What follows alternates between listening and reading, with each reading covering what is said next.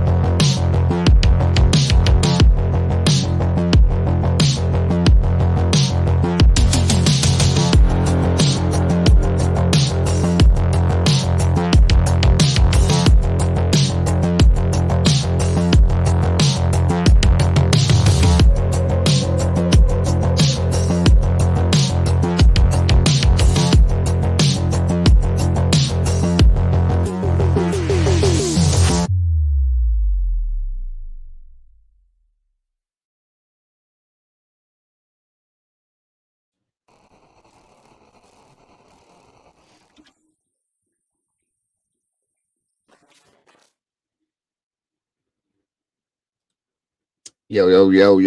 What's going on, everybody? Happy Friday. How we doing today? Hope everybody here is having a great day. Welcome to all of you, and thank you for being here. It's great to see you all. Thank you. We got 77 beautiful people in here so far. We got 27 likes, guys. Let's make a match. Let's get out in that algorithm early on, as quick as we can to make this happen, folks. Again, thank you for joining me today. University of Idaho, we got some new documents to look at, and we have Mr. Brian Kohberger having his hearings today. It should be an interesting day. There's some interesting stuff in there, as I'm going to show you in the documents and so on and so forth. Lots to talk about, folks. Lots to talk about. So thank you for being here to do it with me. I appreciate you all so very much. As you all know, I love this community, love this family, and I thank you all for being who you are. Let's see who decided to grace us with their amazing presence today. See who's in this channel, in this room, hanging out with all of us. Looks like we got War Eagle in the house. Roll Tide, roll. Good to see you, War Eagle. Thank you for being here. Miss Tara Webb, welcome back, darling. Good to see you. The lovely Miss Heather, thank you for being here, dear. I appreciate you so very much. Miss Tanya Clements, welcome back. Good to see you. Of course, Miss Zelda's in the house. Good to see you. Good to see you. CR, welcome. Good to have you back. Rose Burton, welcome. Good to see you. Looks like a new face. I love seeing the new faces. That is so awesome. Looks like, Deception dismantled already with a super sticker. Hey, Dago, love you. I love you too. Love you back. Thank you. Thank you so very much for that. All right. Looks like the lovely Miss Wisdom Speaks. Miss Sherry's in the house. Charlotte Gross in the house. Kimmy, welcome back. Good to see you.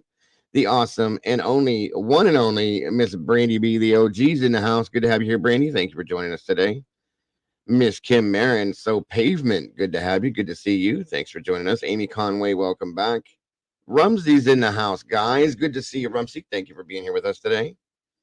K-Dub, welcome back. Good to see you. Good to have you here. Kyla Delilah, welcome back. Good to have you. Let me see. Crazy P, good to see you. Good to have you here.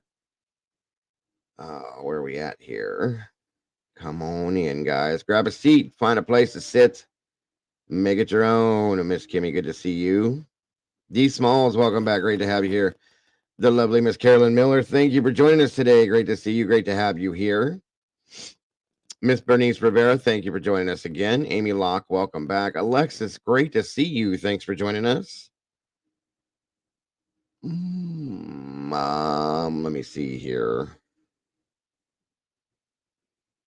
I'm making sure I'm not calling you. Seabreeze, welcome back. Good to see you. It's been a while. Thank you for joining us today. I appreciate you. Donna R., welcome back from North Carolina. Good to see you. Good to have you here. Peaceful Warrior, welcome. Good to see you. So great to see all the meatballs in here, jumping in the sauce and spilling it all over the place today. It's going to be a big day. Great to have you all. Thank you, Carolyn. Thank you so very much, dear. Peaches 81, good to see you. Thanks for joining us today.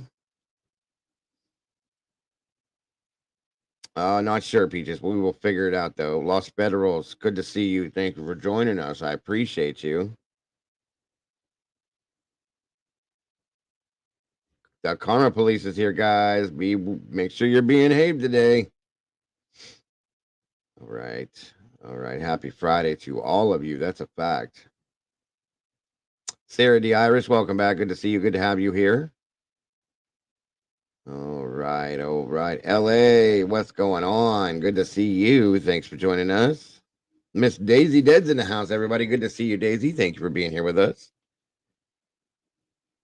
Charlotte Gross, good to see you. I'm almost at the top. Todd, who dat Clement, good to see you. What's up? Let's roll. That's right. Skittles True Crime in the house. Taste the rainbow. Hey, I gotta say it every time I see it now. I know it's corny, but so am I. It's okay. One Maiden Nut, my brother. Hey. It is so good to see you, buddy. I've missed you. I've been wondering where you've been. Worried about you, bro. It's great to see you back, Eddie. Thank you for joining us today. Micah Z, great to see you as well. Groot's in the house. What's up going on? What's going on? Red Riding Hood, hiding from that big bad wolf. Great to see you. Thank you for joining us here. Maybe after the fact, Red. I don't know for a fact.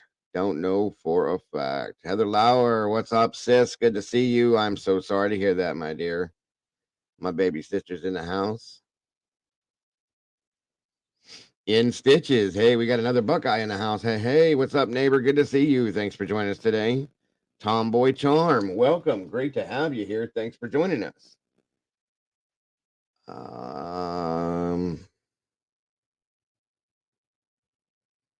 I don't know about the great Dago, but I'm the Dago, that's for sure. I think Deception Dismantled, of course. Abracadabra, I want to reach out and grab you. Good to see you. I'm super excited to see Eddie in here, guys. It's been a while. I've been thinking about him every day. Kyla Delilah. I think I got everybody so far. If I didn't get your name, don't take it personal, guys. I will get you. I promise. David Clayton, welcome back. Michael 007, good to see you again, my friend. Thank you for jumping in. Chicky Antiques in the house. Good to see you, Chick. Thanks for being here. All my moderators, I do appreciate you so very much for being here and for everything you guys do. Please know and please understand, you guys are the best mods on YouTube, and I do appreciate you so very much. Yes, I am super excited to see my buddy Eddie. Samira Dalby, welcome back. Good to see you, dear. Thanks for joining us. Seriously, bro, I've been worried about you. Wallcat, welcome. Good to see you. Tattletale's in the house. Good to have you here. Good to see you.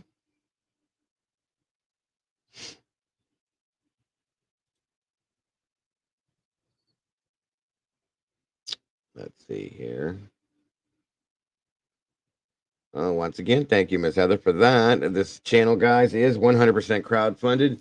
That is how I pay the bills. That is how I come out to you every single solitary day by posting up these links to PayPal, Venmo, and Cash App, guys. Anything donated to the channel to support the channel is very much appreciated from the heart, folks. Because again, that is what pays these bills for StreamYard, the internet, and so on and so forth to keep me running out here every single day with you guys. And I love you guys. For those of you that do donate to that, you are so very much appreciated. And anybody that will in the future, same to you. I appreciate that, guys, so very much. And I love you all. For those of you that are here supporting me, just being here is enough for me, guys. It makes me feel so very warm inside, and it is the highlight of my day. So thank you all once again for that. We got 139 beautiful people in here, guys. We got 60 likes. Please, let's make this match today. Especially today, it's important that we get this out in this algorithm out all over the place, guys. And we got to get at least 100 likes to do that. We're at 62 right now. Let's try to make a match. Come on in, everybody.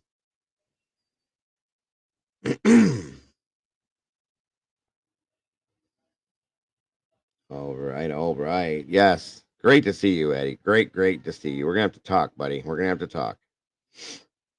Hope you're all everything's good. I hope you're well.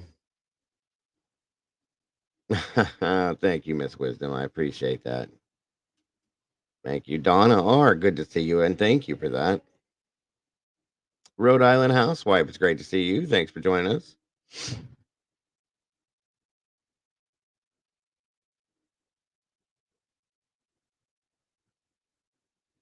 Tina JP, great to see you. Evie Marie, welcome. Good to have you here. Melon, welcome back. Good to see you. Miss Paula Litson, thank you so much for joining us today. It's great to see you. And look at this, Miss Mimi has been a member for a month. That is so awesome, Mimi. Thank you. And it's great to have you here in this family, spilling the sauce with us every day. I appreciate you for that. CG, welcome. Good to see you. Looks like a new name there. I love seeing the new faces. That's a fact. Crime Karen Wine Mom, welcome back. Good to see you. And I thought I saw something way out here in the very beginning. I didn't want to miss it. That would not be good. Hold on. Let me go back up in here. Somebody gifted a membership somewhere. I know I saw it. Give me a second. I'll find it. Again, Deception Dismantled. Thank you so very much for that super chat. That is appreciated.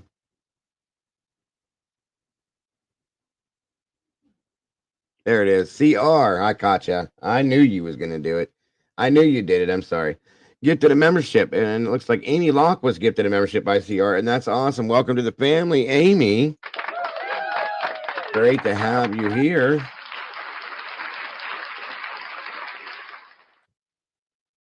Miss Kimmy. Uh-oh. Here we go. With the $20 super chat, it says, for your healthy coffee addiction and on just being you. Thank you so much, Kimmy. That is so very much appreciated. You have no idea.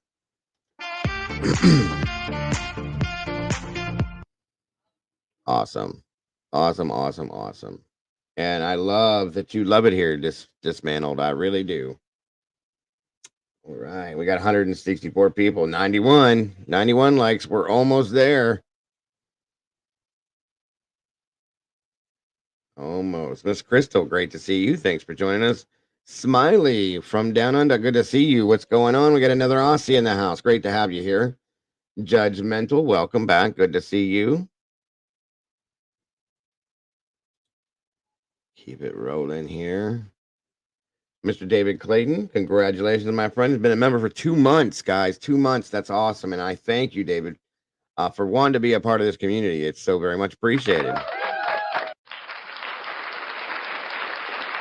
Rolamota. What's up, brother? Good to see you. Great to have you here. Welcome. All right, guys. We're in that algorithm now. We broke it. We are out there. 171 awesome people in this house hanging out, doing this with us today. That's awesome. That's great.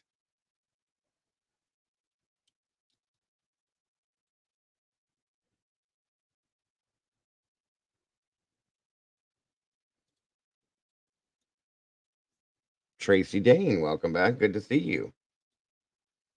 Let me pull something up here, guys. Bear with me for a minute. Canadian cat ladies in the house. Good to see you. Thank you for joining us.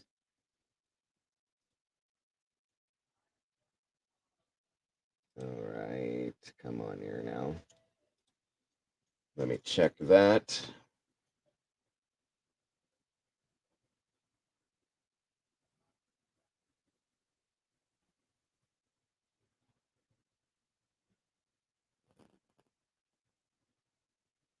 Oh, goodness gracious. Hold on a second, folks. Lisa Franzen, good to see you. Nice to have you here. Thanks for joining us. Mike D. Experience in the house. Good to see you, brother. Thank you for joining us.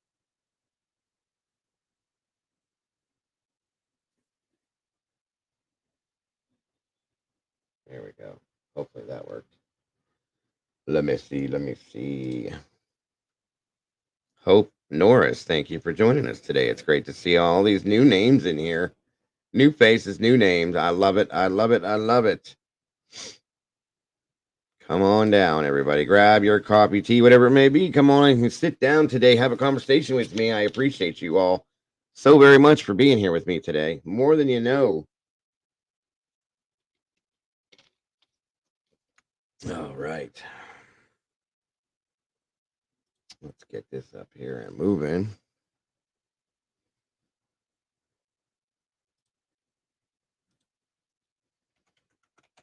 All right. 1 second.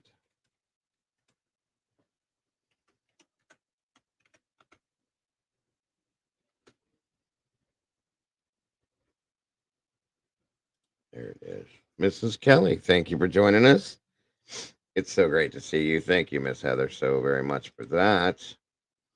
Again, guys, if anybody wants to jump on in the sauce with the rest of us in here and become a meatball or official Daigle family member, to get access to the exclusive Discord chat, the movie nights that we cover, the music nights that we cover, and all the other things we're going to be putting into that Discord scenario. If you want to become a member, that is what you get for becoming a member is you get to be in that Discord with everybody else and hang out with us all day long, any time of the day. Check it out, folks, and become a member. All right. Let me see here.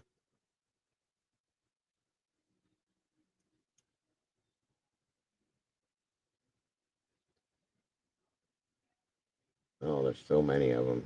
So many of them. Mr. Gavin's in the house. Good to see you, bro. Thank you for joining us today. Hope you guys are ready for all this because I'm thinking it's going to be an interesting day. Mr. Whistle, great to see you. Sue Amena, welcome back. Great to have you here, dear.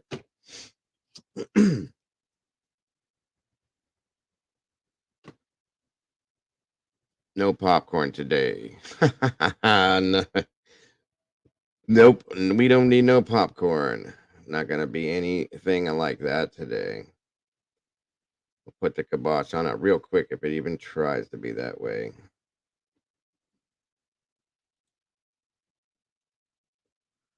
Miss Karen is making popcorn. Well,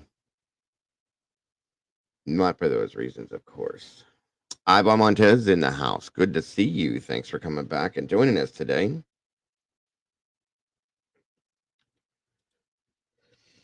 Okie doke.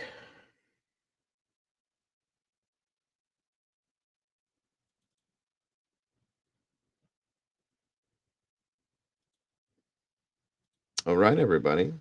I'm going to show you, since we got some time here, I'm going to show you guys some documentation. Um, New docs dropped, obviously. I'm sure you guys have seen um, some of these. I'm going to skim through them. I'm not going to bore you guys with all the crazy other stuff in it, but we're going to check it out here and see what we come up with. That way we kind of have an idea as to what's going on in these hearings today. If anybody has any questions about this stuff, I'm going to try to explain it the best I can. I'm usually pretty decent with it, but we'll see. Absolutely, and thank you, Hope. We try to keep it that way for the most part. I appreciate that you like that too. Thank you. Dinky, 1974. Great to see you. Awesome, Kimmy. Thank you for that.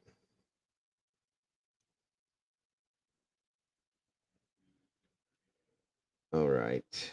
Let me see here. I can't blow this up too big, guys, because then I can't see chat, and I don't have anybody up here with me today to help with that. So, um, I will keep it this way.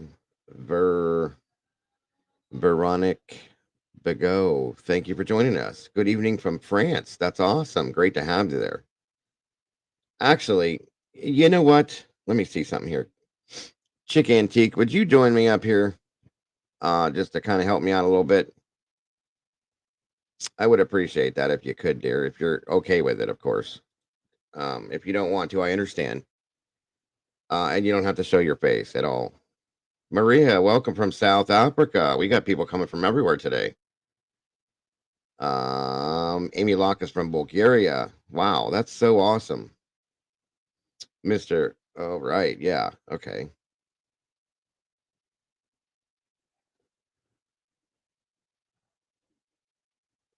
Are you, oh, okay. Okay. That's fine. That's fine. No worries. Welcome, Firefly. Good to see you. Oh, oh, oh. On a Mike. Mikey's in the house. Good to see you. Special E from North Korea. That's awesome. There's Mama Bear. What's going on, Mama Bear?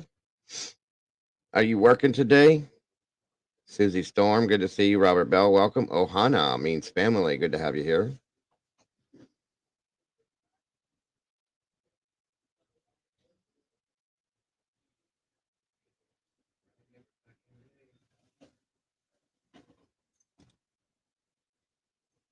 Well, are you able to jump up here there, Mama Bear? I thought you were working today. I would appreciate it if you could. If not, I understand, but if you can,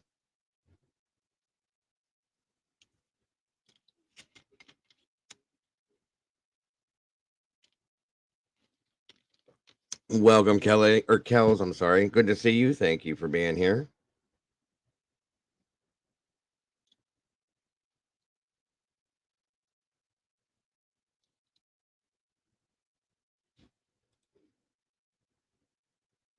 Okay. Thank you, Mama Bear. Appreciate that. It's been a while. All right, guys. So, as this is stating here,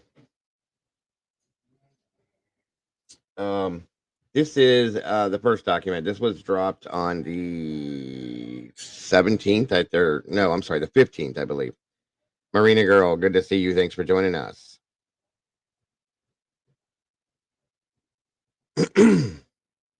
Okay, and it's the order regarding the notice of hearing a Zoom information.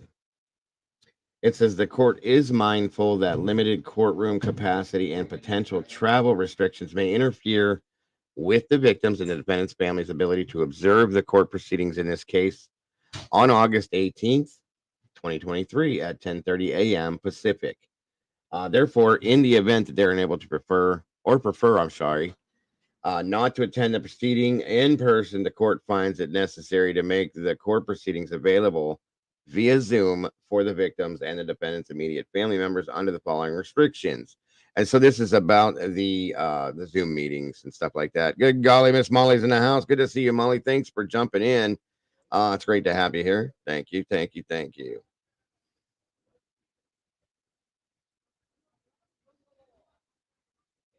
Andy Kane, good to see you. Thanks for joining us. Kaleidoscope, great to have you here. Mandy Joe's in the house. The Wonder Mod, good to see you, Mandy. Thank you for joining us. Make sure I'm catching all you guys. Susie, wait a minute. Did I already? Wait a second here. Susie Storm, good to see you.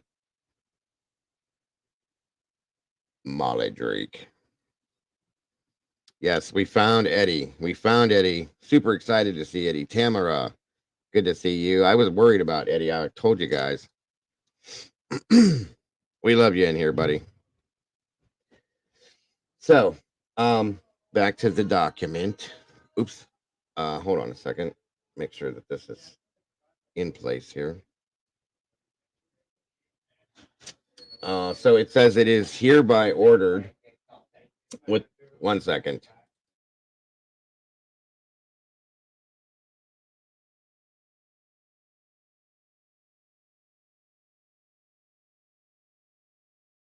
Okay. The victims and defendants' immediate family, family members may observe the court proceedings in person or via Zoom meeting, ID, passcode. The Zoom information, that's redacted, obviously, shall not be disseminated to anyone other than the victims and the defendant's immediate family members. Any recording or live streaming of the proceeding is absolutely prohibited, which we kind of knew that. Um, and then that was redacted. And there that is. That's it. So it's about the Zoom meetings for the family members that cannot. What's going on, Catherine Nelson? Great to see you. That cannot be at the hearings. So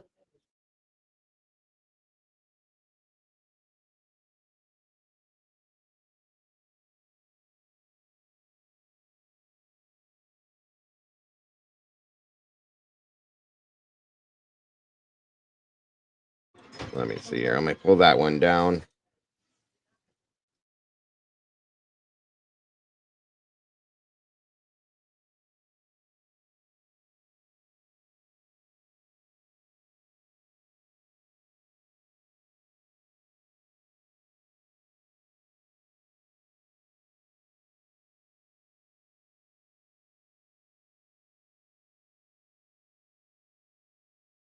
What is going on? Party of five. Thanks for joining us today. And Kendra, Sherlock, good to see you. Thanks for joining us. It should be within. Let me check my Twitter. I'm gonna say within the next half hour, maybe 35 minutes. I'm hoping is what I was told. All right, let's see here.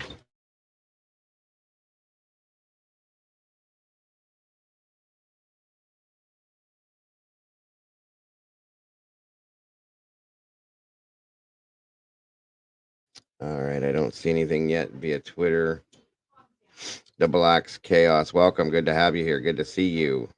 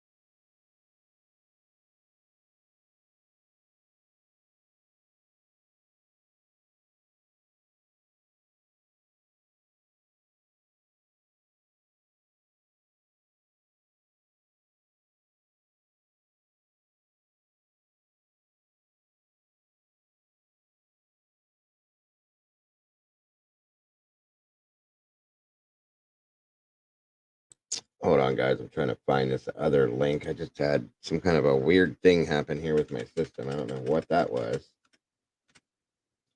Mama Bear, you should be able to jump in on your own when you're ready. Um, yeah, I'm pretty sure there's probably not going to be any cams, but maybe after the fact, Court TV or something like that, we might be able to grab it.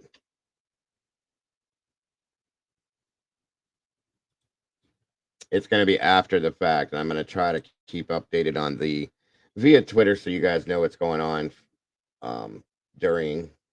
Hopefully, Brian Anton does what he normally does. He's pretty quick with it. All right, here we go. Good Lord, there's so many documents with this case, you guys. So many.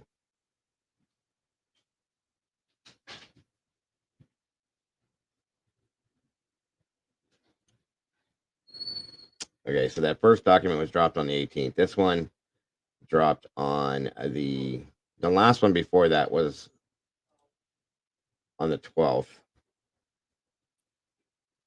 How you gonna close me out? Oh my god, you just scared me again. What now? I said I entered and then you shut me out.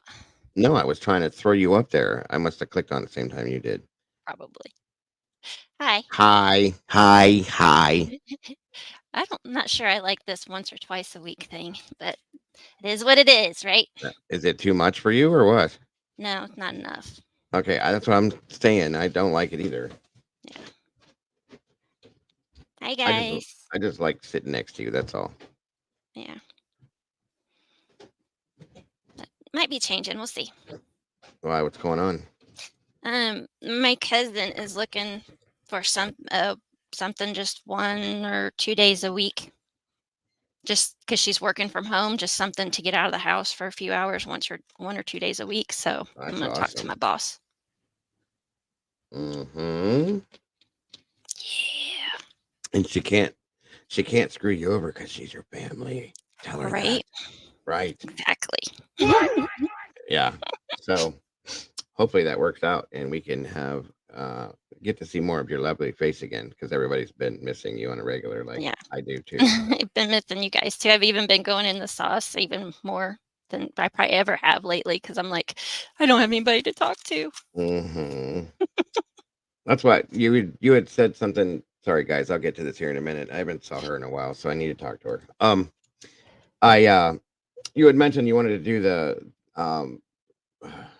Skinwalker Ranch thing. I'm like, yeah, cool. I love it. That's great. That was perfect for Friday, which I had to flip flop everything because the hearings were today. So we did it yesterday. Oh, And I was trying to find you. You was yeah. busy, busy, busy, busy. Oh, it was supposed to be my day off. She had a crisis, and I had to go in and help her. And then the dog destroyed the house while I was. Hello, kitty boy. Is that Bean? Yeah, that's Bean. Hello, Beanie Cat. Yep, dog destroyed the house while I was gone doing that. So then I had to come home and clean that, and then I still had to do my community boxes. And it was my daughter's birthday, and it was just one of those days. It just wasn't going to work out, and I was very disappointed I didn't get to be here for it. I did That's o- watch bits and pieces of it that's though. okay. I mean, That I last part was very interesting. I did see that. mm, yeah. Yeah, it was I put it up the way well, the way I covered it is I wanted people to see both sides of the coin with it, okay? You got Yeah. what they've been saying it is and everything that's going on with it, so on and so forth, the TV show, so on and so forth, and then this gentleman goes out, hangs out there, and he's trying to see this side of it, and what he's seeing is it looks like it's a money-making scheme to be, Right. you know, I don't know, it I is what it know. is at this point. We got to take it for Yeah. what it is and make. That's why I said I wanted everybody to see both sides of the coin and make their own interpretation of it and go from there. It's still very interesting to me because whether it's a money making scheme or not, in a sense, at this point, since it's been bought out by him, Mhm. it's these things still have happened there. Do you know what I Yeah. mean? Yeah. Exactly. So what that's not. I don't know. However you look at it, you can't let go of that. You can't forget about that. You can't say, okay, that didn't happen, this and that, and everything else. So I don't know. Yeah. It's definitely interesting.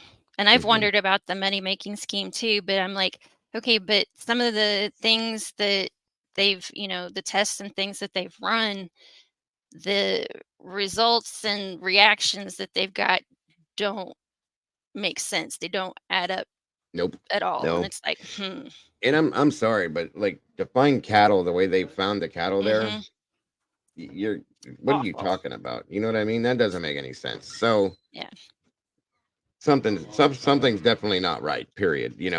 So exactly. good to see you, Deborah Thompson. So yeah, Canadian cat lady. I have two indoor cats, and they're both fat. they're They're both about adorable. 20 pounds apiece. They're giant puff balls, both of them. I love Yeah. them. And then I have the monster in the back. Hold on a second. He's got something he's not supposed to. Go the ghost that's not such a ghost. Yeah. He makes himself very well known. Yes, he's very in your face. Yeah. He's quieter than he was when you first got him. I'll give him that much. Um, he is right now. Um, if he looks out the window, it'll be a different story. So, Oh, he's because a window doggy. Yes, when he sees anything going on, he wants to be part of it. oh yeah, and to walk him Awesome. is impossible for me. I've heard that on the phone with you a couple times. Yeah. Good to see There's you, Lady Speedwell. the Fancy bruise Nancy. there. Oh my God. Drew blood yesterday. I got What the hell's he doing to you? bruises there. He gets excited when he sees people or kids when we're on our walks, and And then he he like drags your does skinny butt down the road acrobat. Yeah, he does like acrobats. to get away from you. Yes. Yeah, he does like flips in the air and yanks as Mikey. hard as he can, and Mikey said, don't worry, my family are my worst employees. Well, hopefully this doesn't happen with her because we want to see her more. So yeah. thank you for jumping in, Mikey. I appreciate you, bro. Studio Basic, welcome. Good to see you, Lady Speedwell. Like I said, Deborah Thompson. Did I miss anybody else? God, I can't wait to move to the back. I really can't wait to move to the back. I bet. It's so ridiculous because we have a back door that leads to the same outdoor. You know, the Hmm. front door goes outside. So does the back door for most people that don't know that. But they have to use the front door and they only go in and out of the house when I'm sitting here. It drives me insane. Then they're like, Mm. well, we can't do anything when you're live and we can't. There's another There's door. another door. We have two more doors in this house, actually. The side door we don't use, but the back door, it's right there. Oh, fat Sorry. baby Toodles. Thick I haven't seen infants you in in the house. forever. Hey, hey. Good Oh to my see you. gosh. Carrie Perschuler, thank you for joining us.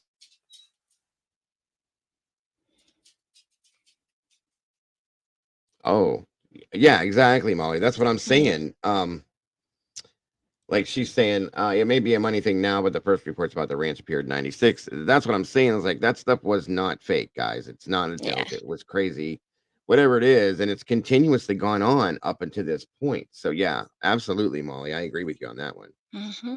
I I personally feel that somebody saw the situation, okay, and realized that people were attracted to this, obviously, with the TV show and all this other stuff, and then he can make a killing on this. And so he's taking advantage of this situation, which is still a very odd situation to make himself some money.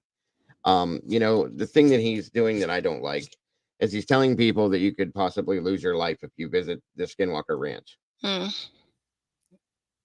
Yeah. I don't like that. Okay. Mm-mm. So, Mystic Virgo, good to see you. Latrell Hill, welcome from Youngstown. Good to see you. Like Charlotte, like literally took out a window, like Uh, glass window, or like the screen. what are we talking about? Oh, She's Our dog will go crazy when he sees the bear outside the window. He took out one of my windows. Oh my um, gosh. Charlotte, why is there a bear outside your window? That's more of a question to me than why is your window getting taken out? Yeah. I mean, that's not something we hear on a regular basis in here that, hey, there's a bear outside. Like, you know, the dog might not like it, but what about the fact that there's a bear?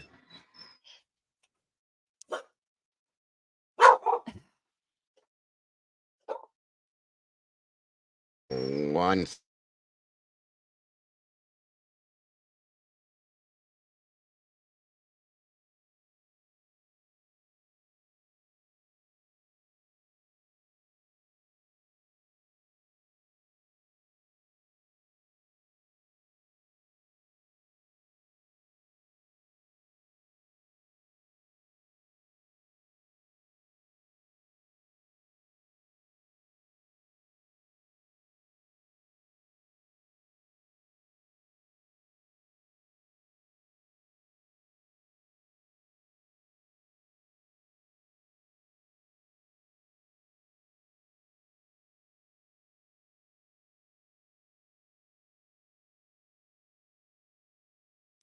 All right, sorry. Okay, guys, moving forward to this next one. Catherine Nelson, again, good to see you. Ba-dum. Okay. All right, so this is the, of course, state of Idaho versus the wrong one. I clicked on it. I knew I was going to do that sooner or later. And we don't need to look into Chad Daybell, guys. Hold on.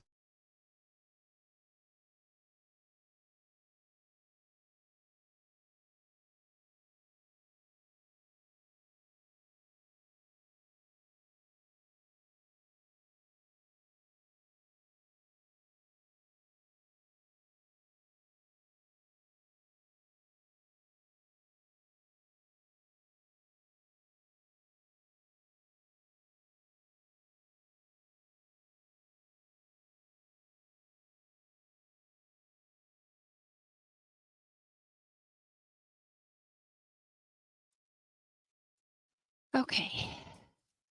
I'll try this again. What happened? Mm.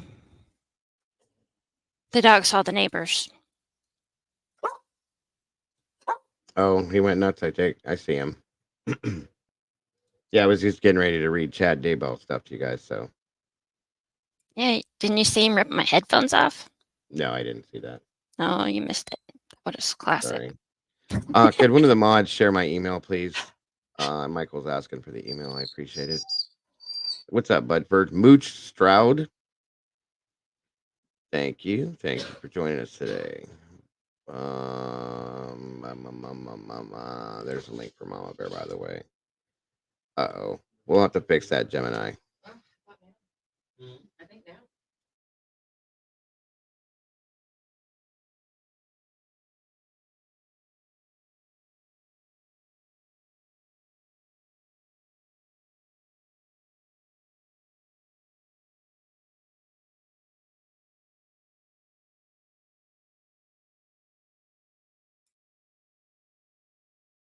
All right. Sorry, guys. I'm trying to get this. I keep having these weird things happen with my email and my links and stuff like that. I have to go back in and restart and do this and that with everything for it. And it shouldn't be that way. I don't know what the hell the problem is. Sorry about the delay.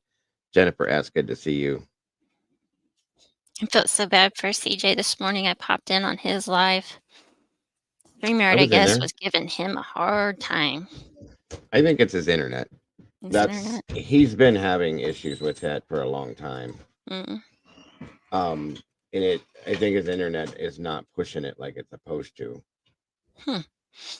Yeah, because somebody did a bunch of gifted memberships and he never Yeah. saw the list of them. He tried to scroll back and it wouldn't let him go back. And poor Oh guy. wow.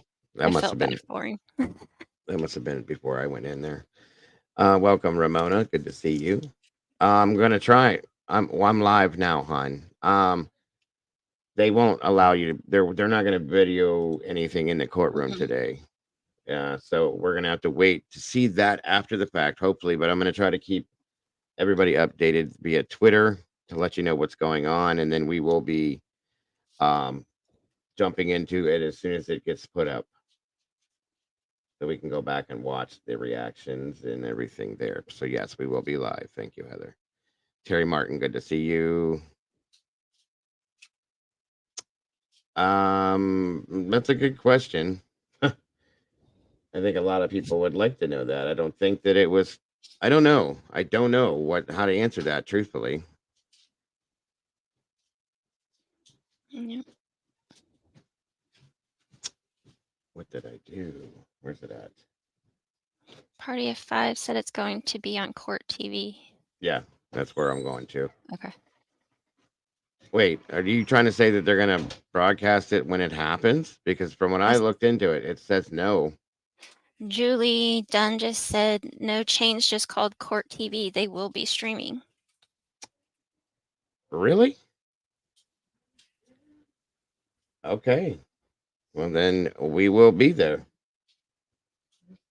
We Will will be? be there. Last I looked, they said Yeah, it was just family and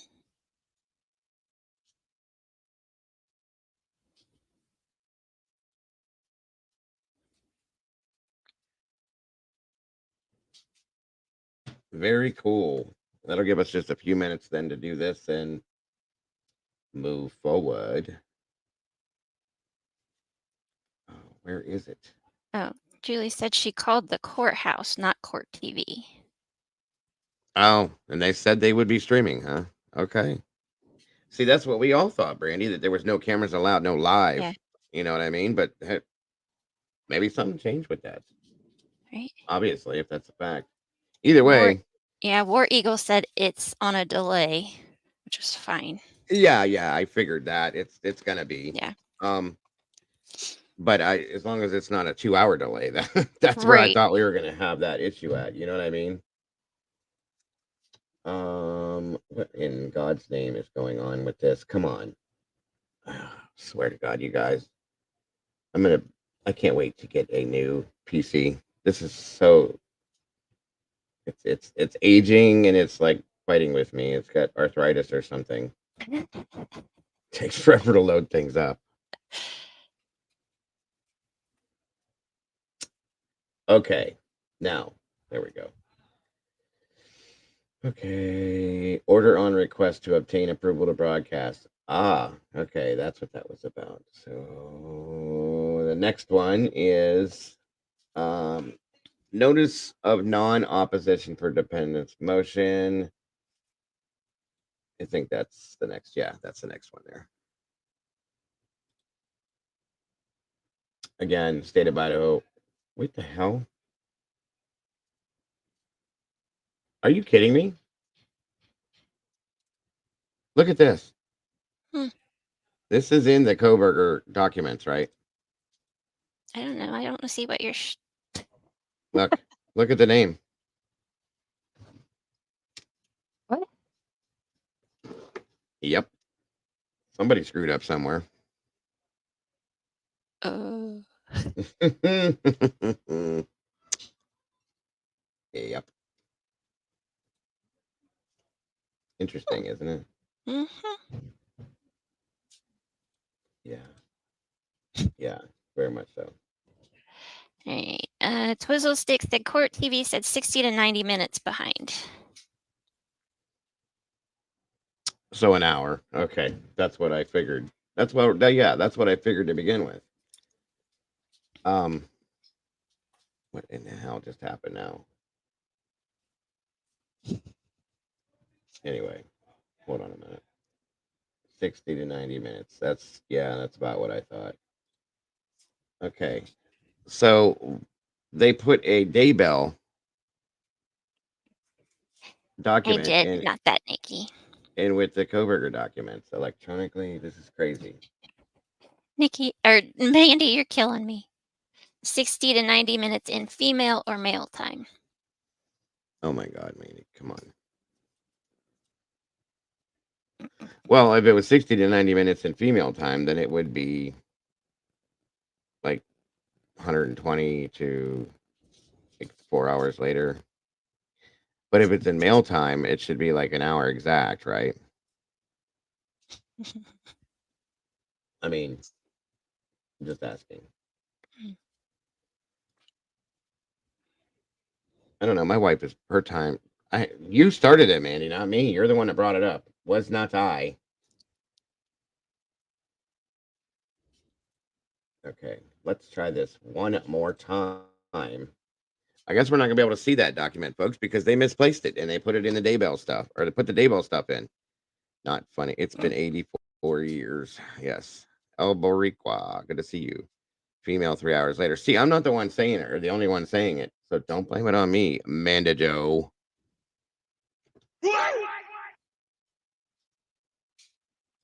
Oh my God. Why can I not get this? Yeah, wrong one. Every time. All right. So we're going to have to move to the next one. I'm on my way home 4 hours later. That's a different story. That's usually because we get sent since we have um, smartphones now, we usually get sent a smartphone honeydew list. Can you stop and grab this for me? Sure.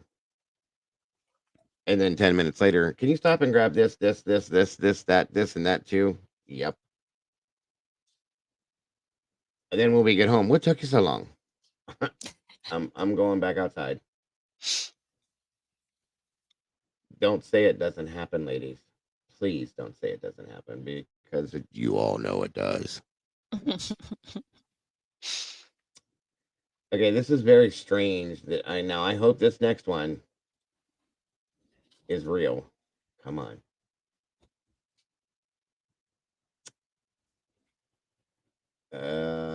Okay. Whew. Okay, thank God. Okay, so this is more important anyway. This is again State of Idaho versus Brian C. Kohberger. And then when you get home, you forget. Mandy, you need to stop with me already. Enough. Enough. That's not true, is it? Oh yeah, it is. She's right. She's right. I just don't want to talk about it. Man gets lost in the yard. Kitty CT, good to see you. Iris Hewlett, thanks for joining us. Glowbug, welcome back. And Kitty CT said 100% happens. You know what? Listen, here. You may be right, all of you, but still, do we really have to talk? A man gets lost in the yard. Oh my God, Sherry, really? I don't. I may get lost in my garage, but I'm meant to do that, if you know what I mean. Because he didn't mow it. Oh, no. That's Got one lost thing in the yard because you didn't mow it. that don't Went out to happen mow it here. and didn't mow it, so you got lost. Sherry K, good to see you. She says, oh my God. Where did it go? Okay, come on, StreamYard. My hubby's well trained. He calls and asks if I need anything on his way home from work almost every day. You see, I do that stuff too. I'm very well trained too. 21 years will do that too. Nina King, good to see you. Trina Dickerson, thank you for being here. See all these new faces and new names in here. We got 343 awesome people in here. That's so great, guys. It's great to see you. And this is for you to see. Right, Molly? Well, I can only imagine what she said. What did she say? Remembers everything but the damn iced tea. I know. Poor Molly. Poor Molly. She can't get a damn can of tea to save her life. She's been trying for 6 months and she still hasn't gotten it.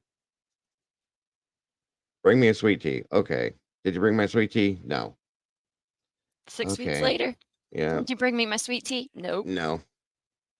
You can always hear it in her voice too. She's like, okay, thanks. Moving on. There's no point in getting angry at this point because it's been a year now. So what's the hell's the difference, right? Exactly. Poor Molly. I almost sent her a case of that shit through Amazon one time. I was looking, I was like, oh my God, that would be hilarious. But then she would just have it. Then it would be something else, wouldn't it? Yeah. Wow, my friends across the country can get me iced sweet tea, but my own husband can't go down the street to the gas station and get me one. Welcome, Lynn69. Great to see you again. I'm so glad you're in here. I'm hoping you're feeling better too. Tina B. And that's true, Tina. That's 100% true. And then because I can't, you know why this is a fact, and sorry guys, I know we're kind of bopping around here, but we got a little time. That is so true because if I don't have a list or a list sent to my phone, I don't want to forget something because God knows what happens when we forget something. Okay. One, we have to go back for it, and there's no questioning that. And two, I don't like to have that my face. I like my face the way it is. I don't like this side of my face being chewed off. So I'm just saying. Oh, not that Nikki's in the house. Good to see you. ADHD Kids Unite. That's what it is. That's exactly what it is. Hey, 100%.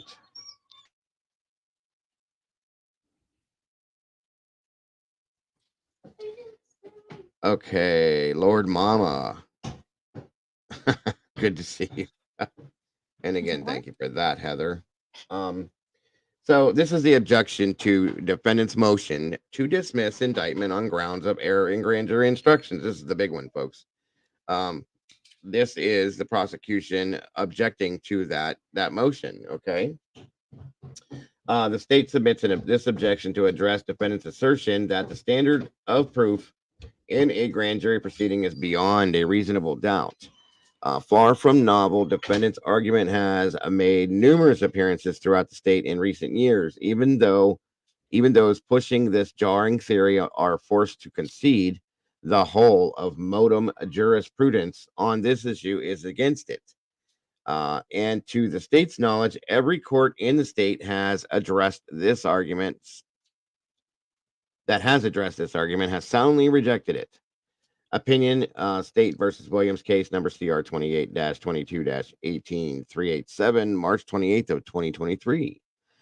Dugan J attached as Exhibit A memorandum decision, State versus Peony case CR 28-22-8343, December 22nd of 2022. Okay. What did it? Please tell me this didn't just freeze. Come on. There we go. Maybe. Okay. What is going on here? There we go. Meyer J attached as Exhibit B. Hello? What was that? I have no idea. That was weird. What in the hell was that? I don't know. That was really weird. Yeah, it was.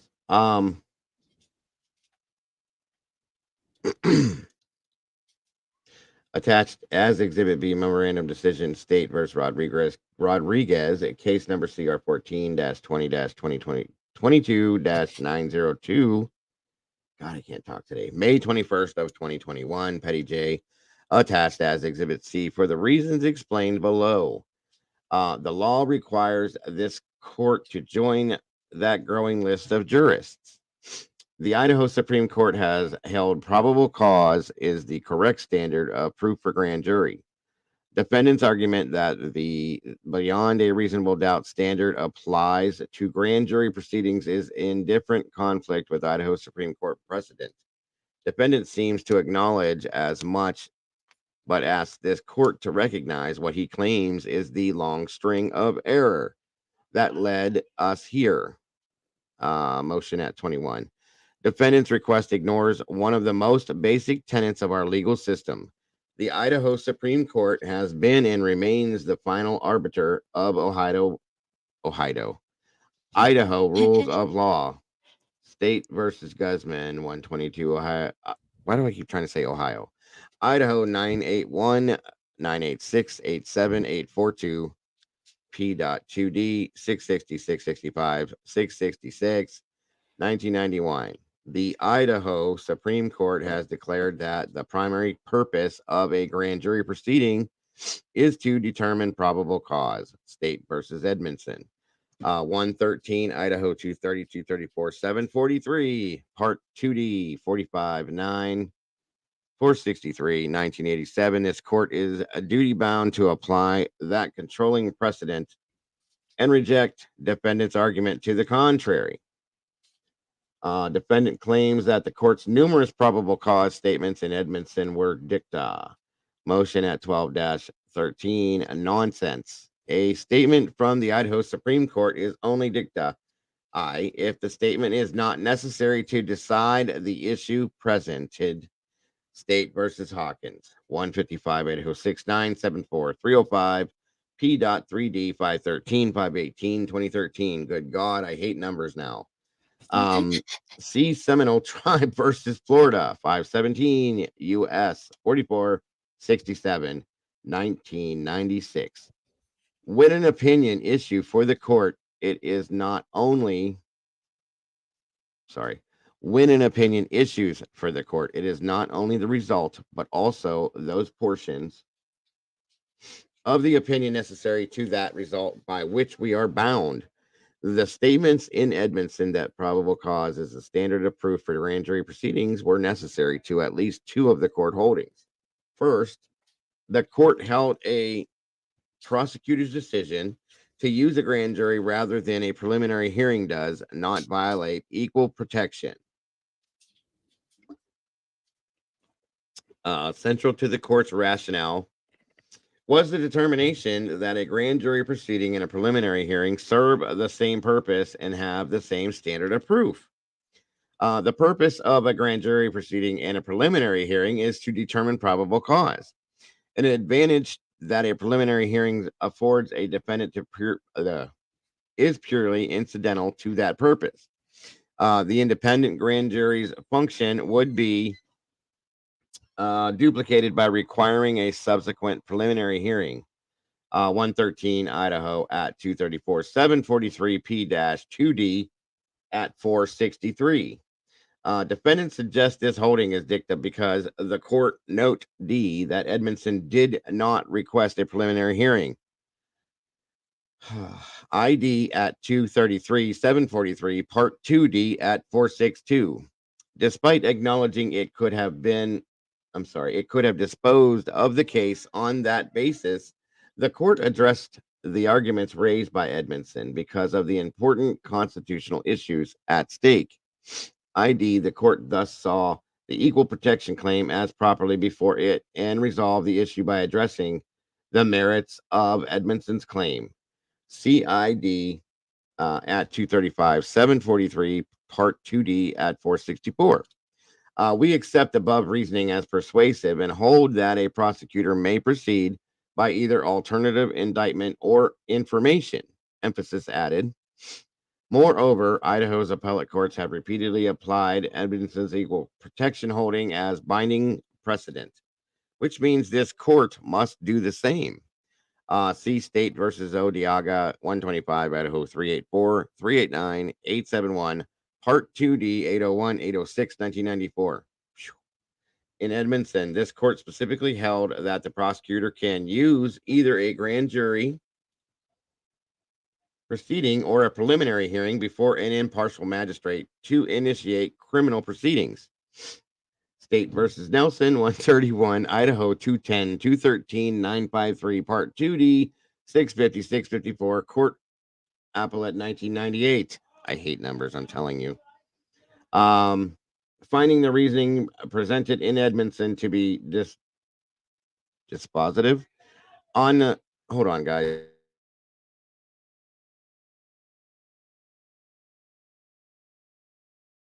Okay, sorry about that. A defendant indicted by the grand jury is not entitled to a preliminary hearing. State versus Vaughn, 124, Idaho 576, 584, 861, Part 2D, 1241, 1249. Court Appellate 1993. Our Supreme Court has held that where a defendant has been indicted by a grand jury, the defendant is not afforded a right to preliminary hearing, citing Edmondson. 113 Idaho at 232, 33, 743, Part 2D, 46162. Second, the Edmondson court decided as a matter of first impression that an indictment will be sustained by a reviewing court when improper evidence is excluded and a possible cause remains. The purpose of the grand jury proceeding is to determine whether sufficient probable cause exists to bind the defendant over for trial. The determination of guilt or innocence is saved for a later day. As long as the grand jury has received legally sufficient evidence, which in and of itself supports a finding of probable cause, it is not for an appellate court to set aside the indictment. ID at 236-37, 743, Part 2D at 465-66, emphasis added. This process of review would make no sense where the court standard of proof for a grand jury anything other than probable cause. In any event, post Edmondson, the Idaho Supreme Court has consistently applied the probable cause standard to evidence presented to the grand jury. See State versus Martinez, 125, Idaho 445, 448, 449, 872, Part 2D, 708, 711, and 12, 1994, citing Idaho Code 19-1107, and then holding there was sufficient independent evidence to support a finding of probable cause. And therefore, this court will not set aside the indictment. State versus Jones, 125, Idaho 477. 483, 84, 873, Part 2D, 122, 128, and 29, 1994. Because there is independent legal evidence to support a finding of probable cause and because the totality of the circumstances at the grand jury proceeding do not demonstrate prejudice. There is no basis for dismissal of the indictment. The Idaho Court of Appeals, I'm sorry, has done the same. CEG State versus Marcellus, 151 Idaho, 872, 877, 78, 264, Part 3D, 979, 984, 85, Court Appellate 2011. And all tribunals inferior to the Court of Appeals are obligated to abide by decisions issued by the Court of Appeals. See Guzman 122, Idaho at 986842, Part 2D in 665. In short, it is a black letter law in Idaho that the standard of proof for indictment by a grand jury is probable cause.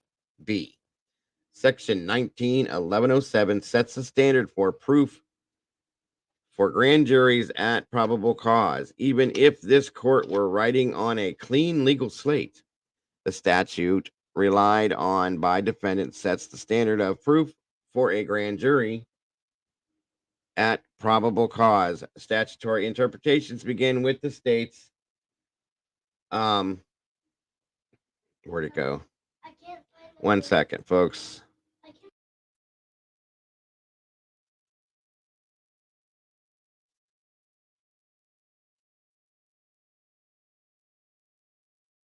Sorry, my granddaughter just ran in here and said something to me. Interpretation begins with the statute's plain language. State versus Wilson, 165, Idaho 6467, 438, Part 3D, 302, 305, 2019. The statute is considered as a whole, and words are given their plain, usual, and ordinary meanings. ID, quoting State versus Owens, 158, Idaho 343, Part 3D, 32, 2015. The Idaho Supreme Court has also adopted the rule that when a statute and rule, I think that meant statute, and rule can be reasonably interpreted so there is no conflict between them, they should be so interpreted rather than interpreted in a way that results in conflict. State versus Weigel, 165, Idaho 482, 486, N.4447, Part 3D, 930934, N.4, 2019. Quoting State versus Johnson, 145, Idaho 970, 974, 188, Part 3D, 912, 916, 2008. I hate that they have to do that. Idaho Code 191107 and Idaho Criminal Rule 6.5 share the same title and address the same issue. Sufficiency of evidence to warrant indictment. The rule explicitly sets the standard of proof at probable cause. See I.C.R. 6.5a. The statute can and therefore must be read to do the same. See State versus Garner, 161, Idaho 708, 711, 390, Part 3D, 434, 437, 2017. Statutes and rules that can be read together without conflicts must be read in that way. Would you be willing to read just for a few seconds so I can grab something for my granddaughter and get my Where are wife you at? to grab her? Hold on. Right here where it says the plain language. That's where I left off. Hold on. I want to make sure you can see it. Can you see it okay? Yep. Okay. I will be right back. I promise. Okay. Sorry, everyone. The plain language of the statute states the grand jury ought to find an indictment, when all the evidence before them, taken together, if unexplained or uncontradicted, would, in their judgment, warrant a conviction by a trial jury. The Idaho Supreme Court has already rejected defendants' claim that language requires the grand jury to find the suspect guilty beyond a reasonable doubt.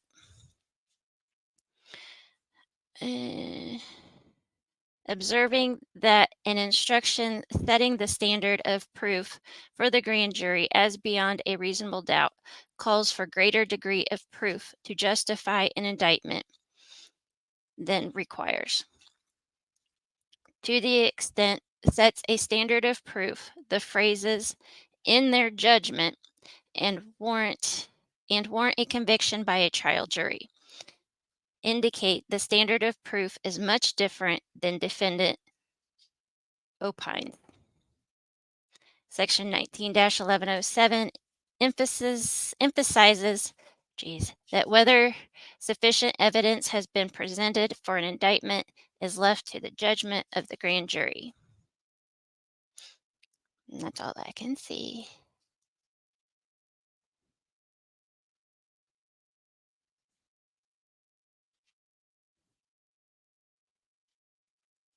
Hey, David James, how are you, sweetie?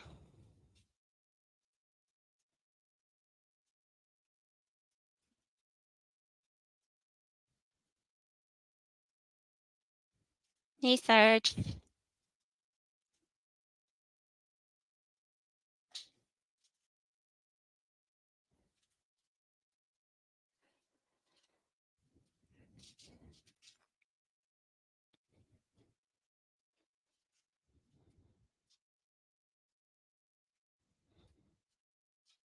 Good.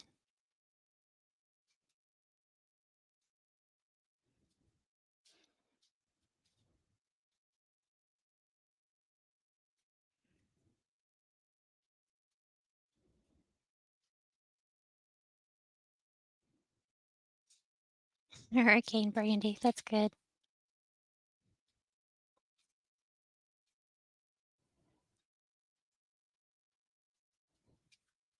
Okay, sorry about that. It's okay.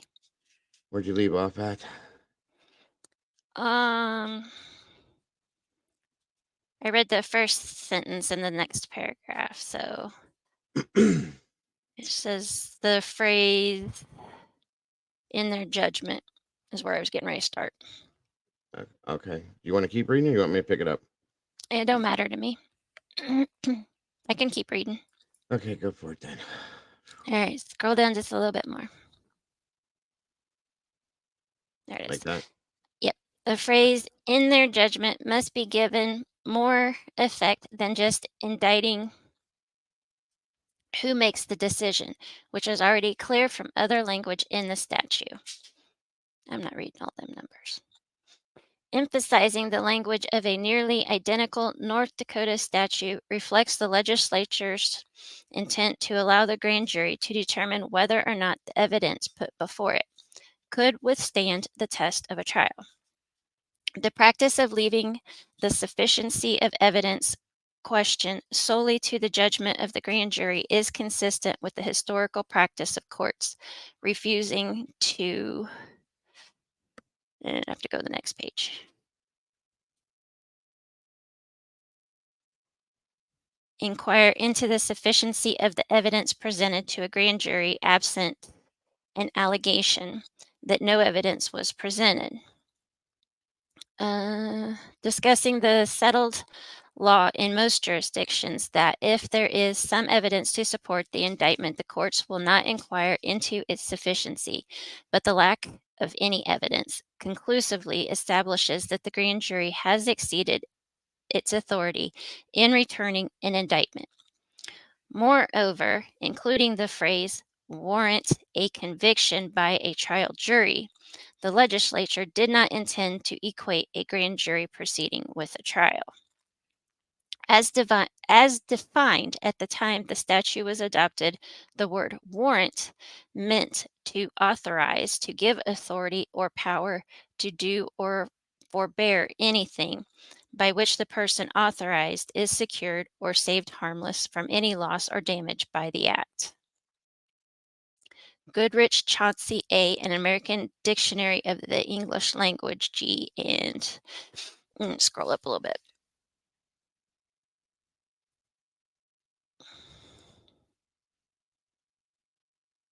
Where was I at? There it is. Okay. That's good. Yep. Okay. In Steve Merriam, Springfield, Mass. It has a consistent definition today. 1A, authorization or sanction as by a superior or the law. B, justification or reasonable grounds for some act, course, statement, or belief. Webster's New World Dictionary, 2D College Ed. 1980. These phrases, taken together, indicate that the legislature never intended that the grand jury would determine whether the suspect is guilty of the alleged crime beyond a reasonable doubt. Rather, the legislature left to the grand jury to determine, in their judgment, whether reasonable grounds exist for a future trial jury to convict the suspect. Consistent with the statutory language, Rule 6.5a directs grand juries how they should exercise their legislatively empowered judgment. And scroll up. The grand jury must determine whether an offense has been committed and whether there is probable cause to believe that the accused committed it. Because the statute and the rule can be read together to set the standard of proof for grand juries at probable cause, they must be read in that way.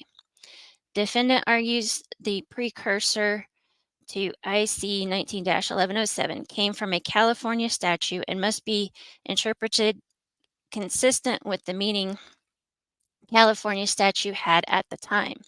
And according to defendant, the California Supreme Court read its statute to impose a beyond a reasonable doubt standard to grand jury proceedings. But that would be news to the California Supreme Court, who has rejected the very interpretation of tender defendant relies on here. See Kaminsky something.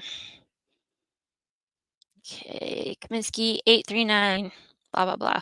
As the California Supreme Court explained, the tender court's reference to probable cause was a comment on the quality of evidence required to return an indictment, not on the stand of proof for grand jury proceedings.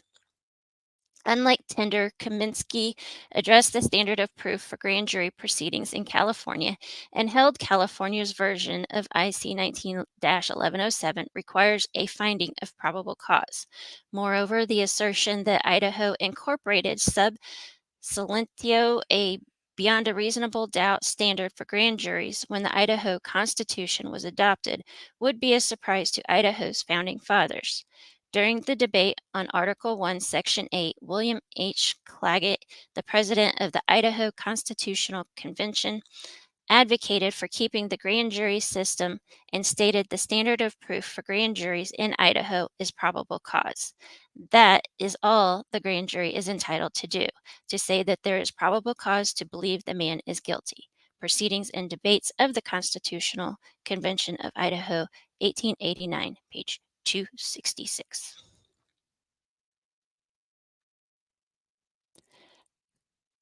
Good Lord, we're on page 9 of 71. Are you serious?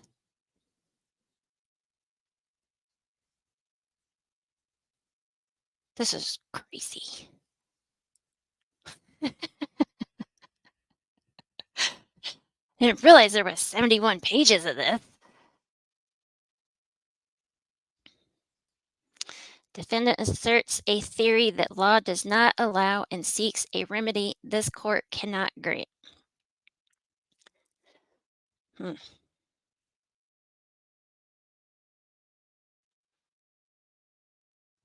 Conclusion.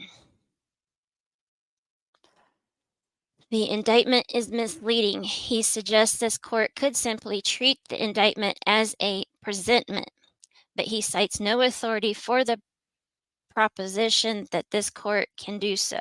He then suggests that if the court decides to set aside the indictment, it would have to determine whether the matter may be resubmitted to the grand jury.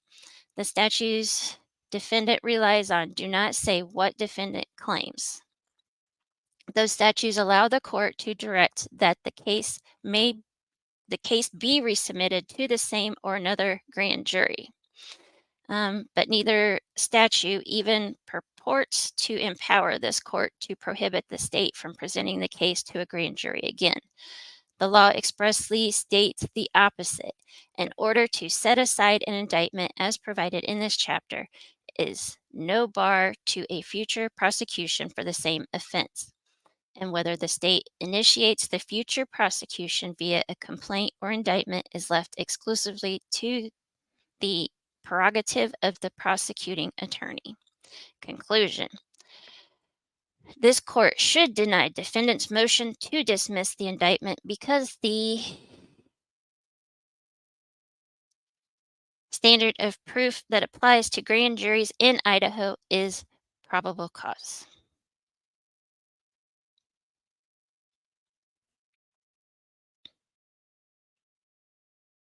Woohoo!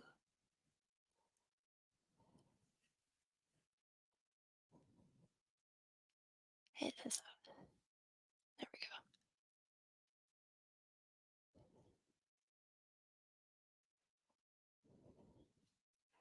go. What's going on Court TV?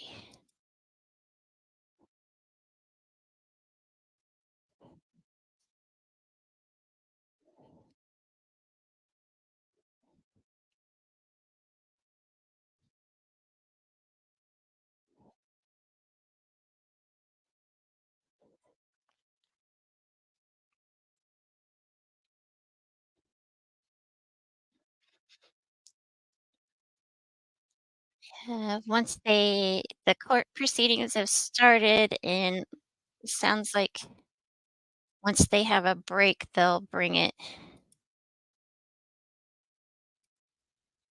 to the public, is what it said, I think.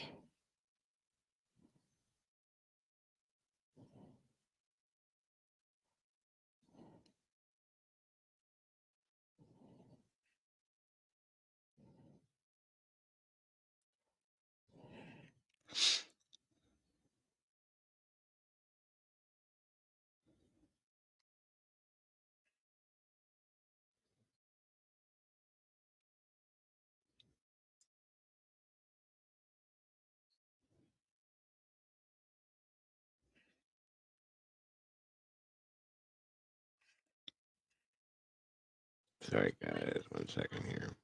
Okay. There we go. Okay. Kaylee Gonzalez, Madison Mogan, Xana Kernodle, and Ethan Chapin were found brutally stabbed to death in their off-campus home. Brian Kohberger is the accused in this case, facing 4 charges of first-degree murder and charges of burglary as well. Now, earlier this week, his defense attorney filed some more documents and says that she's planning on arguing 2 different motions during an upcoming hearing set for this Friday. Before we get into that, let's recap together what we know so far about Brian Kohberger. You read the affidavit and you just find out that nobody understands exactly why, but he was stalking them, he was hunting them. The maximum penalty for that offense, if you plead guilty or are found guilty, is up to death and/or imprisonment for life. Do you understand? Yes. This was probably a person that blends into the background. Yeah, from Pennsylvania. We actually don't have a Actually, let me do this. His neighbors and people who. Okay, so as I said, Heather's coming. Basically, it is live. They'll break here when they're ready to do it. The defense says its attorney witnesses are known to the state, have experience sharing with Idaho courts. Defense claims prosecution knew that they were going to be called as witnesses for a long time, and they have traveled to Moscow today for this specific reason and should be allowed to testify. Oh boy, isn't that interesting? Defense says that they are well versed in criminal defense and DNA genealogy, and they will not be called as witnesses if this goes to trial. But they are critical today when discussing DNA evidence and why it should be allowed into discovery for the defense's preparation of the case. Heather, you're so awesome. I absolutely adore you. This is amazing. Thank you for this. I know this has got to be a lot on your fingers, but as for the CV witness, defense says the declaration has her background and training, which speaks to her credibility, acknowledges that the declaration only came in yesterday, which is late. Wow, they just now got it yesterday. Hmm. That's just crazy. But said it was for undisclosed reasons beyond their control. I wonder what that is. Mm-hmm. I hope they allow. Yeah, that's what I'm on Twitter right now listening to it. I don't have Twitter on my damn computer though. He's with News Nation and is in the courtroom. Got you. So you think News Nation is doing it too?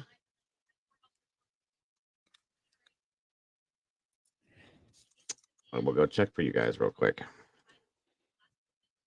Maybe Heather can get a break with her poor fingers. Alex Capra. I always use Court TV, but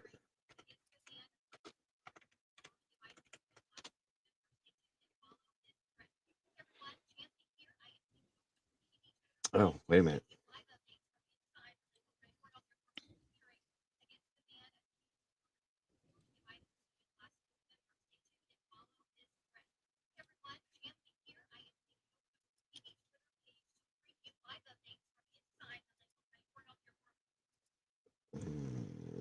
What did I do? Okay. Heather said judges concerned about opinions of constitutional law and procedures of discovery. Judge says Ann Taylor is capable of making those cases, but says that their expertise on genealogy has. Okay. Depend on a couple of things. It looks like the defense is also not waiving their right to a speedy trial. And under Idaho law, Here we go. Anyone that's brought to trial, anyone that's indicted for a felony, multiple felonies, is required to be brought to trial within 6 months of being indicted, unless they are the cause of any postponements or delays. So if they are filing any motions, in which case, like Kohberger is today, or his defense team is doing today, that is a delay. So what are you doing, Jules? You want to jump up here with us? Waive the Speedy Trial Act that's put into place.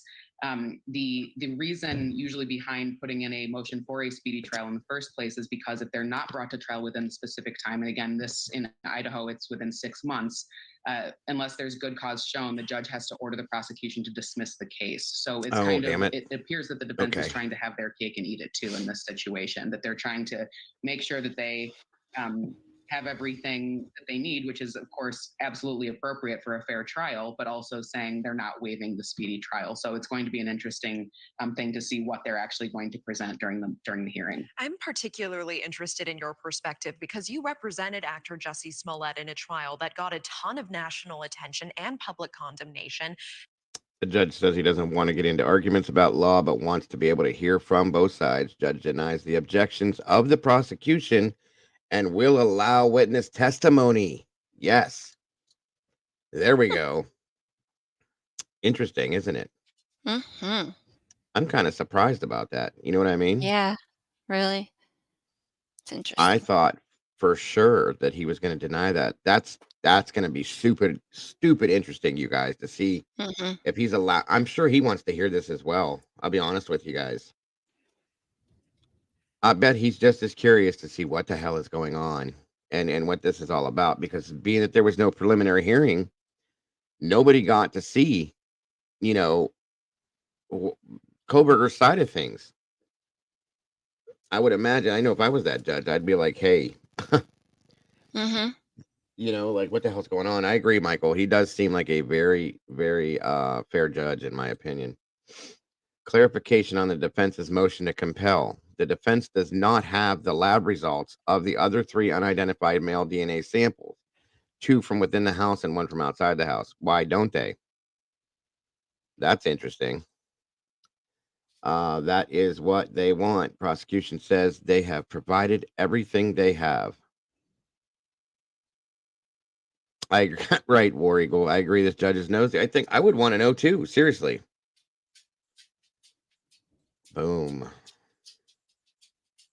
Yes. Yeah, we're going to be here for a while, guys. So I hope you have your popcorn, your coffee, your tea, whatever it is.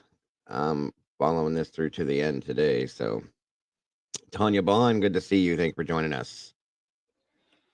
Yeah, he is definitely a fair judge. Definitely a fair judge. Joel says, kind of more proves that they didn't work up those samples the same way they did Brian's. Amen to that one. Yes. And it is complete bullshit. I agree, sis. I do. Yep. I really do. This is where the problem lies, folks. This is what the problem has been. This is where and why everybody is saying what's going on. There's corruption here. There's corruption there. This kind of stuff right here is what does it. Okay. All right. So Judge has said there has to be some level of trust in discovery. How about that?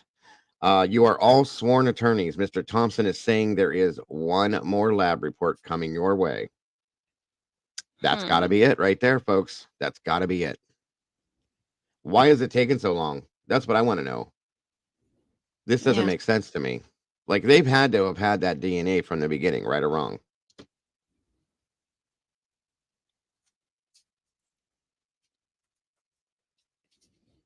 Just here to establish an alibi. I love that name. So prosecution have not completed the genealogy on the unidentified DNA. No, well, they state they haven't.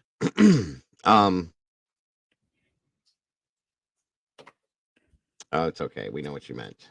I think the judge has to hear it because it's exculpatory. Like I said, don't worry, you're fine. Actually, I think you did spell it right.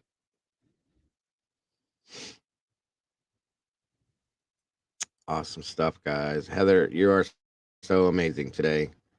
Jules, thank you as well. We're going to keep you guys updated one way or another until we can actually get the visual on this. Heather Mosher says, sounds like Ellie is holding back the DNA from the prosecution.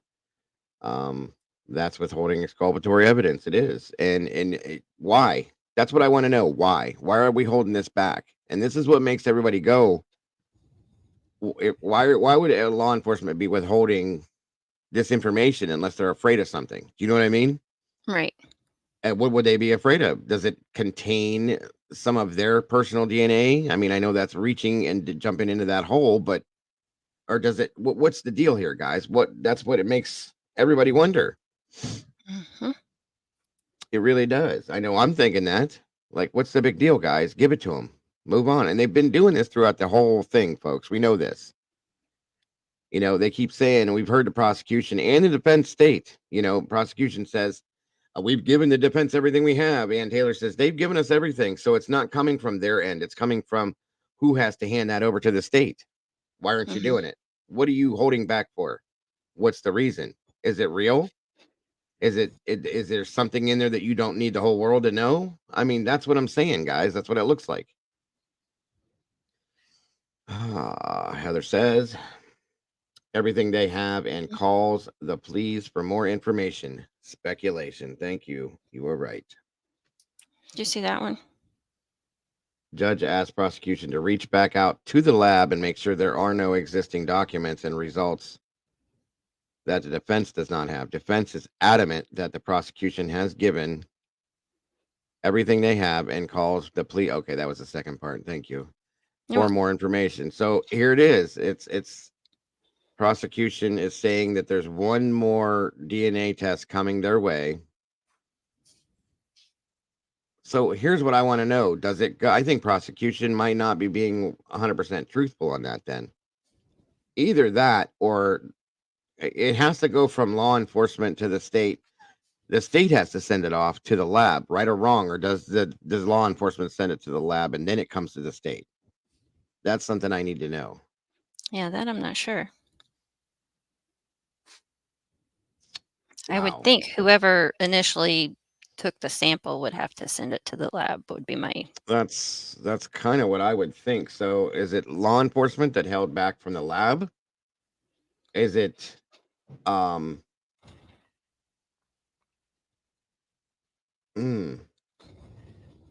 curious. Very, very curious. What'd you say? Judge told the state to contact the lab and make sure nothing was left behind. LOL. The judge already made it clear he has chain of custody curiosity, so they better watch themselves. Amen to that one, sis. Yeah. I think he's on this, guys. I really think he's on this. Like I said in the beginning, Jules even felt the same way. In the very beginning, Yeah. a couple of us felt like he was maybe off. He's redeemed himself by and far ahead. You know what I'm saying? He's really definitely showing that he's going to do the right thing, in my opinion, with this. Mm-hmm. I really feel that way. All right, Okay. Heather Mosher said Ellie sends it to the lab, and then lab sends reports back to Ellie, and Ellie sends to the so then prosecution. law enforcement seems to be the common denominator here at being the problem. Law enforcement is withholding. Why? What is the delay? You get it, you hand it over. That's it. That's end of story. Do they have to? Are they redacting something from it? Which I think is wrong if that's the case.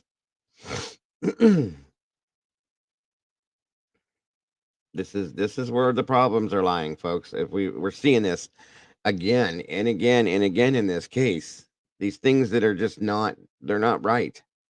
I think that there should be a standard where that it should just go directly to uh the prosecution in this. I don't think the law enforcement should be able to touch it again after that. Yeah, that's true too. She's right. Jules is saying that Dawn Daniels is a big problem, and I cannot wait for her to testify. I agree with you on that because I want to see what she actually thinks of this situation and how she feels about this, and if she is true to her job. We'll just put it that way. If that's where if one of the problems is she didn't like the way things were going down, and she said, whoa, I'm not touching this. I don't like this. You know what I mean? I'm telling you. I'm telling you. Okay, where is this now? All right, we're gonna bounce back and forth here, guys, just to see what we got. Right, Jules? I'd be interested to know that too. I want to know where she put the blood evidence from his apartment for 10 whole freaking days. That's a great point. What do you think the deal is with that, Jules? Do you think she got nervous about the way things were going? Do you think she was told to do something different with it, or something, with Or it? is she Period. just that negligent that? Yeah, because I find it hard that once again, yet another police department made these mistakes. Do you know what I mean? Yep. Okay, let's see. Heather says the field criminal defense with specialization in DNA. Oh, okay, here we go. Defense calls first witness Stephen Mercer brief pause in proceedings to excuse other witnesses that will be testifying today. Mercer is from Maryland and is a licensed attorney in D.C. In the field criminal defense with specialization in DNA. Awesome. So here we go. This is the defense calling their witnesses. God, I can't wait to watch this. I know. I hate that it's on a delay. I'm watching it, guys. I'm waiting to see when it first kicks in. Believe me, as soon as it does, we got it.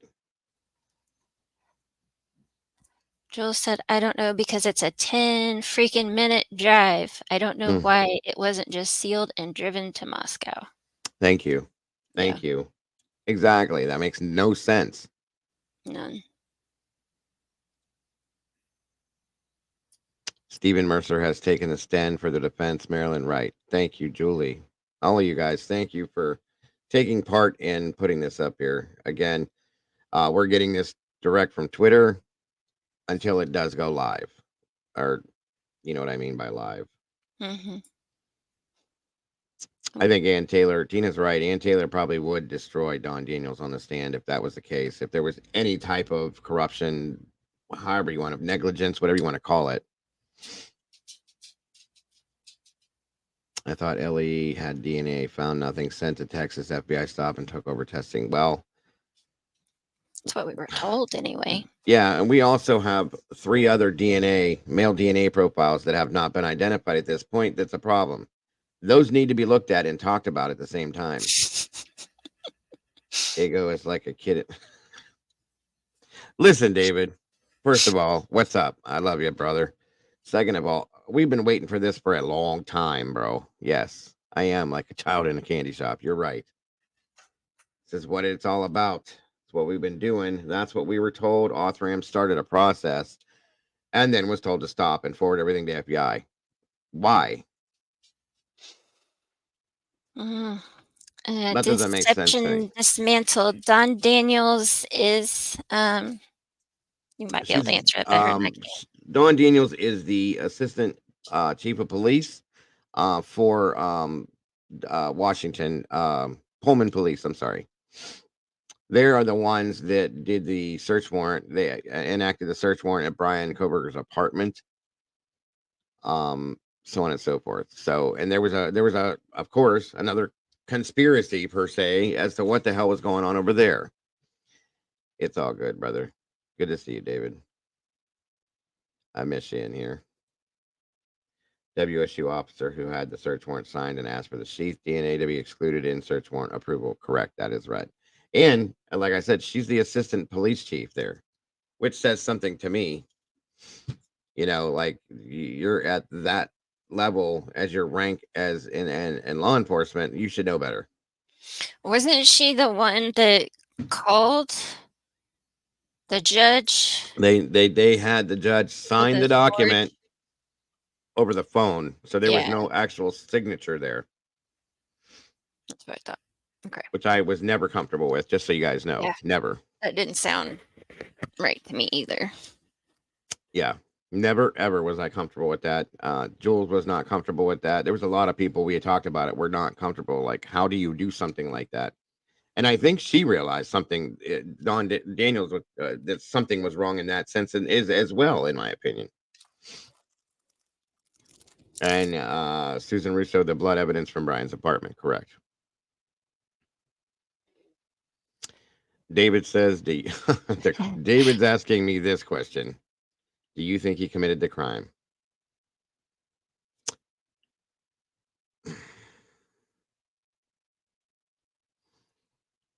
I can't answer it yet. I can't. I need to hear what happens today or in the trial, David, before I say I'm right in the middle with this, okay? I feel like, what are you eating? Is that an Oreo cookie? We are no longer friends. You better hide that from me. I love those. Anyway. I don't see enough evidence to tell me that he was in that house, David. I don't. I'm sorry. I don't. What they have shown us is just stupid little minute things to me. I'm sorry. They don't make any sense. I cannot take calls. I'm live. I'm sorry. Pappy man, what's going on? Mikey's asking, Jules, do you know this question, the answer to this? Does anyone know, or was it even said how long they took to get the DNA to Texas? See, I thought that they said that it was overnighted from Idaho. I may be wrong. That's why I'm asking Jules. You know what The Rock says? It doesn't matter what you think. That's right, Jesse. That's right, buddy. Yeah, I'm still on the fence with it until I see more actual evidence. We basically all played the fifth with that question. Too many unanswered. Right. Pretty much. Yeah. It's hard to go. It's hard to answer that question and be honest with it, because most of us have not seen enough. There's some people that have seen enough in their minds to say that he's guilty. I can't do it, guys. I just can't. You guys know that. The FBI stopped the Othram testing. Yes. Sorry. Mercer says he's not here to discuss Idaho's discovery rules or offer legal opinions, but rather focus on his expertise in forensic DNA interpretation. That is what we want. That is what we need. And I can't wait to hear what he has to say about this transfer DNA bullshit. I'm sorry. Who must comply with their duty to investigate. Mercer says forensic evidence is often central to a case. Interesting.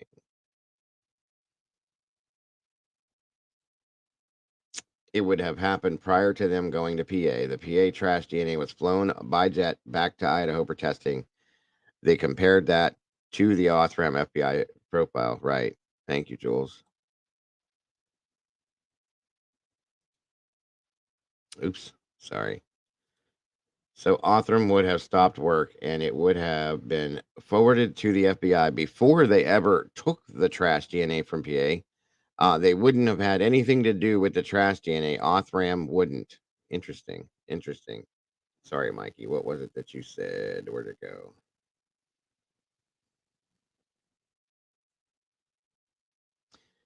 If it was overnighted, isn't it a thing that DNA can't be flown on a plane? You know, I thought that too, bro.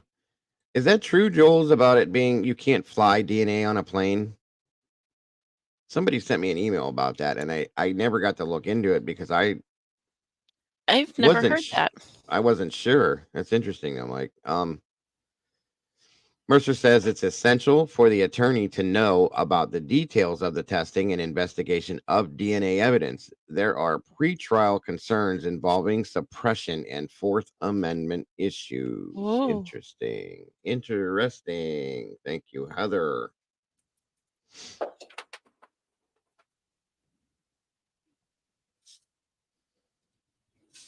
I've never heard that before in my life because oh yeah, that's true too. Yes, somebody had come to me with Yeah. that asking if it was legal to do that. So good point.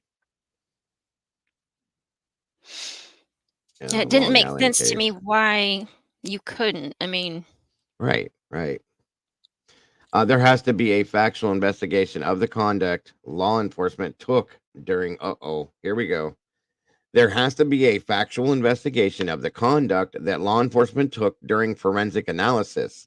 Was it fast and loose? Was there searching of databanks that violate the terms and conditions? Oh boy. This is interesting.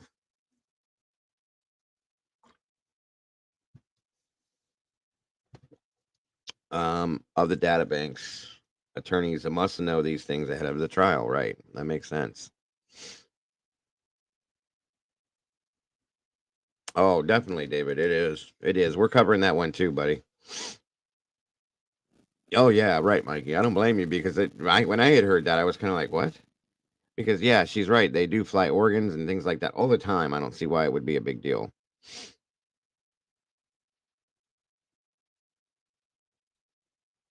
Deception says, I deep dove into Idaho laws, and since there is no direct evidence, innocence or guilt is not going to be said. Like they probably won't ask the jury if he is innocent or guilty. Gotcha. Interesting.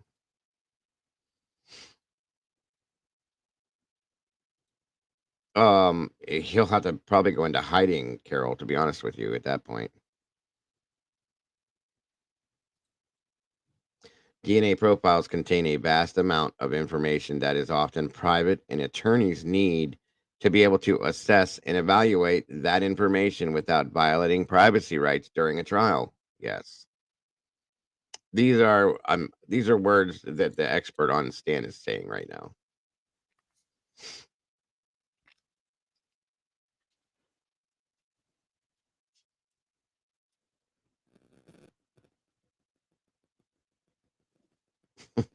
Judgmental.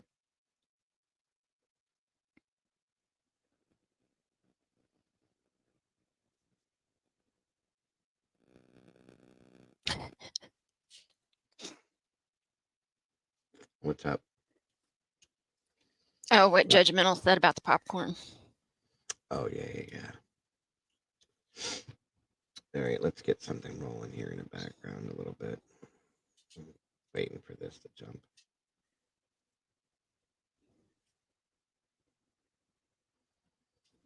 One second here.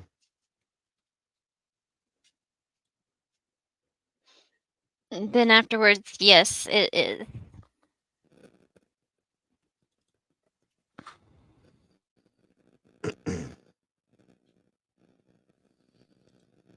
Hey, Mr. Clayton, how are you? David Clayton.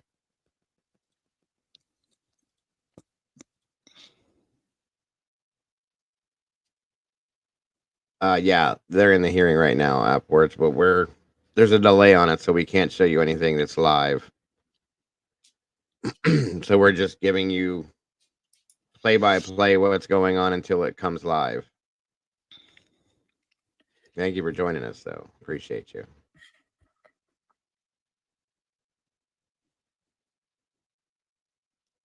I'll be right back, Bear. Do you hear me? Mm-hmm. Okay, I'll be right back. Okay.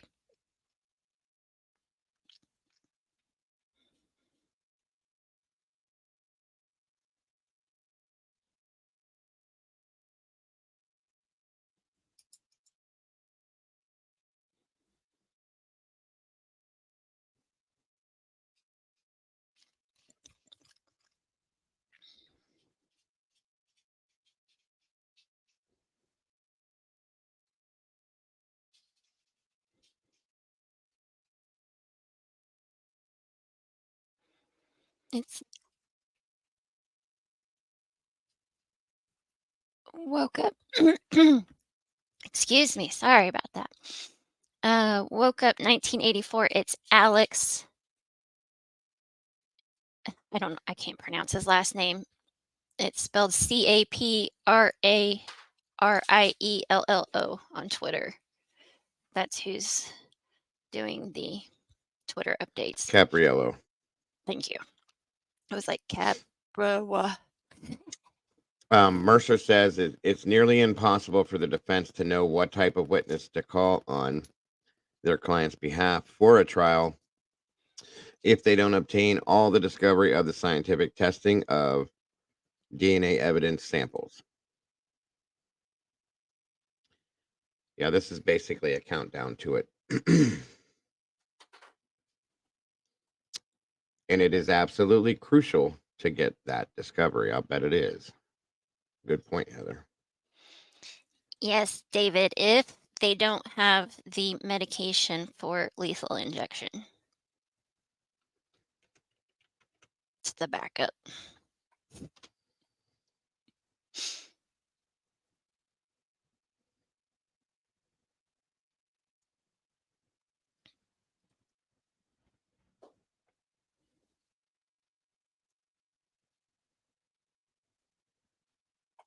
Hey, Cammy.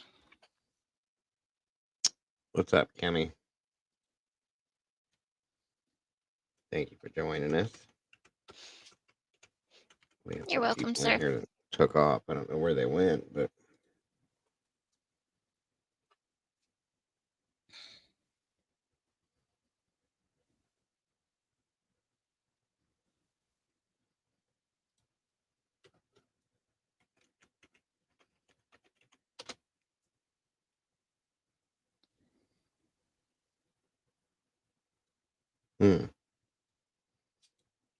wonder. Oh, sorry, Sherry Wisdom. She said it's better. Oops, it's better on JB with Tragos. She sent me that in Discord, and I forgot to tell you. JB with Trejos. I don't know how to say it. She said it's better on there.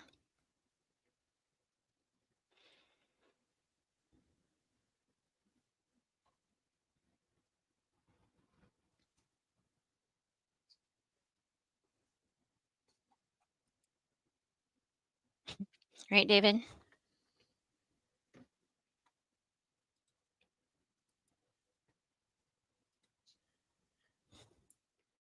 He's not live yet. The lawyer, you know. I don't see him live.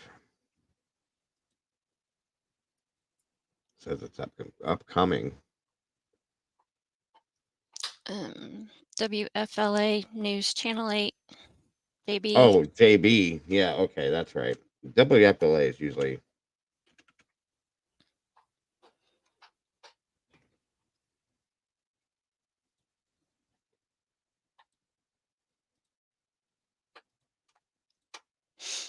Daisy said they are in countdown.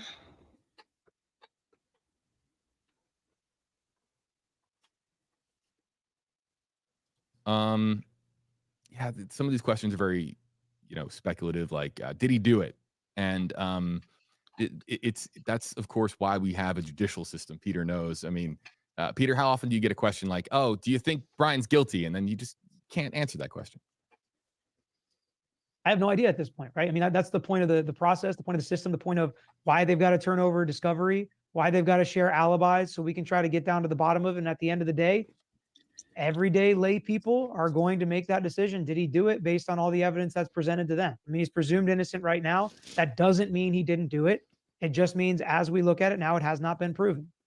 Yeah, I mean, this is why people watch court cases online. I'll be on right YouTube. back. I gotta grab my this is why, coffee. I mean, they want to ascertain for themselves Okay. and, in essence, put themselves in the jury. And if you're there to, I mean, you can't ever be in that courtroom.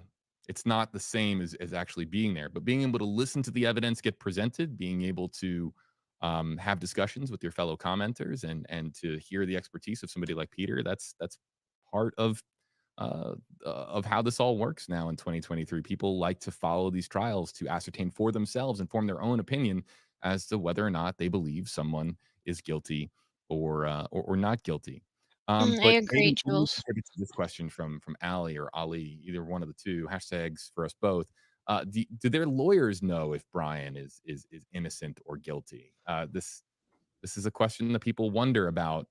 The reality of the conversations that take place between a client and who they hire to represent them.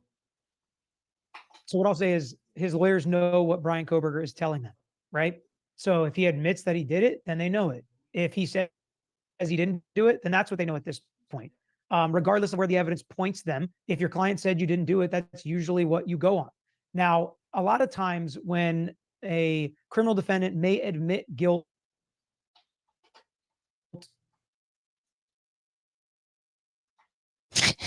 to their defense lawyer, some defense lawyers state prove that case beyond a reasonable doubt. And the state still has a burden to prove the case beyond a reasonable doubt, regardless of what a criminal defendant tells their criminal defense attorney. Because if the state violated the criminal defendant's rights, then they still might lose the trial, even if they have the right guy, as people say, because rights are important and those rules have to be followed. And you can't just trample on constitutional rights of the citizens of the United States. That's how it's written. That's how it's set up.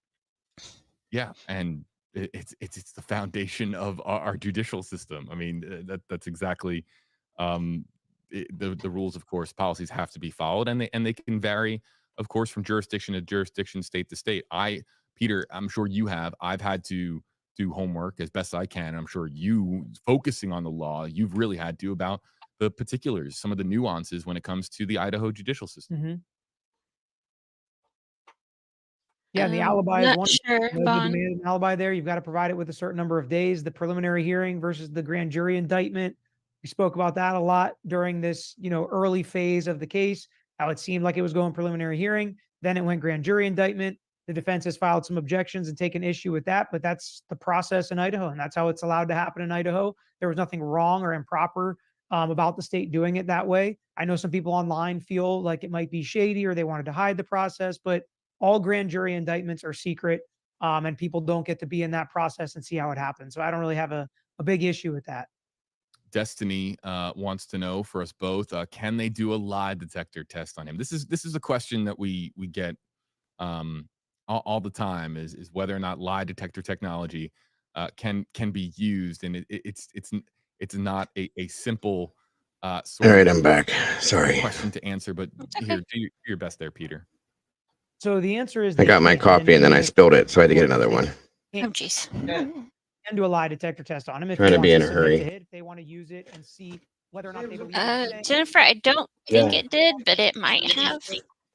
There's no jurisdiction I'm aware of in the United States that What's up? lie detector tests are admissible evidence in court. There's a number of Oh, then reasons she for said, that, but okay. basically She they're said, did liability chat lock up? Then she said, never mind. And I did see that she said, never mind. lie detector test, and then you don't want Where's your everybody going? Did somebody find on something that live? be beaten just in case it was beaten. So Mm-hmm. therefore, Or maybe they're just the bored. stand, if he wants to testify, talks to the jury, and the jury determines whether or not they find him credible and if they believe what he's saying or not. So his lawyers can put him under lie detector test if he wants to submit to that and try to help prove he's telling the truth to his lawyers. Well, Robert, But if I'm he glad you made it. Yeah. Yes, it's thank you, not- Robert. It's not Appreciate a you. 100% foolproof technology, folks. I mean, people forget that. They think that it's going to be an automatic, oh my God, this person is guilty or not guilty. But it's there are many ways for. I have the ads fool. turned off in here, There's Kimmy, so it's problems probably with coming from technology your as side of well, and things, son. while we do hear about it a lot in movies and TV shows. I didn't want you guys having to get the ads today. It's not. It's just doesn't. Give you 100% Michael 007 sent you an email. I see that. Thank you, Michael. Let's go to my bet. You're welcome to jump up here with me if you'd like, Jesse. If you want If to he has an alibi, commentate along with plead us, not guilty. it's always a pleasure having you up here, buddy. To plead for him, and this is a good question because again, Let me know if you'd like to. He decided to stand silent, which means that the judge in this case. Not sure at the moment, judgmental, if they're on a break yet or not. If he has We're not this getting alibi, any more on Twitter. wouldn't he just enter a plea of not guilty, in your opinion, Peter? It's a good question by my bet, and it's really And they will hear. something that if we They'll wanna be think going live here logically about, immediately this makes too. sense. If you didn't do it and you want to say you didn't do it, why don't you stand up in court and say I didn't do it, I'm not guilty. But when we come to legal procedure, if there are Absolutely, reasons and Robert, and ways thank to do you so something very to have much the for that. same outcome, but you believe or your lawyer believe it protects rights in another area, then you're going to go with that. Because the way that they did it standing silent, his lawyers have filed in other motions that they felt it preserved certain rights in the grand jury process, and objecting to that grand jury process by standing silent, I'm they were sorry, able to Kimmy. preserve those rights while also having the same exact effect legally as pleading not guilty in this situation that you're saying. He's still saying he didn't do it. He's still saying he has an alibi and therefore he's not guilty, but he did it with the Well, I tried judge's to cut word him instead down of so his you guys own, don't have to be in order to interrupted preserve today. another right that whether I agree or disagree with that second part doesn't really matter. That's why I believe I See you appreciate later, it. David. is it had the same legal You're taking effect off, buddy. by standing silent as if he would have said it with his own mouth that he was not guilty. David James. And of course, he had All right, his brother. own legal reasons for doing so. Love and to we you, still sir. don't Be know safe if out that there. was upon the recommendation of counsel, or if that was his decision to stand silent. Of course, much has been made of that particular decision. Peter, we're going to let you go. Of course, I promised I would get you out of here at 2:30, so you're going to be live on your channel. We appreciate your time being able to lend us your expertise, folks. Want to, of course, follow Peter Tragos. You can do so. He is known as the lawyer you know. Social media platforms, including now Twitter/X, I think we can call it Twitter/ Whatever it's called. Yeah, whatever Elon's Hold calling on, it. Mama Bear. Okay. You can follow Peter at lawyer you know. Peter, I'll get you out on this really quickly. Multiple witnesses, or excuse me, Hey, multiple Ashley. to testify here today. We do have the time zone difference, but how long do we? I asked you this by text. You and I were texting before the stream. I mean, we have heard the same thing about the expectation that this hearing is going to be somewhere in the 60 to 90-minute range. But if these exchanges go on in court for a long time, is there any chance that this goes on all day, or even, my goodness, into next week? Is that even remotely on the table? And I think we froze Wow, on- Robert. That's funny. I think we're good now. So I think the judge would do everything he could to finish this tonight, even if they have to stay late or cut off how many experts they can call, or maybe make them short in some of the. Yeah, these smalls, I've It's gonna take a been couple refreshing. It could have been limited if the state would have agreed to certain things, or yeah, we're going to turn Oh, over this wait. DNA stuff, not that. But it seems like there's not much they've agreed to since the last time they spoke. We're going to have to hear from the expert witnesses. The judge is going to have to make a call after both sides make arguments. So I expect it's going to last a couple hours, but I would guess it's going to finish tonight. There's no guarantees though. You know how I know you're good at what you do? Even when you're frozen, it's not one of those really awkward faces where you have one eye open and one eye closed and you look like, you look all blurry and everything. Yeah, Even we when you already saw freeze on that. me, you still look as sharp as ever. Peter Tragos, I work on everybody. that specifically. It's No? during Yeah, a trial. Okay.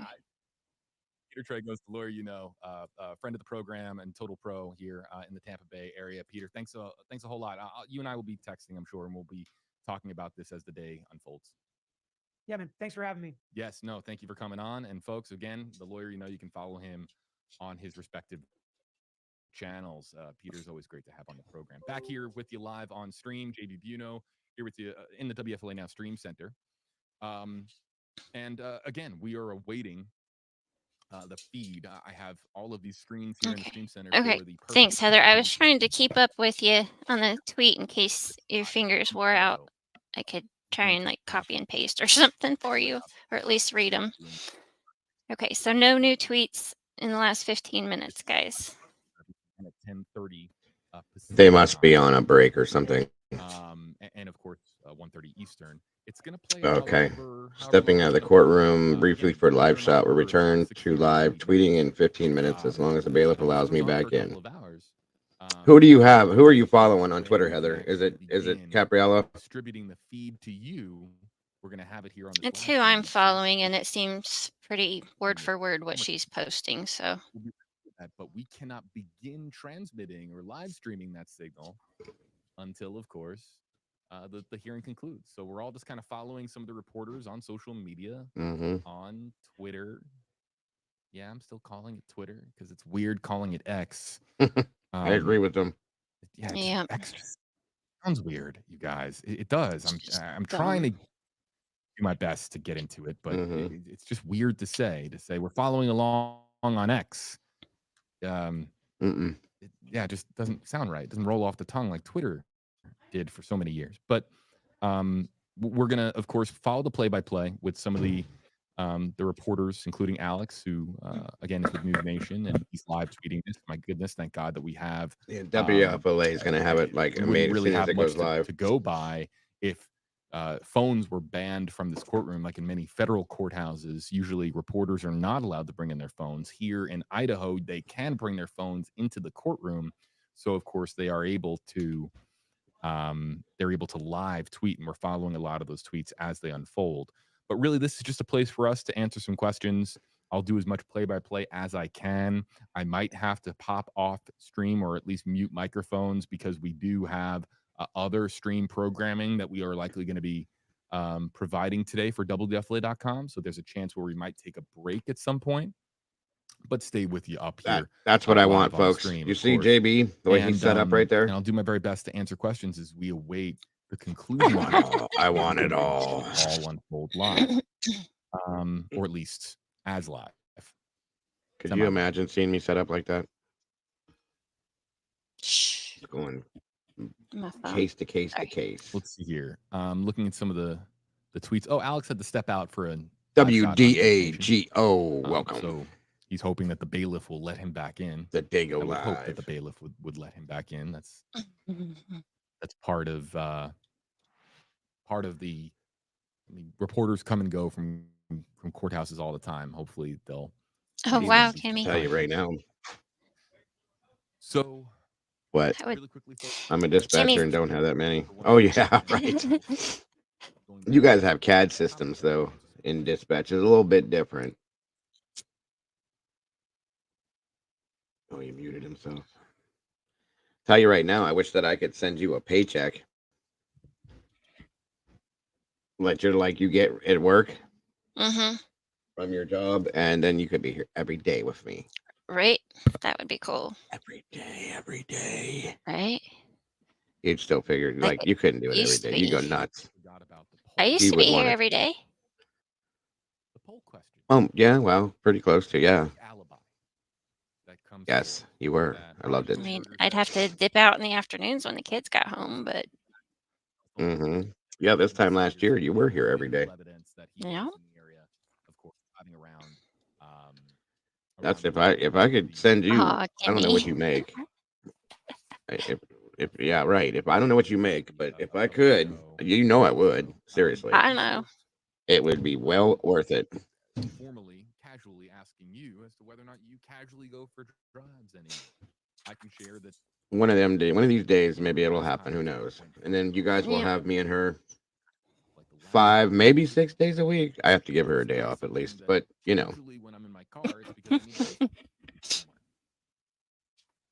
or pick up somebody or all sorts of stuff. Run to the grocery store, go to work, or I can get her up early enough in the morning. We could do a morning. but some people will just That would be fun.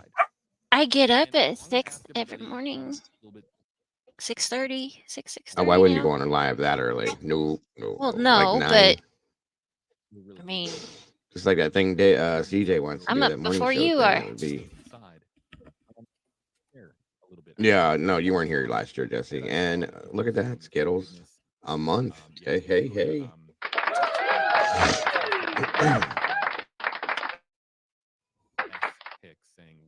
So awesome to have you here, Skittles. Did you hear what I said, Jesse? If you want to jump up here with us, you're welcome to, buddy.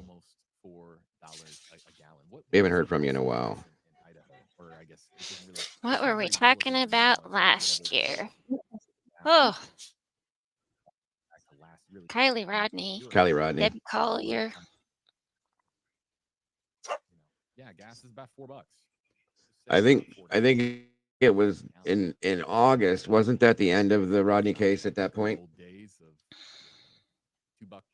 I don't remember, to be honest. We just kind of went from one to the other to the next one. 'Cause it was Oh, Kylie Kitty and CT, then that's cute. Debbie, Quentin. We were covering a couple together, I think. Who was the girl in California that went missing and they found her car at the bottom of the ravine? Remember? Oh yeah. Oh, okay, Jesse. Shoot. No problem, Jesse. You know you're always welcome up here, buddy. I can't remember. Nope, we didn't cover Delphi, David. I didn't want to get involved in that one. I mean, I did a couple little things here and there on it, but nothing like. Thank you, That's it. Thank Jules. you, Jules. I'm so ashamed of myself for forgetting the name. Jalissa Fuentes. Yes, we were covering Jalissa. Kylie, Jalissa, Deborah Collier, and there was another one we were in. Of course, Summer Wells. Quentin Simon. And we with our casual poll, do you casually go for drives just to enjoy driving? Mama Bear, check your PayPal, please. Oh, okay. There's your paycheck for today, obviously. That's awesome. Of people say no. That is crazy to me. Just because We were talking about Kylie. We also were talking about with Brian Laundrie. Yes, yes. I wasn't expecting it to be. Were you here this time last year? Blue Flame? 4 out of 10 people that just say that they'll just casually go for drives, just to drive. Some of you guys have been here for quite a long time, and I'm super grateful for that. Super grateful. And of course, I'm grateful for all the new people here too. Just to drive. No, you're on the phone. Yes, that's sad. Blue Flame. That was a sad case. Dylan Rounds. Yes, Jules. Thank you. That was the other one. Dylan Rounds. Yeah. Good Lord. How do we forget that? I guess just because we just haven't heard anything for a long time. It's been a while, yeah. Doodlebug, what's up? And Jules was here with us then too. But this is the first time we've been on stream since his alibi has come to light, and it's worth a discussion as we're awaiting the conclusion of this, this motions hearing. And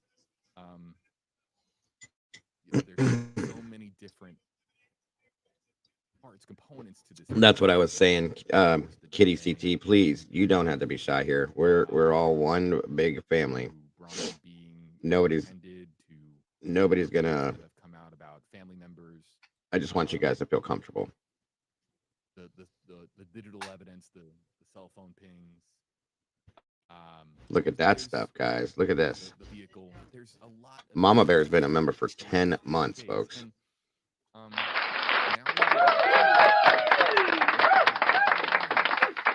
How about that? It feels a lot longer than that. Just kidding. It does, doesn't it? It kind of does on some days. Yeah, Jules. Heather said that they stepped out of the courtroom for a short period of time for a break. Evidence that this was a routine behavior. This is something that he did. 10 months. Good Lord. It doesn't. It seems like we've been doing this for like 3 years, doesn't it? I know. It is still the alibi. Which is fine with me. Did he just feel like going for a drive that right. night? I don't regret one day of it. Not one. Nope. I had a lot on my mind. I understand, Michael. I was on all the channels because true crime is my 3D passion. It takes my mind off my own problems. Amen to that one. I get it. Right. It's like great to somebody have you said, you here. know, sometimes you got to step away. I said, I understand. I was like, but this is my escape from real life. hmm For Yeah. cameras. I could not do this, you guys. I asked Mama Bear can tell you, like we've had conversations where there's days that I couldn't do this because of whether it be like internet issues or whatever, and I literally go through a withdrawal from this. We're all gonna. If you're here right now and you're invested in this case and you're waiting for the feed, just Oh my gosh, Canadian. you're gonna watch it at some point. You're so sweet. What is the? It took me a minute. I haven't logged in for a while, so I had to log back in and do the security codes and blah blah blah. What are you talking about? My PayPal. Oh, that's right. Well, that was awesome. Thank you, Canadian. You are such a sweet person. That was very sweet. Thank you. Cameras aren't allowed in the courtroom. That's a whole other thing. A whole other argument. Completely different. What the? They have probably stepped out while Fry cycles on his push bike to the police station to find the missing DNA and bring it back. Stop. Oh my God. Why can't I ever find the live streams on Court TV ever?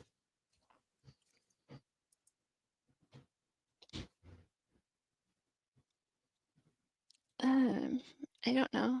I have it pulled up. You want me to share it? Is it on? Yeah, go ahead.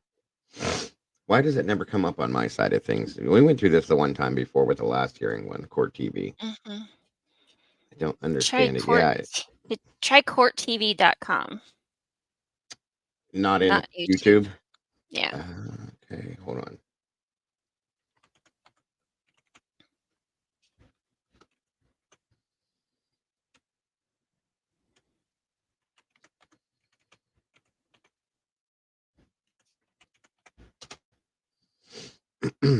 Oh, Brandy. She said, I've been here so long, I'm an endangered species. Randy's been here over 2 years. Her and Heather both. Or now, it'll be 2 years February, I think. Are you gonna load or not? Thank you, Carol. It's been a fight with him.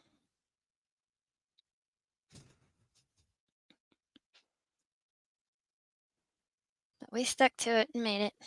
It's been here that long, too. Of course. Because you guys are amazing. Not as of yet judgmental.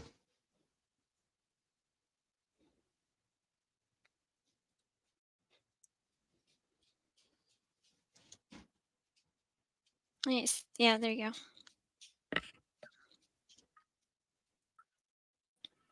This is all it's showing. On the watch live. Is that what you had pulled up? I think so. Oh, there it is. There it is. It just took it a minute. Where's the damn volume at? Motion for scheduling. There we go. So that's what we're going to hear today. I'm going to blow this up so they can see it better. If you can see chat, let me know. Most of the morning. Okay. The motion for protective order and third motion to compel. We expect some testimony from Mr. Kohberger's team, and that's where we're going to start. So anything preliminary, Mr. Thompson? No, Your Honor. Thank you. Okay, Ms. Taylor? Nothing preliminary, Your Honor. We're ready to call it. Okay, so we'll do that, and then we'll move to argument from both sides. I thought about who should go first in terms of the argument. Mr. Thompson, go ahead. No, it's good. Yeah, I mean, who would first make the argument on the protection order? Would you prefer to do that after you hear the argument from the defense? It may make more sense, Judge, to do that. I think the record will be better for Your Honor. Okay, that's why I suggested that. Thank you. Yes. All right, so we'll hear the testimony, then argument from Mr. Kohberger's team, and then to the state. Your Honor, just for the record, Mr. Nye and Ms. Beatty are the ones handling this particular motion. Ms. Beatty has the witnesses. Diego, can you turn up the volume, or is it as loud as it'll go? The matter will be prepared for the Okay, excellent, thank you. All right, call your first witness. Your Honor, along those lines, I should inform the court that I'll be handling all of the witnesses that we call today. Ms. Nassau will be presenting our argument in support of our motion to compel. I think that's as loud as it gets. Hold on. Okay, you all might need to remind me as we go along here. That's right. Okay, Ms. Beatty. Sir, as a housekeeping matter, I have some objections. Yeah, that's the loudest as it is. Okay. With regard to Ms. Barlow and Mr. Mercer, the state made its concerns on these two witnesses clear in its reply brief filed on July 14th. But the state believes that calling two attorneys to testify about legal conclusions during a discovery dispute is simply not proper. Both Mr. Mercer and Ms. Barlow consult with defense attorneys on discovery issues, and calling them to testify about legal conclusions in a discovery dispute is tantamount to the state calling prosecutors as staff witnesses to testify about training that they've done in a specialized particular area. That's a path I don't think we want to go down, and it's not relevant to the court, and it doesn't fall within 702, which requires specialized knowledge for the fact finder, which is the court in this case. Additionally, Ms. Taylor is an attorney practicing in Idaho who's well regarded and seen as one of the preeminent defense attorneys in the state. There's nothing that these witnesses can tell the court that Ms. Taylor can't simply consult with them about and then argue to the court. So our position is that these witnesses' testimony is duplicative of whatever Ms. Taylor can argue, and it does not fall within the scope of 702. With regard to Gabriela Vargas, the state is objecting to her testimony as well, Your Honor. We received her declaration just yesterday. There was no CV attached. Ms. Vargas is being submitted to this court as an expert witness, and the state has no way of vetting her expertise without a CV. There is no way for us to verify anything in her affidavit. That's bullshit. The state, in essentially an ambush position where we're being presented with this witness with no way to verify her qualifications. We would ask that this witness be excluded from testifying today as well. And then finally, the state would just make a blanket motion and remedy that these witnesses not be allowed to testify about legal decisions or legal arguments. Thank you, Your Honor.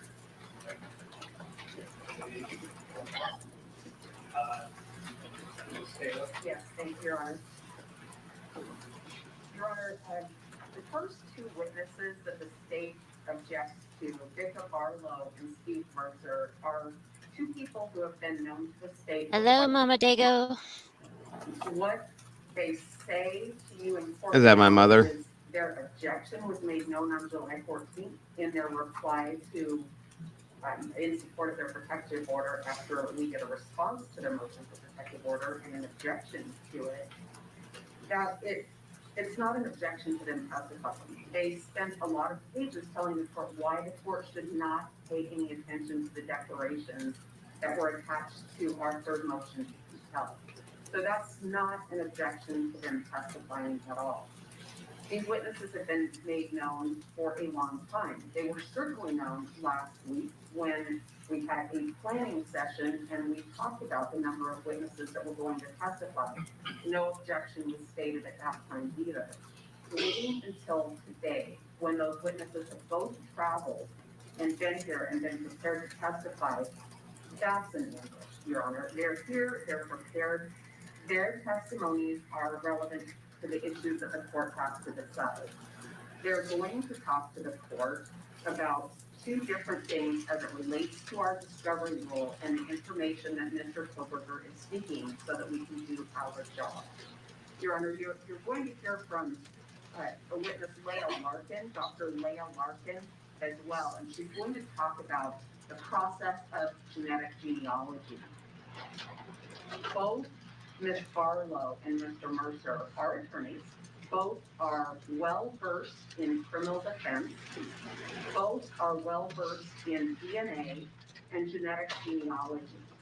The state's position has been that this is not discoverable because we're not going to present it at trial. That's not the end of the story. That's not the discovery rule. And those are the things that Vicka Barlow and Steve Mercer will talk about. Vicka Barlow has a lot of training in DNA. She does a lot of teaching on DNA as well. It's not a simple little process, and they'll describe what kinds of materials we should have in discovery. Mr. Mercer will talk about what we will do with those kinds of materials and why they're necessary to Mr. Kohberger's presentation, the preparation of his case. They'll talk about our constitutional duties to Mr. Kohberger. Those are not conclusions. Those are things that have to do with this material, these things that we're seeking the court to order the state to hand over to us, and why they're necessary to the preparation of the case. So for those two witnesses, I can make the argument, but I don't have the expertise in the DNA or the genetic genealogy that the court needs to hear to understand that they fall squarely within our discovery rule. Your Honor, I'll speak about Gabriella Vargas now.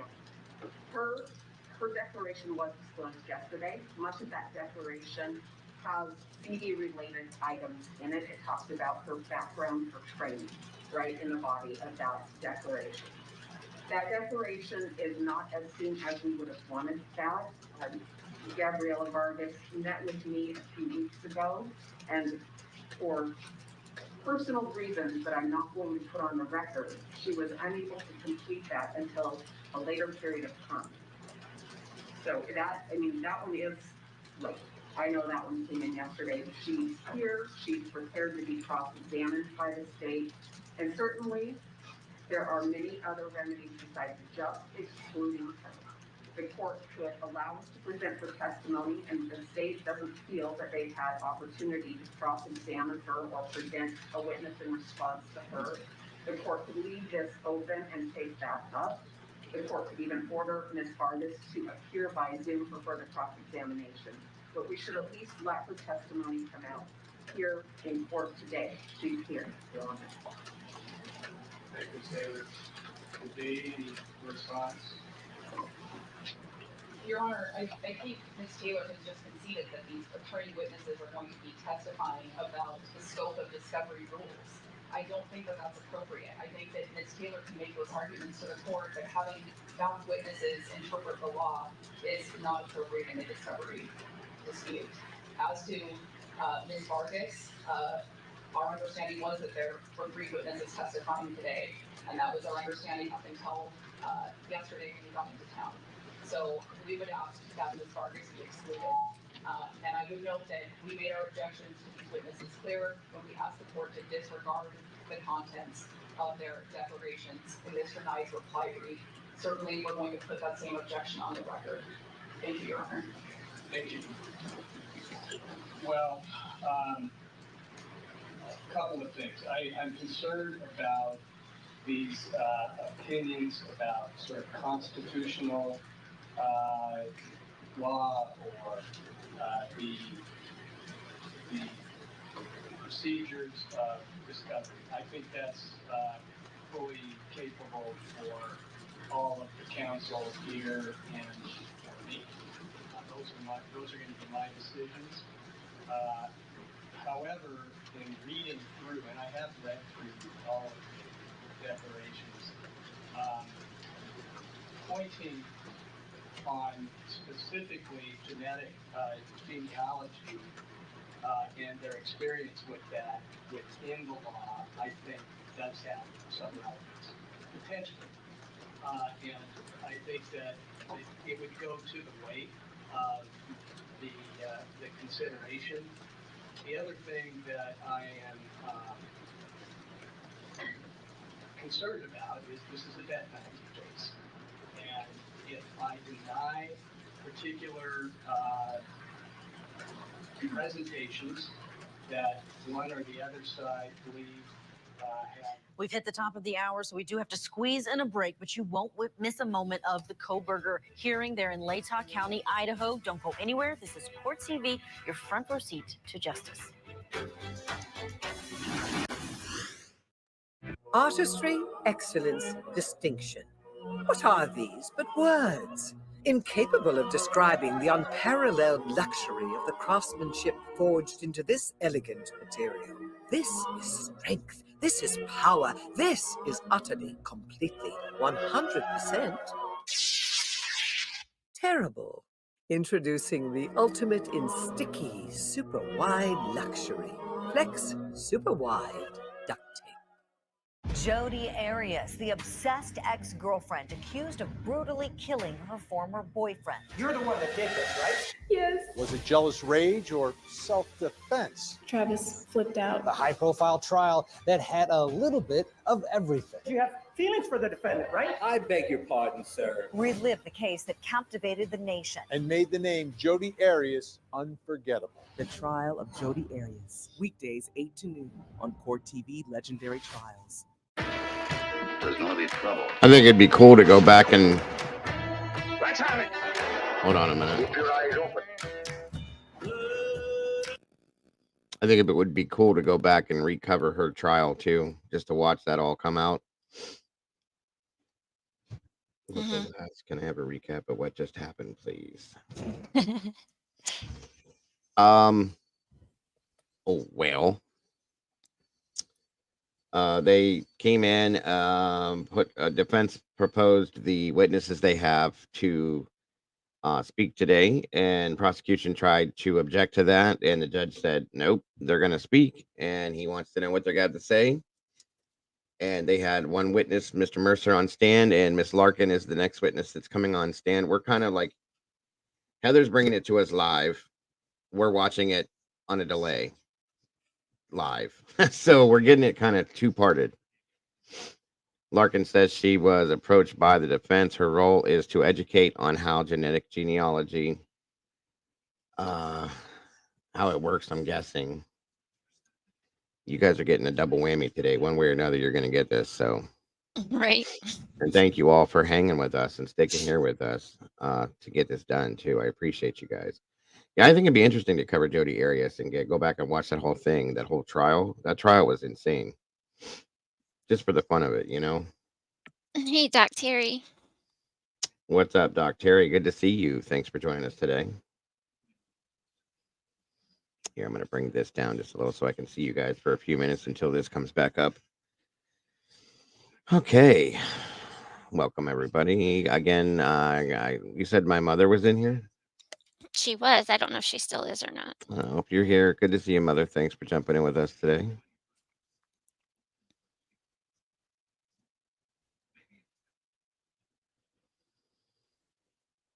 Just catching up on chat, guys.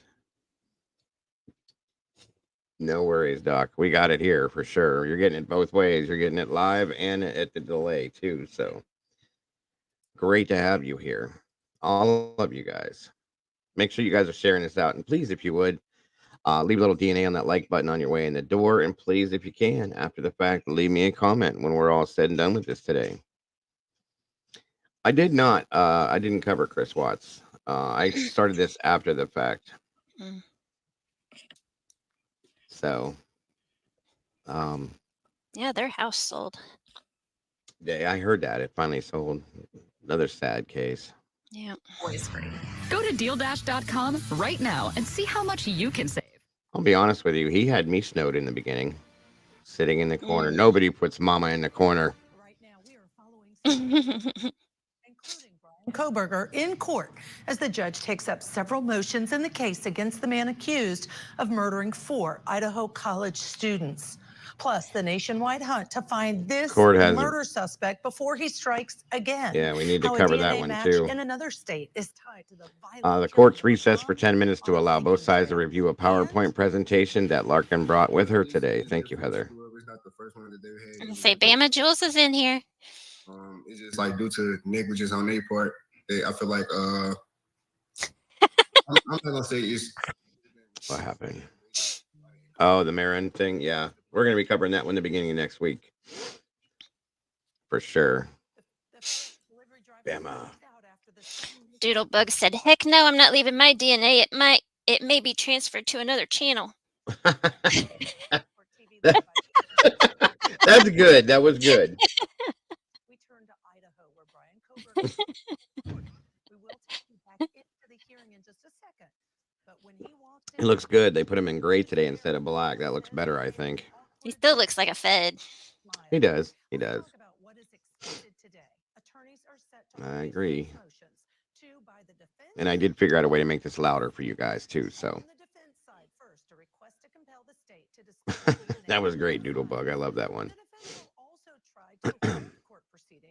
Donna R. with the grand jury. Now, on the other side, for the state, the prosecutors will fight to protect information involved in the genetic genealogy investigation. They also have a motion to reconsider the order staying time for speedy trial. And they plan to take up a motion over the defense's alibi claim. Again, thank you guys for those of you that donated to the PayPal. Yeah, I got pen pals now, folks. The PayPal, the Venmo, and or the Cash App. This is 100% crowdfunded here, guys. And I appreciate you. You guys keep me running 5 to 6 days a week. Otherwise, I would not be here. So thank you all for all those of you that did donate to that. I appreciate it. Tracy, welcome. Good to have you there. Probably more wise for me to allow it, even if it might be on the edge, than not allow that record. There's a lot of background noise in this. It's especially important in a case like this to have a record for appeal. So I'm not saying one way or the other how this might fall, but I think it's important to preserve the record. Now, however, I don't want to get into arguments about the law or what that exactly means. I think I have a pretty good understanding Hey, of Kara. what the issues are about the genetic genealogy issues. Hey, and why lady. the state Yeah, wants lots to of noise get going on in the information background. about that. I also understand why the state believes that it has nothing to do with the case. And that's what I'm going to hear from today. And I think it's important to have both sides weighing on this. Now, with regard to Ms. Vargas, Hey, Miss she is Lily. here. I don't know where she came from, how far away. I'm inclined to just allow the state to come Hey, back Stevie. and address that if we need to do that. And also file another brief objection. And I may decide to do that. So that's where I land on all of that. So I can deny the objections, overrule them, and we shall proceed with hearing testimony. Now, if you get too far into this is what the law requires. Hey, Chains. Okay. I promise you guys, I've tried to clean it up. I can't. Your Honor, I made one point of clarification. It occurred to me while listening to the court talking about genetic genealogy and really that being the focus. There are a couple of other areas contained in the motion to compel that have to do Hey, with the other Tracy. DNA that the state doesn't have complete discoveries to us that are included in that third motion to compel that are up for today. The big focus has been the genetic genealogy piece, but I wanted to make sure that that was still in the scope. Well, my understanding was that the state did provide all the information about the laboratory, we'll say the laboratory DNA that was, that analysis was not related to the genealogy DNA. Am I mistaken about that? What are you saying that it didn't provide to you? Your Honor, in our third motion to compel, we had a section called standard lab discovery, and that has to do with other DNA profiles found at the scene. They have provided full discovery for the sheet, the DNA found on the night sheet, but not the other 3 unidentified male DNA samples, 2 from within the house, 1 from outside of the house. All right, so if I'm understanding your question there, or your assertion that we're talking about 3 potential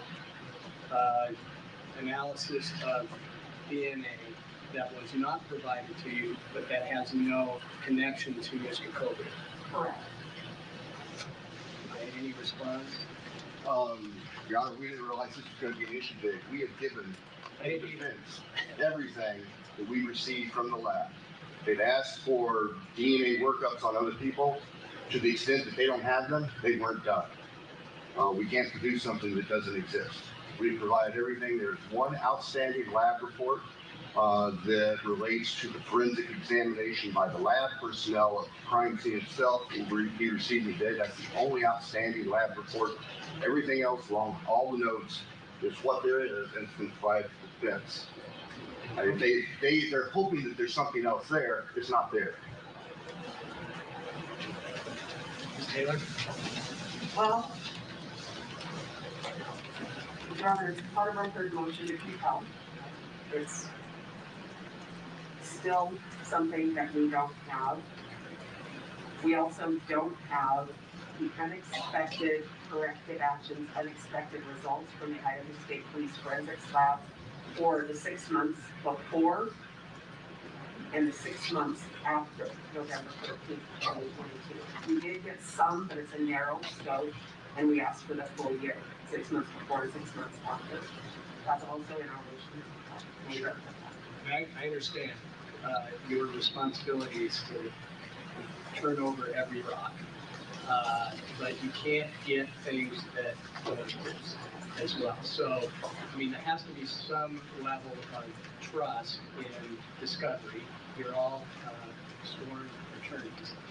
And so Mr. Thompson is saying that there's one more lab report that is coming your way today, I heard him say. Maybe not today. We are waiting to receive it so that we can process it for discovery. It's supposed to be in any time. Okay, I misunderstood that. So it's coming soon. It has to come soon because we're 6 weeks away from the trial. So we're going to be very rushed about a lot of things, but I'm going to talk about that a little more later too. So what about the other claim, Mr. Thompson? Do you want to address that? The other mistakes? Corrective action log, unexpected result log. We have that in part, but not the whole. I don't know what exists that we haven't received. We provided all the requests to the lab, and they've assured us that they have provided us with everything they have within the scope of those requests. I'm not sure what else to say. I mean, we can make a supplemental inquiry to clarify that after we finish in court today. But I'm kind of sitting here saying, Judge has given me everything we know to exist. Well, that would be wise to check on that. We will, because we don't want this to come back on the eve of trial. Yes, sir. Or 4 years from now at an appeal. Yes, sir. So we want to make sure that we have combed through all the information that has any bearing or argument of bearing on this case. That's all. Ms. Jennings is making a note right now. We'll send the inquiry out later today. Okay. Thanks, sir. Your Honor, just for point of clarification, we also ask for all emails, text messages, along electronic messages or other messages. Some have been provided, but we don't have assurance that that's all. And so for the same reason, we want to make sure that we have the complete file. Okay, Mr. Thompson. We have told them. Let's bring in our guest, Marie Pereira, defense attorney out of New York, joining us. Marie, always love having you on. And this to me is real This is a joke. insider baseball. And what I mean by that is we do this if you're an attorney who does any kind of litigation. I can't believe I'm hearing that. You know what I mean? Right. To Jules is right. He's saying it. You're gonna produce this one way or another. And Santa's like, well, I don't know what to tell you. What do you want me to give you? You're gonna go find out. That's your job. That's what the judge is saying. You need to go figure this out now. Yep. Unreal. Unreal. Mandy, stop it. Like you said, but I think, lawyers like to argue. That's what we do. But in criminal law, as you know, it's a little bit different because it's not all about winning. It is. It really is, Gemini. So if the DA Exactly, Eddie. It's a joke. I don't know what they're trying to pull off anything they can. I mean, this is insane. Like the judge says, this is a death penalty case where 4 lives. Yeah, they haven't come back yet from the recess. That's why they're interrupting at this point, guys. It's okay. Litigation and not give up discovery where you used it, and they want to be able to have access to what you use to get to your point of proving. Did you see the affidavit that Leah Larkin, a Genealogical Research Institute professor, wrote and signed this affidavit in the use of touch DNA, FBI's workup, and familial tree? Yeah. I heard about this. Yes. It is an insult to the victims, in my opinion. I agree with that. That's what the Constitution says. Boy, I so agree with you, and I can tell you, I would have so many attorneys. And you see that Santa's sitting in the back row. He's got his peeps working for him in the front desk there. But I agree with you. Transparency, unless there's a valid reason not to provide it. Yes. But let me ask you this: we know this is crazy. The case in Mississippi against the father, completely crazy. Son, the case father and son. In that case, the judge declared a mistrial because he said, in part, law enforcement clearly did not turn over a video interview of the victim in the case. I can almost agree with that one, Tomboy. The prosecution. So I wonder if Were you going to say something, Bear? Yeah, Heather said court's back. The PowerPoint presentation will be shown and the prosecution will be allowed to cross-examine the witness at a later date once they more thoroughly review with presentation on their own time. I don't care about prosecution at this point. I think. Hold on a minute, folks. So if they're simply asking you for something, you don't have to make sense of why they're asking you. They have the right to build their case and keep it confidential, as long as it's not like off the chain. Let the judge decide, and I see where this judge is going. The judge is going to be very open with discovery, because like you said in that case in Mississippi, I like this judge more and more. He's not letting prosecution play their games. Thank you, Heather. Firefly, I believe his parents are in the courtroom. Yeah, I think they said everybody was here for this one. What about indictment? What about it, Tracy? I think they're challenging the indictment today, and the prosecution threw in opposition to that as well. So we'll see. And I also want to see what's going on with the ex parte side of this too. Yeah, I don't disagree with you. All right, I know we need to get to a break, but up next, I'm thinking so, Jules. Yeah, I heard that this morning through Twitter. Genetic genealogy. Stay tuned. You're watching Court TV. Yep. I know, man. A lot of us didn't like him in the beginning. He didn't act right at first, and well, now and mispronouncing the victims' names was a pretty big. Yeah, that was a big deal to me. Yeah. But I think he's more than taken back for that. You know what I'm saying? Yeah, he's doing the right things. He's not putting up with bullshit from either side, and he's especially not with the prosecution. He's not letting prosecution do what they want. Yeah, I agree, Danger Zone. Same thing I said. I never thought I'd say that. Like Jules and I both agreed at the beginning that he's just something was not right with him. He's redeemed himself over more than enough, in my opinion. Some tears, chilling scares, or something for the whole family. Free Movie Channel has. Yeah, I didn't expect prosecution to pull out what they were supposed to today. Quick and easy choice for first-run films, as well as classic movies that you can watch. Okay, Heather says that the presentation shows how genetic genealogy works. Larkin explains the 3 different types of DNA, now explaining how the DNA sampling works. She's explaining the process of genetic DNA testing. This is important, guys. This is important because this is going to let people understand this whole transfer DNA crap, and why it was told for them to not use this. Okay. Yeah, he did, Liz. You're right. He did apologize for mispronouncing, which most judges wouldn't say a word. They would just move on. And he is showing real integrity now. I agree with you on that. That is a fact. Like I said, he's not letting the prosecution walk all over him. He's not letting the defense do it. Yeah, I agree with that too. They have way too many damn commercials.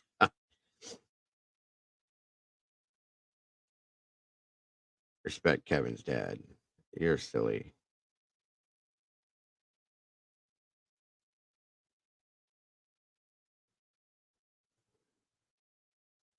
Welcome to closing arguments. There is so much on the line, so much at stake. But what was this case really about?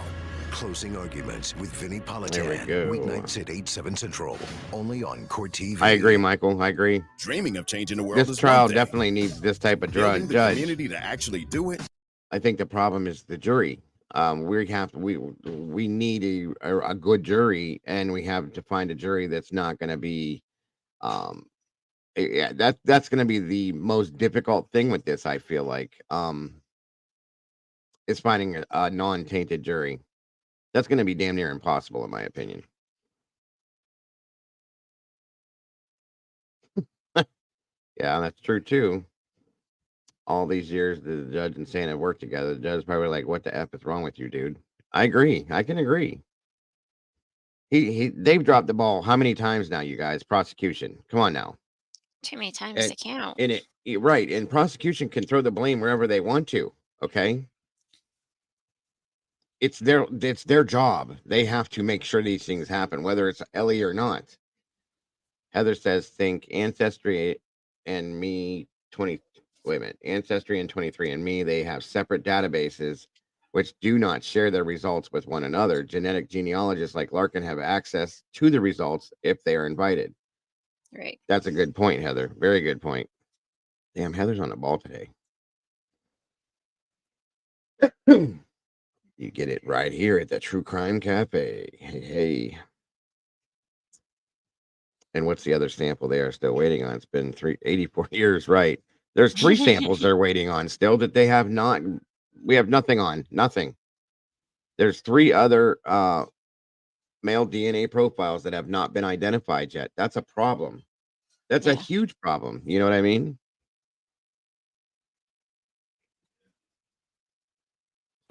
I agree. This case is worldwide, even out of state. Oh, we have people in here from Africa, Thailand, Japan that are watching this with us. So yes, I agree. I knew that was coming.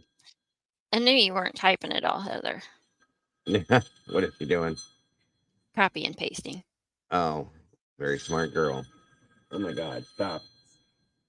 Okay.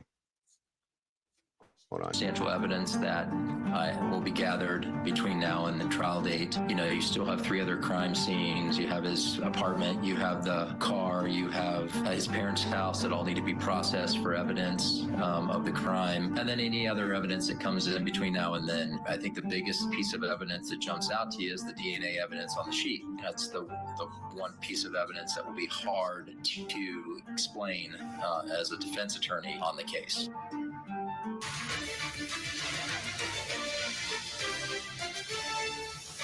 Let's get right back into that motions hearing for quadruple murder suspect Brian Kohberger. As of now, his trial is set to begin on October 2nd in the murders of 4 University of Idaho college students. That's an interesting piece of info. In a home near campus in November of last year. First witness on the stand, Stephen Mercer, an attorney with a specialty in DNA. Let's go back in. We've asked the lab provided it to us, we sent it to them. At this point, all I'm hearing is speculations. They think maybe or they wish something else was there. But as far as we know, it doesn't exist. I don't know what else we can say.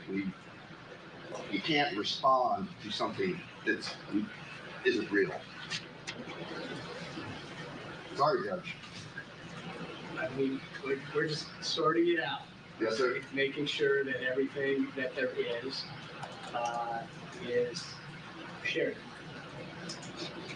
Except for the ones that you don't want to share. Absolutely, yes, sir. And that's one of the reasons we're here.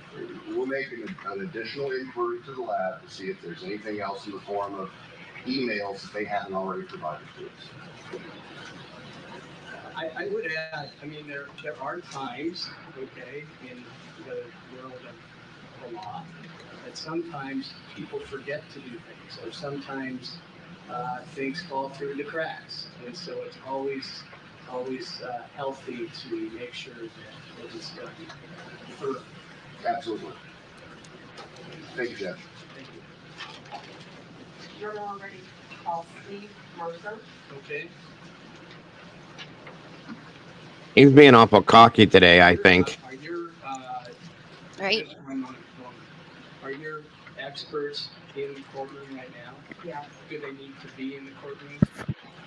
I think he's unhappy because the judge allowed this too. In the courtroom, seated where they are, so they're just kind of Right. Any objection Hey, to that? salty sleuth. I don't know who to point to here. Sure, we also have the witnesses. I'm going to exclude your witnesses, so they're not hearing what the other witnesses are testifying by, and that'll be, I think, a cleaner It's okay, hon. response. So then I don't want to have them reacting to the other testimony. We'll hear each testimony. No dumb question. Of each witness's testimony be independent. Okay, so if you please have your other experts excluded from the court. Where would the court like them to go? This is a media intensive environment. Amen, Jules. The law library. May I escort them there? Sure. Thank you. Sorry, Mr. Mercer.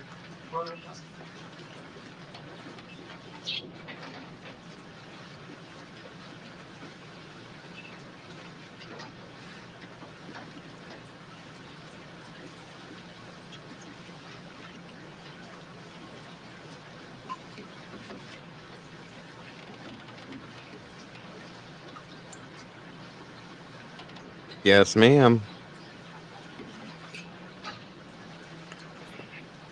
I'm mama smart.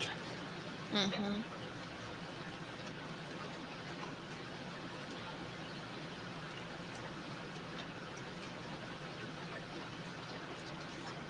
Thank you, Your Honor. Okay. Thank you, Ms. Taylor. Okay, Ms. Mercer, hang on up. Please raise your right hand. Hey, yeah, please. Do you solemnly swear that the testimony you give in this case shall be the truth, the whole truth, and nothing but the truth under penalty of perjury? I do. Thank you, Mr. Mercer. Go ahead and get some water there. I'll take care of that. And once you're seated, would you please state your name and spell your last name? Yes, my name is Stephen with a PH Mercer, M-E-R-C-E-R. All right, thank you, sir. Okay, Ms. Taylor. Good morning, Mr. Mercer. Good morning. Thank you, What Allison. city and state are you from? Rockville, Maryland. What do you do for work? I am a licensed attorney in Maryland in the District of Columbia in the field of criminal defense with areas of specialization in DNA and forensic litigation. How long have you been an attorney? I was licensed in the state of Maryland in 1995 and in the District of Columbia in 1997. I'm also a member of several federal bars, including the Supreme Court, where I appeared as co-counsel in Maryland v. King, a DNA database case from 2013, as well as the Fourth Circuit, the DC Circuit, and a number of federal district courts. I want to back up a little bit and have you tell me about your educational background. So I have an undergraduate degree, bachelor's degree in English from Syracuse University, 1984. Juris Doctor JD from the District of Columbia School of Law from 1994. And you mentioned you have a specialty in DNA. Where does that come from? So my experience with DNA began with the first constitutional challenge to Maryland's DNA database statute, and that started in 2002 in the case of State v. Raines. where it raised a Fourth Amendment challenge to the compelled collection of DNA from convicted offenders. Prevailed on that case in the trial court. It was appealed to the Court of Appeals, which is now called the Maryland Supreme Court. The Maryland Supreme Court, in a sharply divided 4-3 decision, reversed, sent it back to the trial, tried the case, and that was really the beginning of my experience with forensic DNA litigation. And then from that point, I continued in that field, attended training with the District of Columbia Public Defender Service. I began to collaborate with the Innocence Project and the Forensics Division at the Maryland Office of the Public Defender, doing indigent defense work and innocence work, and began to work closely with DNA scientists who actually did the wet chemistry work. Had numerous opportunities to tour law enforcement labs, including the NIST lab, as well as Montgomery County's lab, Bodie Technology, the FBI lab, as well. And so I continued working in the field, providing both direct representation in DNA cases as well as consultation through my private practice. And then in 2010, the public defender recruited me to head up the Forensics Division at Maryland's Office of the Public Defender, which is a statewide public defender system. And then there, I really dived much deeper into the field of DNA forensic litigation at that time. And if there's some questions, I can explain that further. I may ask you some others about that in just a moment. Would you tell me about any publications, any articles? Yes, so I published an article, co-authored an article in Maryland's DNA Data Bank back in the early 2000s following the State v. Raines decision.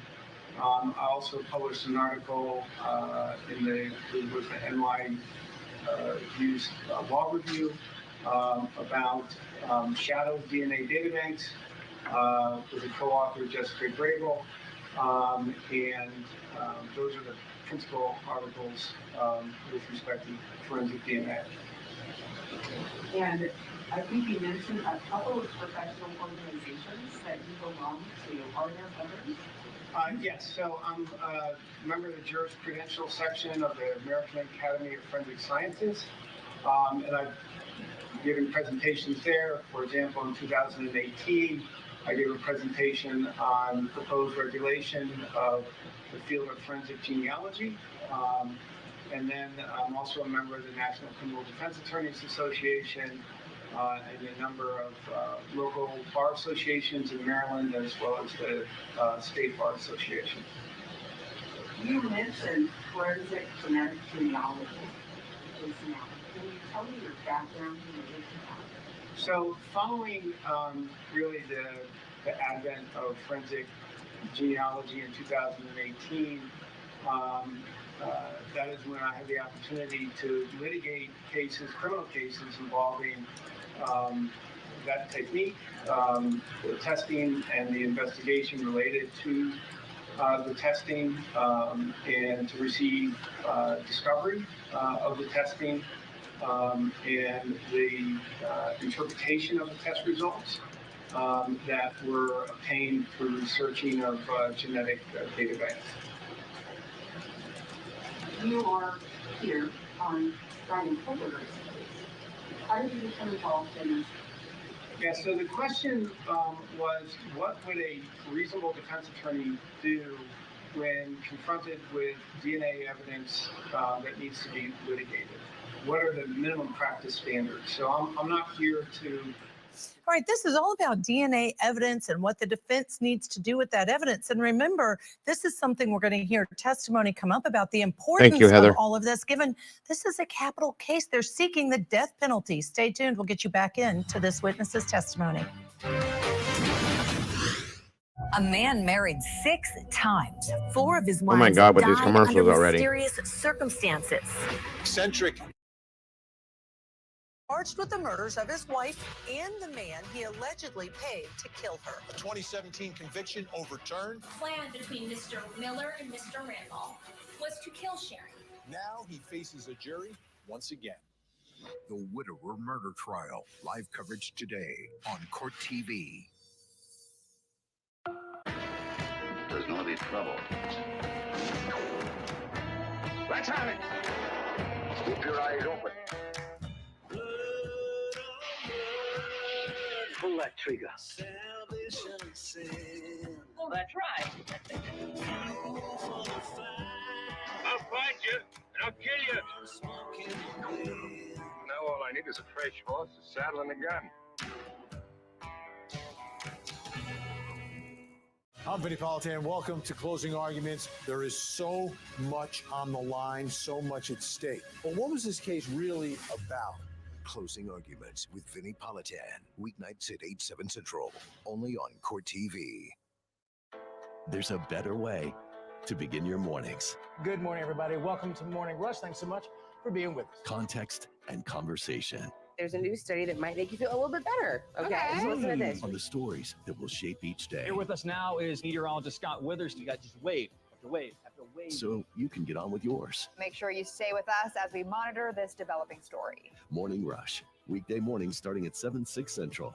Only on Scripps News. The fastest gun in the West. That's right. Is a magnet for trouble. Now why'd you have to show up? Rory Calhoun is the Texan. Scared? Every Thursday night on Grid Extra. Free Movie Channel has something for everyone. With no subscription or rental fees, Free Movie Channel is the quick and easy choice for first-run films, as well as classic movies. Check out Free Movie Channel today and find your new favorite movie. I have the most amazing thing to tell you that you're not even going to believe. Found your retainer? I wish. You keep me coming back for more. That's incredible. No, it's genius. I know. Oh, get it. You'll never understand. You keep me coming back for more. It's really great. I get it. You're not getting this at all. Oh, what are you doing here? I used to be a phenomenon. Now I'm reduced to a what are you doing here? You keep me coming back for more. For over 100 years, this light has shined. Through generations of Americans, this light carries on. Reporting from Ukraine, Scripps News. A beacon of the free American press. Reporting the facts, telling the whole story. This light illuminates, it informs, and now shines even brighter. Scripps News. I wish I could skip this, guys. I'm sorry. Let the games begin. Ooh, that sounds wonderful. Now you talking like you got some sense. Let's get some more than how. Okay. Light it up, baby. Sorry I'm late. Looking this good doesn't happen by accident. There are people like us that want to reach out to you and send you that love. Hey, family. You got to get my dance on. I'm coming back to this show. Isn't this just fabulous?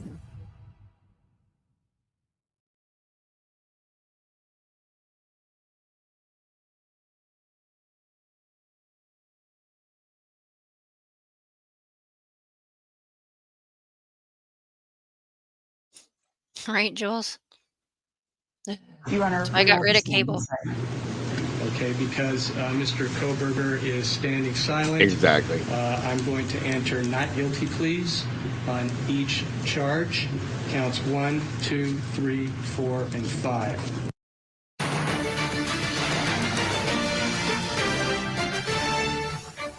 That was Brian Kohberger's attorney speaking on his behalf back in May at his arraignment. He is facing 4 first-degree murder charges and a felony burglary charge in the deaths of 4 Idaho College students. Let's get you right back into court for today's motions hearing, which is happening inside the Latah County Courthouse. You see right here, there's a picture of it, and on the stand, the defense witness, the first witness of the day, Stephen Mercer, who's a licensed attorney in the field of criminal defense, specializing in DNA. Or offer legal opinions about constitutional standards. Rather, my area of focus is based on my experience training and expertise in forensic DNA litigation, and what a minimum practice standard would be for a reasonably competent trial attorney who must comply with their duty to investigate the case on behalf of their client. And is that because of what you pick when you get genetic genealogy materials? Well, yes. I mean, forensic evidence is often central in a case, and DNA evidence in particular. And so when there's an item, for example, here of an environmental sample of trace DNA evidence that, as I understand it from reviewing the pleadings, was twice tested, first for an STR profile and then later for a genomic profile. The question becomes, what is the minimum practice standard for an attorney to be effective in their representation of a client given that type of evidence? When you're talking about two samples happening, or two tests happening, why should an attorney know about that? Well, there are a number of reasons why it's crucial for the attorney to investigate any testing of evidence that is central to a case. And again, here it's an environmental sample of trace DNA that is being tested. And so it's essential for the attorney to know, for a number of reasons, about the details of the testing and the investigation when we're talking specifically about forensic genealogy. Number one is there's pretrial concerns. And those pretrial concerns that can be raised would involve suppression issues and potentially Fourth Amendment issues. These are questions that are very much evolving in the state of our litigation. But to understand the viability of a Fourth Amendment challenge, there has to be a factual investigation. There has to be a determination of the conduct that law enforcement undertook during the forensic analysis of the genealogy. So, for example, was it fast and loose? Was there searching of data banks that violated the terms and conditions of those data banks? Was there surreptitious DNA collection from individuals, targeted individuals in family trees? So these are very fact-specific inquiries that the attorney must know in formulating a suppression challenge under the Fourth Amendment, because it's all about reasonable expectations of privacy. And what's really critical here is to understand it, and this is close to me from my litigation. Early on, the government and law enforcement's argument was always there are minimal privacy interests at stake because forensic DNA profile is like a fingerprint. And it says nothing about who the person is. But now with forensic genealogy, we're talking about genomic profiles, potentially whole genomic profiles, or at the very least a SNP profile, single nucleotide polymorphism profile, single nucleotide polymorphism. An SNP profile that contains a vast amount of information that is very, very private.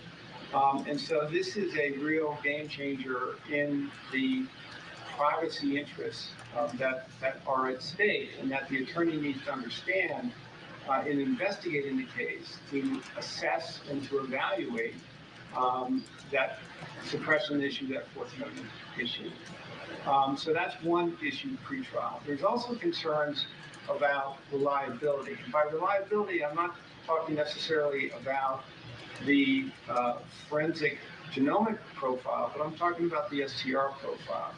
And again, because as I understand it from the pleadings, there were multiple tests on the same evidence, environmental sample of trace DNA. One produced a STR profile, that I understand from the pleadings is represented as being a single source male profile. The reliability of that needs to be investigated, and certainly through one aspect of that is investigating the laboratory documentation that is provided for the STR testing. But we also have to appreciate, and again, I'm not a DNA scientist or a biologist, but I'm an attorney that works with experts, and I need to know what type of expert to hire. And one thing that I do realize in looking at this is when there's multiple tests of the same piece of evidence, and you have a genomic profile, in other words, potentially the entire human genome that is typed from this environmental sample trace DNA, or at least an SNP profile, which is somewhere in the neighborhood of 700,000 locations of data. What does that tell us about the STR profile markers? So, for example, the STR profile markers, which are typed, are 20 out of 30,000 STR markers overall. And so what I would be investigating with a qualified expert is, number one, and I don't know from the pleadings if there's a whole genome profile that's been developed for the forensic genealogy, but if there is, that should contain STR markers. What did that tell us about the reliability of the STR testing? Is there any potential for artifacts? Is there any potential for an undetected low-level mixture? Those types of questions that are potentially available to inquire and ask about, where you have multiple tests of the same piece of evidence and it's an environmental sample of trace DNA. Now, if it's just an SNP profile, I say just, but that's 700,000 locations of information that is like a probabilistic future diary of someone's health, medical, and all manner of conditions that are linked to genetics. That may not have the STR markers in it itself, but it will have information, SNP markers in the neighborhood of, so to speak, of STR markers that will also shed light potentially on those STR markers and the reliability of those STR markers. So these are, particularly in a capital case, crucial areas of inquiry that must be undertaken by the defense team in conjunction with experts that they retain. But they can't even decide what experts to retain without having the discovery. And that's the minimum practice standard. And that's a point that I've made in testimony before courts where I've been accepted as an expert in Maryland, DC, and Virginia, that the minimum practice standard is that the attorney must obtain discovery of the scientific testing of an evidence sample. And that, particularly so in a capital case, and particularly where we're talking about an environmental sample of trace DNA, it's absolutely crucial to get that discovery, because then that informs the scope of the investigation, the experts to hire, and what have you. Now, also with respect to the forensic genealogy, it's important not to separate this out into all these different components. So this is really interesting. This defense witness is basically saying to the judge, listen, these are the things you have to decide in these pretrial motions and what you're going to allow in and not on the DNA, because if you don't, it could be appealed, it could be overturned. Here's a standard of practice, judge, that you should follow. Stay tuned. We're going to get you right back into court on the other side of a short break, right where we're leaving off. How many short breaks do they need? Tonight on Closing Arguments, key takeaways from today's hearing in the Idaho Apparently College too many. murders case. Attorneys arguing several issues, including the defendant's alibi. Our experts are breaking down these motions and their impact on the upcoming This is ridiculous. trial. Thank you again, Heather. Anna Walsh, a missing Massachusetts mother of 3 young boys. We're unpacking all the details as her husband prepares to stand trial for her murder. Closing Arguments tonight at 8/7 Central, only on Court TV. Dreaming of changing the world is one thing. Building the community to actually do it, that's real. Sometimes we need to come together to elevate higher. Introducing Bounce Community, a new bond between Bounce and you. Together we celebrate. Steve Mercer's an attorney that works with these DNA cases and experts on a regular basis. That's what the deal. That's why they have him in there. Elevating the But that just proves a point that this guy isn't, isn't a wholehearted expert, and he even knows. You know what I mean? Exactly. Thibodeau said it's classed as environmental because it was collected outside in the rubbish. Mm-hmm.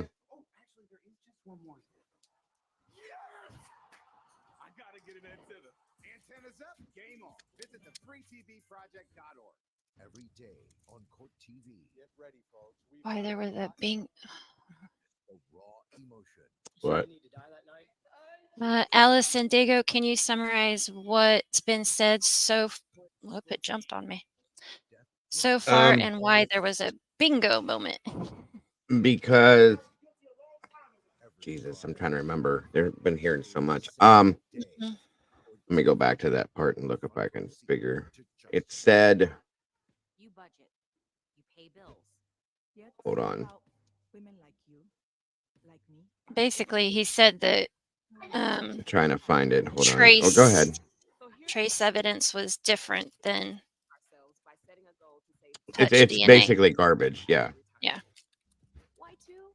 Hold on.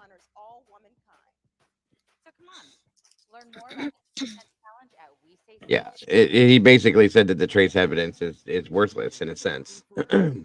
It's the worst type of DNA you can use. Robert said touch There it DNA is. only takes 7 to 8 cells from the outermost layer of skin. If that crime scene was like they have claimed, there should have been victim's DNA along with BK's DNA. Right. Yeah, it's literally trash DNA. Thank you, Mandy. And that's why I said bingo, because we've been saying that for months. And again, the FBI said, don't use this, don't use this, don't use this. Guess what they did? They used this. Yeah, Jules has been saying it for months too. It's garbage, guys. It's not anything, and it doesn't make any sense as to why, if they have a smoking gun, that this is Brian Kohberger, where's it at? Why would you use this garbage DNA if you have something like that? Yeah.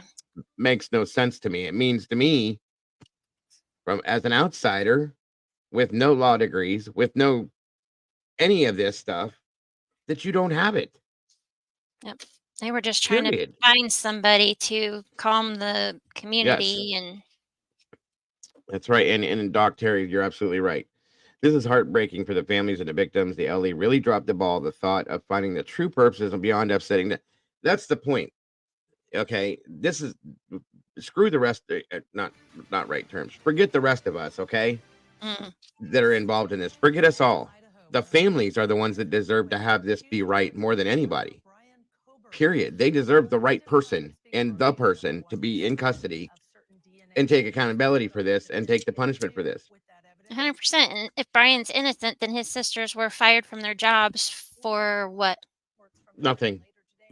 The ridicule that the families received for nothing. The ridicule that he's received for nothing. You're kidding me. Yeah. All because law enforcement agency just didn't want to do their job right. Come on. Right. He was even saying that's what the bingo moment was when Mr. Mercer said that he's questioning the what the word did he use? The way that law enforcement did this. It's important not to separate this out into all these different components. It is, you have the S&P testing, and then you also have the development of these family trees through database searching. This is all part of the same testing and experiment. They go really hand in hand, and you can't unravel them. They really have to be considered together as a single cord of different strands of the testing and experiment, because the attorney needs to know how these family trees have been developed, because we're talking now about trial issues, and the government is introducing the STR profile. They have to introduce statistics that explain the significance of any STR match that the government is identifying as central to its case. And so the defense must investigate ways to cross-examine those statistics and the rarity of that match that the government is attaching great significance to. And so an area to look into and to inquire about are the limits of the statistical tool that the government is using or the state is using, which is based on the premise that sort of what's called a random person not excluded. And that's answering the question of the rarity of a profile in a population of unrelated people. But the key point there is unrelated. So we know there's no universe where a STR profile has no relatives. And in fact, in a case involving forensic genealogy, the way that the defendant is identified is by searching a pool of related people. And so we need to be able to investigate and evaluate the rarity of a profile within a related population. And that's a different question than what the government answers with its random person not excluded statistic that is typically used. And so, again, without the discovery of the forensic genealogy, both the testing as well as the experiments that are done with the test results, i.e. the database searches, as well as the family tree build-out, the attorney can't investigate that. And in that situation, by not investigating it, is not complying with their duty to investigate that is required, especially in a capital case.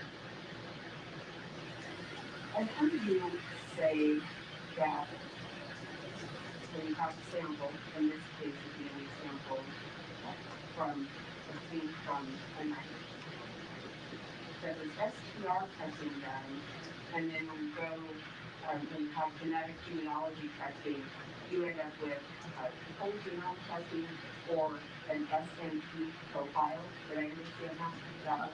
Yes, and it's unclear to me at this point what type of genomic profile was developed, whether it was a whole genome sequence or whether it was an SNP profile, which contains about 700,000 locations of very personal, private information. I think I heard you say that no matter which one of those were done for genetic genealogy, that you need to look at those to test the reliability of the STR profile.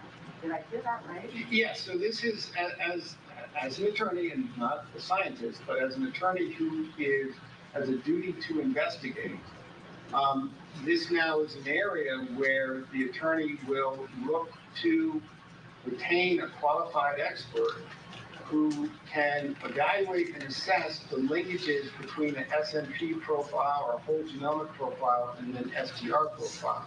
To be sure, an SNP profile or forensic genomic profile can't be searched in codex. It's not that type of situation. They can't be directly compared. But there are techniques that can evaluate if it is a whole genomic profile, you would look to a scientist who then would be targeting the areas of the whole genomic profile that comprise the STR profile to then evaluate the reliability of the STR profile, the potential for any mixture, the potential for any artifacts in the STR profile. Or if it's an SNP profile which doesn't have the STR locations in it, then you would look for an expert who understands that the neighboring regions around where the STR markers can be evaluated and assessed to provide information about what the STR markers would be. Can I clarify something? Sure. So what you're saying is that you need to look at the qualified. Right. Here's what I think the point of this is. The genealogy was used, we know, in order to investigate and point to the suspect of Brian Kohberger. Now, this expert saying, listen, how that family tree was developed, how that genealogy was used is something that we have to really do a deep dive on in order to afford him a proper defense.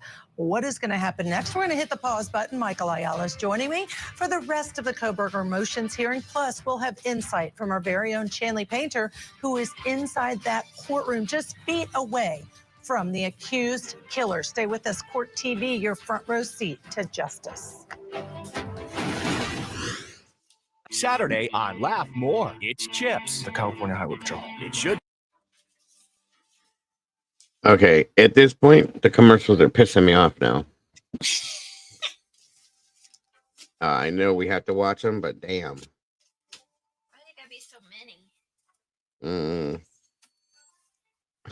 Exactly, Jesse. Exactly.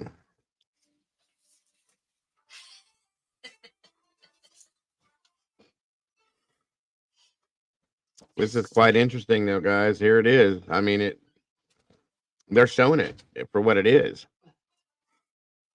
They've basically said in layman's terms so far, and yes, this guy has 6 post convictions based on under his belt from before. Okay, but they basically, yeah, I'm good, Dago or Devil. How are you? But they basically said that the DNA was trash. They're questioning how it was collected, and that how law enforcement handled this. Same things we've said, right or wrong, you know. Yep. And none of us have any kind of law degrees. We don't have any kind of degrees in this sense. So where's the problem here, folks? That's the thing, is you guys need to pay very close attention to what's being said here, because this is it right here, guys. Yeah, I know, Mandy. It's true. Doodlebug said super troopers in Moscow. Yeah, right. That's basically what this is. Like ridiculously embarrassing. That's true too, Cowboy. Whatever. Kohberger's constitutional rights are being violated in multiple ways. That's correct. And yep, David Clayton also. The DNA is all they got. So really, let's not forget. We can't forget. He turned his phone off. Right? Oh my God. His phone pinged over there. Who turns their phone off? Come on now. God, I mean, I've never in my life heard of phones going dead. You know? What's up with that? Yeah. That's what I'm saying. This is so ridiculous, you guys. If the man is guilty, okay, let's do it. They still have yet to show us anything that proves that he's guilty. And everything they've shown us is being knocked out of the park right now. Mm-hmm. Okay? Everything they've shown us is being flushed down the toilet, guys. Sorry, folks. My sinuses are killing me today. Anyway, Anna Flavia Constantino, welcome. Good to see you, dear. Okay.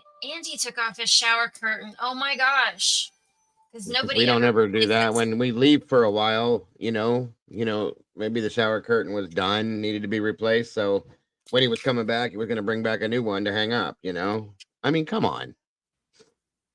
If evidence is real, they should have no problem proving it. That's the concept. That's a fact, Elaine. But it seems like they're having lots of problems. So, and you see how irritated Santa's getting. Santa's getting really irritated. He's highly irritated because he knows. He knows. Y'all dropped the ball. I won't be surprised. Somebody asked me a while back, do you think he'll be set free? And I said, no, I don't think so. I don't think so.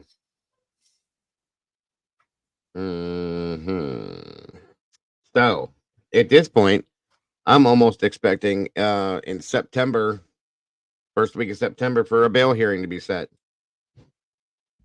Mm-hmm. I'm just being honest at this point. Nothing we do can bring them back.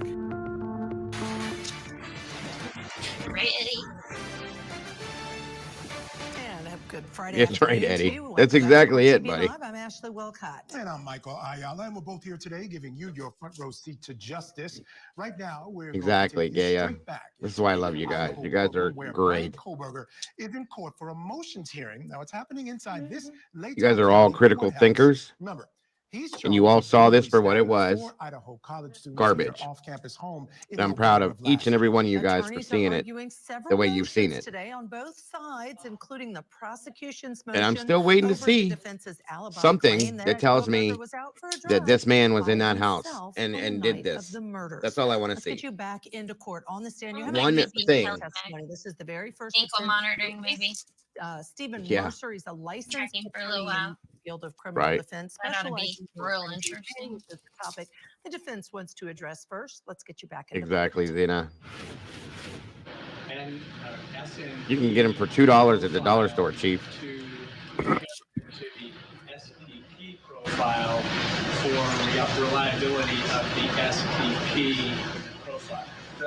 The STR profile. STR. Yeah, so there could be. Amen to that, clues, ladies. Speedwell. Absolutely, that could be discerned from an analysis of the SMP or whole genomic profile. Because again, we're talking about two different tests of the same piece of evidence. And there have been, in peer-reviewed publication, I mean, one that comes to mind is Jae-Wah Kim, who published in the journal Cell about how an SMP profile can be linked to an STR profile. And that's by zeroing in on sort of the neighboring regions and examining those. So again, I'm not a biologist or a scientist, but I'm an attorney, who has a duty to investigate, and to investigate requires hiring experts to examine this data, this discovery that hasn't been produced yet. And so that's why the minimum practice standard is to get that discovery so that the attorney can then assess that discovery and then retain a qualified scientist to help understand the extent to which the SMP testing will shed light on the reliability of the STR testing that has already been done in the same piece of evidence. Okay, so that having that profile on the SMP can verify the legitimacy of the STR. Right, so that's my hypothesis. That's what I go to the expert to inquire about. Because again, this is a very much an emerging area of forensic science and litigation. Sure. Yes. I'm going to step in. I don't believe that this witness is qualified to comment on what's needed in these scientific processes. He just indicated that it was his personal hypothesis. I would remove my objection on it. Well, I'm going to overrule that because I asked the questions. I apologize. Go ahead, ask your next question.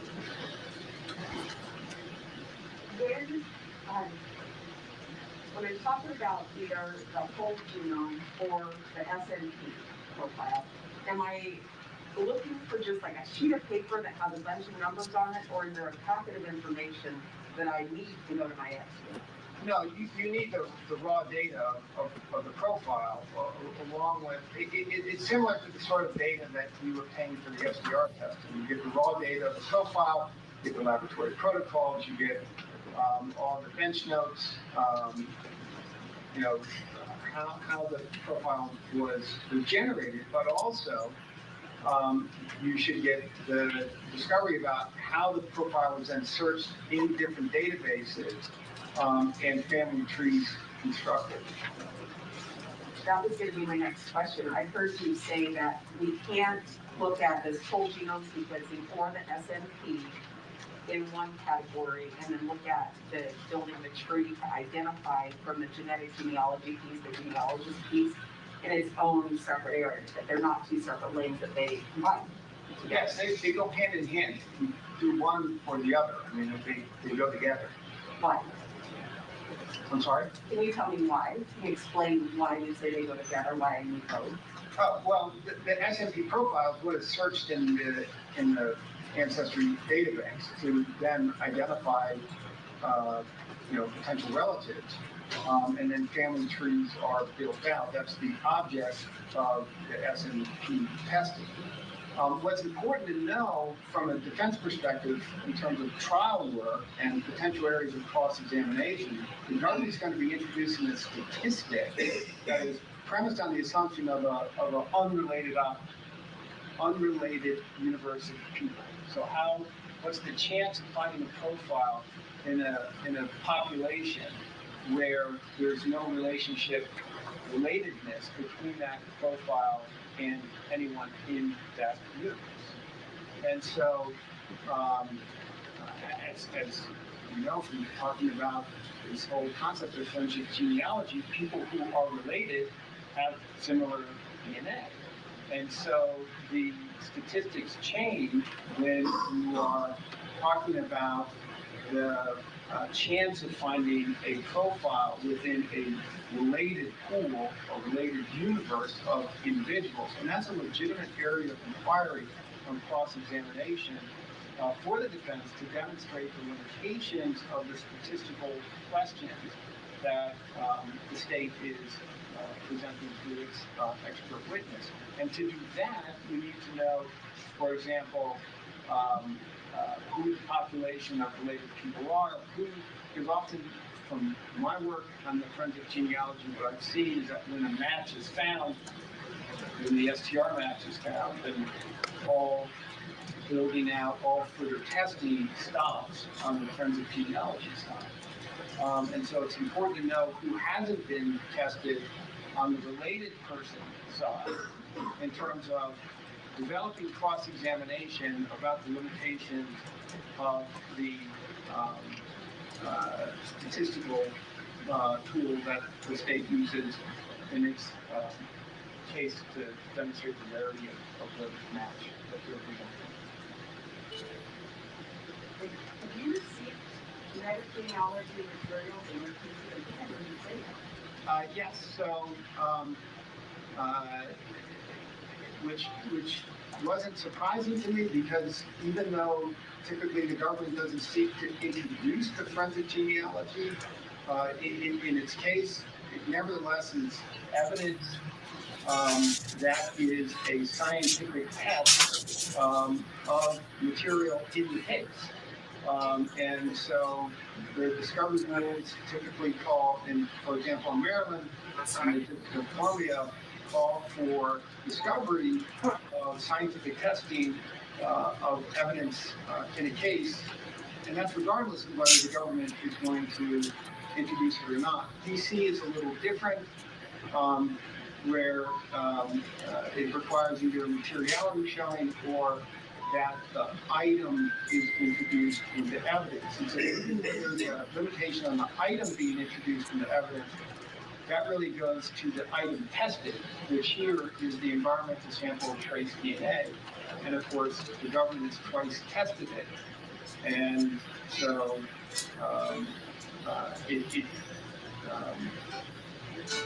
for the attorney to be able to fulfill their duty to investigate and satisfy the minimum practice standards, they should have access to the scientific testing of that item of evidence, which is central to the case. Just 1 minute. Thank you.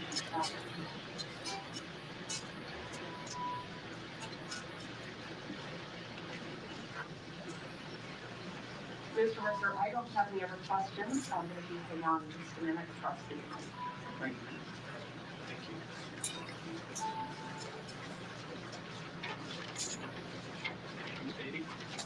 It was right there, I think. Okay, thank you. Okay, may this witness be excused? Let's welcome in at this time in Arizona, former criminal defense attorney who represented Jodi Arias, Kirk Nurmi. Kirk, always Sarah great Bone. to have you on. Thank you for joining us. This is interesting to me because here's what's happening is the defense is saying he's an expert defense attorney, specialty in DNA. And Judge, we need you to hear his testimony, and we want you to agree that the genealogy and all the statistics means that the defense has to have all this information and discovery so the court can then decide what comes into evidence and doesn't come into evidence. At least that's my takeaway. Kirk, what are your thoughts? Ashley, I'm gonna see things a little differently and invite you to consider what we're really talking about here. When we hear words like defense, developing, cross, things of that nature, what's really at issue is the effectiveness of counsel. This might be the kind of testimony we see after somebody's convicted and sentenced to death, and they're challenged the effectiveness of counsel. What this expert seems to be saying when he talks about different jurisdictions, what have you, is, Judge, if you don't give the defense access to this information for their experts, developing cross their own case in chief, that they're going to be ineffective. That's really what we're talking about here, the effectiveness of counsel. And the defense is ultimately then trying to box the judge into a corner by saying, you have to give us this information or we're ineffective, and ultimately any sentence would be overturned on appeal. Yeah, I agree with you 100%, Kirk, but I want to take it even a step further and see if you agree. I think what we're actually watching is the development of strategy for defense attorneys who are going to be representing folks who are being charged based on genetic genealogy. This is a new area of science. It's a new way for DNA to be used to connect people to crimes. And they're actually discovering now how to go about the discovery phase, which is all about how you deal and how effective you are as counsel. And they're developing the sort of the strategy now. This guy is an expert in that strategy, and now he's imparting to this court and eventually probably courts across the country how to go about providing information so that defense attorneys can be effective. Yeah, I mean, I think ultimately he is describing the bar that must be hurdled, right? So the minimum requirements, what the state must do if they're going to use this information, whatever they use, they must turn over for these various reasons, the reason the expert described. Or a defense attorney is, especially in a capital case, is per se ineffective if they don't have this information. So what this expert seems to be doing, Michael, is kind of setting the standard in essence. Would they be doing this if this was not a death penalty case, in your opinion, Michael? Well, I think part of what they're doing here is, and we can get deeper into this when we have more time, but I think some of this is maneuvering by the defense, hoping that at some point, right there, Anna. That's it. And welcome. It's good to see you. I think they're taking a piece out of the playbook of Lori Vallow-Davis. I think so too. I don't know that it's going to be effective. I understand where you're going with that, but without the death penalty on the table, I don't think that we'd be hearing any of this testimony. Fair enough. All right. All right. We're going to take a break, folks. Coming up, a live report from our own Chanley Painter, who has been inside the courtroom during this hearing. She's just feet away from Brian Kohberger. She'll have a report. Keep us here on Court TV Live, your front row seat to justice. Tonight on Closing Arguments, key takeaways from today's hearing in the Idaho college student murders case. Attorneys arguing several issues, including the defendant's alibi. Our experts are breaking down these motions and their impact on the upcoming trial. Plus, a Maryland mother of 5 found dead on a hiking trail the day after she was reported missing. We'll bring you the very latest developments in the investigation. Closing Arguments, tonight at 8/7 Central, only on Court TV. I'm Vinny Politan. Welcome to Closing Arguments. There is so much on the line, so much at stake. But what was this case really about? Closing Arguments with Vinny Politan, weeknights at 8/7 Central, only on Court TV. Do you have an idea for a story you would like to see or a comment on our coverage you want to share? We want to hear from you. Call our Scripps News viewer hotline at 833-4SCRIPPS. That's 833-4SCRIPPS. These are the cases that captivated the world. Can keep my life straight. That demanded our attention. They were killed by their own children. That challenged the legal system and ourselves. How in the world can a mother wait 30 days before reporting her child missing? These are the trials that became legendary. And now you can relive them all in one place. Court TV Legendary Trials. Go to courttv.com/legendary trials to find out how to watch. You budget. You pay bills. Yet somehow, women like you like me, are 80% more likely than men to live in poverty in retirement. So here's what we're going to do now. We're going to save ourselves by setting a goal to save 2% more of our income for our retirement. Why 2? 1% honors you, and 1% honors all womankind. So come on, learn more about the 2% challenge at WeSaySaveIt.org. Free Movie Channel has something for everyone.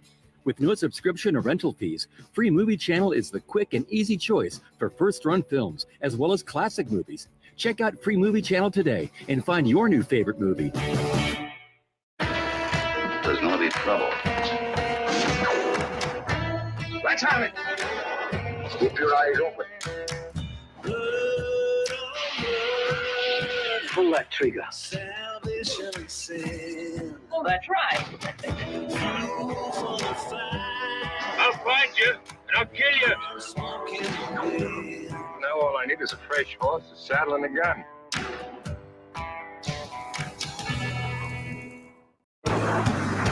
The fastest gun in the West. That's right.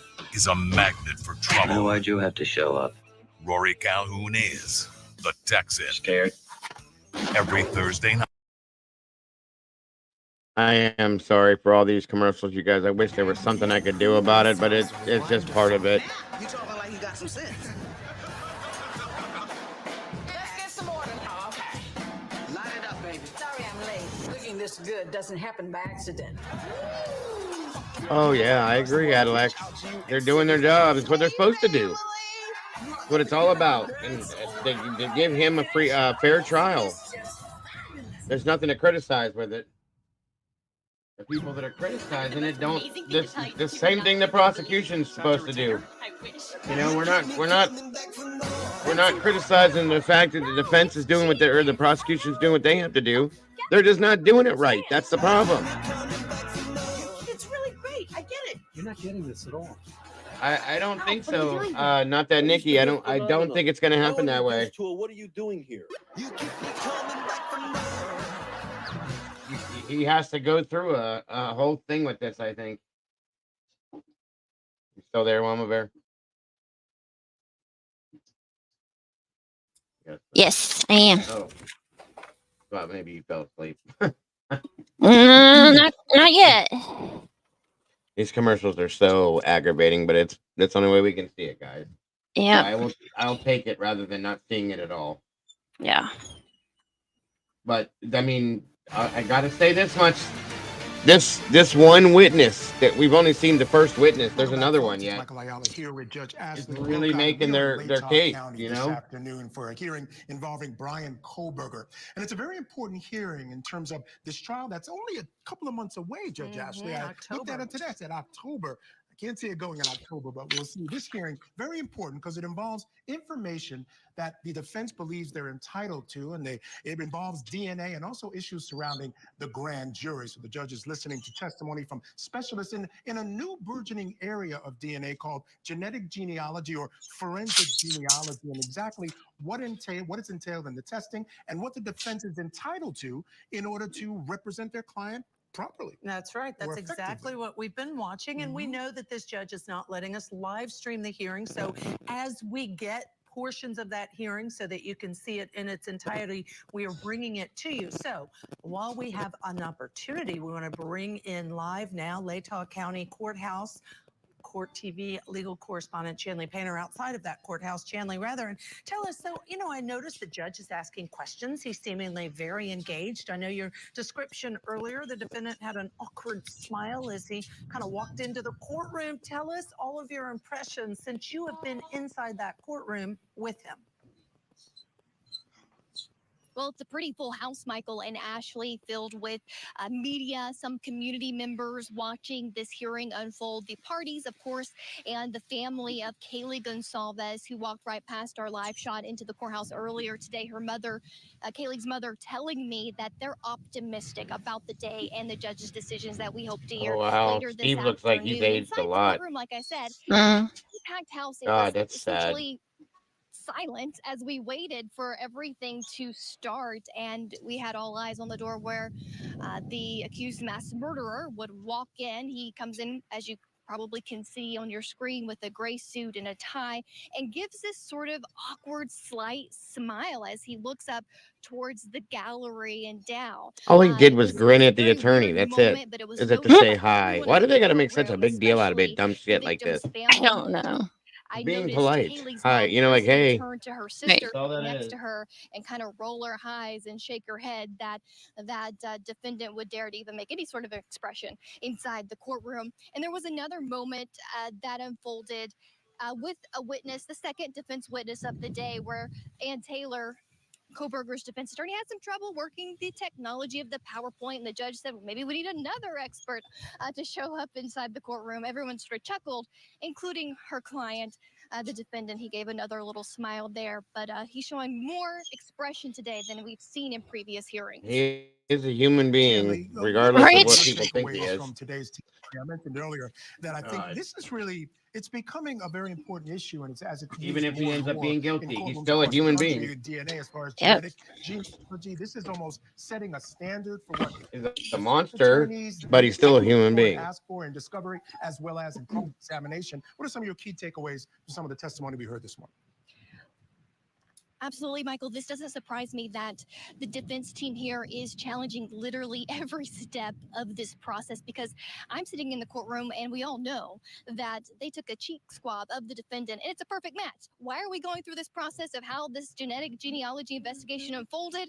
Well, that's because the defense wants to challenge every part of this investigation, right? When we know the foregone conclusion, but still here we are today. It's probably why the prosecution hasn't cross-examined any of these expert witnesses thus far today. But what has been standing out to me is that this is a defense who wants to make sure they obtain every part of what the investigators did last November, December in trying to solve this crime, so that they can hire their own experts to analyze that same type of data, so to give them some fodder for cross-examination of any witnesses during a trial. So they're asking for this judge to compel prosecutors to turn all of it over, because prosecutors say we're not even going to use it. It's not really relevant at this point, and we want to protect the identities of the hundreds of people who were brought up and to build this family tree. But I'd say, even though it kind of could be a little tedious with experts, it's really fascinating if you're into DNA evidence, Michael, inside the courtroom, because these experts are really teaching the judge what's out there in this science. And it is a new area, and so this expertise is something I think future attorneys are going to look at, rely on. As I don't they think it finish has up the anything to next do with protecting those stage of people. evidence that's going to be presented. That's All right, just Tim my Brandon, thank you opinion. so much for joining us live. No. We do get you back in the court again. You haven't missed any of it. The second witness is on the stand for the defense. This is Dr. Leah Larkin, a genealogist. Exactly, Doc Terry. Exactly. Great point. That's a secondary witness.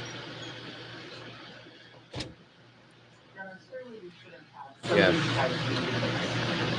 We need another expert. Hi. Yes, we need another expert.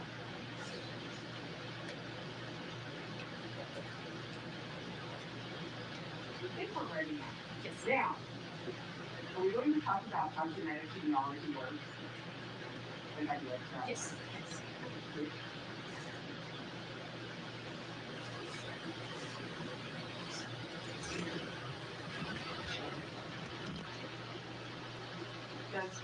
Tell me what type of DNA genetic genealogy exists.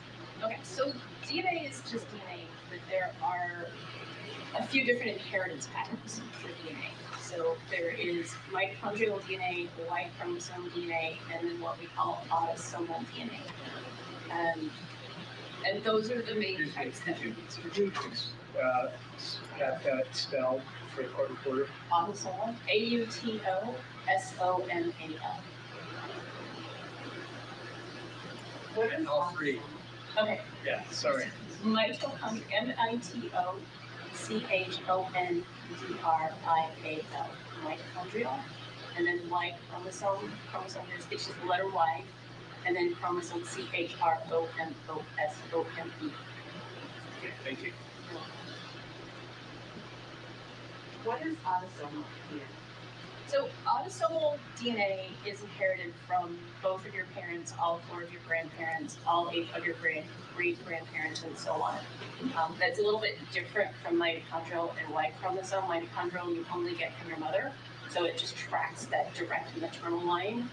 Y chromosome DNA is only in chromosomal males, and it goes from father to son, so it tracks the direct paternal line. But autosomal DNA can show relationships on all branches of your tree because you inherit it from all of your grandparents and so on.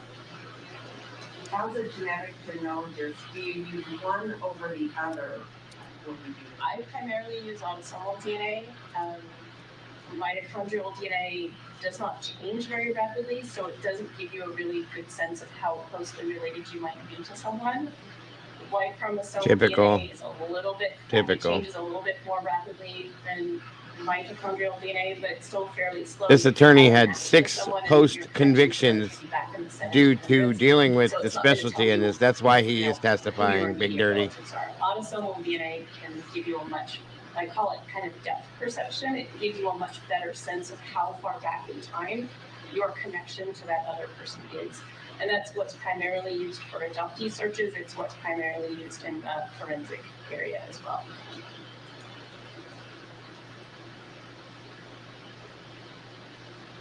So that's just showing the inheritance patterns of the DNA. Does the autosomal DNA stuff provide more matches so that you can do your work easier? Yes. How does this happen? How do you get to do this? Okay, so if you're just a regular old genealogist, you will purchase a DNA kit from one of the main testing companies. They will send you a little tube, and you either spit in the tube, and it seems like a lot of spit, or you do a cheek swab. You put that back in the tube, and you mail it back to the company. The company will then extract the DNA and do the analysis on it. As the genetic genealogist, you want it for the person who did tests. What do you get?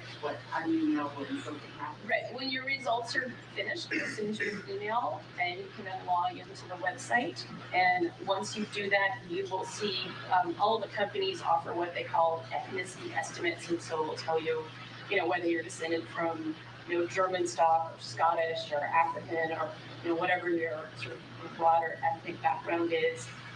They will give you a list of matches, which are other people who've taken the same DNA test in the same database and who share DNA with you. So that's the two main things that you get from that. You said same database. What do you mean by that?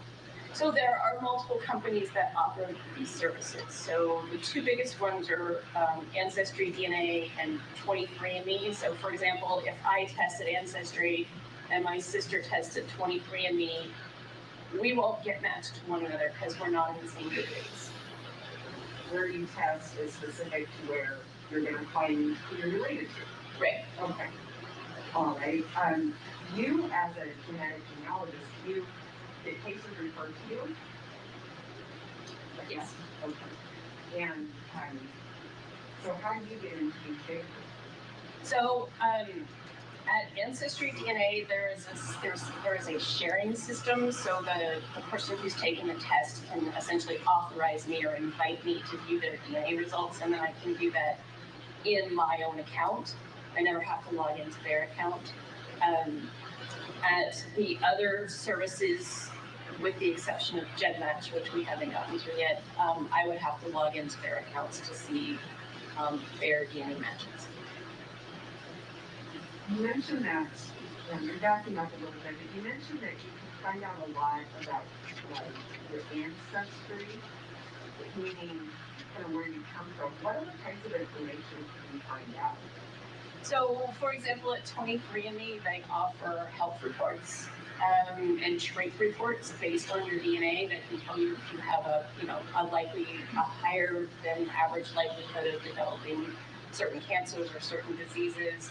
They tell you things that are kind of silly, like do you like cilantro, or if you're prone to drinking more caffeine than the average or less. But they can tell all of those things from the DNA test that they've done. And that's only one of the databases that offer that much information. 23andMe does, and then there's a third-party site called Prometheus that you can take your data file and upload it there, and it will run these reports on it. Prometheus, Etheasde. And if I got that wrong, it's not because I'm lying.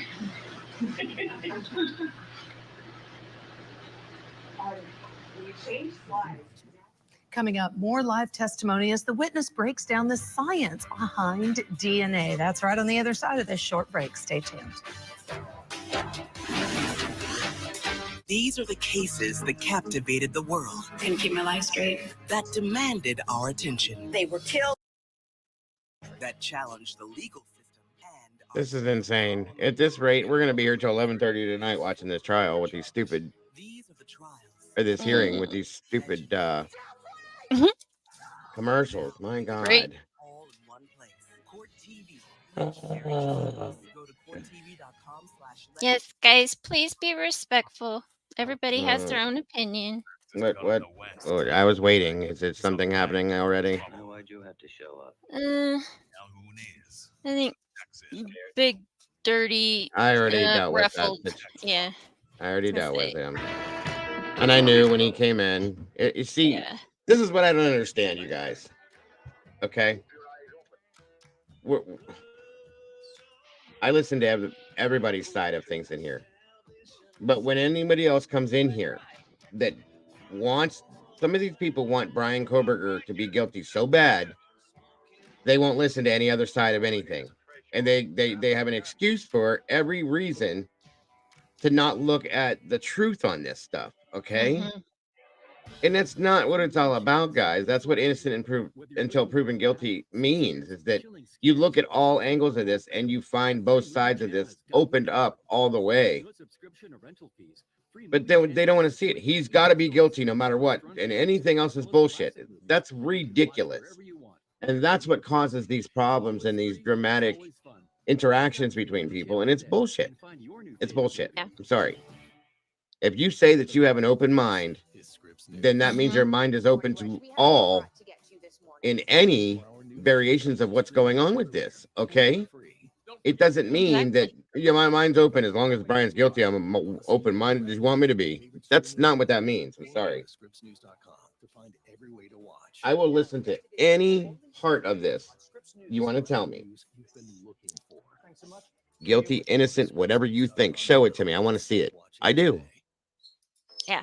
A better way to begin your mornings. Good morning, everybody. Welcome to So far, I haven't seen it. Sorry. And conversation. And what we're seeing today, and I knew that people were going to say, oh, well, this isn't a real expert. It's an attorney. He has 6 post convictions based on based on this. That's not enough for you? I mean, that sounds pretty expert to It me, makes him but an expert. you know. Yes. Yeah, right. It makes him an expert in my mind. I'm sorry. Yeah. And it doesn't seem to me that you got to be too much of an expert to figure this out, that it's bullshit. We figured it out. None of us have these degrees in any of this and have tried any of this stuff.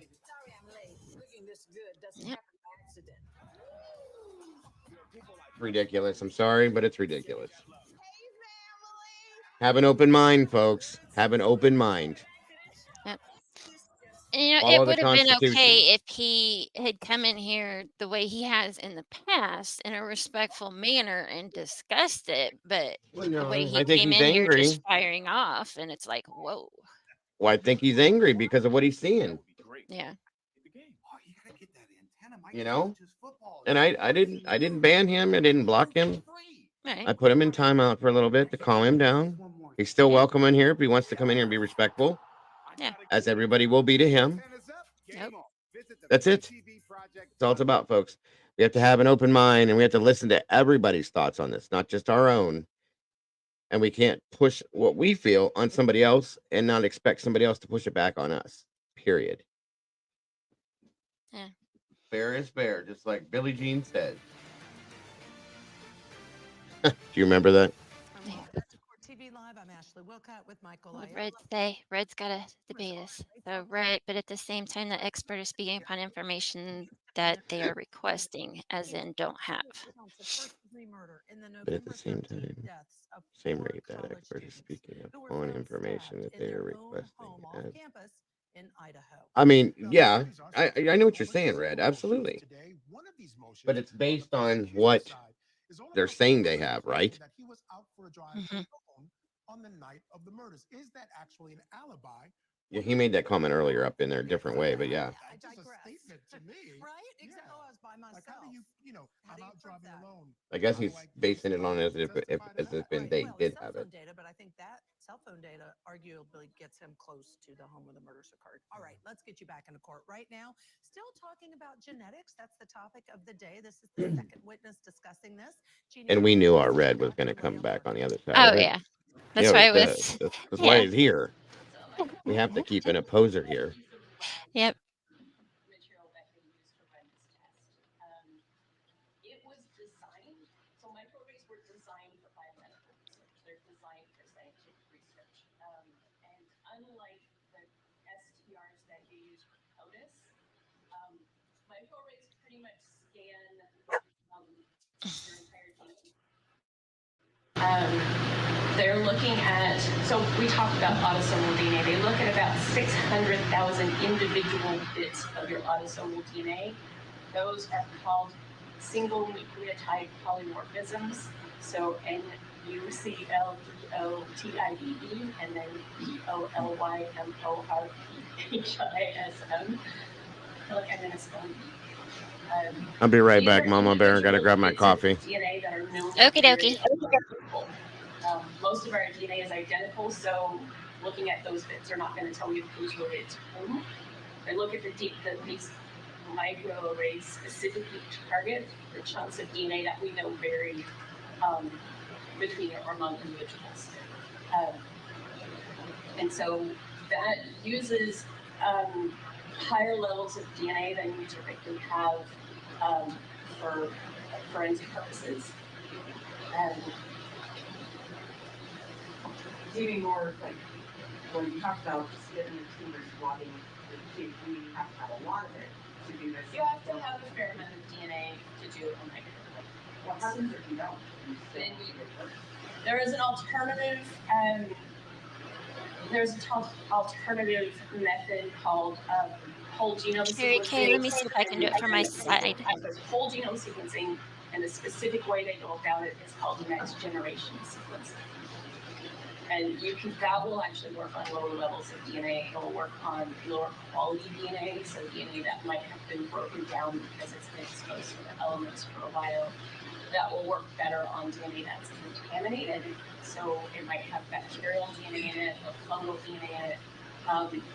So that is an alternative approach to microarrays, but it's more labor intensive and it's more expensive.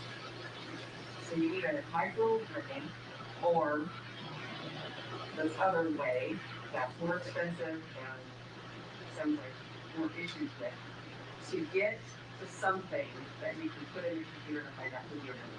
Yes.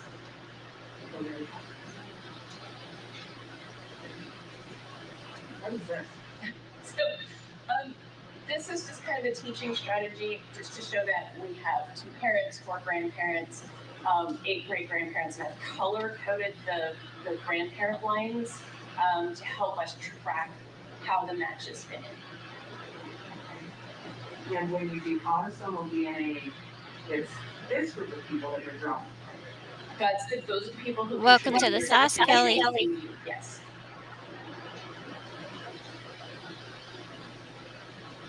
What do we have here?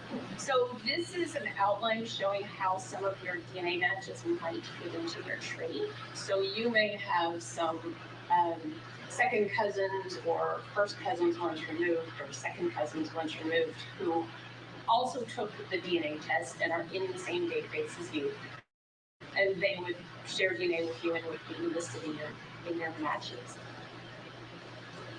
And you can see that in this diagram, I'm only showing 2 great-grandparent lines. There are actually 4. The diagram gets too messy if I try to add more. So the thing is, when you get these matches, the DNA company doesn't actually know how you're related to them. It just knows how much DNA you share with them. And so the DNA company is not going to tell you, this is your second cousin. It's just going to say this person shares so much DNA with you, and they could be your second cousin, but they might could be something else. And then it's up to the genealogist to essentially reverse engineer the tree based on the DNA matches.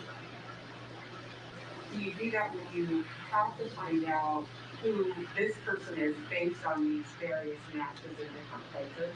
Right. Do you have experience as a genetic genealogist doing that, where you don't know who this person is, you've got to identify this person based on their kids?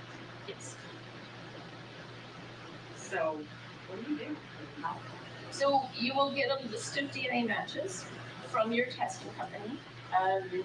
And they are sorted, that list is sorted by how much DNA they share with you. So it's not necessarily sorted by how closely related those people are to you. You get this list, and sometimes they use their real names, the people in the list. Sometimes they use an alias. Depending on the database, you may or may not be able to see their email address. And some of them will have their own family trees linked to their DNA results because they're doing the same thing you are. They're trying to research the family trees. A lot of them won't. Still with us, Kirk Nurmi. All right, Kirk, tell us what you think of this testimony. And Michael, I want to turn to you first, though, because, again, another DNA expert, I think it is cutting edge, learning about what the standard should be for defense attorneys. You know what's being raised for me, and Kirk, I want to bring you in quickly on the conversation, is one of the things being raised by the defense is the reasonableness of the search, right? Because at the end of the day, when you talk about what they're doing here and the expectation of privacy, those are all issues that are raised by what's going on here. And it really sort of hit home to me as I'm listening to this witness testify about all the different levels that this DNA testing can connect with, and the fact that they just tell this person, not necessarily how they're related to you. Right. I mean, I think we put this together with the first witness and saying why you would be ineffective. Now, this witness scientifically is talking about the methodology, the conclusions that could be drawn from it, and why the defense needs to investigate the validity of those conclusions. And so, again, going back to the idea and what Ashley said before break, I don't think this inquiry would be happening as wasn't a death penalty case. But this evidence is the most powerful evidence against Mr. Kohberger, and therefore the defense is well taken to lay out the steps that they should be doing, advancing in order to provide a proper defense. And this expert is detailing some of the things that make it the case that this is just not a foregone conclusion. They can't just accept the state's word for it. But why is the state fighting it as hard as there? We know, go back to the earlier discussion about, listen, if you're the state, why not turn everything over and let them decide what their defense is going to be? Why fight it as much as they are? You know, that's what I don't understand, because in a death penalty case, they know that the defense attorneys are entitled to this information, particularly in any case, frankly. But in a death penalty case, the scrutiny just becomes heightened all the way. I could see their concerns about privacy, some of the people that have put their names into the database, things like that. That can be controlled. That can be restricted to a protective order. But why the state is fighting this, to me, it doesn't make a lot of sense. The only thing that I can think about is I think a lot of what they think the defense is doing, Kirk, is trying to buy time.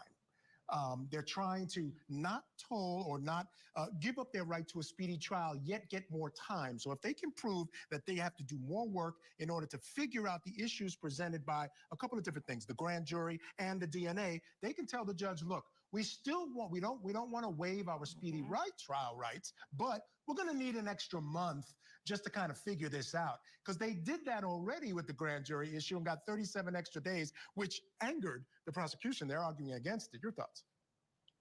Yeah, but when the state made the choice, and it's completely the state's choice to charge the death penalty, they have to understand that death penalty counsel has to be prepared for the case. So this idea that this is going to be some kind of speedy trip down a conveyor belt to place Mr. Kohberger on death row is simply not a viable belief. So this idea that, you know, they're going to withhold this evidence, you don't need it, you're going to take more time. No, that's not really what is at issue here. It's not speed, it's getting it right. And the defense is telling the judge why they need this to, in fact, do it right. And I will say, I love that they keep saying it's we don't want to appeal in 40 years. They do have to be really cautious. And I think it's the right thing to do because you want to prevent an appeal as much as possible. Kirk Nurmi, always a delight. Thank you so much for joining us today. Yeah, great stuff today, Kirk. Appreciate it. Folks, coming up, the expert says it's possible you could have a first cousin that shares less DNA than a second cousin. It's interesting stuff. We're going to hear about that on the other side of the break. Keep it here on your front row seat to justice. Tonight on Closing Arguments, key takeaways from today's hearing in the Idaho college student murders case. Attorneys arguing several issues, including the defendant's alibi. Our experts are breaking down these motions and their impact on the upcoming trial. Plus, a Maryland mother of 5 found dead on a hiking trail the day after she was reported missing. Yeah, we need to look into that one too. The investigation. Closing Arguments tonight at 8/7 Central, only on Court TV. Together. Juntos. Together. We stand up to cancer. On Saturday, August 19th, join Stand Up to Cancer for all the inspiration. Together, we can stand up for our family and friends and everyone who is battling this disease. Celebrating all the progress and innovation. So just stand up with us. One night to save lives. Join the millions in the fight against cancer. Stand Up to Cancer, Saturday, August 19th at 8/7 Central on Scripps News. This is Scripps News. Welcome to Morning Rush. We have a lot to get to this morning.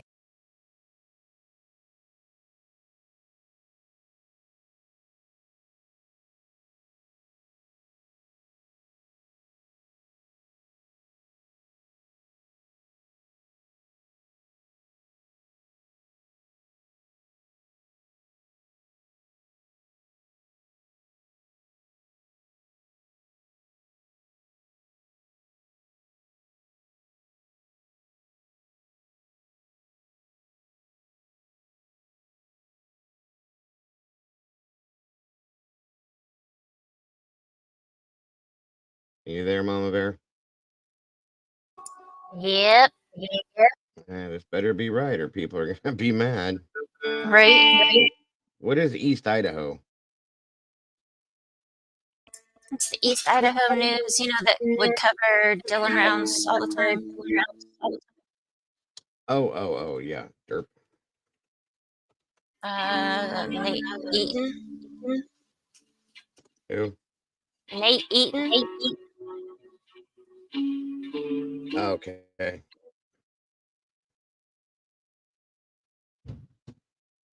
Genome sequencing actually focuses on little subsets, and it's kind of like skimming a document. So if you skim a document, you're not reading. Okay, here we are. Next generation sequencing is not trying to Shut up, read Mikey. every single On the opposite little side of bit West DNA Idaho. along the way. Instead, it's skimming little bits, and it's missing a lot. There you go, guys. That's how And then it skims it again. Mikey's such and a it will comedian, miss isn't some he? on the second skim, but it might pick up bits. He thinks he is. So it keeps skimming the DNA, and after the analysis is done, you can kind of reconstruct from the little snippets that you skimmed. It is along the way. better. There you go, guys. Sorry if you were So inconvenienced. these I are just the didn't want to portions leave in it and have you gray guys miss that anything. were skimmed in the multiple episodes, and those are called reads in the next generation sequencing Oh shit! process. Sorry. The more reads you do, the more of the genome you can reconstruct, and the more confident you can be that you get it correctly. Because sometimes if you're skimming a word, you might Michael said he wrong misses the word might ads. be Okay. there, and you read there. It does sound better, that's for sure. The more times you skim an Yeah, it does. piece of DNA, the more confident you can be that it was all accurate. Is there a number of times that's practiced skim? So for medical research, for biomedical research, the companies who There we sell this go. equipment Heather said it's beautiful. recommend that you do 30 times. They call it a 30 times coverage to get a confident read. Oftentimes in forensic work, Van they're who, not able Heather? to get 30x reads, and so they're working with fewer skimming. And I'll get it. skimming is not a technical term. I'm just using the analogy. Thank you for whoever recommended this. I appreciate it. Never heard of this one before, but this is awesome. You talked about missing information when you skim. This slide says that it's filled in by a word called indication. Is that what this slide means? So if you can't do 30x Amen. Same here, Robert. We're happy to have you here with of us. the genome, which is often the case when you're working with low quantities of DNA or contaminated DNA, you won't get Oh, the okay. whole genome. Got you, You'll Mike. get- Thanks, you'll be brother. missing pieces. This is a stage of the process called bioinformatics, And you actually have a specialist who goes in and use statistical methods to try to fill in the pieces that were missing in the initial analysis. Does that mean that person's projecting what would be there?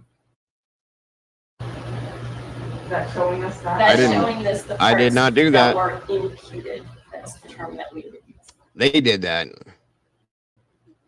I'll be messing with this stuff, folks. You'll have a bunch of people chasing you down in East Idaho. Once you have this information after bioinformatics has added their details, then what happens? So recall that the next generation sequencing is analyzing the entire genome. But the genealogy companies, the matching databases, are not interested in the entire genome. They're not going to analyze the whole genome. They only want the SNPs, so the SNPs, that were analyzed. Good. I'm glad, Kara. I'm glad you're enjoying it. So now the bioinformatician Welcome, whodunit, has from to go Scotland. in, essentially delete a whole bunch of the whole genome data so that they're only left with the portions that would have been on a microarray had they done microarray. This happens after they're filled in to make it whole, they're stripped back to make it usable. Yes. Like genetic genealogy database. How do you know if you're not just left with great. all of those filled in? I'm sorry, I don't understand the question. So when these are stripped back out so that they're usable, so they become an SMP, it's usable. This is after the imputation. Right. How do you know what is left? How do you know which parts were imputed and which parts were from the next generation sequencing? Yeah. The bioinformatician would have access to that data, but as a genealogist, you wouldn't know. Okay. That question will be for somebody different. That would be for someone. I know. They add all of this. This is great.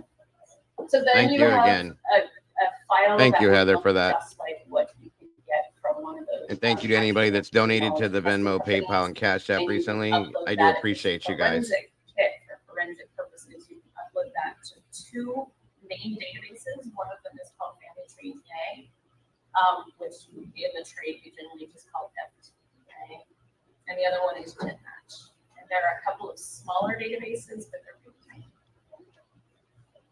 You can go to Ancestry. No. Ancestry will not let you upload a file into the database, nor will one free. There's no process to do it. The only way to get into those two databases is by spending it. All right, on this slide, does this represent most of these companies that do the genetic analysis? Those are all of the main companies. There are a few smaller ones, but they're really quite tiny, and often for those we don't even have decent estimates of how large they are. By large, do you mean the number of people that have uploaded a profile or spin in a tube the one created? Yes. There.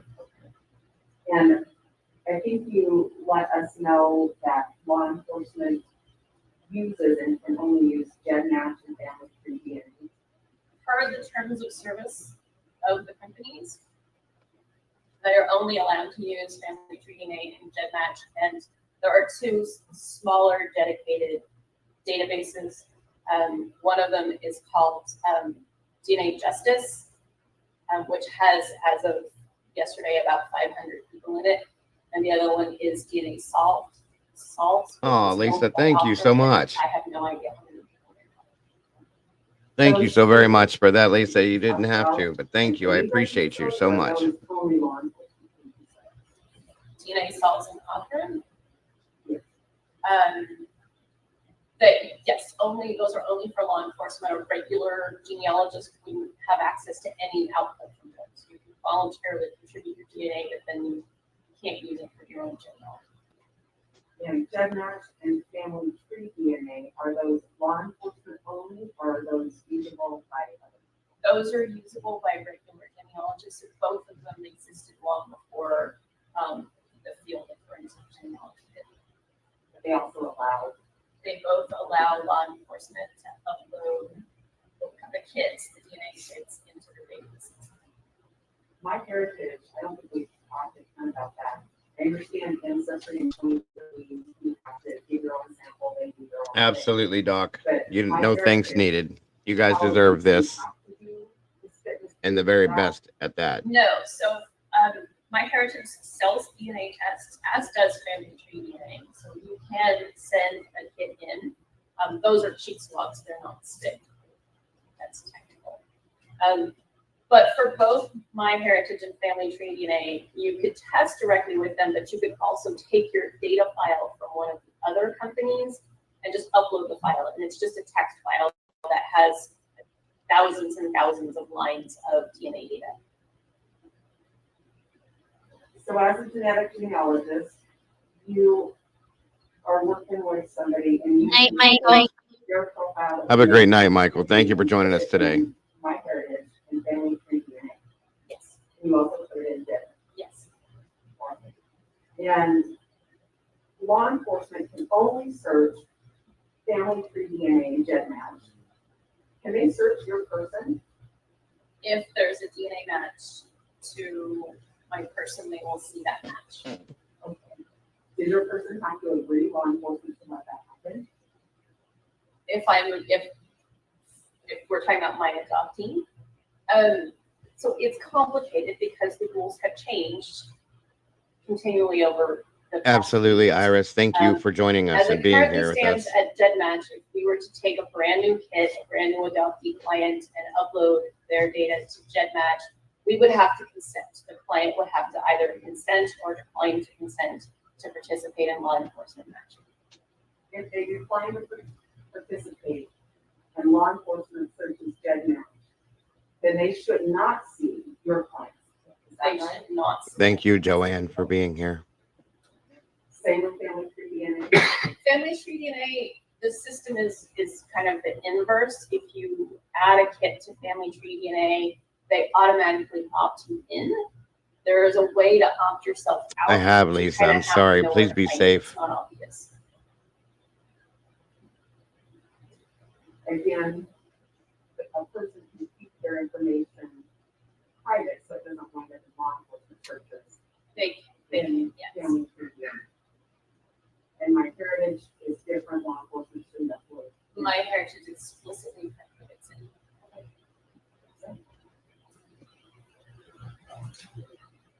Did I just ask you all questions? You're just being here is enough, No, Robert. so the database, the total database at Family Tree DNA and the total database at GEDmatch are both larger than the number of people who opted in. So not everyone at Family Tree DNA has opted into law enforcement matching. Not everyone at GEDmatch has opted into law enforcement matching. And so the arrows are the gray bars are showing my estimates. And these are my personal estimates for the number of people in each of those databases who are officially accessible to law enforcement for matching. And that's because those companies have two categories of this. I think we're now to the last section where we're going to talk about the work products of genetic genealogy. What does that topic mean? So these are if I have an adopted client, this is what I would give the client at the end of our agreement. Thanks, Lisa. These are the products that I would give them. And in basically everybody who's doing forensic genetic genealogy that I know of, except possibly the FBI, originally trained as a genetic genealogist. So this is what we are all used to giving to our clients. What are we seeing on this first slide that you did here? Okay, so those are two of the match lists. The one on the left is what a typical match list looks like at GEDmatch. The one on the right is what a typical match list looks like at Family Tree DNA. For my clients, I will actually screenshot the matches and put that in the appendix to my report. I agree, Julie. I also copy all of the matches into another program because sometimes people And Taylor is they'll questioning. give me a match list of my adoptee, and then they'll just. That's right, judgmental. We haven't. And so I like to have a record that, hey, when I uploaded this kit, I had these matches there.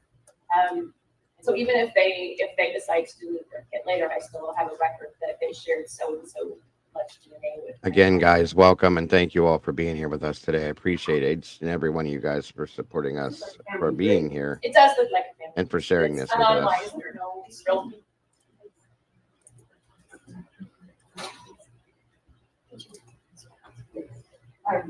Dr. Larkin, what are we seeing on this family tree? So this is the family tree that I would have built for my client. And this would have attached to it documentation, so birth and death records. It would have census records if I was able to find the family, the census, immigration records, any sort of documentation that I might find. Marcy, don't make comments like that. I'm only going to ask you one time not to be rude to other people, and otherwise you might find articles in the you won't newspaper be able to that will be link here. everything that I find to this family tree that I then give the client. Does that help verify for your client that the results you gave them were accurate? Yes, it helps verify that all of the relationships that I'm reporting to them are documented and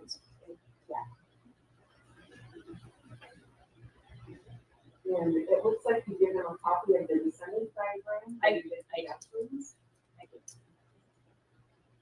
And you give them a copy of what are the odds. And a written report. I did. If the client requests it, I will write a report. Okay, Marcy, have a good day. Thank you for joining us. Other than those things that you give your clients, Bye-bye now. what would be available on the forensic side of the genetic genealogy?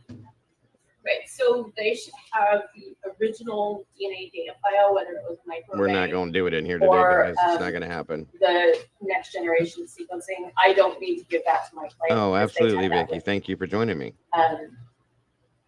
There are some complications when you're dealing with forensic DNA because I didn't have a person spit a whole bunch of DNA. That's right, chick. Sometimes you might have a mixture where more than one person is represented. Absolutely, Vanessa. Vanessa. So that The way it's going to be in here from now on, no matter who it is. would be documentation associated with that analysis, which is called deconvolution. DECONVOLUTION. If there was not, if there was non-human DNA mixed contamination mixed in with the sample. That's a good point, sometimes, Bernice. and not always, It's sad to sometimes say it they like will that, but do that's a what's great called point, Bernice. enrichment, where they're trying to Welcome, Amanda increase the Meow. Good to see you. of DNA that is human in that sample. If that process was done at the lab, there should be a record of it. It's sad. Bioinformatics It is that we sad, talked Bernice. about, so imputing any missing data and then stripping out all of the non-genealogical. Thank you DNA so very codes, much, all of those, Salty Grace. there You're should still be part of the family, whether you're a member or not, and we appreciate having you here, dear. Thank you. Have logins or kit numbers? Right. So when you have once you've gone through all these steps, you've done what we call the wet lab work, where you're actually working with the samples, and then you've done the computer analyses. You end up with the output file that mimics. It's like a fake microarray file, right? So it mimics the data that we would have gotten from a genealogy company. That's right. GenMatch We absolutely do appreciate your opinion, your thought, and your insight, Rolo. We love you, bro. And so there should be some sort of That's why she's not here anymore, buddy. contractual agreement or receipts that you paid the company. I appreciate for the your upload. passion for this too, Rolo. And then there are logins, because for you to be able to see the matches, you have to log into that account. You have to have access. You have at Family Tree DNA. You have to log into that specific account. At GenMatch, I believe you can give access to a few different researchers, but they have to know what's called a kit number, which is the unique identifying number for that kit. When you said like 8 microarrays, it reminded me that when we talked about microarrays, you told us that those contain a ton of like personal information. Yes. This also has all that personal Yes.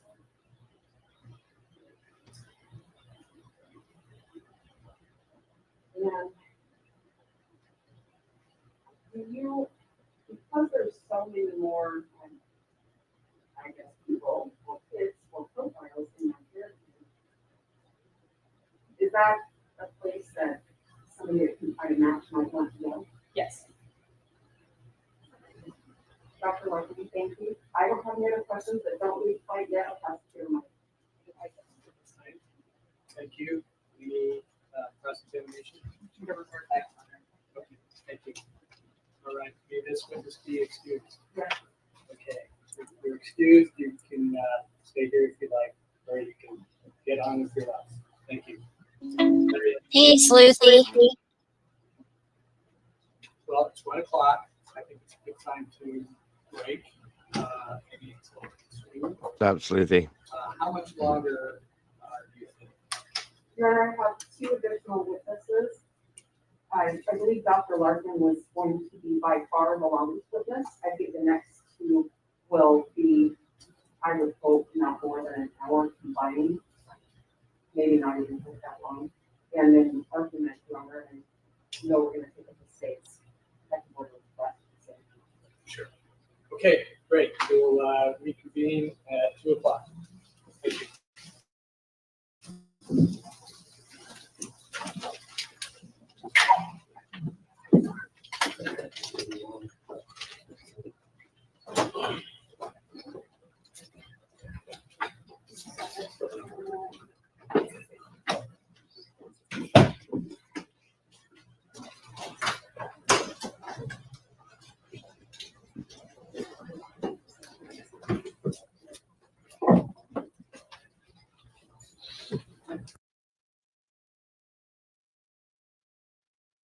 Okay.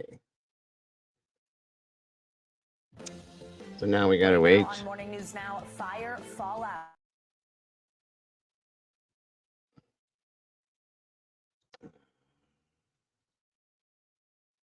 That was the secondary witness. Let's see here. I guess it's safe to speak now.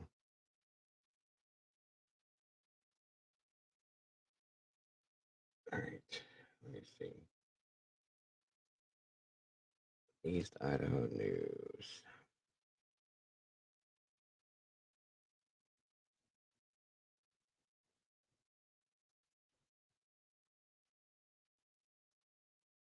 That's understandable, Rolo. No worries, buddy. I'm not going to allow anybody to be disrespectful to anyone. I don't care what the reasoning is. So those people can float on down the river to people that want to be around those types of people. That's all. Exactly. Welcome, Tracy. What'd you say, dear? I said exactly.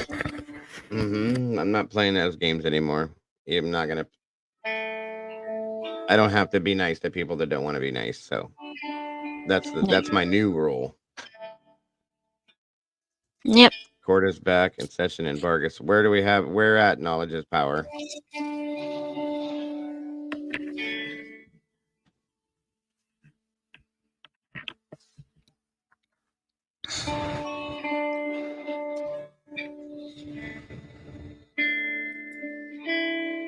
Heather said judge has taken his post. Brian Kohberger has also taken his seat. Kohberger offers a very faint smile, maybe more of an acknowledgement to his defense attorney when he enters. Is this it right here? Or is this the other part? Replaying.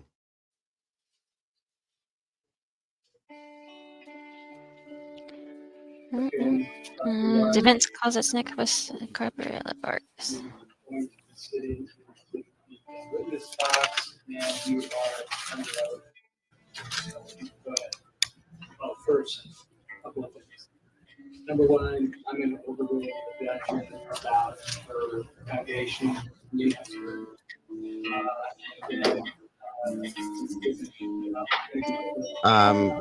Not right now. Your Honor, we began to review the PowerPoint and it was immediately apparent to us. Need to stick with this. One of our own experts. Is this the new one? Terms, charts, graphs, etc. We simply are not prepared with this to respond right now. So what we would absolutely want to do, so we don't pull things up today, would be to just give us the same opportunity to reserve cross for a later time like the other witness who was just disclosed yesterday. Hold on.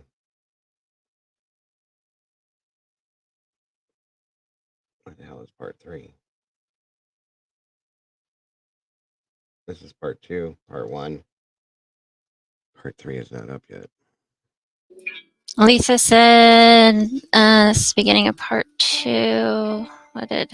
Yeah, I just saw Heather that, said they just returned from lunch.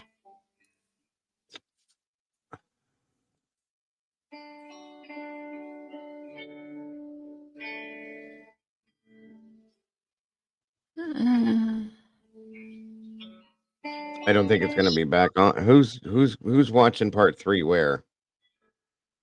I think they're getting it from the Twitter. Okay. Let me see if I got anybody, if I can find it anywhere right now. Yeah, they can't live stream, so they just came back from lunch. We're going to have to wait a few on it, guys. I'm sorry.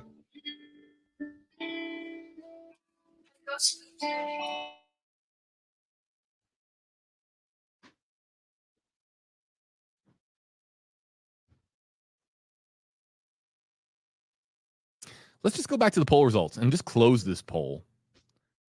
We asked you, do you casually go for drives just to enjoy driving?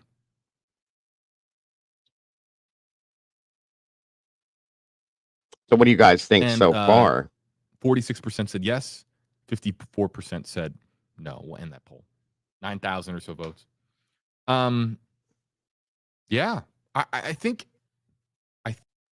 I get a better understanding. Sorry, JB. What is your guys' consensus so far? What do you guys think? Some people in our comment section saying, yeah, well, from what we've seen so far with kids.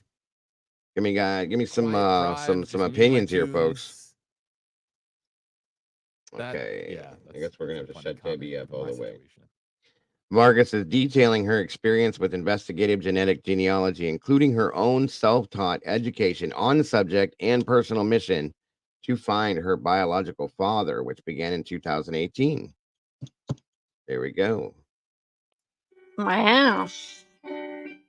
Interesting. And again, Heather, you have been absolutely phenomenally amazing today. We love you and thank you so very much for all your hard work.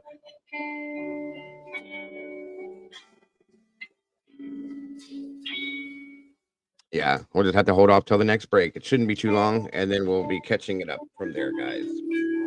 Yep. Thank you so very much, Pauline. I appreciate that. Just thank you so much for all your hard work.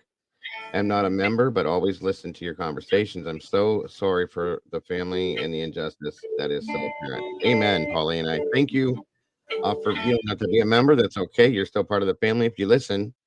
And I agree with you. I am so sorry for the families and their injustice. I agree. But thank you for being here with us today, Pauline. We appreciate you so very much. Absolutely, Heather.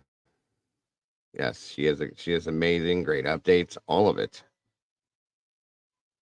I'm glad that Heather's part of this team. I'm glad for all of you that are part of this team. We have a wonderful, amazing team and an amazing community. Seriously, I couldn't ask for more, guys. I really couldn't. Yeah, Heather's all right, I guess. Just kidding, Heather. Love you.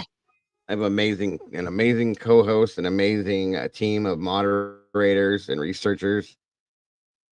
I cannot ask for more. Good. I love your new rule, Dago. Listen, guys, I tried it the other way. It is what it is. We got to make things work one way or another. So you can't. And the new rule is I can no longer be nice to people that don't want me to be. That's how we can look at it, folks. That's all there is. I have to protect all the community members in here and make sure everybody is happy and comfortable. That's what's most important. So, like I said, I had decided this days ago, you guys, and I'm no longer putting up with any of you guys get. There's a warning, and if you don't abide by it, the wrenches come out. It's right there. Yeah. I'll get a hold of CJ. We'll make out a t-shirt. I can no longer be nice to people that don't want me to be nice to them.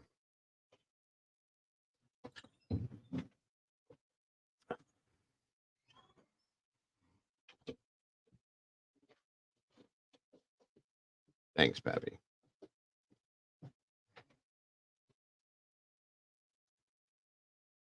Be safe out there, Chains. Welcome to the party, Willie. What happened? What's going on? Lily? Don't see Lily. Thank you so very much, Robert Belt. We do appreciate that. Willie's in the house. What's up, buddy? Roll Tide, roll, brother. Thank you, Robert. We appreciate that very much.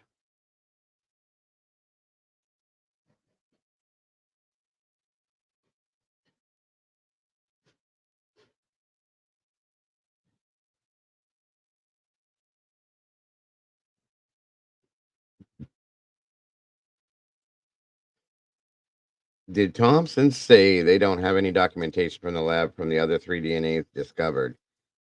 How can they say that it's male DNA if they can't? That's a good point, Willie. Interesting.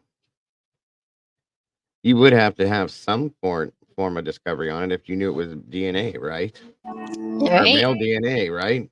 Yeah. That's kind of interesting. Why didn't I think of that? Where you been all my life, Willie?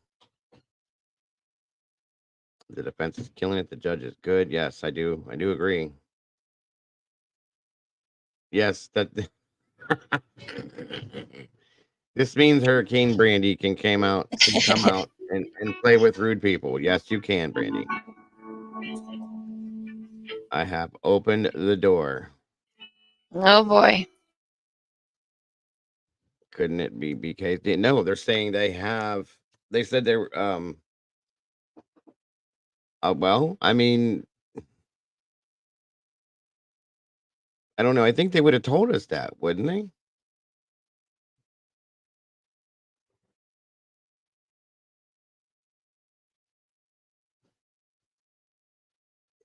Yes, Sherry, that's true.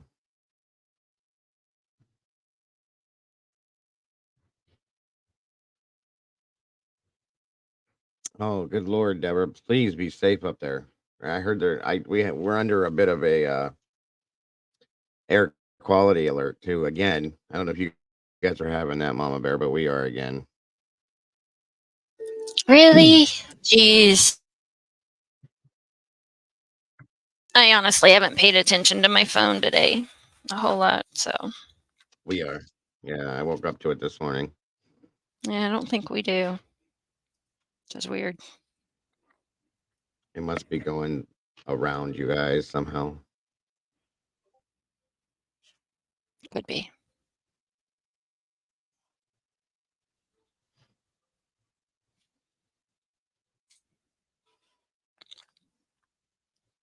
I agree, Doc. I do. He says, I Yep, think I there was a said that huge rush earlier. to catch a substance. Okay, yeah. Yep, I agree.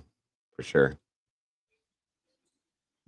We are watching it on East Idaho News. They're at lunch right now.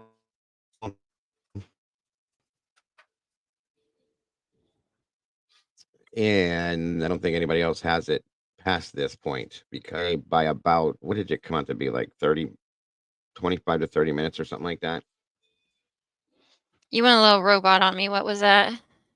Oh, what was the first part? Because she said continued. Hold on. Let me go up Oh. here, see if I can see it. Heather's reporting to us live via Twitter, and then we're playing it as it comes in.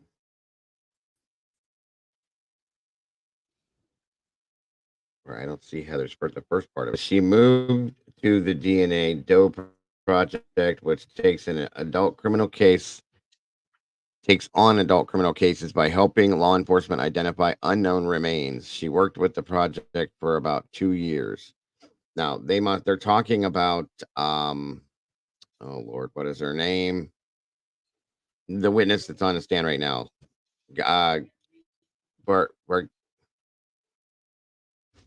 Vargas. Yes, back in session, Vargas. Gabriela Vargas. There we go. Sorry. He's on the stand right now.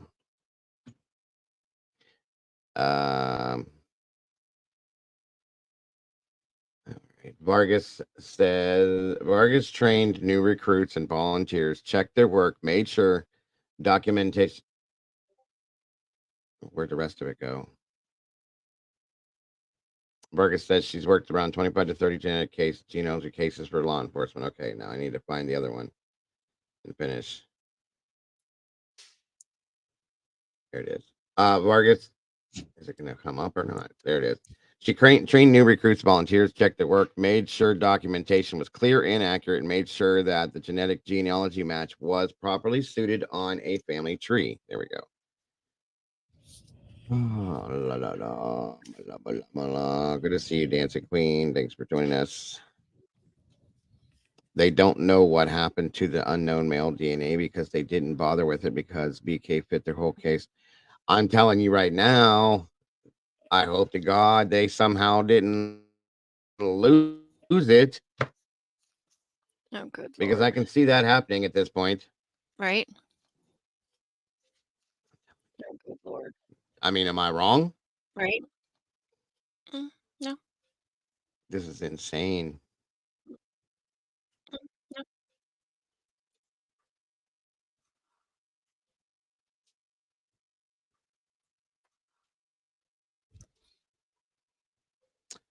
Goodness, thank you, Miss Stacy. I appreciate that very much. Better video, thank you. Absolutely. The next one will be as well.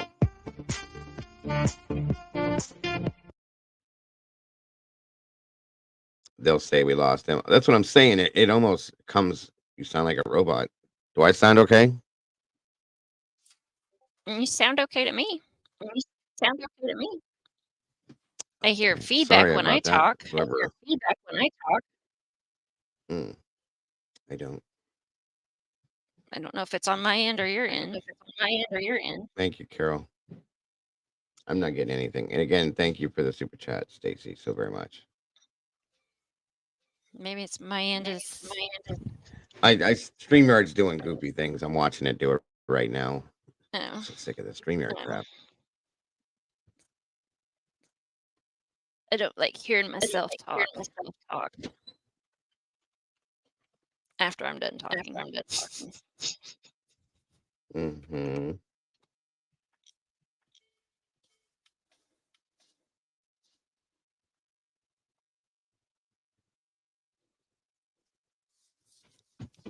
Come on, East Idaho, load.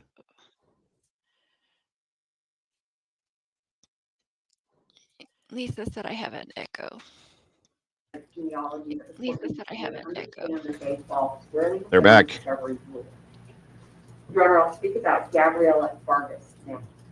Her declaration was disclosed yesterday. Much of that declaration has CD-related items in it. It talks about her background, her training, right in the body of that declaration. That declaration is not as soon as we would have wanted that. Gabriella Vargas met with me a few weeks ago, and for personal reasons that I'm not going to put on the record, she was unable to complete that until a later period of time. So that one is, like, I know that one came in yesterday. She's here, she's prepared to be cross-examined by the state, and certainly there are many other remedies besides just excluding her. The court could allow us to present her testimony, and the state doesn't feel that they've had opportunity to cross-examine her or present a witness in response to her. The court could leave this open and take that up. The court could even order Ms. Vargas to appear by Zoom for further cross-examination. But we should at least let her testimony come out here in court today. She's here. Any response? Your Honor, I think Ms. Taylor has just conceded that these attorney witnesses are going to be testifying about the scope of discovery rules. I don't think that that's appropriate. I think that Ms. Taylor can make those arguments to the court that having found witnesses interpret the law is not appropriate in a discovery dispute.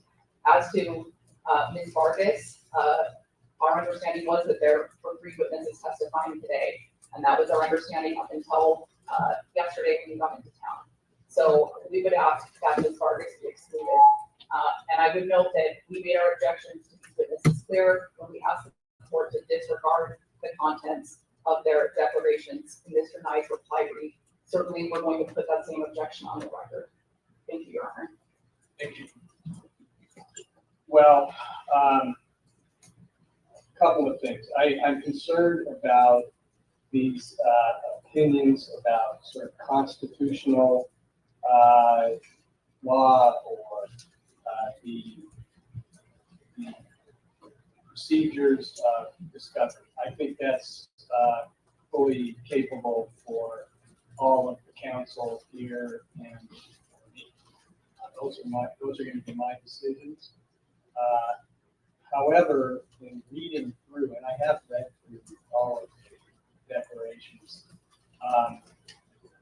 pointing on specifically genetic genealogy and their experience with that within the law, I think does have some relevance, potentially. And I think that it would go to the weight of the consideration. The other thing that I think this is the one from earlier. Why are they marking this as part 3? I'm concerned about is this is a death penalty case, and if I deny particular presentations that one or the other side believe have. Yeah, I think you're right. Look at the time on his. Probably more wise. Yeah, I think it's good. I think they're still out to lunch. That's why I didn't think this was back soon. And not allow. I'm gonna go out and try to come back in. Yep. It's especially important in a case like this to have a record for appeal. So I'm not saying one way or the other how this might fall, but I think it's important to preserve the record. Now, however, I don't want to get into arguments about the law or what that exactly means. I think I have a pretty good understanding of what the issues are about the genetic genealogy issues and why the state wants to get more information about that. I also understand why the state believes that it has nothing to do with the case. And that's what I'm going to hear from today. And I think it's important to have both sides weigh in on this. Now, with regard to Ms. Vargas, she is here. I don't know where she came from, how far away. Yeah, like I said earlier, they came back from lunch, but we're not going to be able to broadcast. That's why I was curious about this one. We're not going to be able to broadcast it until they go to their next break, and then they'll be able to start broadcasting from that part on again. I wondered how they were showing it so fast. I don't know why this is so messed up, but State to come back. here, hold on, let me see. Also, Bear with me for a minute, folks. We'll get it, I promise. We haven't missed anything. So that's where I landed on all of that. So I'm going to deny the objections. We shall proceed with hearing testimony. Now, if you get too far into this is what the law requires.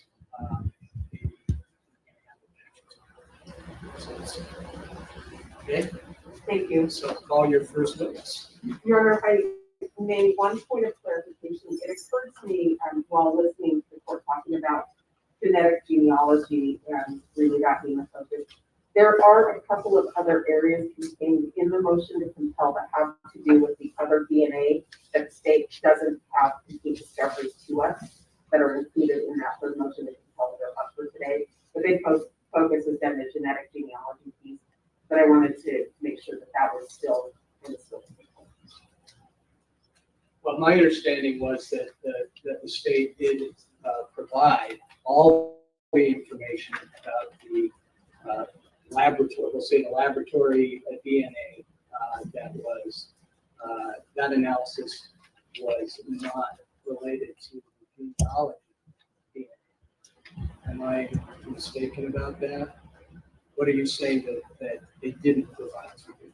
Your Honor, in our third motion to compel, we had a section called standard lab discovery, and that has to do with other DNA profiles found at the scene. They have provided full discovery for the sheet, the DNA found on the knife sheet, but not the other 3 unidentified male DNA samples, 2 from within the house, 1 from outside of the house.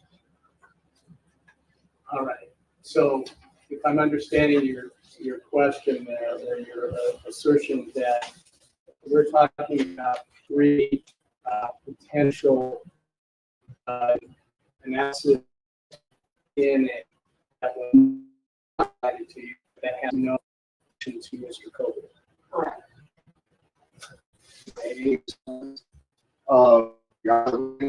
The initiative, we had given the defense everything that we received from the lab.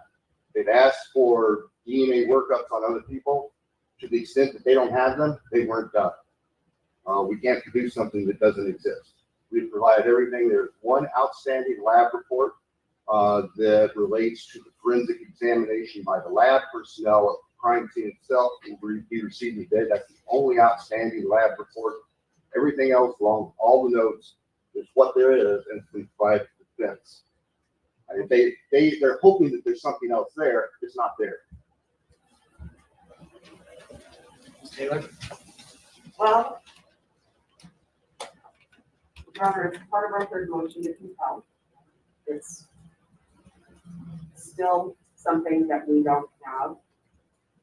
We also don't have the unexpected corrective actions, unexpected results from the Idaho State Police Forensics Lab for the 6 months before and the 6 months after November 13th, 2022. We did get some, but it's a narrow scope, and we asked for the full year, 6 months before and 6 months after.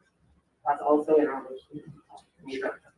I understand your responsibility is to turn over every rock. But you Okay, I'm can't not get sure what to things do with that this. as well. So, I mean, there has to be some level of trust in discovery. You're all sworn attorneys. And so Mr. Thompson is saying that there's one more lab report that is coming your way today, I heard you say. Maybe not today. We were waiting to receive it so that we can process it for discovery. It's supposed to be in any time. Okay, I misunderstood that. So it's coming soon. It has to come soon because we're 6 weeks away from a trial. So we're going to be very rushed. Okay, so do I need to start looking, do you think? So what about the other claims? I need to find the next one. The other Bear with me, everybody. Corrective action log, unexpected.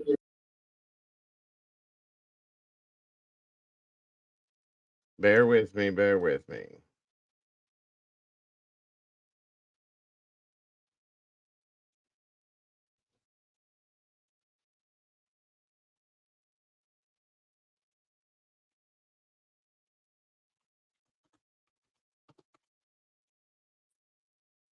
Who's deleting your comments?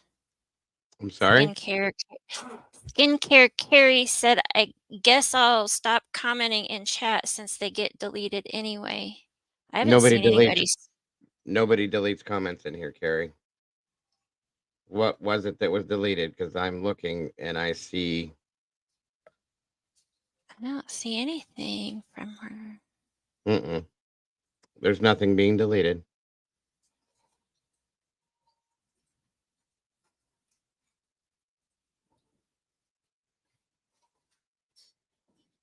I've seen her in here for a few minutes, so. Yeah.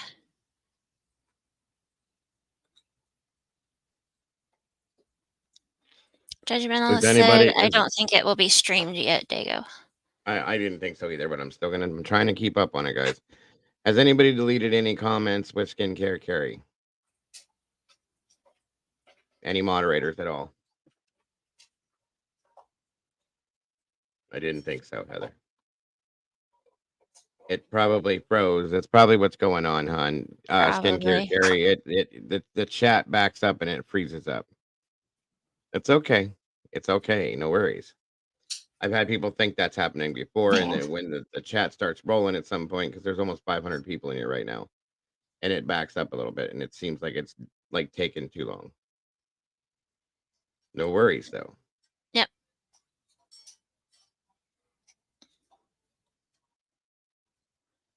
Yeah, also that too, Mikey just said. Thank you, Judith. I appreciate that. There's a way to be that way, even when you don't need to be that way. I left work at Danvers, Mass. Now my name's good Hampshire. No problem, skincare. Carrie, sorry. Yeah, we don't have anything yet on this, the third part of this. Or second part, whatever you want to call it. So we can just hang out and talk about it. Like I said, what do you guys think so far with this? You know, does anybody have any opinion as far as what we've heard from the good Lord, the witnesses? Anything at all? Tracy, your comments shouldn't get deleted if they're all capital letters either. No, that doesn't happen either. I don't mind Yeah. people typing in caps. It doesn't bother me. I don't know why it bothers people. It never has bothered me. It just helps me to see it brighter. That's better. That's Right? all. If I'm in caps, I'm trying to get his attention, so. That's pretty much what it is. That's why I used to do it all the time. Can you see me? Here I am. Right? Local Lass says state just looks more shady and sus, to be honest. I agree. I agree, Local Lass. I agree. What do you think, Eddie? We haven't got to hear from you, buddy. Good point. Let's briefly recap what we know so far. The defense's expert witness testimony is allowed to. Bill Thompson's weekend homework is to ask the lab for any supplemental discovery, right? And maybe to go buy some chill pills, because Bill Thompson was kind of irritated today. I mean, am I the only one that noticed that? He kind of got cocky. Yeah. His panties got a little ruffled there. Mm-hmm. It seems to be, Twizzle, that the arrest was not constitutional. Kells, we got the alphabet going. All right. Good for you. You did a good job there.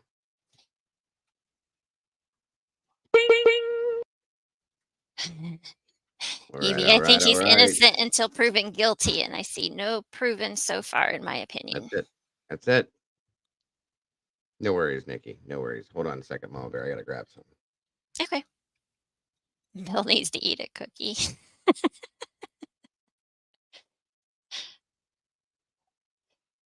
Exactly, David. They seem very irritated. Last question. All right, what's up now? Danger Zone said, "What do you think about last question?" I don't know if that was his question, his last Your question. question or the question in before they went to lunch? Maybe this one. I think it was his.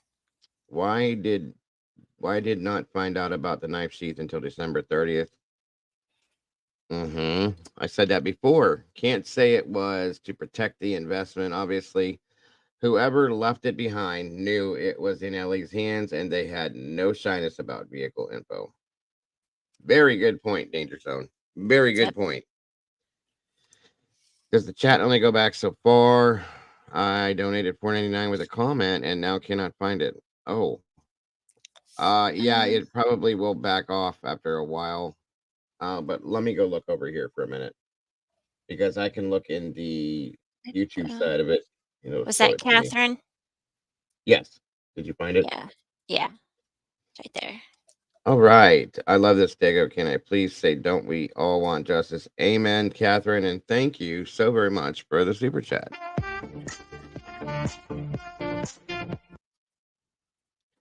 I didn't even see it drop in the chat over here, so it must have been a while back. Yeah. This is 5:23. Wasn't that long ago. Right. Yeah, you have no worries about typing caps in here. It doesn't bother me. Never has, never will. A lot of people get bothered by that. I don't know why.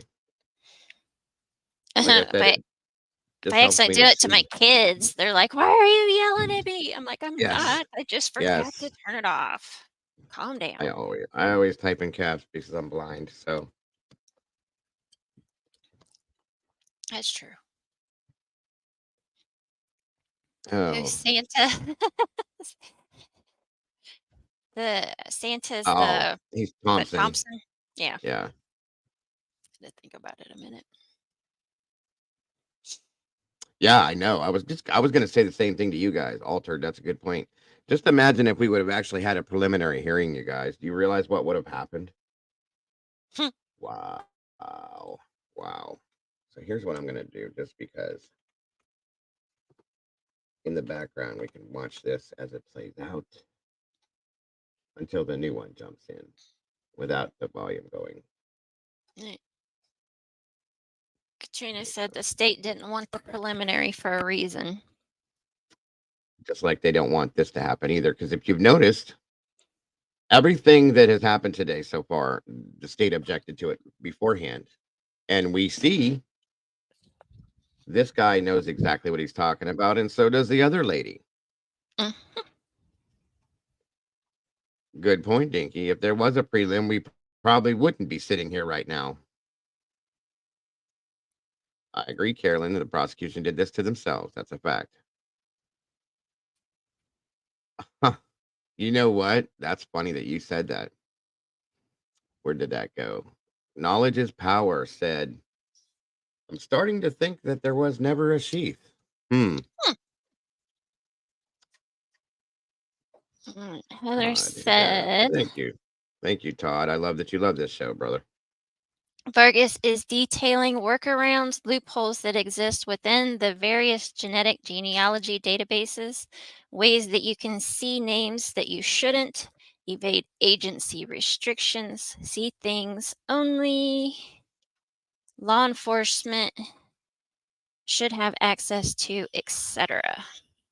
Interesting. Right. Very interesting. Thank you, Heather. That's a good point. Right. Hence, why no body cams when entering the house? Thank you, Joanne. Once again. And I'm waiting to see, you guys. Okay, we know there were no body cams in PA, right? Right. I wonder. I have a huge inkling that there may not have been any body cams when they entered the house in Moscow either. I'm not saying that's a fact, guys, so don't run with it yet. I'm just stating I feel like that's going to happen. I just think it is. I don't know why. I know, commercial. I know. It said don't even go there. I'm just saying, guys. I'm just saying. Half the time when I say this stuff, guess what happens? Ta-da! Right. There it is.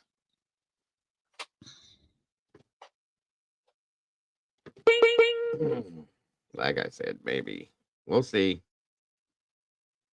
And there's our friend Red. Trust that they have every inch of that house documented. They are not going to show us, however. You're probably right. You're probably right. Vargas says she's... Go ahead. Go ahead. Your voice sounds better. Go ahead. Vargas says she struggles with this. It is clearly an ethical dilemma for her. On one hand, using these techniques is a term violation, but on the other hand, it can get your results easier and quicker. Vargas has been excused from the stand. That's it. Why is my echo back? Hold on. What did you do? Say something. Hello? Ew. You broke me. It wasn't me. Defense calls its first witness, Becca Barlow. Barlow is Final. What? You said first witness. Final witness. I'm sorry. Becca Barlow, she works for the defense team. She is from San Francisco, works as an attorney and consultant. She has a master's degree in genetics. Later, she went to law school.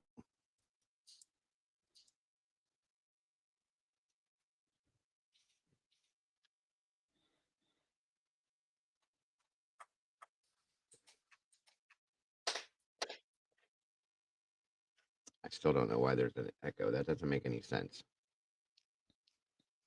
Maybe it's because of this. I don't know. Try it now. Now that I muted that, see it, or pause that and see if anything happens. Hello? It's still there. Do you want to go out and come back in again? Yeah, because Harsh One Shelly said she can hear it. Okay. Be back. All right.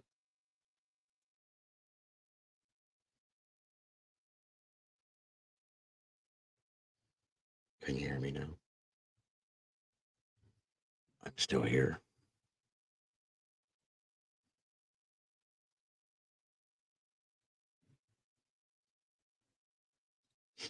Joanne says, I believe that's why the EMTs were not allowed in the home. They would have body cams, and the LE didn't want them to show no sheath. Interesting. Can you hear me? I can hear you. Do you have an echo? Yes, I don't know what the deal I think. is. Hello? Hello? Maybe not. Okay. Maybe it's See? gone now. Told you. I know what I'm doing. Jeez. Uh-huh. So it's your fault. Jeez. I didn't do it. If you went out and came back in, how is that my fault? I don't know. Yep, an ethical dilemma is not law. However, if they want that changed, this court is not the place to change it. Legislation. Amen to that one, Red. You have to turn the auto tune off. Yep, that is what it is. On your StreamYard, if you go into settings Mm-hmm. under audio, it says echo cancellation must be off or on. You have to turn that stereo audio off and put on echo cancellation. Okay, hold on. Yep. Carol said no echo now. Okay. Once again, good vibes, Stacy. I think they lost the other DNA because Bill is really scared, getting scared. I hear an echo now. It's so obvious this is good for the defense. Amen Okay. and thank you. Did you say echo cancellation off and stereo audio on? No, vice versa. Okay, that's the way it was. Oh, well, then try it the other way and see if it changes it. All right. Again, thank you, Stacy.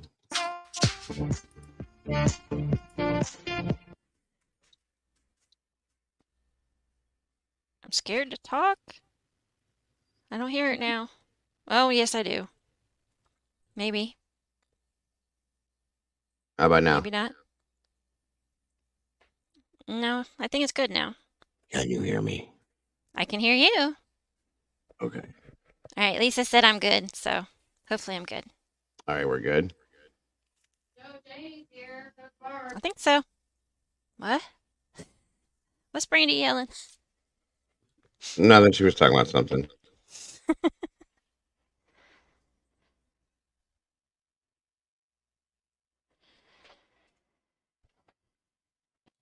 Okay, she's just telling me that there was somebody else here. That's all. Anyway, again, thank you so very much for that, Stacy. And that is a good point.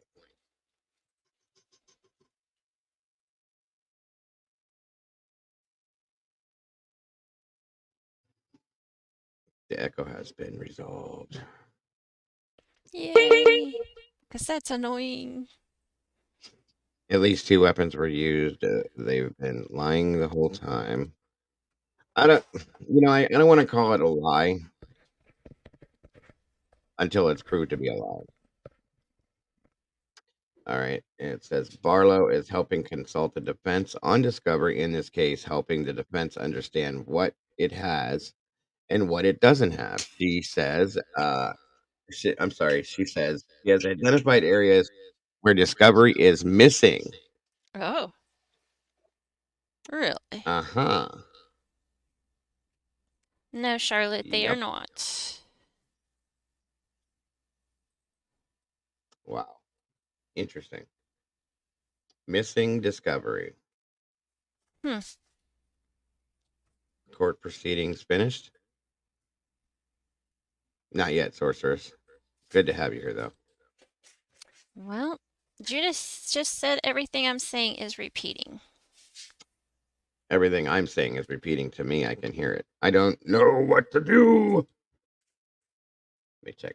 Because, well, it shouldn't be because I've been on your account before. Mhm. But if StreamYard is just doing goofy stuff, then I think it's StreamYard. Yeah, it's being weird because I can't me try something here, guys.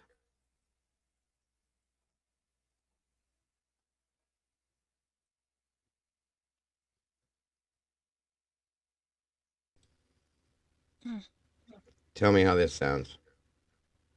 Sounds fine to me. Caroline says it sounds fine. Anybody else?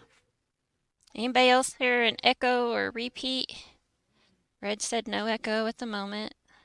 Yeah, they said everybody sounds Everything's fine now. good? All right, cool. I know why I'm getting an echo in my background because I'm on headphones, so. Okay, good.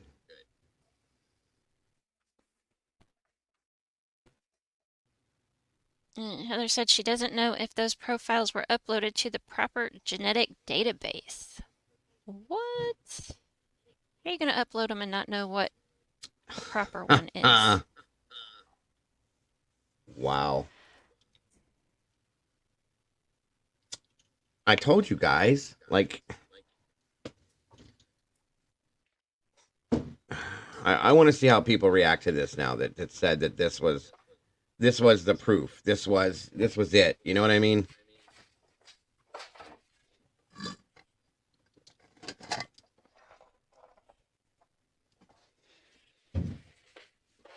You're probably right. Harsh one, Shelley. It was even this morning with CJ's live at 9:30 or 10 this morning. StreamYard. Yeah, I think the server's probably just overloaded. Acting goofy for a while. Yeah. Oh, I'm sure. Read both posts. Read both posts. Okay, hold on. There is no echo. All right. Kel said, don't touch nothing. Oh, I heard it that time. Was that from your headphones? It was, because I just took it off.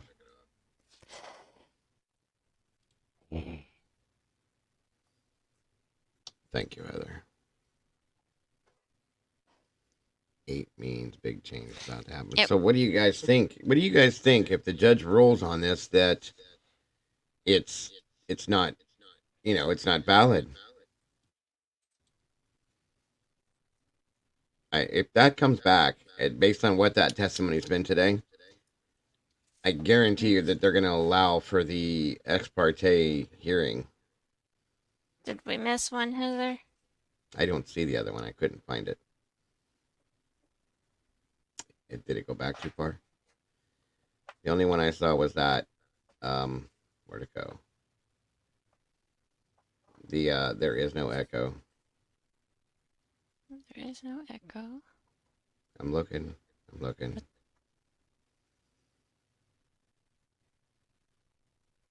Oh, wait. She doesn't. There it is. She doesn't know if those profiles were uploaded to the proper genetic. Okay, that's the one she's talking about before that. Okay.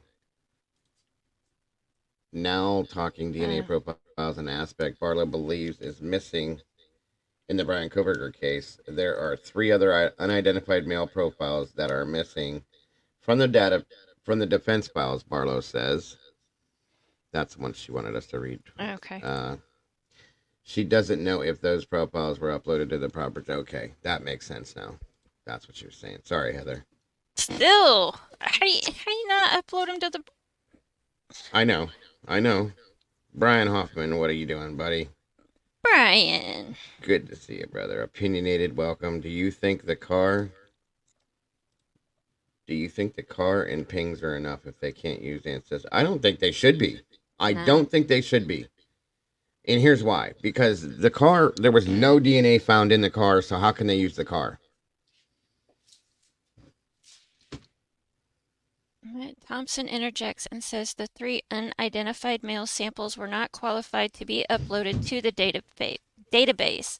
Defense says that's the first time she's hearing this. What? How's that not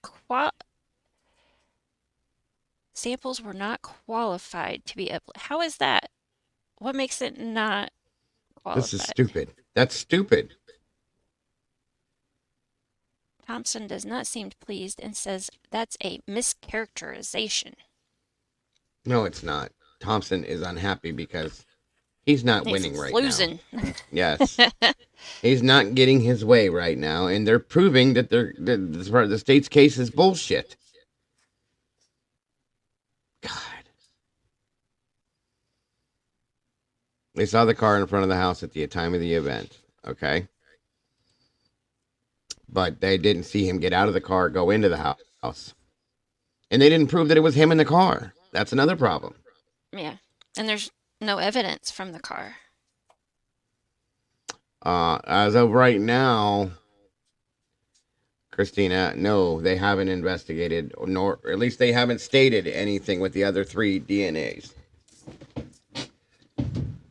Joanne's saying they were law enforcement DNA? That would be insane. I don't think it's a fact. I think she's just saying it. Oh. That's what I mean, opinionated. Like, they don't have him in the car. They don't have him leaving the car, going in the house, coming out of the house, getting in the car. That's not going to hold. That doesn't hold water. I'm sorry. They have bushy eyebrows and dark clothing. That's what they have. Yeah. And that's based on a statement that we don't know if it's true. Yep. What the hell did you say, Brian? Brian. Warning, gay man, not in a mood to deal with liars. I love you, Brian. I love you, Brian. I really do. It's embarrassing as an American. Yeah. It is. I mean, thank God that it's not in our state. You know, I feel bad for people that live in Idaho that are going through this. Yeah, That's a Molly, good how point. you feel? That's why we don't want Molly living there. They have to find these people ASAP. You know what, Mountain Man, I agree with you, bro, but I don't think they're going to go looking for him. No.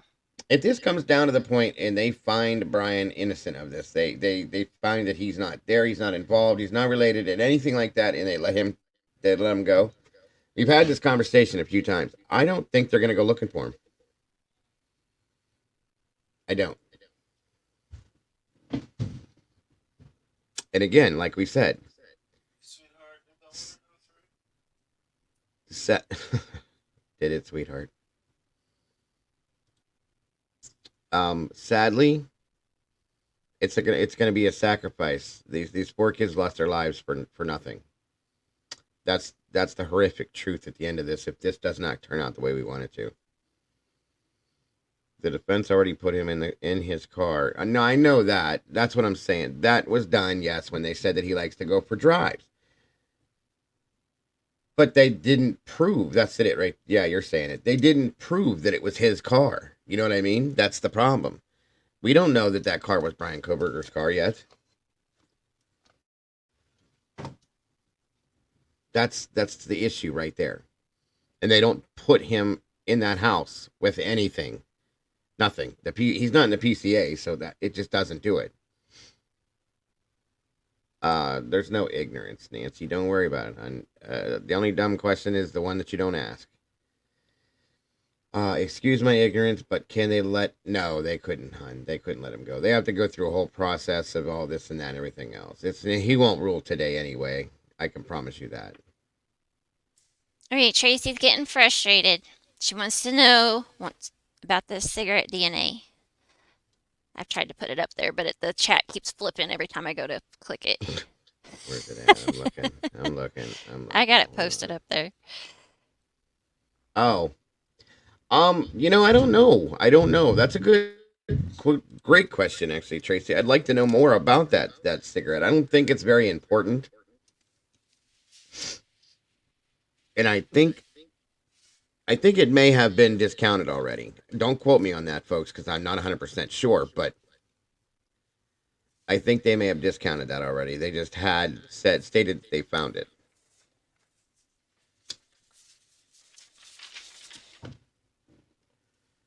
And if I'm wrong, I'm wrong. My apologies. But I think that's how that went down. If anybody knows more about that, please speak up. You're, welcome to. Let's see here. Everyone is criticizing his alibi, which isn't an alibi. Who has a true alibi at 4 a.m. if you live alone, yet they won't hear his exculpatory evidence from Bethany Punk? Good point. Very good point. I don't think they're going to have a choice here relatively soon. Katrina says they never said anything about the cigarette DNA. I don't remember hearing anything about cigarette DNA. I do. When I first brought it up, she did. There was the two other male DNA profiles in the house near the bodies. There was a glove on the outside of the house, and there was a cigarette butt. I must have just heard glove and just zoned out on the cigarette butt part. How did Jason Elkins and Dylan David White get rolled out? They were separate cases, Deladol. When they were arrested, these guys, all three, were arrested at the same time for different things. And the news got confused, for lack of better terms. And first they stated that it was all three of them. They were never actually suspects in this case. They just once again confused it and screwed it up. That's all.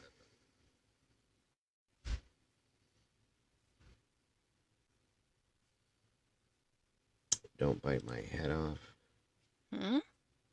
Nobody's gonna bite your head off, hon. You know that, Sherry. Cigarette butt could have been so old it was irrelevant. Very, very true. That's very true. Absolutely. Absolutely. Especially with as much partying and stuff. So that's what I'm saying. There could have been a cigarette butt from 2 years before that back there. That's cute. Lisa No innocent says, person ever has an alibi. Agatha Christie. Ooh, I knew I liked you, skincare. I love Agatha Christie stuff. Really do. That's a good point, Shelley. I'm thinking they need to be showing actual facts and stop the running around crap. Do they hate evidence, have evidence, or not? That's a fact. She told Adam everything. That's another point I'd like to know about.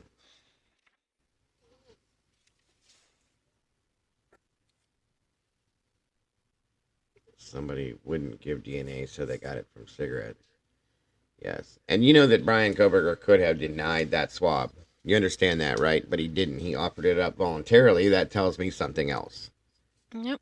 He's not hiding it, guys. He wants it to be out there. He wants it to be seen. That's interesting. Annie Ruler says, the cigarette butt was MPD. Tried testing people. One man would not give DNA, so they took a cigarette butt, not a cigarette butt, on the ground at 11:22. Okay. Good to know, Annie. Thank you.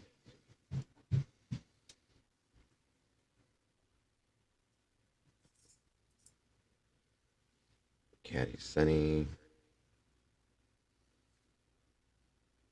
Okay. It means if you're guilty, you have an alibi because you make one up beforehand. Interesting.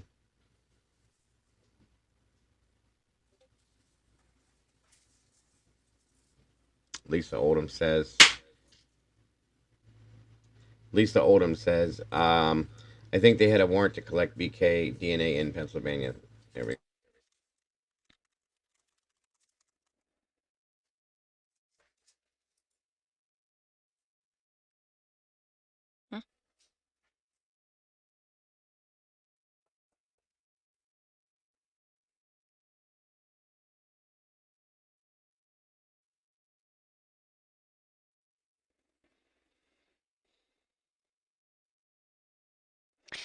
Well, Randy, that Yeah.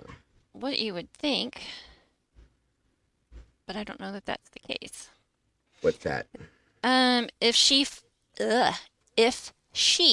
was found in Maddie's room, wouldn't that indicate girls were first? You would think, but Well, okay. Was it put there or was it left there? That's the problem that everybody's having with the sheath. And I'm not going down a rabbit hole, okay? I'm just explaining the way that this is looked at. If it was left there, yeah, I mean, it could have been that they were first. If it was put there, it could have been made to look that they were first. Do you know what I'm saying? Like, I'm not saying that that's how this happened. I'm not saying that this was a setup, a frame job. I'm not saying any of that. I'm just saying that's something that the defense has even kind of hinted around to, that it was placed there. You know what I mean? So we don't know. That's what we don't know. I'll be right back.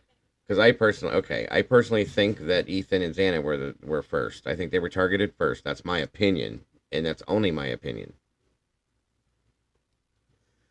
Okay, Brian, no problem, buddy.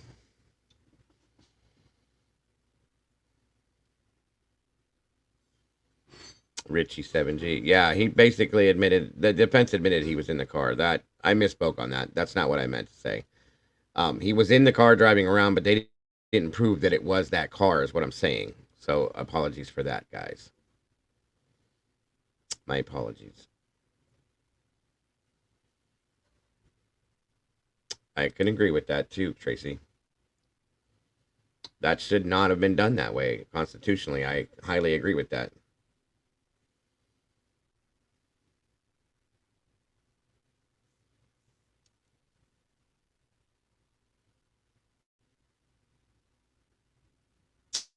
Oh, okay. So somebody sees that. Jennifer S says. By the way, not sure if this was stated that Steve G was not wearing a pro-death penalty shirt. However, one of Kaylee's aunts had a Justice for Type shirt on. Yes, I gotcha. And thank you. Thank you, Jennifer. Good to see you, D. Smith. No silly thoughts. But wonder if they did run DNA tests on the outside glove, and since if was put into evidence and it came back as some YouTuber, that would be a hoot. It actually kind of would. And Patty Burnett is saying, Dago, I'm beginning to believe that Xana and Ethan were unalived before Kaylee and Maddie got home. I believe Maddie and Kaylee were unalived when they discovered the bodies. And you know what, Patty, that's not far-fetched at all, because a lot of people have been putting that out there that they think this may have been done at different times. I feel personally that Xana and Ethan were first. And I've not yet processed it enough to say that it was done at separate times, but it is definitely a very possible situation. Okay, why wouldn't it be? Those people could have hid in the house. They could have just been waiting around the corner. You know, if Maddie and Kaylee got home, grabbed Murphy, went outside, came back in, and, you know, they went upstairs, started to get their stuff together for the night, doing what they were doing, bing, bang, boom. That's all it takes. Or they discovered the two, and boom. You know what I mean? Either way, it's very possible.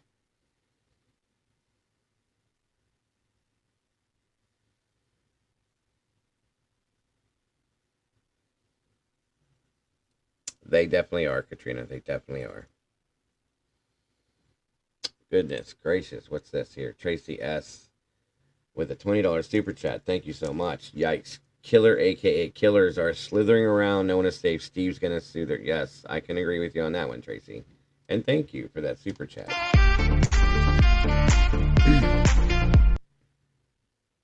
Thank you so much for that. The state said the cell tower showed him being present in the area, but it was, to their understanding, he wasn't in the area. He was miles away. That's what I was saying. And thank you, Rollo. I agree with you on that, brother. That's the other thing. Dago Xana was on TikTok at 4:12. Was she? Was she on TikTok, or was somebody on her phone on TikTok? We don't know that, guys. We don't know that yet. She very well could have been, but or somebody could have just picked up her phone and was doing that. You know what I mean? Again, these are things you have to look at it like that, guys. We can't say for a fact because we don't have that fact.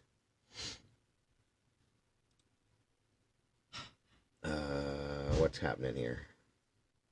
I still think time of death was around the time these policemen were on Banfield, 3 a.m. to 3:20. That was the original timeline, and I can agree with you on that, Gaya Deguchi. I'm just saying, guys, we have to look at every angle that we can. What are they doing here? Maybe they're fixing it. It's about to come back on, I hope, on number 3. What the heck are you doing? This ain't me. This is them. Mm-hmm. Maybe they realized that they had this screwed up. Still waiting for new update, right? Basing it off of PCA LE. So, hold on a minute. Please stand by. Good Lord, I haven't seen one of those in a long time. I know. Basing it off PCL LE narrative, Xana was awake up until... Yeah, if we go with that, which, you know, we have to.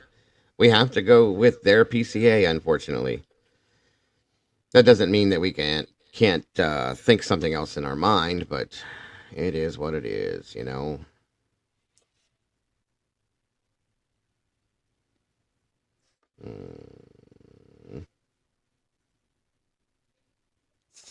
What did Brian just say? Lord only knows. I wish he was at least a stunning male specimen. I could have paid some attention. I love you, Brian. I do too. That's all I can ever say. There's our Molly. Sneaking back in. We didn't know you left, sneaker. Ah. It's okay. You're allowed to do that, Molly. Okay, Heather says, witness excused. The judge is trying to clarify what evidence the defense has. And what it does not. Defense says it has some emails, but not all emails and attachments. Solution. Interesting.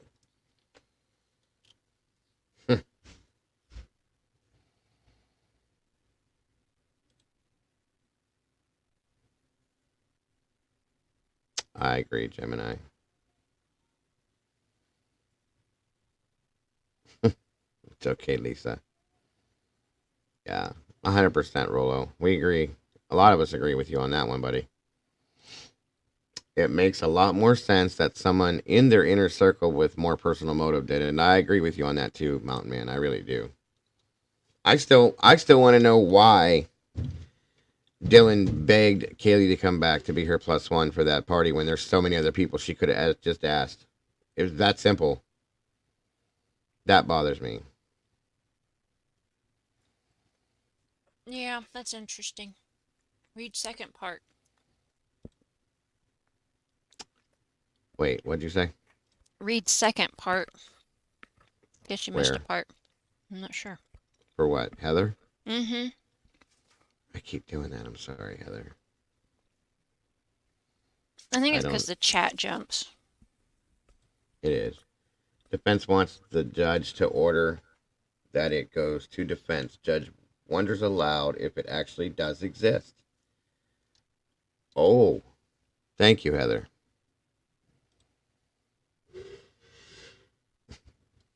Mikey and Molly. Them two are like I two know. little toddlers going at each other. Brothers and sisters. Listen. Yeah. Exactly, Dago. Me too. Exactly, Tracy. That is enough for you, Bonnie. I agree. That should be enough for anybody to say, hey, what the hell's the deal here? You know what I mean? Why did MPD clear all the people who were with the victims last? Were the ex or current boyfriends in the house during after the crimes in the 1, 2, 3 days? It's a good point, good question, commercial. Seriously, it is. Richard, what's up, buddy? Good to see you. I've been working on my project, filming, editing, and even some painting, though I'm often lurking. The Chick Antique loves you. Yes. Welcome, Richard. Defense says it is having to fight so hard for everything and feels suspicious. We all do. They shouldn't have to fight for any of the things that they need for this case. It should all be handed to them on a silver platter because that's what the judicial system is supposed to be all about. Whether or not it's prosecution's fault or not, guess what? The state has to be the one to make sure that law enforcement's doing what they're supposed to be doing and make this happen. It's their case. That's your job, not the defense's job or nobody else's job. If it's law enforcement that's stalling on you, then you go deal with that right now. This should not be a problem for the defense. This is ridiculous. Read first part again. I missed it again. Okay, I thought that was the second part to the other one. Hold on. This is hard. There it is. Defense says it brought these 4 witnesses in today to prove to the judge that there is so much more out there when it comes to genetic genealogy that the defense does not have. That's crazy. See? And why is that? Defense says it is having to fight so hard for everything and feels suspicious. I don't blame them, like I said. That still fits there, and thank you, Heather. They are going off... wait a minute. They are going off digital evidence instead of a medical time of death. How do you explain that alone in court? That's a contradiction right there. That's a good point, Devil Doll. I like your new picture, by the way. Yep, the photo of Jack D and Jake together with the new ladies on the lake is sad. I agree. I really think it is, and that's tacky. I'm sorry, it's very tacky. All right, let me make sure that I'm not missing one when I put this one up. Defense says it cannot articulate to the judge how the prosecution got to naming its client as the suspect because they don't have all the information out there. That's what we all want to know. How did you find Brian Kohberger? That's the question of the whole thing. How did you find him? How do you know who he is? If all of this was done wrong, where did he come from? That's where the conspiracy comes in. That's where the corruption comes in, I think. That's a problem for me, too. Does the defense have body cam interview footage? They should. They definitely should, Skincare. I agree. I don't like calling you that. I'm going to call you Carrie.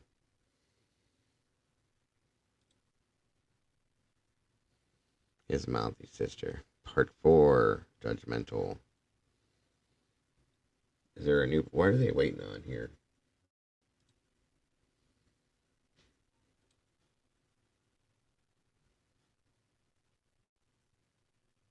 Now they're saying this is part 1. Is this part 3 then?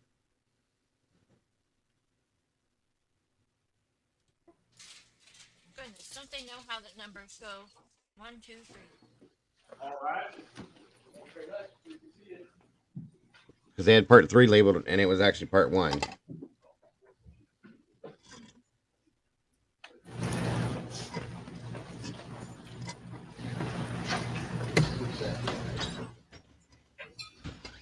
Let's get on the record, please.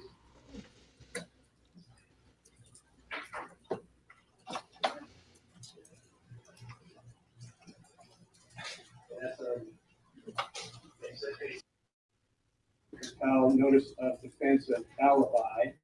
This is part 1 still, isn't it? Motion for scheduling. Scheduling order.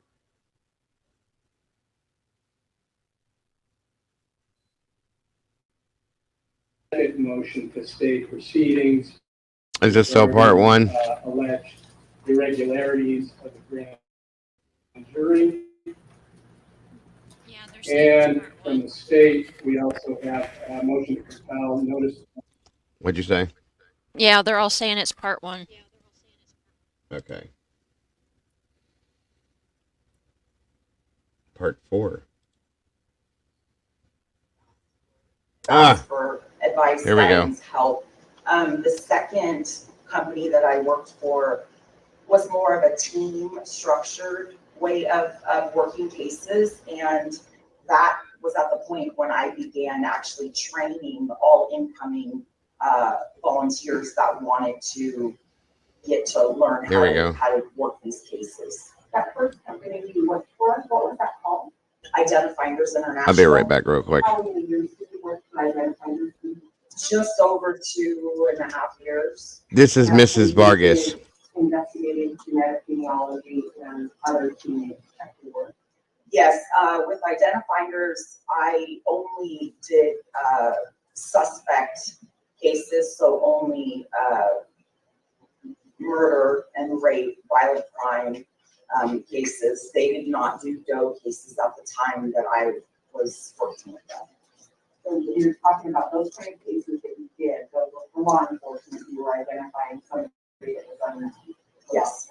Okay, and you wrote this check there, while you did that for 2.5 years?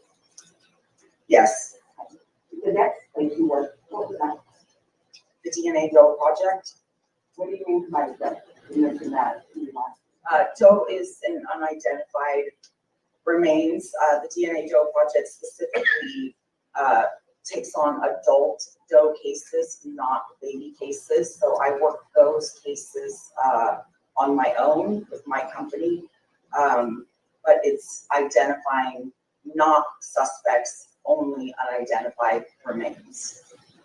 And you were not law enforcement there. You were not doing anything for law enforcement there, so it's a little bit different. Right?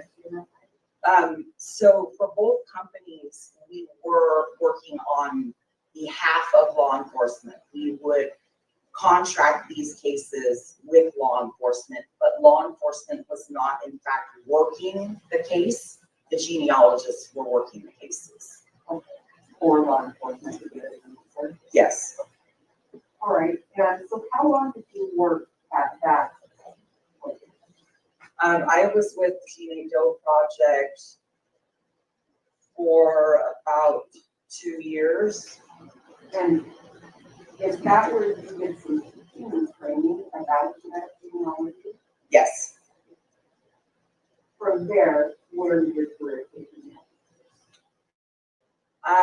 Well, I ended up opening my own company, but the DNA Doe Project offered me the opportunity to be an intake specialist. So my primary role was when somebody was interested in doing this type of work and wanted to learn the technique, we would bring them on board, and I was the one who would teach them the process. So all new volunteers were on a specific case that was run by me, and I would not I think they were train marshals, them, Tracy. but also check their work. Thank make you for the sure super that chat. They were documenting things properly and that the documents matched with the proper person that they had put in the tree. I also, the University of New Haven had also started a forensic investigative genetic genealogy course that you could take that had a practicum at the end of it. The DNA Doe Project was the first organization that took on a cohort of students. The first year of this course that was offered, it wasn't fine-tuned. So the students that I took on for the internship, there were 6 students in total. They really had very limited knowledge of the technique, of the meaning of anything really. And so I would spend hours training them, and at the end of 7 weeks, I led them to a solve of a case. You were trusted with me? Yes, I was. Do you know roughly how many law enforcement forensic investigative genetic genealogy cases you worked? I have worked just for law enforcement cases probably around 25 to 30.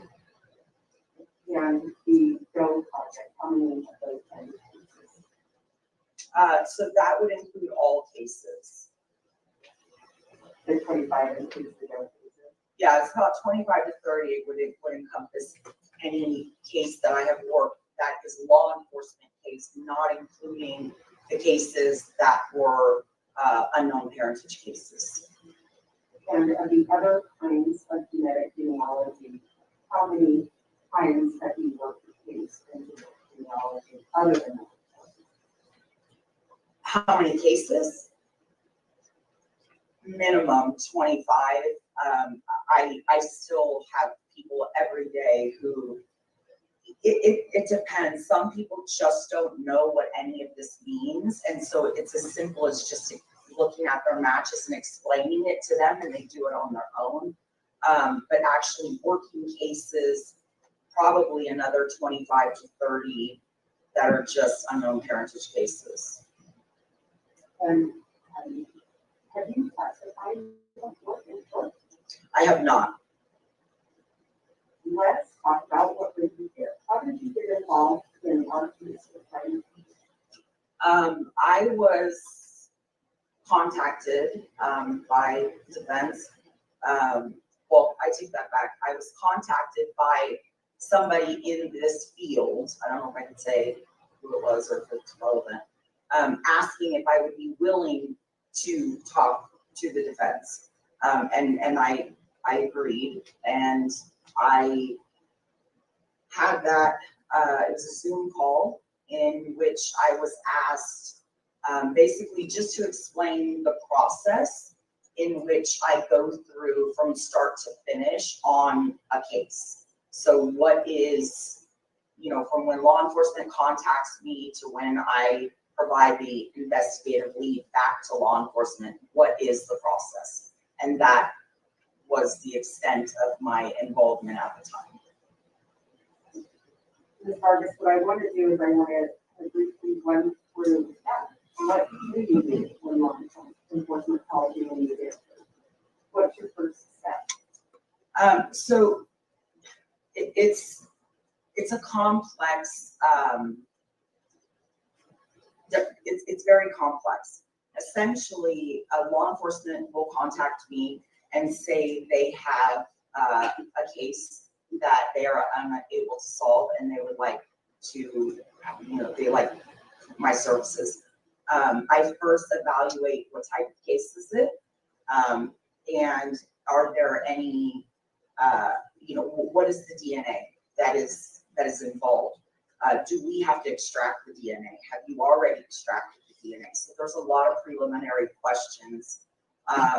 Once we establish that and they agree to take, have me take on the case, I have them set up to ship the sample, whether it be something that needs to be extracted to the lab that does that, or DNA that's already been extracted that needs to be sequenced.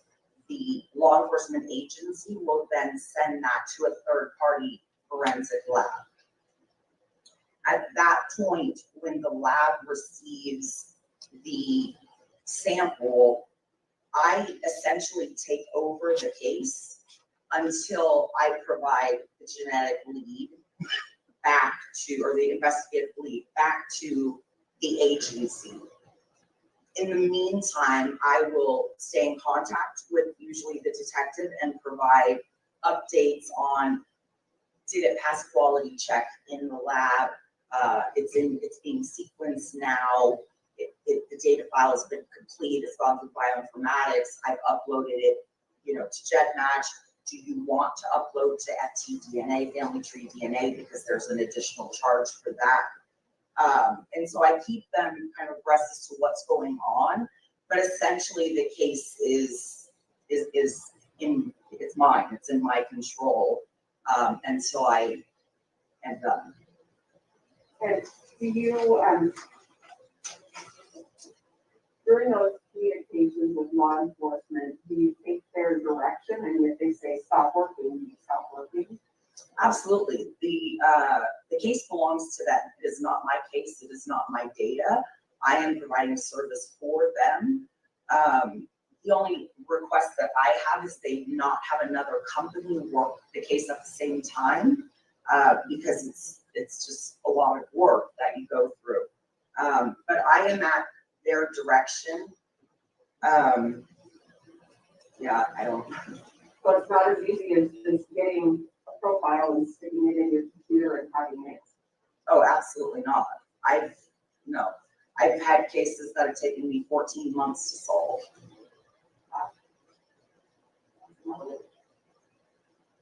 Why, you mentioned you use GEDmatch or Family Tree DNA, but there's an extra fee involved in that. Can you explain that a little more? So there's only, there's many direct-to-consumer databases, Ancestry, 23andMe, MyHeritage, Family Tree DNA, all of which you can order from the company a DNA test, spit in the tube, and send it off back to the company. Ancestry and 23andMe allow you to download your data and upload free to these other sites as a normal consumer. Law enforcement cases, however, are only permitted to be uploaded into Family Tree DNA and to GEDmatch for a fee. GEDmatch, however, is not a direct-to-consumer testing site.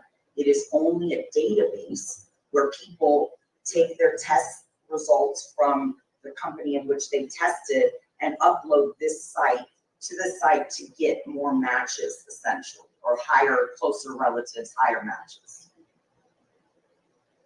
Does law enforcement have access to all of GEDmatch? If properly uploaded, there's a fee that you must pay. You must upload through a separate database than the one in which consumers upload through. You must pay fee, and you, depending on the case, may be limited on the matches that you are able to see.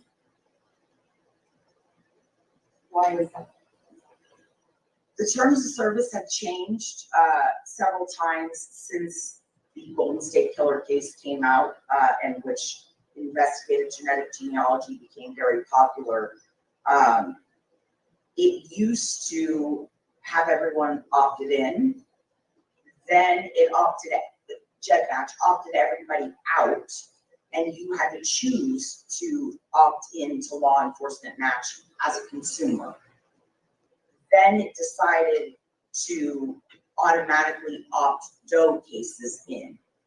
So to break that down, if you were to take a DNA test of Ancestry and want to upload to GEDmatch, when you input that file, it's going to ask you, do you consent to law enforcement matching? And if you hit no, and I am working violent crime non-Doe case, I should not be able to see that you are a match to my unknown DNA contributor. You said should not. Should not. Does it happen anyway?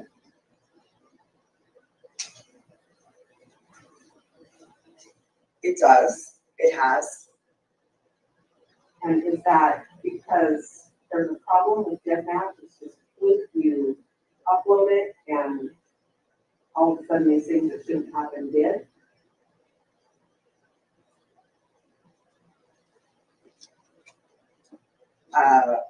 There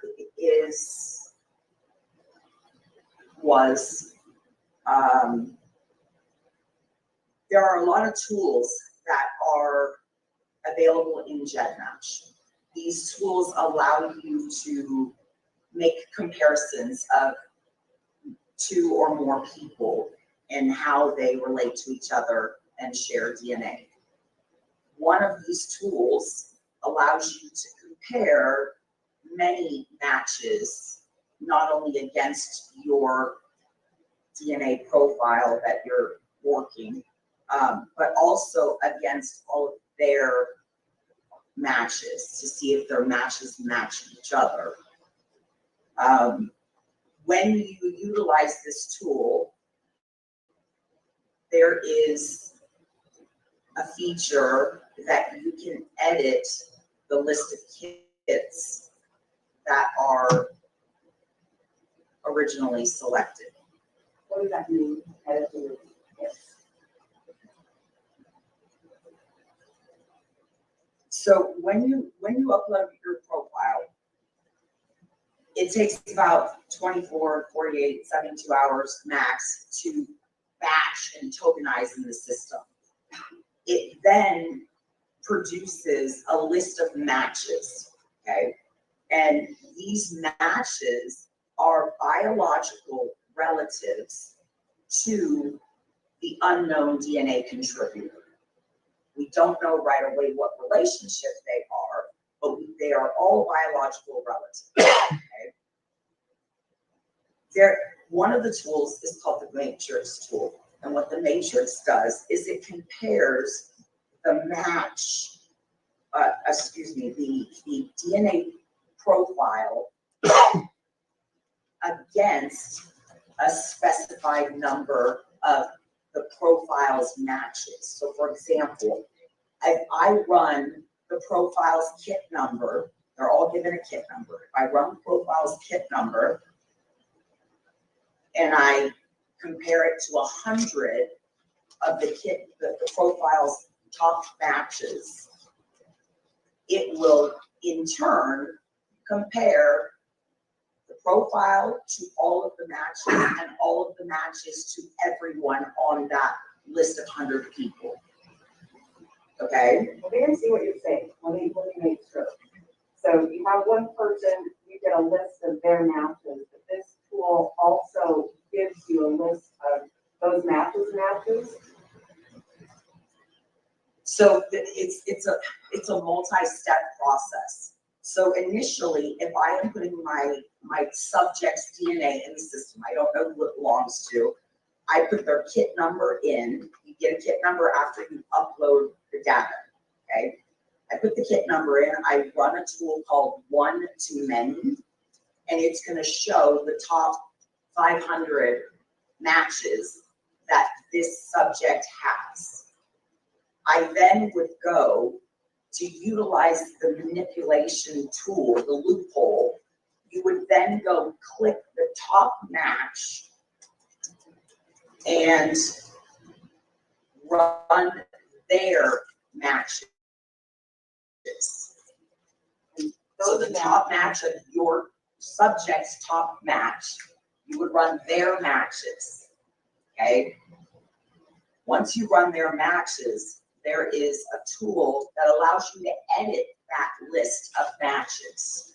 So we're looking at the matches of the subject's top relative, not the subject's matches, right? When you edit the kit list, if you put the subject's kit number into this tool that you're going to now analyze, these matches, it tricks the system and allows you to see matches that you wouldn't have seen when you ran your initial match list. And those can be people that did not agree with law enforcement to see their DNA. Those matches that are revealed are only matches that have been opted out. So that is only the ones that are supposed to be. They're only the ones. If you see that the subject matches one of these people, because again, you're not looking at your subject's matches, you're looking at that person's top cousin, let's say, that top cousin's matches, right? When you put your subject's kit number in there, you're going to see now his kit, her kit, compared against the matches of their top match. When you find, you then scroll down and you look, oh, here's the match for 100 centimorgans. You go back to your screen where you have your list of your subject matches and you say, I don't have a match with 100 centimorgans. That proves that that person has opted out of law enforcement matching, but I'm still able to see them. And so that's a way to use this tool to get past what law enforcement is supposed to do.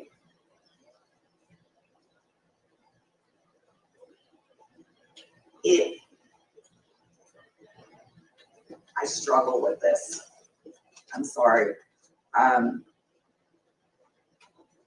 It is a tool that is provided in the database that essentially allows you to see things that you're not supposed to see.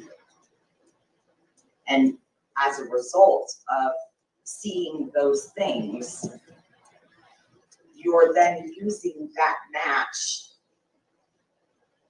to find who, to identify your subject. So you're violating the terms of service by seeing these matches. This is in Gen.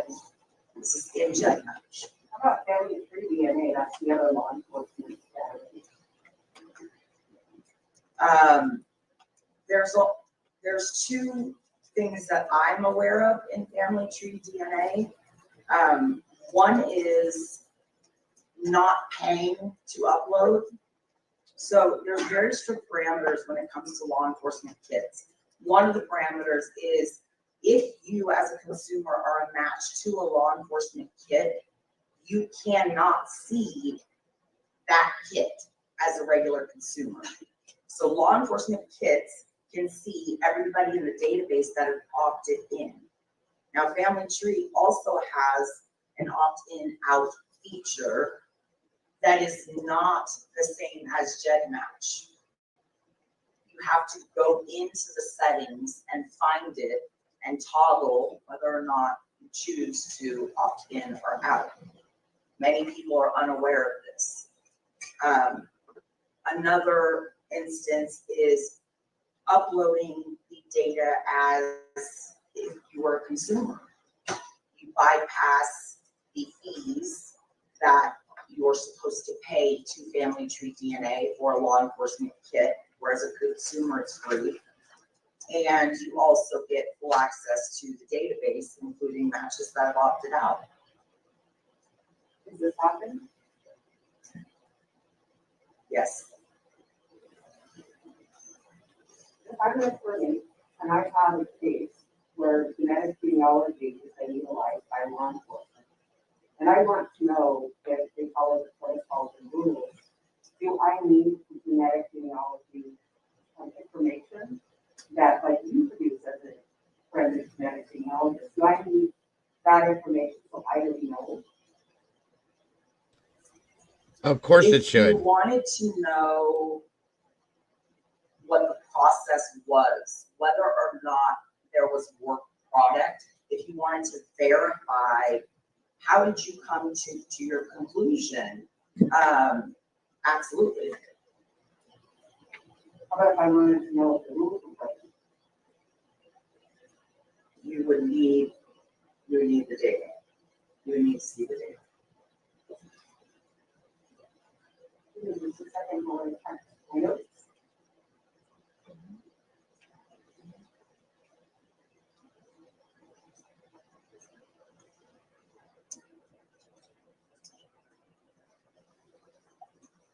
You have another question about another database. MyHeritage. Is that one that law enforcement uses? Many in this industry have been known to upload to MyHeritage. Essentially, these databases, you're only bound by the terms of service. And there are workarounds in every one of the databases that somebody knows about and has told you about, or you yourself have tried. There's really no justification for it. You think you're doing the right thing, you want to help, and Good point, Judge. There's a lot of information in genetic genealogy. there is. It is a very tedious process. There is a lot of time, effort, and work that goes into it. In the end, what I provide to law enforcement is an investigative lead, and it is up to the agency to then take over their case and confirm that my lead is in fact correct. How does law enforcement upload my opinion? So the upload to these databases is you go to the website, you create a free account, you take the data file, you hit upload, and voila, you've got now a list of matches. It's the same as a regular consumer would do in both MyHeritage and Family Tree DNA. GEDmatch law enforcement uploads now through a separate portal called GEDmatch Pro. But there are instances of people doing work on behalf of law enforcement uploading to GEDmatch through the consumer portal as if it were a consumer kit. Thank you. I don't have any other questions. I'm not sure if prosecutor does. Okay, thank you. Thank you, Ms. Vargas. Appreciate you.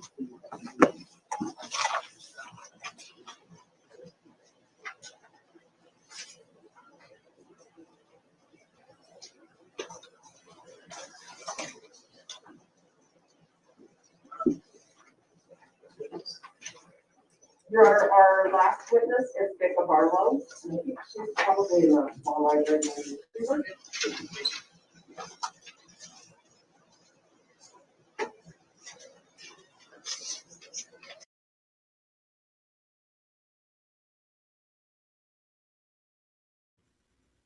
Thank you, Neil. That is much appreciated. I'm glad that you see that and that you've been watching that. And we have looked very closely at this piece by piece by piece by piece, and as we're seeing everything that we've looked at thus far, folks, we've been pretty much on point with, and thank you, Heather, for that. And again, Neil, thank you for being here with us and for observing that, sir.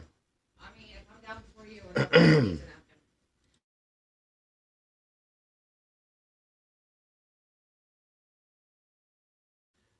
Are we done, or is it just froze again? Thanks, Mikey. Yes, whoever asked, I didn't see, sorry. Ann Taylor is wearing a face mask. Yeah, she has been. I don't know if she's sick or if she's worried about being sick. I've heard that COVID has popped back up around the country in a few places, so very much could be. Yeah. Yeah, we're not having any bullying in here. I think somebody just made an observation that was taken the wrong way. Let's try to, if we're going to make these observations, let's try to word them correctly so that they don't get taken offensive. That's all I'm saying. Oh. End of story. Some people take things personal for certain reasons, okay? Yep. It's not a reason to nitpick back and forth. It's really not, considering what we're watching here today. All right, let me check something here. I don't know why this Pixie froze, said or if this was... Someone said that she has strep or is getting over it. Very good reason there. Yeah. And obviously she's dedicated enough to this to not be there. You know what I mean? So... Right. Here, let me see if this brings it up. Nope, froze. I bet you it's done. Heather, was that the last the last witness that were they done after her, after Vargas stepped off the stand?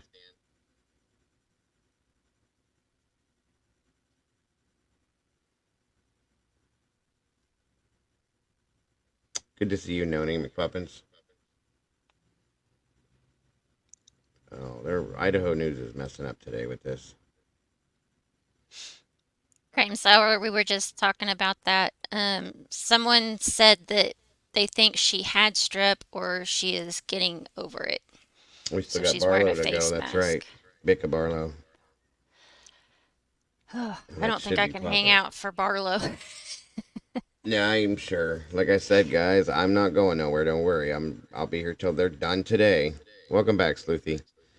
Mama Bear may need to jump down. We've been up here 6 hours so far, but that's okay. Yeah. Hey, Sleuthy, glad you're back. I was just grateful to have Mama Bear here for while I went, but I would like you to hang on for one moment while I run away and come back real quick. I'll be right back. Yeah, no problem. Yeah, but I'd rather have strep than COVID, because at least with strep, you can take antibiotic and get over it. COVID, not so much, or the flu, or anything like that.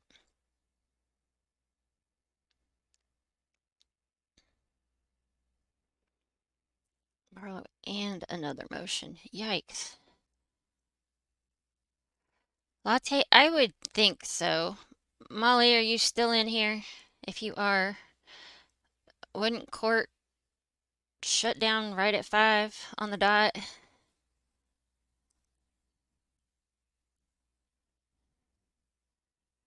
Hearing.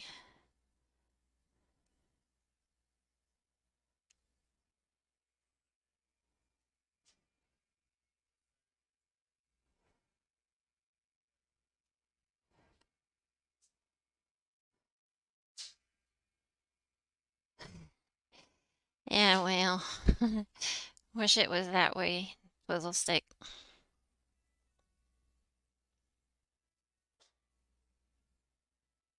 Oh no, Noni, that's not cool. Yeah, I hope she has strep or getting over strep versus COVID.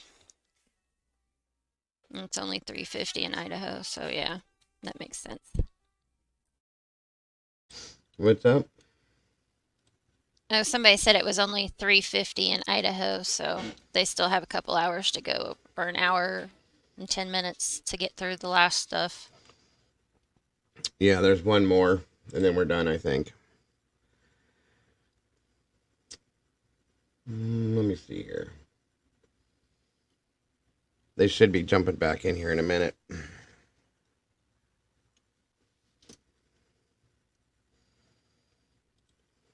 Yeah, because you know they're not going to go past 5 o'clock.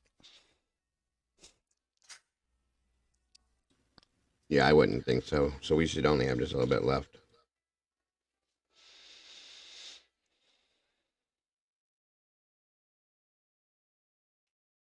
Oh, yikes, Noni. That's not good. I hope it doesn't pop up again. Oh, wow. Yeah, I hope not either. And there were multiple motions they were supposed to go through today, so I wonder if they're going to continue this. Yeah, when BR just said 6 motions. Mm-hmm. I agree. Oh, Joanne says that she's been in court way past 5 p.m. before. Well, they may then. I don't know. Well, hell, we may be here all night, folks. Yeah, I'll check back in on y'all later, but man, I'm gonna have to take a nap or something. Mm-hmm. Awesome. Good stuff, Afton. Thank you for being here.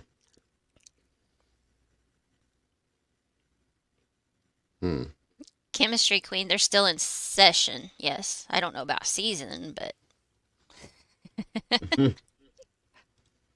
Let me check some stuff out here. court slumber party. Which is issue a written decision later after reviewing both arguments. Okay, I must have missed something before that. Yep.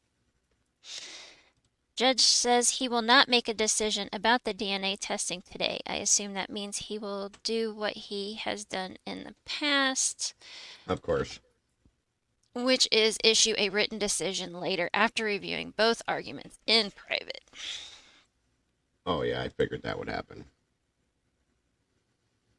Miss Kelly says Judge said wants to get through them all, so wow. We're going to be here for a while, guys, so if I fall asleep on you during the stream, just scream in my ear, that's all. I told you guys I would take you through it the whole way, guys. I'm not going to give up on you. I just need more coffee, that's all.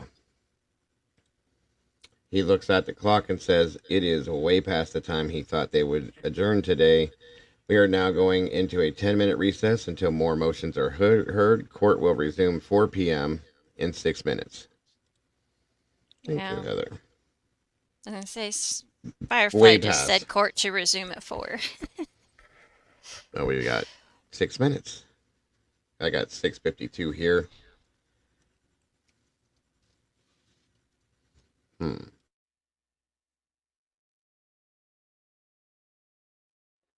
Yes, more coffee, more coffee. I need more coffee. Did I see Pamela in here? Is Pamela in here? Yeah, I just saw her. Okay. Well, somebody responded to her, and it was so funny. Carol M. Not to embarrass you, honey. She put at Polly Pecker instead of Pepper. I was like, wait a minute. Pamela's in here? Yeah, Heather has been on point all day with this, guys.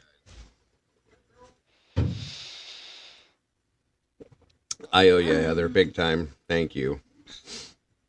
Like I said, we're getting a double whammy. Thank you, Obo. I appreciate that. We got Heather coming at us. Yep. And who's Barlow? Sorry. Bicka Barlow. Bicka Barlow is part of the defense team. She's the expert that they hired to deal with the DNA stuff. Oh, okay. So it's all DNA stuff. Yeah, all the beginning of this is the DNA stuff, and then they have the other the other stuff. Hopefully they go through that other stuff quickly. Hopefully, jeez. Yeah, right. Well, somebody a while ago mentioned that they weren't gonna question the Barlow is the same way that they did the other. No, she's Once, been so- known to be an expert, right? Thank you, Catherine. I appreciate that. You rock, Dago. You're committed to your craft, and I appreciate and respect you for kindness and big heart. Thank you so very much. Oh wow. I told you guys deserve the very best of what I can give, and I excel at only trying to give you the very best. Maybe not doing it, but I try at trying. That's I can say that much. Judge said that he was 6 weeks to go for trial. I'm hoping we have it. I'm saying I hope it falls into place in October, as they're saying. But the way this looks right now, guys, we're still waiting on another DNA profile to come through as based on the prosecution. So who knows if they can get with their if they would start doing their job. That's my opinion. If they would start doing their job, then we wouldn't be in this boat. We wouldn't be dealing with any of this stuff. I mean, jeez. I'm a damn good trier. Thank you very much. I like that. It's Thank you. okay, Carol. I thought it was funny. What's that? Oh, yes. Yeah.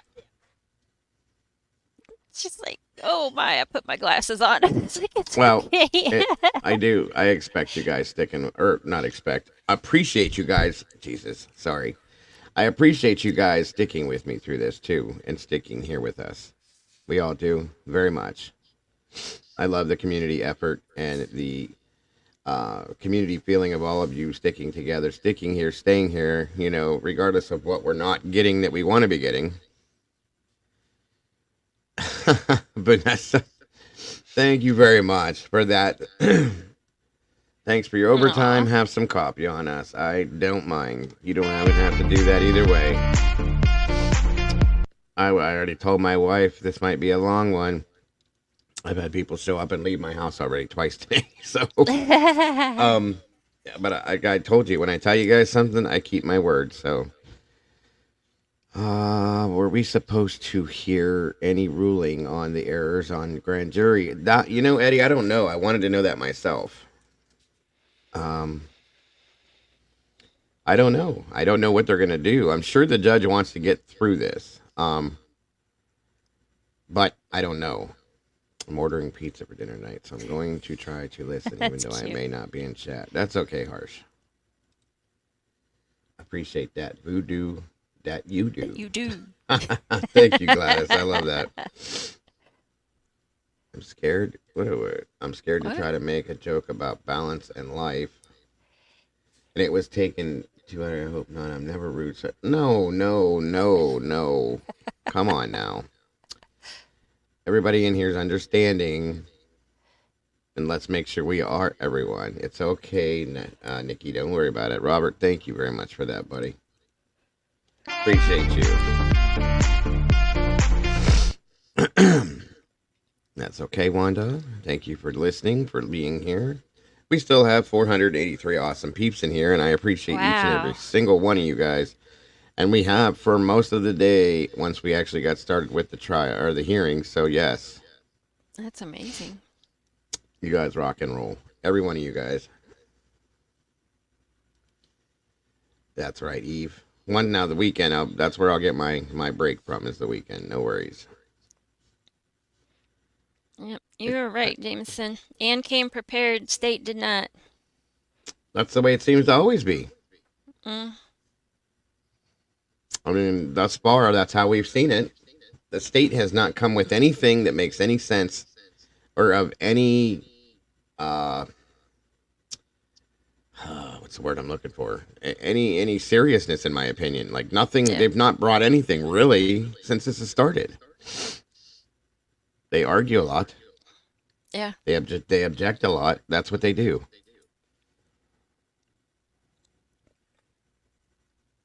Yep. Whine, cry, complain.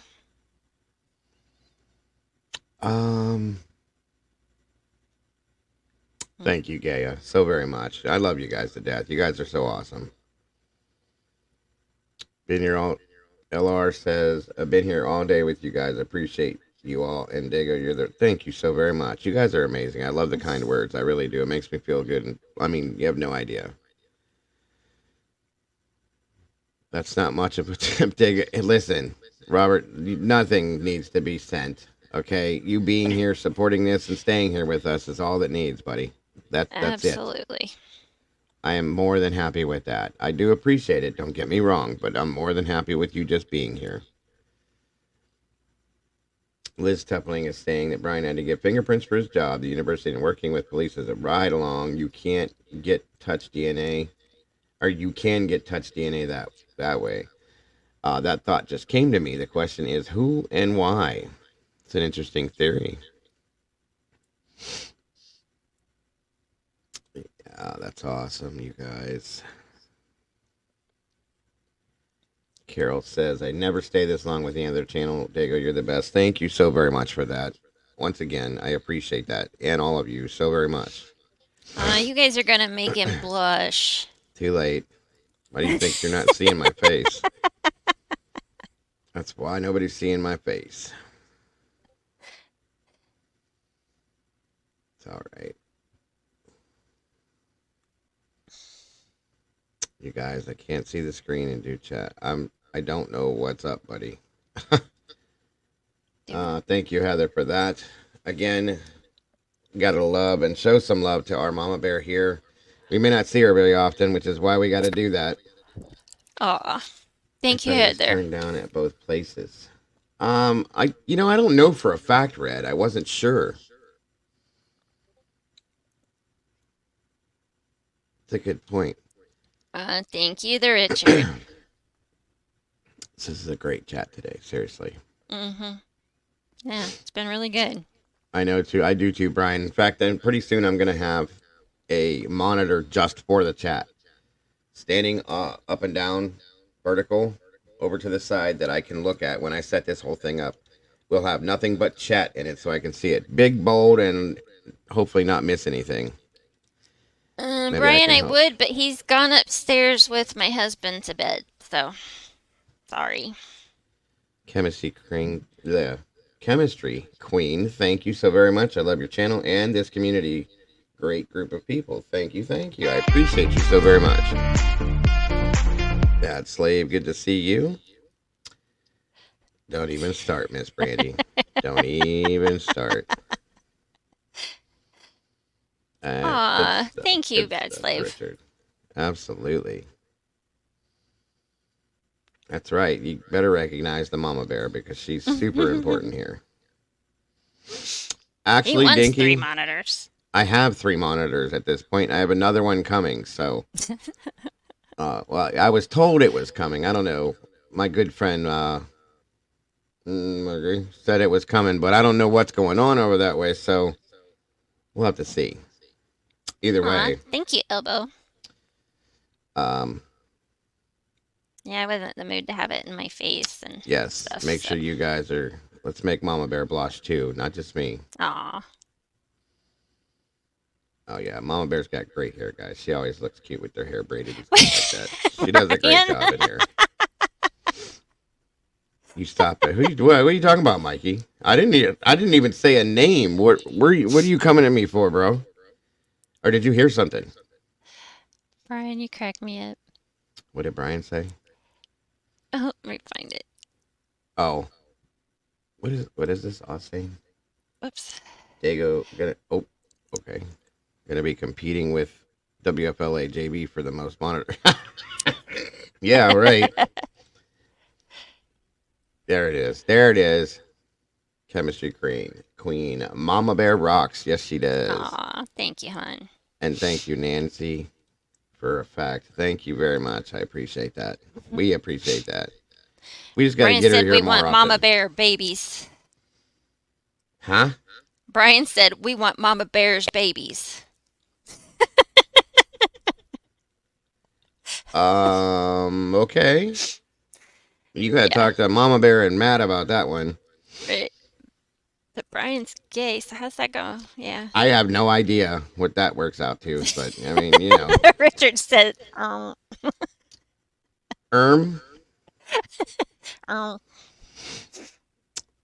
Brian.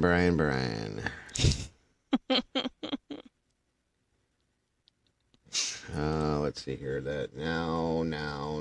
We shouldn't laugh at Bill for being unprepared.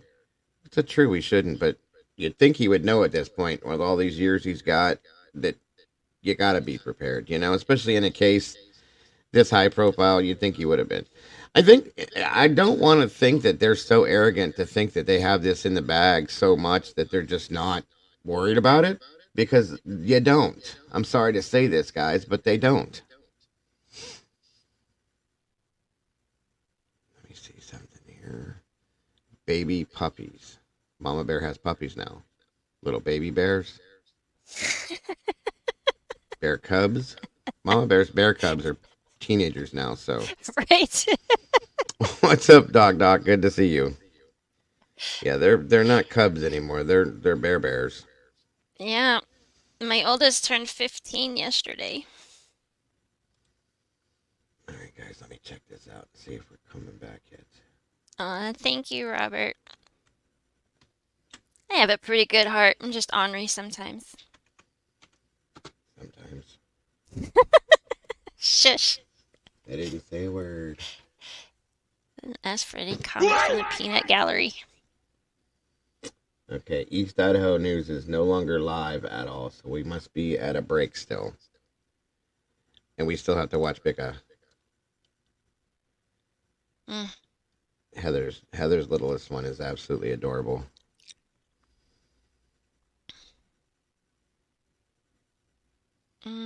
Natalie B. Hi, Dago. East Idaho News on YouTube have a witness you don't see yet is the video number 4, I guess, was the best witness. It's not on here yet. Did we miss number 3? No, because that was Barlow comes after her, right, Heather? Yeah. Thank you, Canadian True Crime. I appreciate that. Oh, goodness, Brian. Are you talking about Ghost, the dog? I have no idea how much he weighs. Too much. I mean, I have 2 20-pound cats. So. Big kitty. Big kitty. The dog's probably... Did they screw this up is what they did? They probably did. I mean, why wouldn't they? Damn it. Natalie said, yes, it's number 4. That's the one we just watched, or at least that's what East Idaho labeled it as. Damn it, Jim. Hold on a minute. I hate to have to take us back to this. Hold on. Thank you very much, Mr. Brian. I appreciate you and that so very much.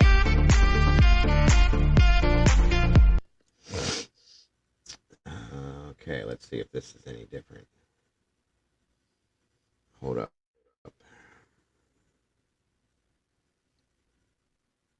All right.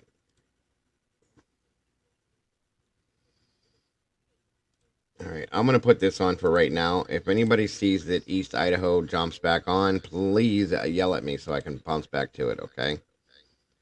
And I'll give you guys this to watch for here temporarily. We run out of time. We don't know yet, but we do have another motion from the defense asking for a second stay in the proceedings. They want more of a delay without waiving the speedy trial right of the defendant. And then there's a handful of motions. I'm going to grab coffee. I'll be right back. Including one about the alibi, demanding more specifics there. So a lot more to come today, hopefully here in Moscow. But for now, I'll send it back to you.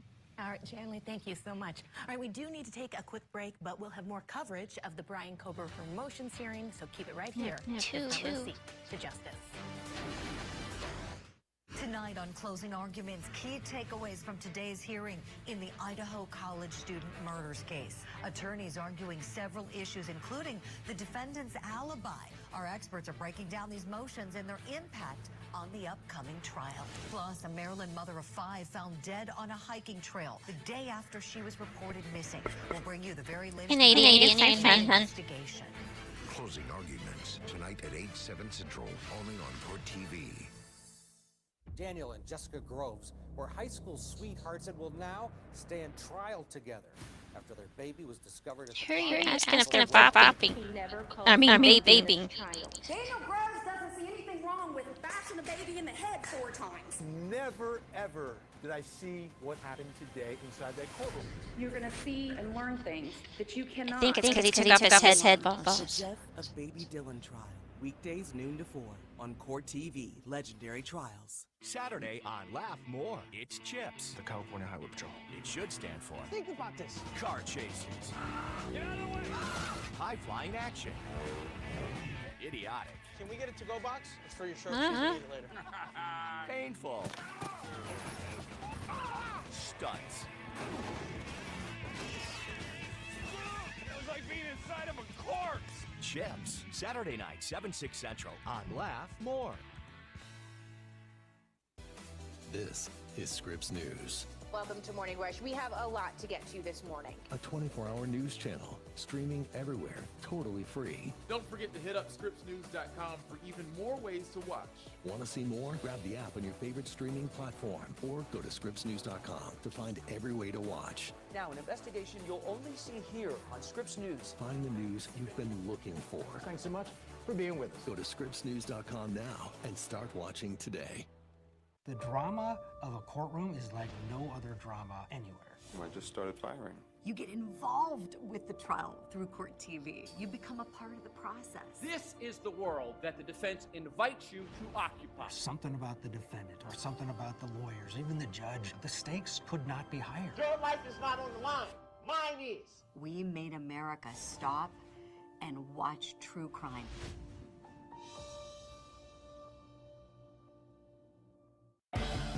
Free Movie Channel has something for everyone.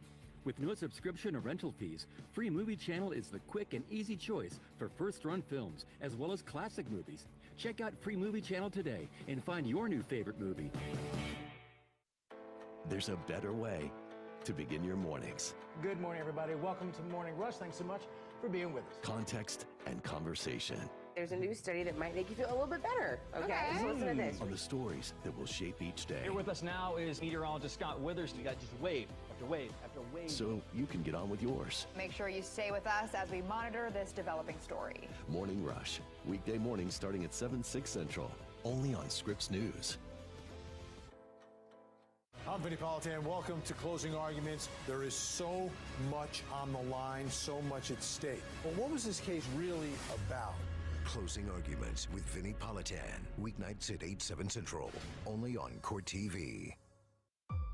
For over 100 years, this light has shined. Through generations of Americans, this light carries on. Reporting from Ukraine, Scripps News. A beacon of the free American press. Reporting the facts, telling the whole story. This light illuminates, it informs, and now shines even brighter. Scripps News.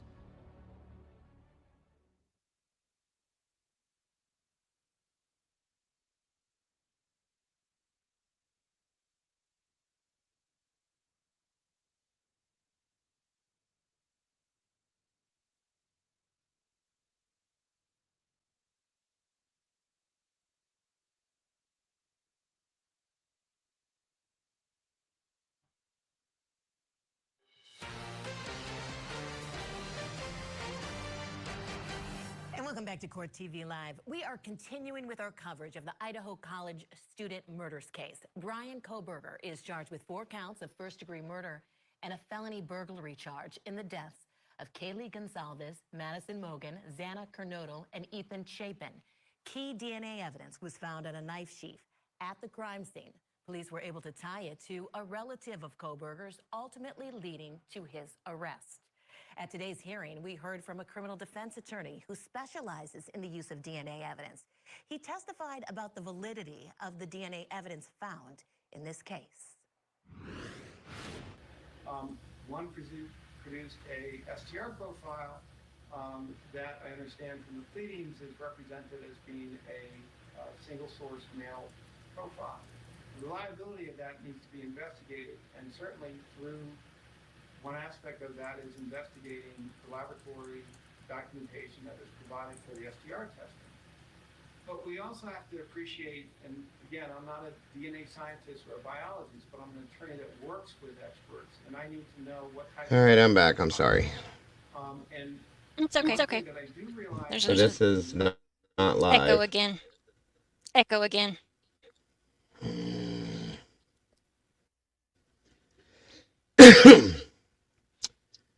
Judge to media, be careful that you know what you're talking about before you send it out. Good point. There was another part before Right, that. so- There was another part before that.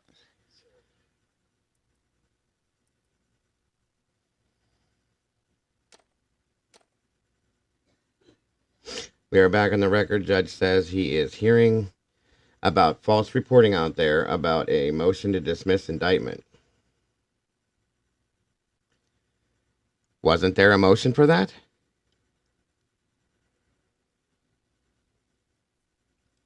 I'm not sure. I'm not sure. What's up, fat kitty? Good God, look at There you that go, cat North spat. Carolina Mountain Man.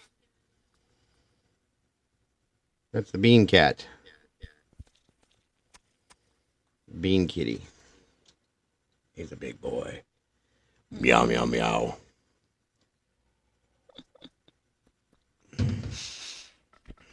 JC is having a fit about BK wearing a suit. Oh my God. Why? That makes no sense. Yeah, I know we're echoing again. Okay, meow.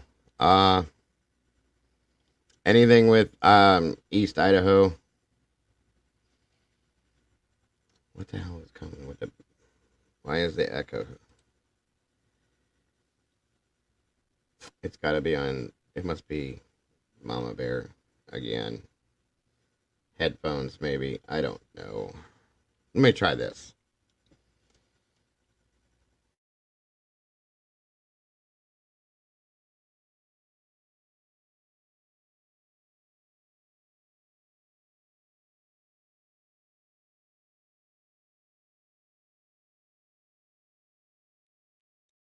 You're muted. Can you hear me now? Yeah. Yeah.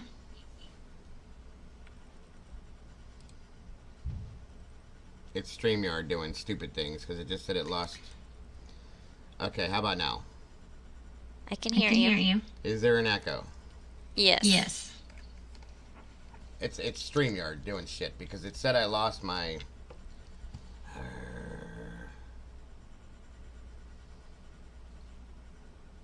On East Idaho, use new page number 4 as Vargas. Yeah, we did that already. They're screwing up over there is what it is.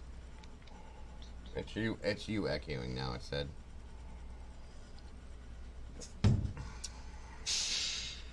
Be back. Be back.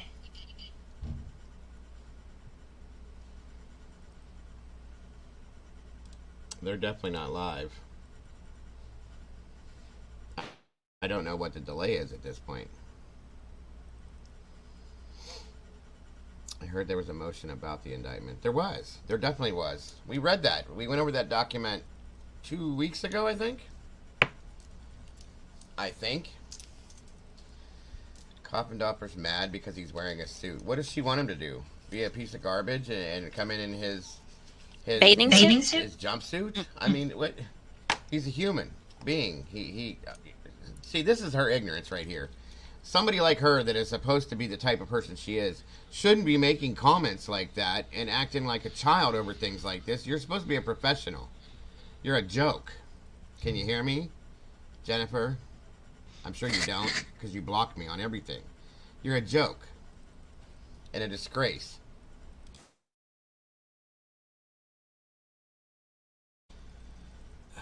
I can't stand her. I'm sorry.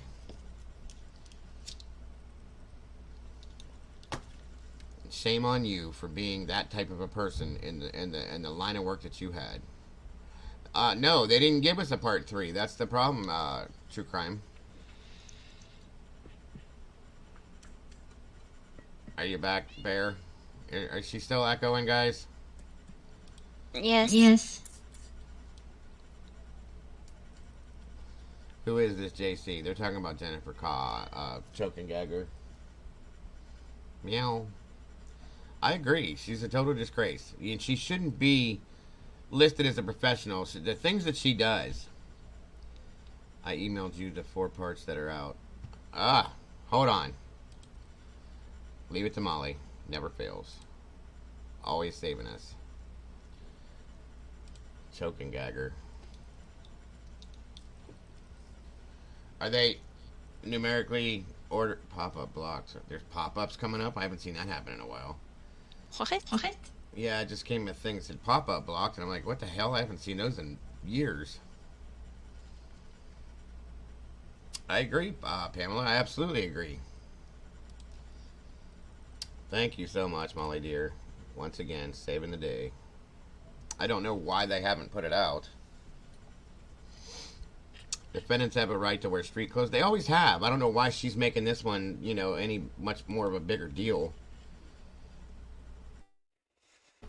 Let's see here, folks. Let's see what happens.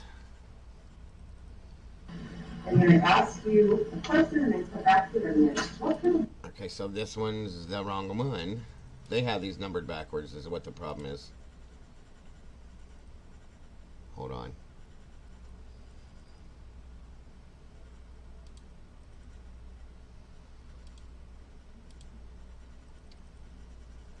I think Bicca might have been the one that was number 3. Echo, cloudy audio. It's StreamYard being shitty today. Everybody's been having problems with StreamYard for weeks now. Alright, let's try this again, Molly dear. Are you sleeping with your eyes open? No. You just had that stare. I was looking at the chat. Okay. Hold on. Very much.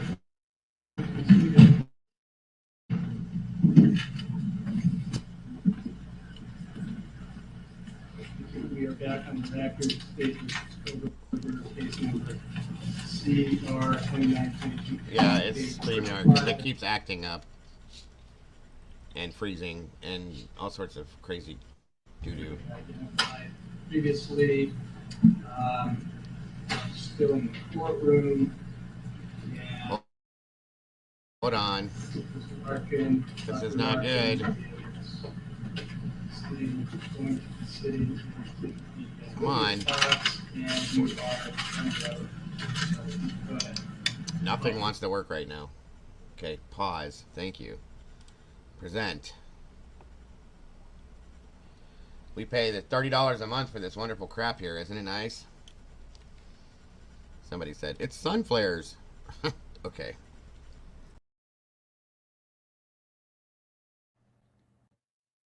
Whoa, where'd he go?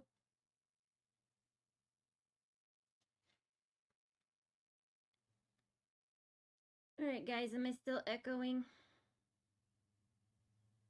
Can you hear me at all?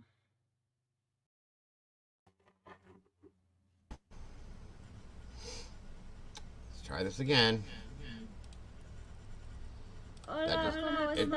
It just dumped me for a minute. No, I thought you did it on purpose. No, it wasn't me. Okay, this is stating that it's part 3 now, which is the part we didn't have. First, number one, I'm going to overrule the objection about her foundation being expert. Can you guys hear that okay? The opportunity to look at PowerPoint. Your Honor, we began to review the PowerPoint and it was immediately apparent to us that we would need to consult with one of our own experts. There's a lot of scientific terms, charts, graphs, etc.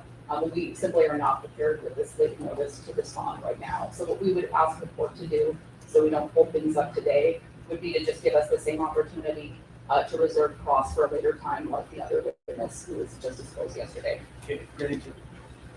Okay, so we need to come back again to have more informed cross-examination. But go ahead. All right. Dr. Larkin, I think we are prepared to start with your PowerPoint now. That just means we might have to come back another day and there might be more questions for you. You ready? Yes. All Are right. you guys hearing this okay? There.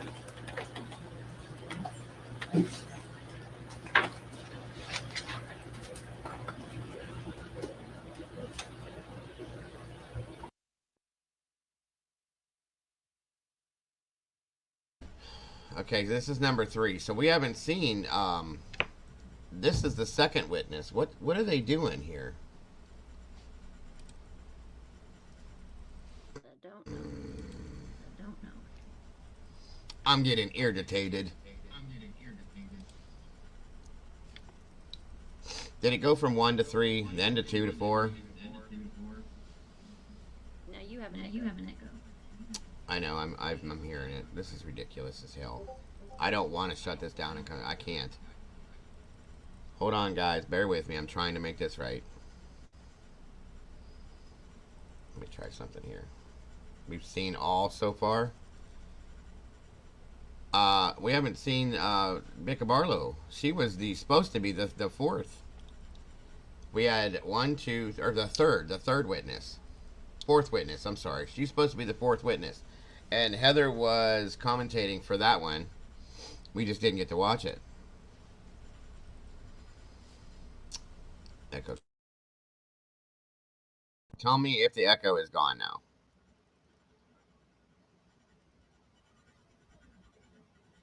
Yes. It is gone? The Lord. Heather, have they had Becca Barlow on stand yet?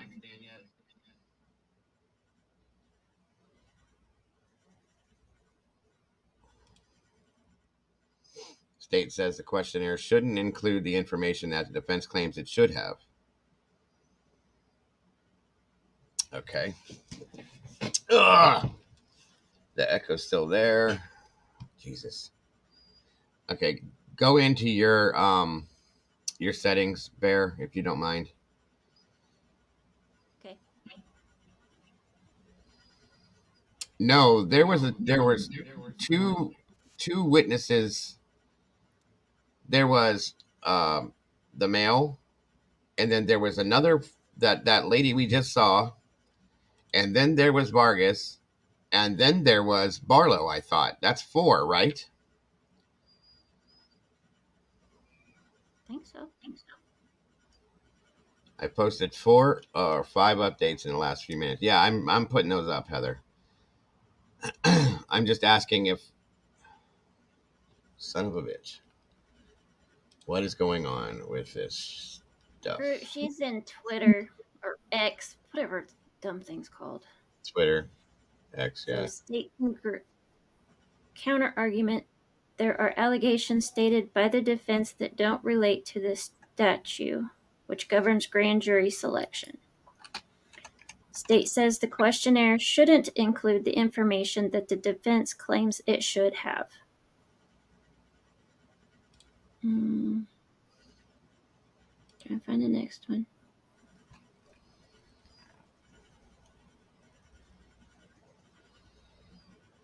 Yay.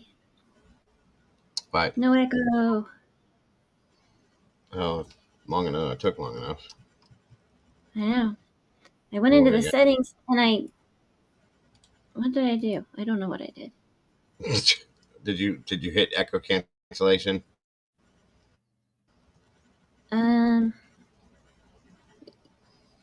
Yes. So they're all 4 of them are clicked. Yes. All right. There. Hold on. We're getting there slowly.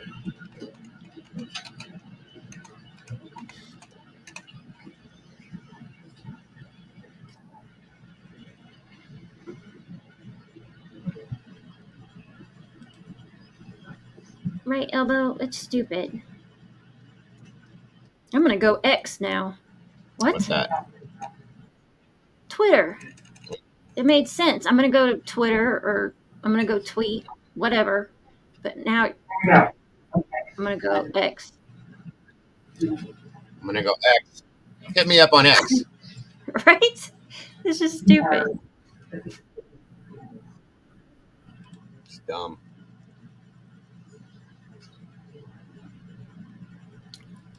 I agree with you, Jesse.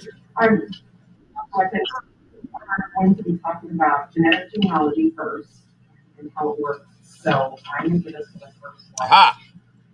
With that, and ask you a question. Told you I'd find something. I knew there was somebody else. I think we could play. If I hit play, then. Great.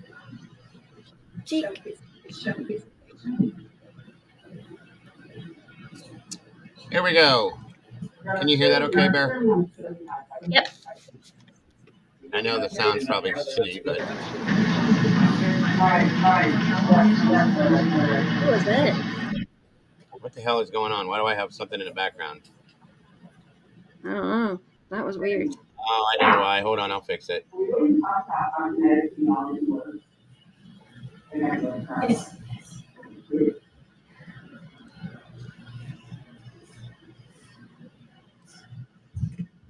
State asks court to deny the motion to stay the proceedings. Defense argues there were only 32 people called for grand jury when there should have been 45. Says there were items that were wrong on the questionnaires that were not done correctly. Defense again asks for a stay. Come on, folks. Not you guys.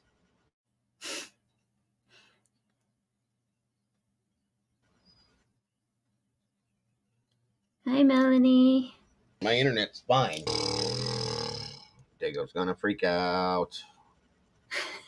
Sounds like a fighter jet, Brian said.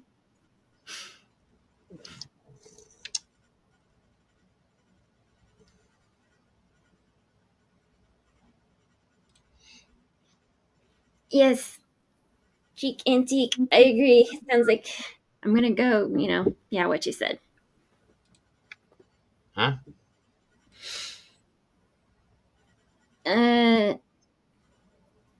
The ex Twitter thing. She made a comment. Oh, yeah. He asked noise cancellation, Dago. I did. That's why I think it's all working now. Crime Solver said it's it's the sound of the state's case blowing away in the wind. That's about right on point. You're right.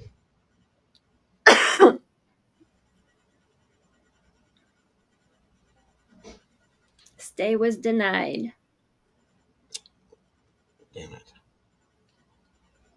For items that were wrong in questionnaires, if they were not done correctly, defense again asked for a stay, and it was denied. Of course it was.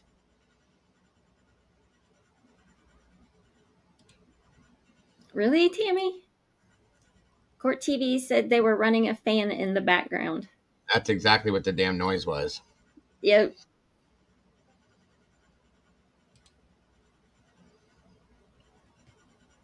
Hold on, guys. Let me see. All right, here we go. I got it fixed. Let's just get past it. Yes, sir. If that's resolved that way, then that's what? Oh. The affidavit was vague, like we've been saying.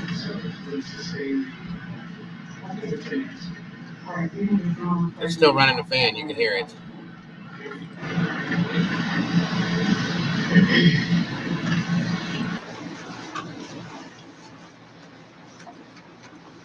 Ms. Harlow, one of the other areas is whether or not we have corrective action or irregular results reports. Your Honor, I'm going to object. The state indicated this morning that we would reach out to the lab, so we had disclosed everything in our possession, that we will reach out to the lab. I do not think it is appropriate for counsel to call an expert. You're on a roll, Crime Solver. Discuss and relitigate the discovery dispute that was addressed this morning. It's not an appropriate thing for a fact witness to testify about, Your Honor. Well, yes, Your Honor, and these are things that have been in the defendant's third motion to compel for quite some time now. And I do know we have some of those results. We don't have the full scope of them. I understand the state says they'll reach out now, but I mean, we're months into this.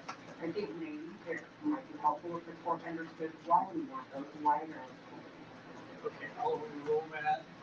and just to get some understanding why that is important, even though the state has already said that they're going to provide that unique in that area.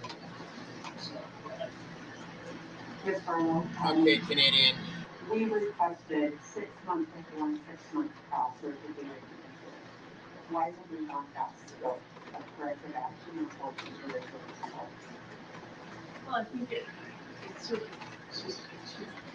to preface your question, the corrective action laws are part of the lab's quality system. So it's part of what they use to determine whether their quality system is appropriate. It's a way to track things like contamination events. It's a way to track. Carrie, that's Barlow. It's a way to track the presence of unknown contaminants that appear in the laboratory, and it allows the laboratory to assess whether or not their own methodologies are working the way they're supposed to be. And one of the most important aspects of crime lab work is to not contaminate your samples, obviously. And so many laboratories now have to maintain these as part of their accreditation standards. And once a corrective action is noticed, i.e. somebody identifies a contaminant in the sample, for instance, the lab then goes through and does what's called a root cause analysis. So they Awesome. look at whether a particular analyst has a particular habit that caused the contamination. Then they look at things like whether some of their chemicals or fluids are contaminated, and that's what they're seeing. And they have to document that as part of the accreditation process. And so what it allows people like myself to do is to actually assess the overall quality, and it helps a jury understand the overall quality of the work that's being done in the laboratory itself, and whether the lab is following those protocols, and whether it lives up to the promise of the protocols to be and reliable and accurate results. Thank you. I'm going to skip ahead in my notes a little bit.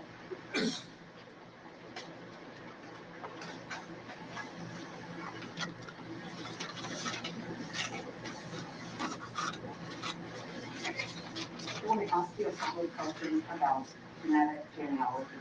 Are you familiar with those?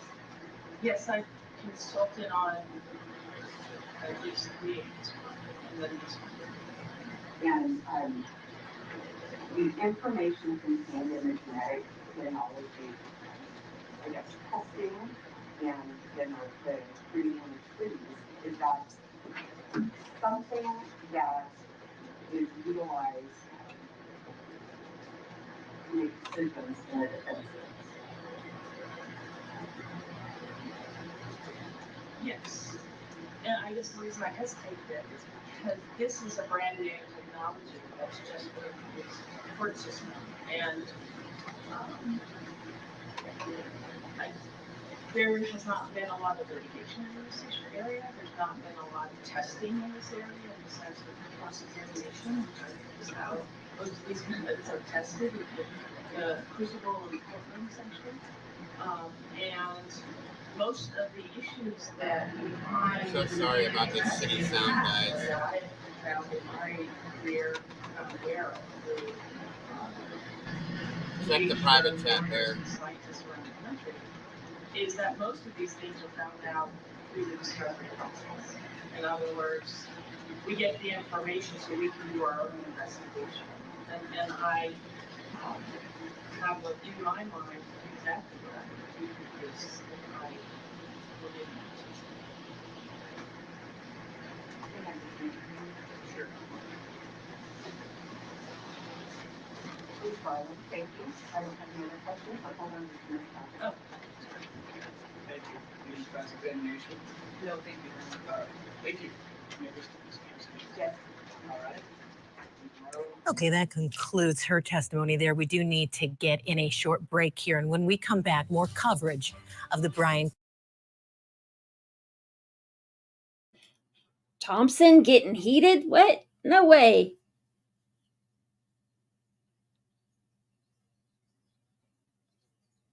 Just doesn't make sense.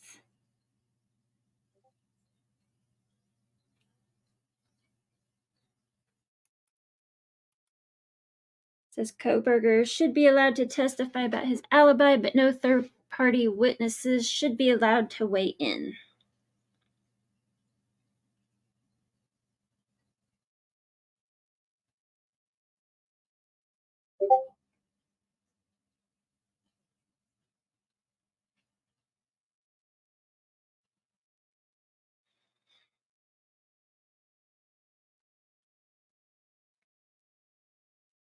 Dago, did you turn the sound off? All right, so I'm just talking away, muted once again. Burp, burp, burp, burp, burp, burp, burp, burp. God. Maybe you stepped away or something. Now, so if the judge expects trial to start October 2nd, how does prosecution prove 4 people were unalived without autopsy reports and an enemy testifying as to them? Great point, and thank you once again, commercial. Heather says again, judge says that if Taylor plans to present witnesses to testify about his alibi, then she needs to share who with the prosecution before more time passes. That's fair. That's fair. Heber. What's up, Mikey? Where are we at here? That aligns with the state's point that time is running out and they don't want to be ambushed when the trial begins. Okay. And don't piss me off. The defense also deserves every bit of what they deserve. You know what I'm saying? So you can't have one without the other. Let's do this fair. Fair is fair on both sides, guys. We got to go with both sides. You can't have it one way and not on the other side. You know what I mean? How the hell is someone not calling on me to testify? Not that, Nikki. It is 7:43 here, so 5:43 in Idaho. Miss Ma'am. Oh, let's see. Oh, good. So glad to hear you were joking at Brian Hoffman. Oh, of course he is. Brian's always joking. Don't piss me off. Shut up, Mikey. Shut up, Mikey. Stop it. That's right. Sarah says this is a DP case. Prosecution needs to have all their paperwork together. They have been sloppy since day one. It is unacceptable. Thank you for that, because that's a fact. It's 4:43 in Latah, she said. Heather says, damn, Heather's about to move to Idaho. I'm telling you guys. She's in this way in there. Shit. Next time I talk to her, she's going to have a microphone in her hand like this, and we're standing in front of the house. It's like, I'm here, Dago. Here we go. Heather's on top of this. Thank you, sis. Once again, guys, this channel is 100% crowdfunded. We've been here all day, folks, all day. Thank you for sticking with us. We have 443 people still nonstop, guys. We've been going. How long have we been going, Mama Bear? We've been going 7 hours, 20 minutes, and 38 seconds and counting. Damn, folks. Damn. That's all I can say. And again, guys, thank you for any of you that have donated to these links here. This is what pays the bills to keep us going and keep us running, internet and all that fun stuff. So thank you to all of you, or any of you that have donated, and any of you that will donate to it. We do appreciate you so very much. Yes, and anyone that has donated to me, thank you very much. I greatly appreciate it, and I love you guys. Thank you for that as well. She deserves it. She's still here. She's awake. Still here. All that matters.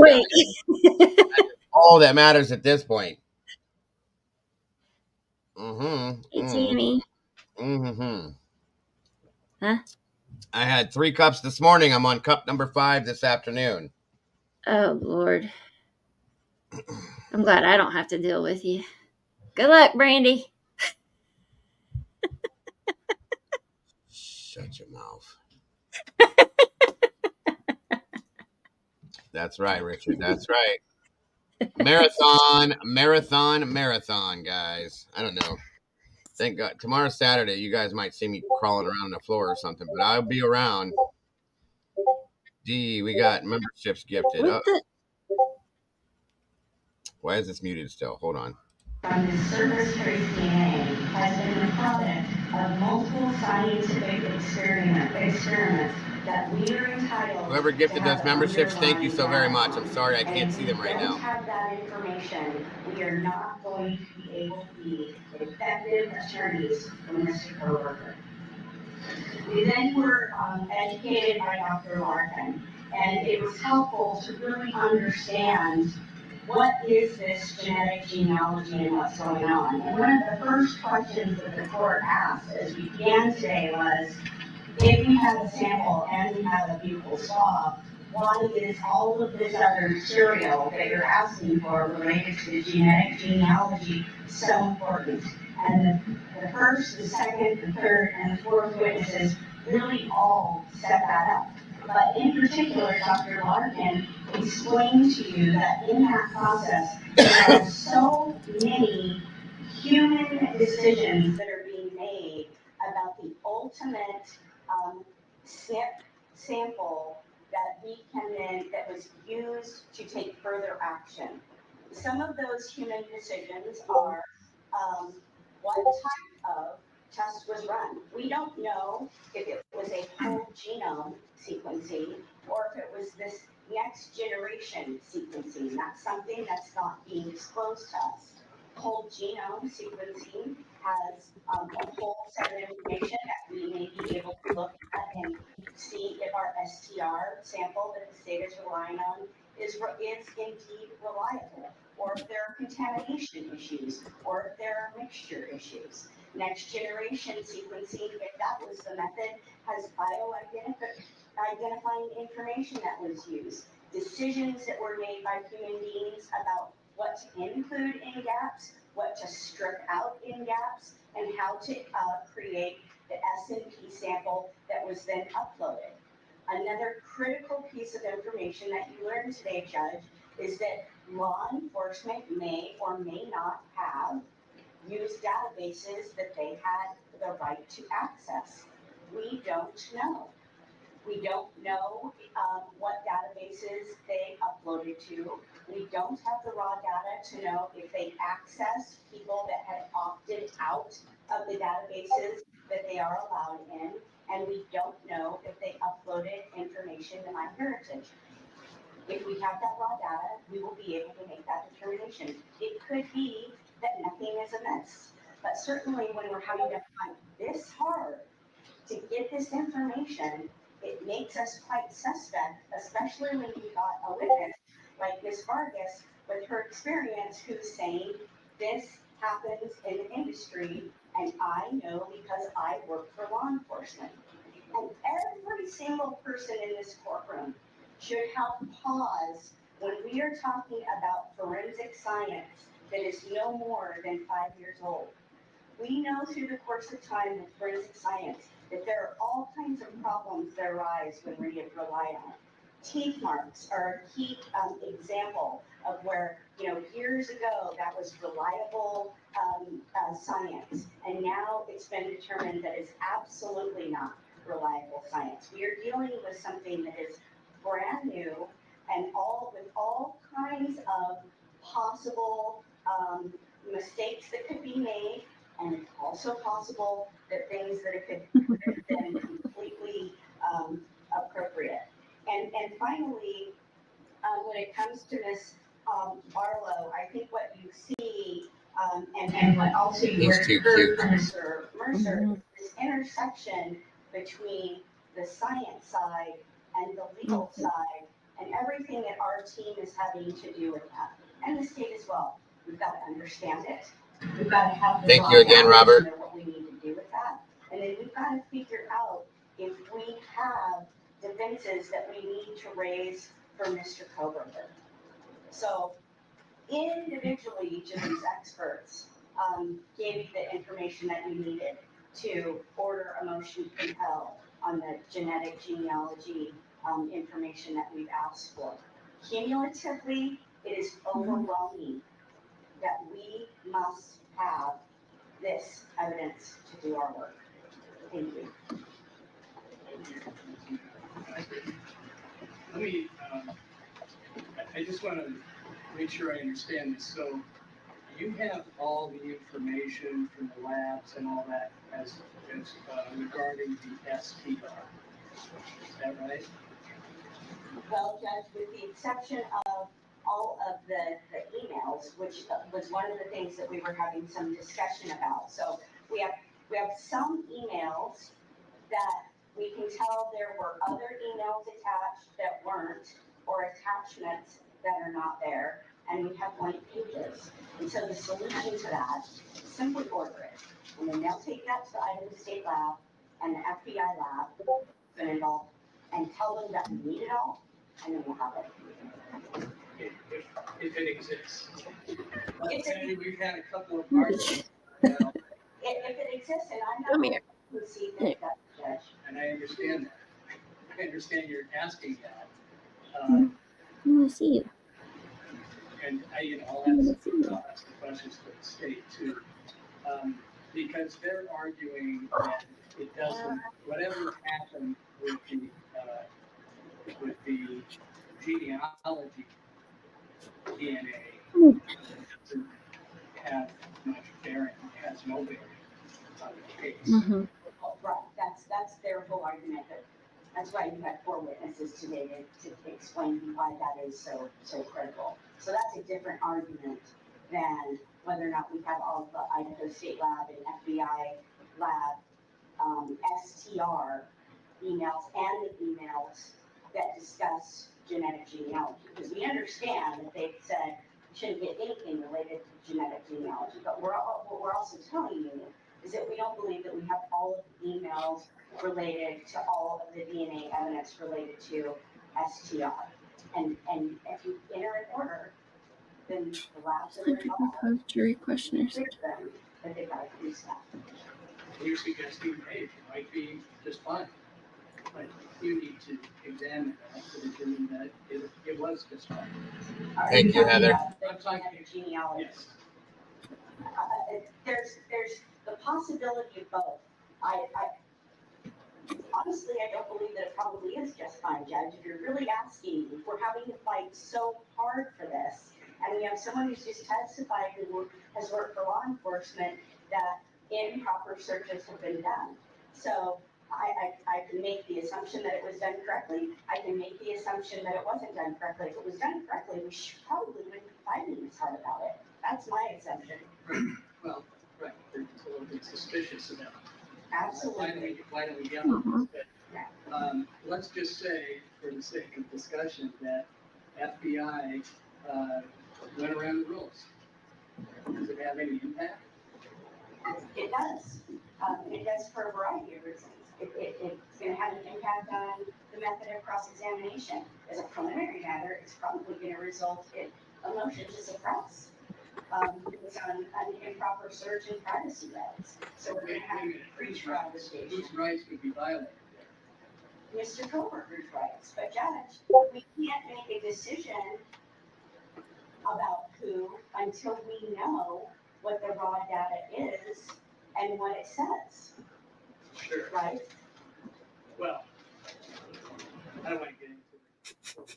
Dante, I want to bring you in really quickly. We're listening to the arguments made. I mean, talking about sample switching, contamination, privacy. Defense counsel is saying we need information or we cannot effectively represent our client. I mean, it's a valid argument. Yes, and there's big picture. Let's go. There's 2 things. When evidence comes in, it has to be reliable. Everything she just said is absolutely correct, everyone. Everything. We don't know if it's reliable because we don't know every bit of it. And he's thinking about it, you guys. He's thinking about it. It's a good point. Very good points. Either of those are true. I'm sure they're all watching it, Bad Slave. Yeah, I mean, the judge just said it. Let's just pretend. Why are they withholding evidence? That's a great point, Chains. Why are they? What's the deal? And it's not even the state. It's law enforcement not turning it over to the state, who in turn can't turn it over to the defense. This is insane. You always hear the phrase is fruit of the poison. Everything that we have said, you guys, everything we have said about the corruptive look to this case has popped up right here. They're talking about it all day today is what they're talking about. And if people want to argue that you guys are crazy, you're conspiracy theorists, and you're this and you're that. Yeah, it looks like it to me. There's a lot missing here from what I'm hearing in her argument. There's a lot missing. Some of the research, the initial tests that were done, I don't know. The court is trying to schedule a day to discuss a motion to dismiss indictment. The defense hopes to propose it sooner rather than later, but the judge says he is very busy trying to clear. All right, Dante, thank you so much for joining us tonight. Great insight. I really appreciate His schedule you before October 2nd. The state is arguing that it needs time to go through the motion and build their arguments against it once it is filed. We are going to go to closing arguments.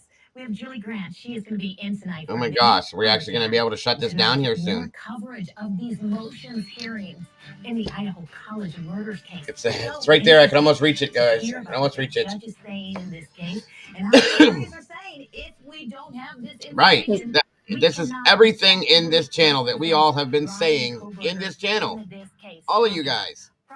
Every one of us. Contamination possibilities and emails. They were getting emails that maybe some didn't even have attachments. So really interesting to see. How about all that? Contamination, guys. In Idaho tonight. Contamination. For joining us. Stay with us. You are watching Keep the lines of communication open. Be respectful to each other. And maybe some of this can be ironed out a bit sooner. Right? You see, Heather said they say they need at least 7 days. The motion to dismiss indictment has been scheduled for 1 p.m. Pacific time on September 1st. So that's going to be 4 or 3. How many hours behind are we? Apparently 3. Cannot unsee and learn. Or we're 3 hours ahead. Ahead of them. Right? Or backwards. Let's see. Hold on. So it'll be 3 p.m. for us. So it's Eastern 8 time. now. It's 3 hours. All right, guys. So we have a date at 3 p.m. on September 1st right here to do this same thing again, because that's going to be it right there, guys. That is going to be it. I want to know what the motion is. I want to see what the motion is going to be. I mean, I know what it is. I want to see what's going to happen with that is what I'm saying.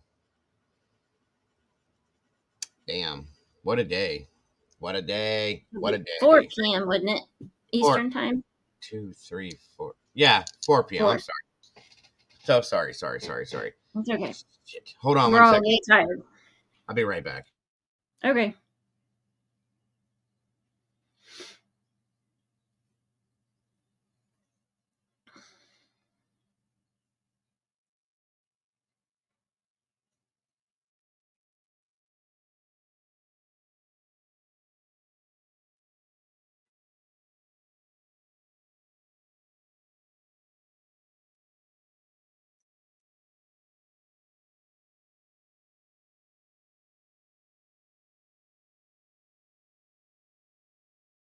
Yep, I think they're going to go fast now, too.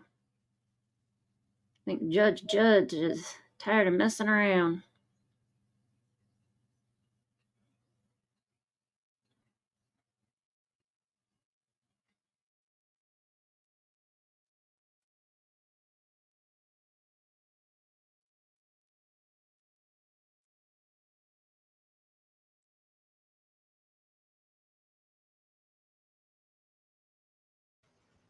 Right, Katrina, it's less than 3 weeks away.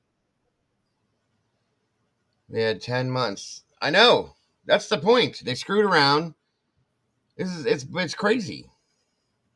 With no subscription or rental fees, Crazy. easy choice for first-run films. As well as Absolutely, guys. I told you one way or either way I would be here with you. As long as this took, I would be here. Mama Bear didn't have to, but she's still doing it, and I appreciate her more than anything. I hope you guys do too. Tomorrow's Saturday. I don't have to get up early. Heather's hammering this all day too. Told you guys we have a beautifully great, amazing team in here. I cannot ask for more. You know what? You're right, Eddie. I agree with you. I bet you he does. I guarantee you he wants this dismissed secretly. I can almost guarantee you, and I'll bet you guys anything that he retires after this case is over. Probably.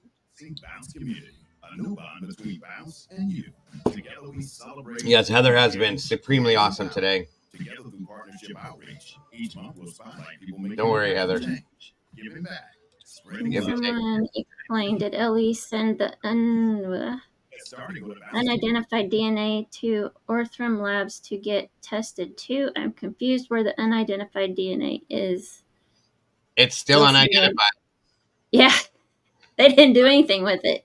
They said they didn't do nothing with it, which is complete bullshit. Why is nobody arguing that? Yeah, they said it was unqualified. Was that the word? Unqualified DNA. If it's a male DNA profile that they found that doesn't belong there, what do you have to do to make it qualified? Yeah, I don't. That's the dumbest shit I've ever heard in my life.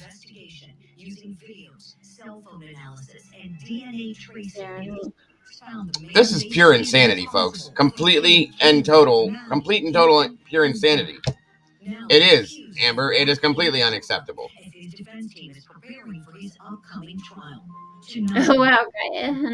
It's 2 a.m. in Poland. She's still going with us. God bless you. God bless you. All of you guys.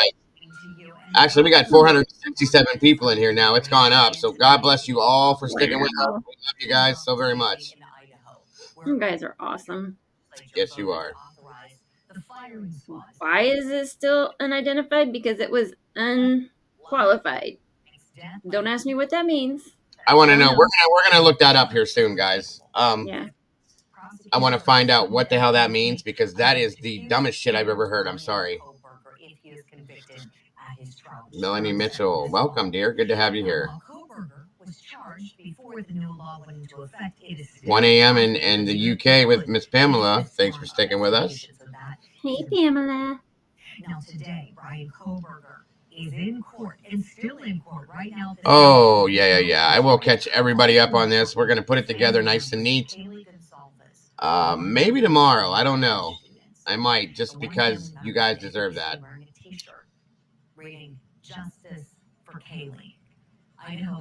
There's nothing wrong with that. I will do what I gotta do, Chains. I'll do what I gotta do, dear. I told you guys deserve nothing but the best, and I try to give it to you every time.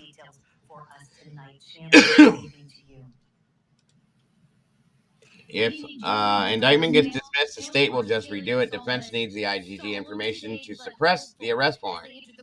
That is what is needed more. I agree. Good point, Heather. Good point. I can almost agree with you on that. I'm waiting to see that happen, Virgo. DNA is going to end up missing. Imagine that. Surprise.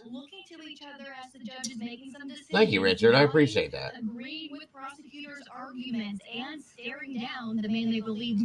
Because there's nothing left of the sample for defense testing, it's unqualified. That's awful convenient, don't you think? Yeah. Wow. You can tell there's some sort of security around his leg or ankle. That's another one too, chick. Court has adjourned. Miss Heather, you are off the hook. Thank you so much. Great job. You know what? You deserve a round of applause, my dear. You do.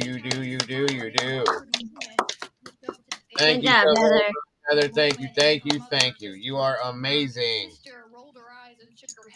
Better than Twitter could ever be. Yep. Thank you. He listens to the argument as he turns his head to each person's talking. I don't think he is. I don't think he is. He looks rather good, actually, to be honest with you. Have a good day, night, afternoon, whatever, Elbow. Thanks for being here, hon. Yes, thank you so very much. We appreciate you so very much. I don't know. I guess it'll be interesting to hear what the families believe. Oh, yeah. BK is the guy after today or not. I'm sure they're going to think something's up. Yeah. Took on in November to try to pinpoint a potential lead, a potential suspect in this case. As we know, Julie, that homed in on the yes, thank you, Heather. The defendant and made him the prime suspect. Round of applause for Heather.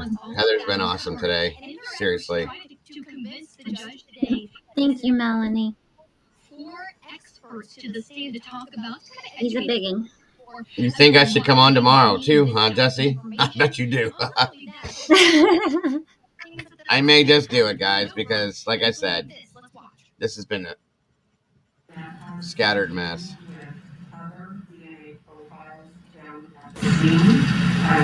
They have provided full discovery for the sheet, the DNA found on the knife sheet, but not the other 3 unidentified male DNA samples, 2 from within the house, 1 from outside of the house.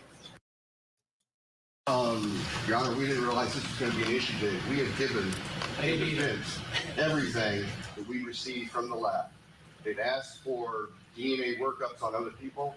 To the extent that they don't have them, they weren't done. We can't produce something that doesn't exist. Wow. So you that see was that? interesting. Actually, the arguments went on this afternoon, Julie, to reveal that the prosecutor, Bill Thompson, says that those profiles, those unidentified 3 DNA profiles, aren't eligible to even be put into CODIS. The defense acted surprised, but then the prosecution said, that should not be a surprise. We've told you before. That seems to be a theme between both of these parties. But other than that, like I said, the defense team calling these potential experts, a couple of lawyers who talk about what a reasonable defense attorney would need to be able to attack this type of investigation. They would need that discovery to hire potentially their own experts. And they also called a couple of experts trained in genetic genealogy as well, including Gabriela Vargas, who doesn't really have a scientific background, but she did offer a key piece of information possibly about the testing and how that would unfold. Let's watch. If I were a attorney and I found a case where genetic genealogy has been utilized by law enforcement, then I want to know if they follow the protocols and rules. Do I need the genetic genealogy information that, like, you produce? Yes, that's what they said. Do I need that information so I would know?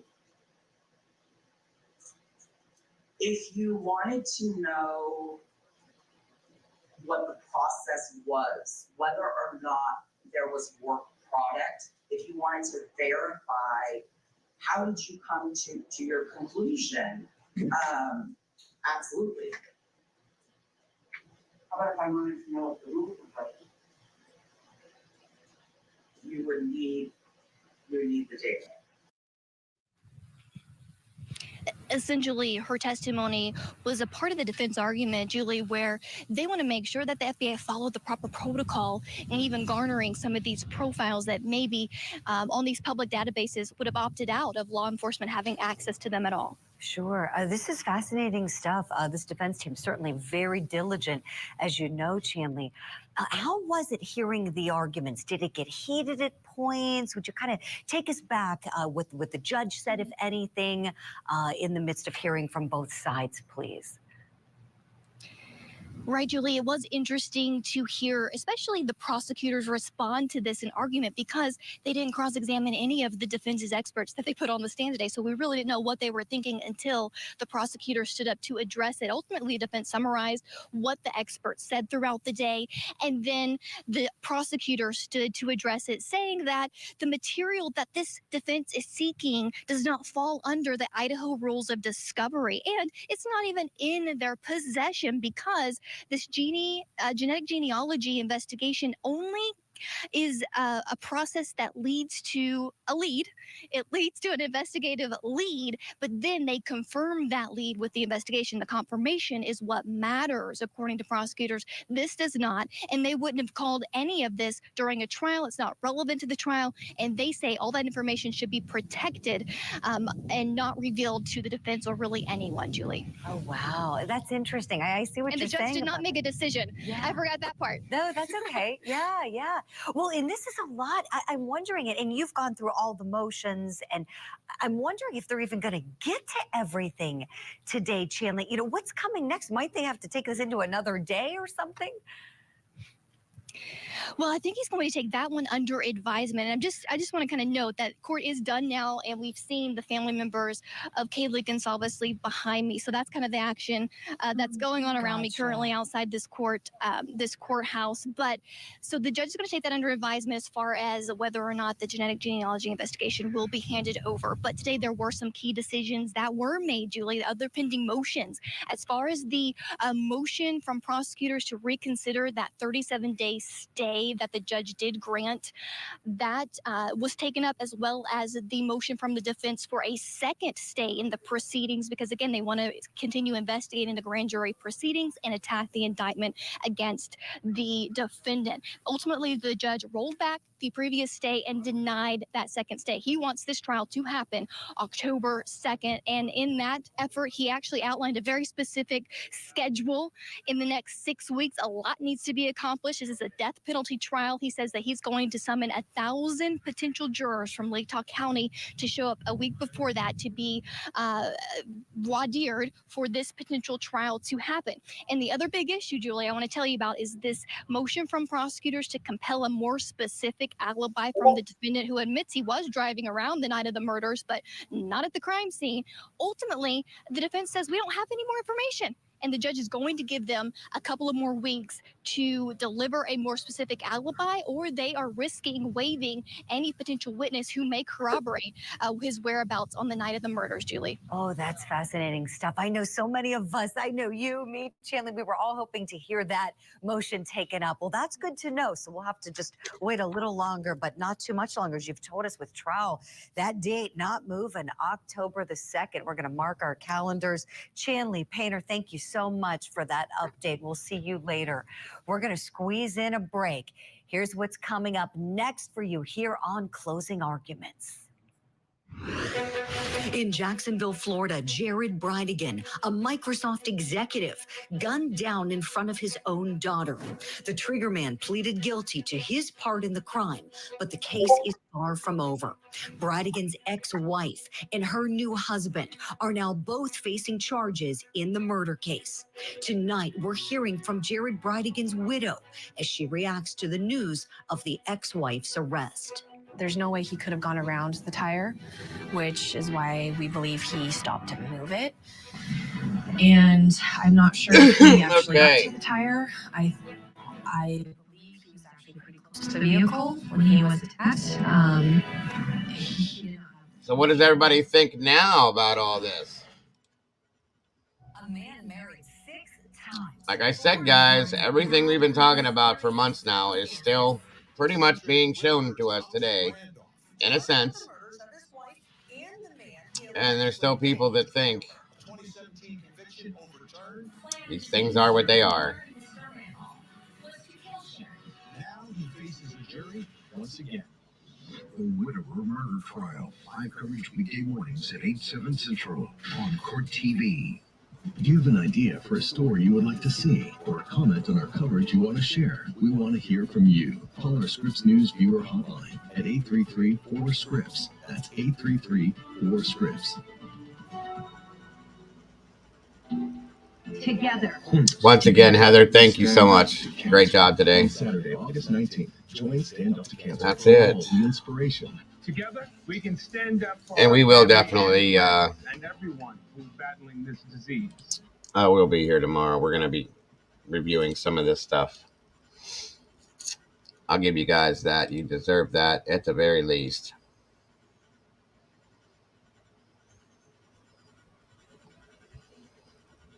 Yes, I agree, Miss Jules.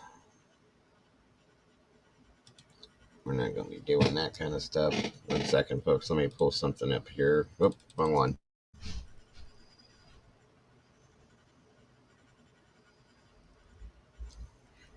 Hang on.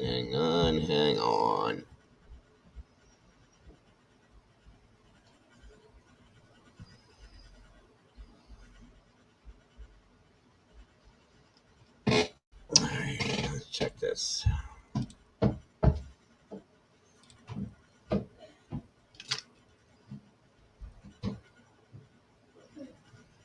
Nope, they're done.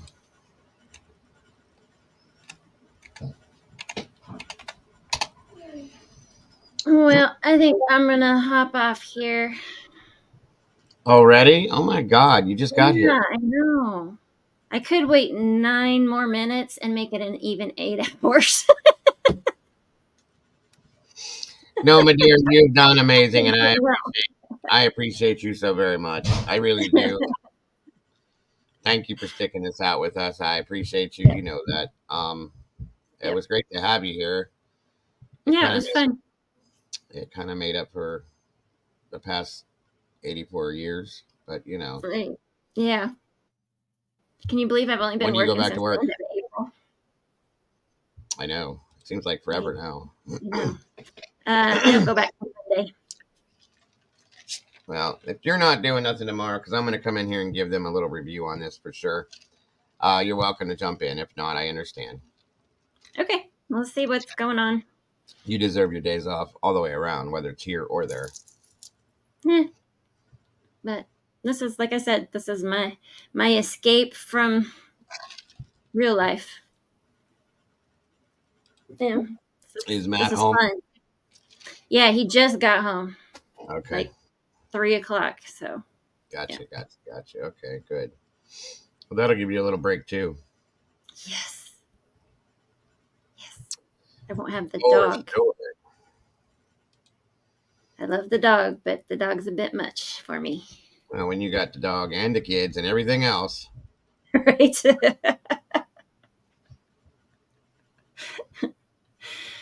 All right. Well, good night, guys. Maybe I'll see you tomorrow. If not, I'll see you next Thursday. All right. Hopefully. All right. Good night, guys. Bye-bye. Bye. Oops. Bye. Bye, Juniper.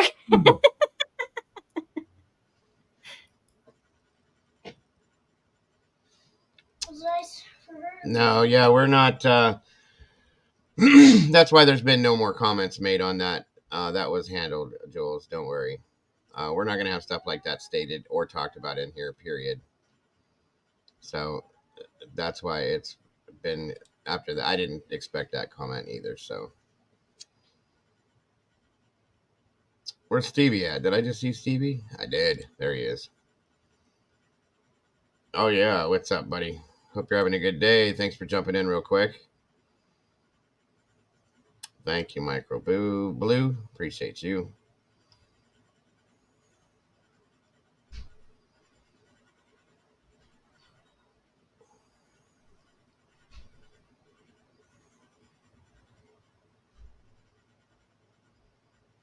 Thank you, Carrie Perchula.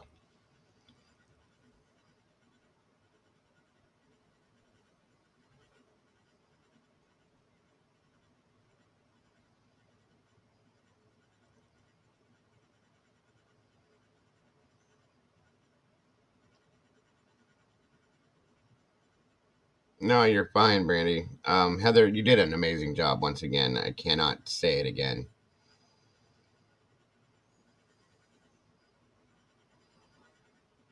I bet it has, buddy. It's great to see you in here, though. I bet you're ready for the weekend. Robert Belt saying good night. Thank you for that.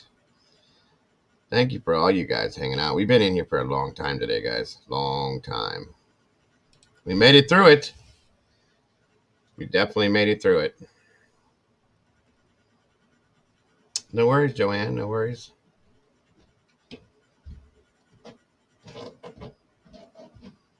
Yeah, I think Mama Bear threw that comment out there before she completely read it.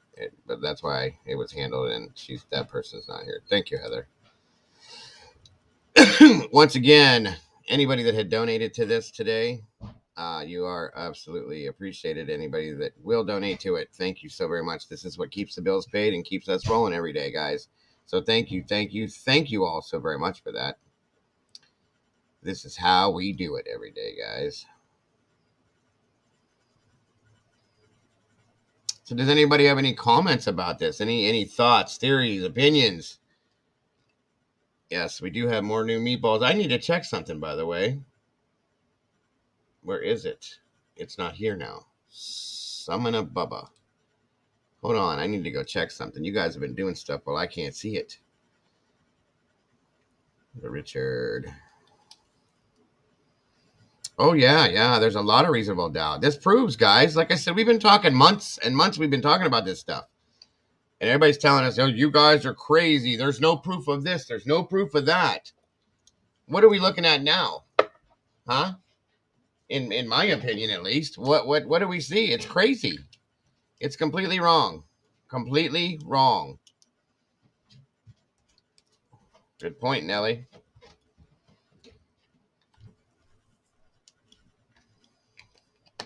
Right, Vanessa. I agree with you. It's hard to believe this is happening in real life. It seems like a movie that doesn't exist. Do you know what I mean? It's completely insane.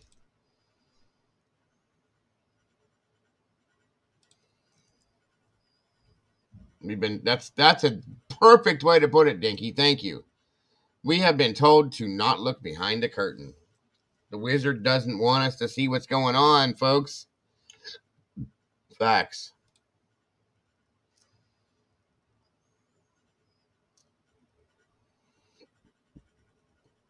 These are facts.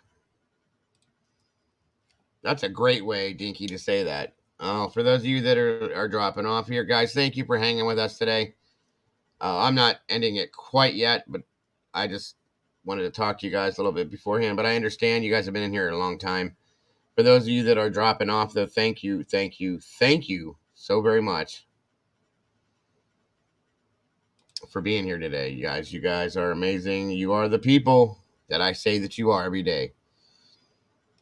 And I appreciate you all for coming in here and spending your day with us to do this. Sorry for the little technical issues that we had going on. This is what I'm trying to check here. Somebody gifted some memberships, I was told, and I'm trying to find out who it was. Now that I can get back in here, it's not going to let me. Damn it, it went too far back. Summon a boo-boo.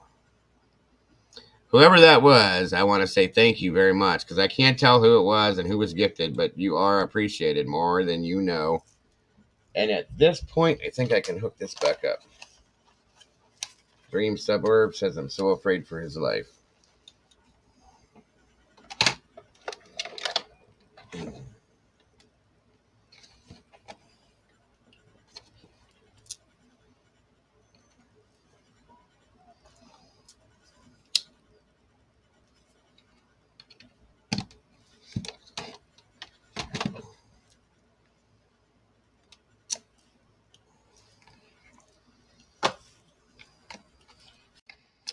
Thank you so very much for that.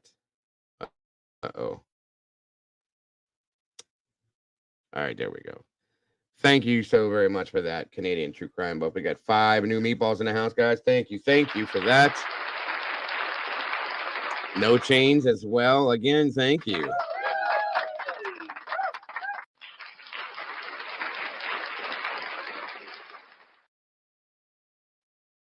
I agree, Bonnie. I do agree. I agree. I absolutely agree. Thank you for that comment, Bonnie. That's a fact. It's sad, but it's true at this point. I have to say it. It really is. It's true. And I 100% support Jules in that situation, and that at that point I do. I always have, because I hate to say this, I just, that person knows. You can't say these things without showing it. You just can't. And I've tried to support that and to help her, and it's just, at this point, that's why I haven't been reaching out or anything, guys. I just can't anymore. I can't support something that will not support itself in that sense. And I try to do everything the right way, but I have to support Jules and back her up on that. And I always have, and I always will, period.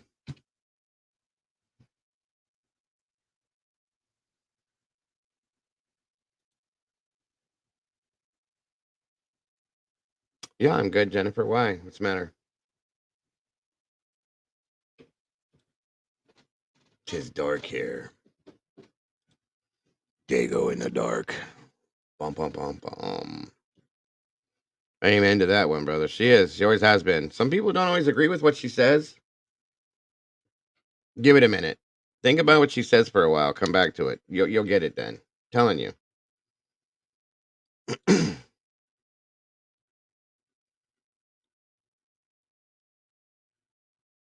Think you changed.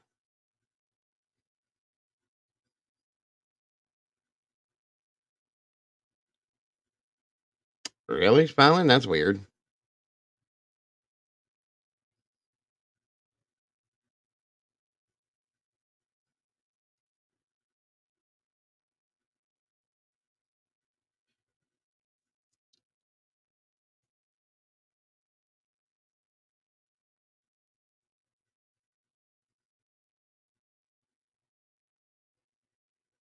Try and catch up on chat here, guys. Hold on a minute.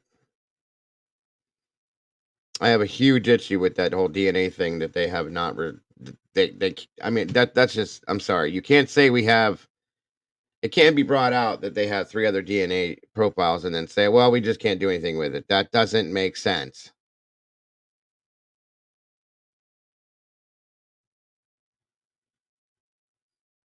That's right, buddy. That is right.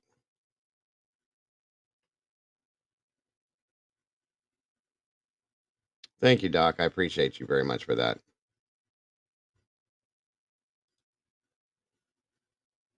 I don't know if you guys saw that, but I'm going to show that to you here. 1 second.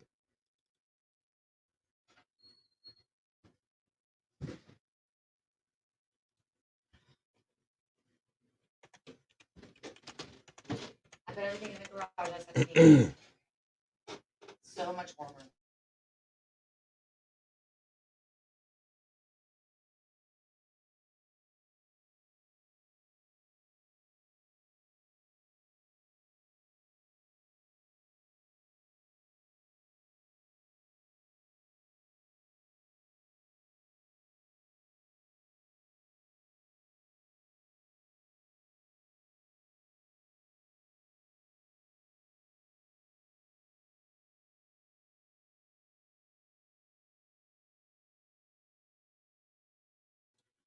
Hold on, guys.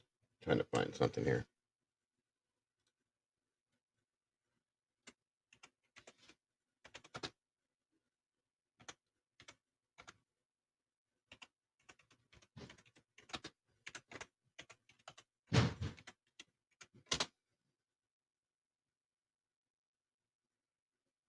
Where's the new one at? Dang it, dang it, dang it. Hold on.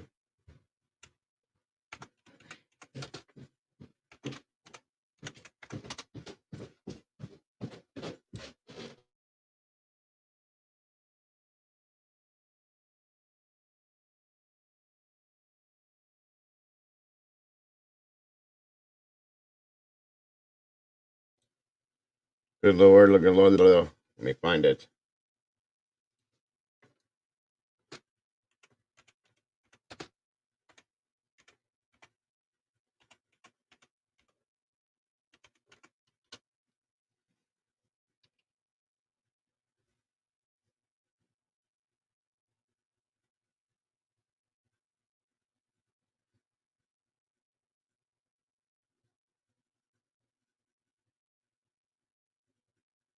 Where the hell is it? Did they take it down?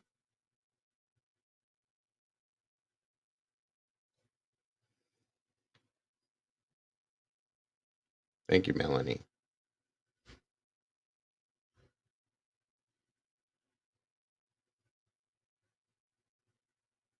Thank you, Nancy, MVP. I appreciate you.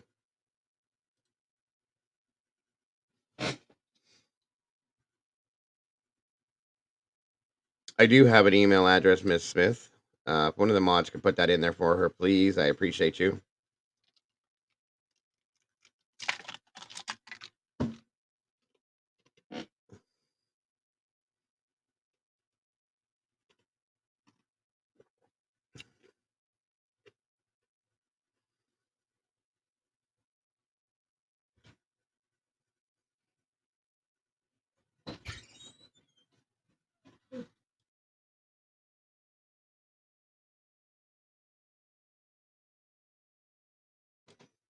Hold on, guys. I don't know what the hell is going on today. There's so many technical issues with this.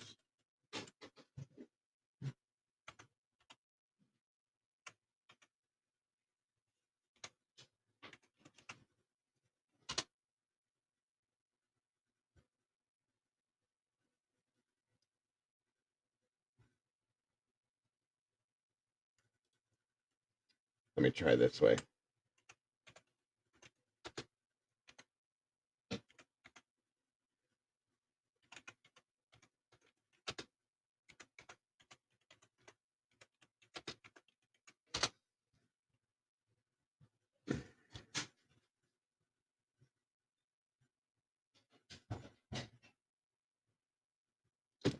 I don't understand this.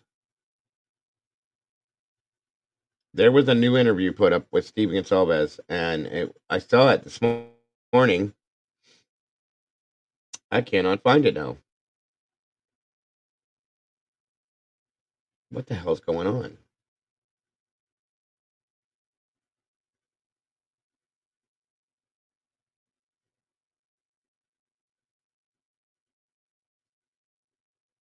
What the hell?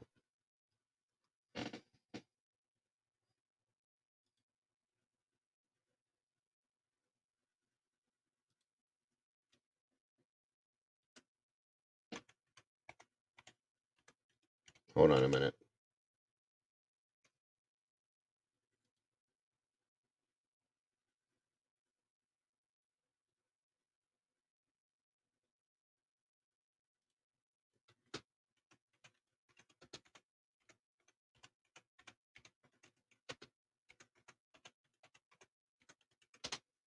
Okay.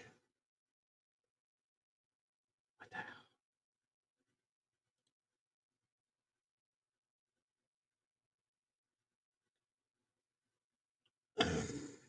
Let me see something, guys. This should not be this difficult.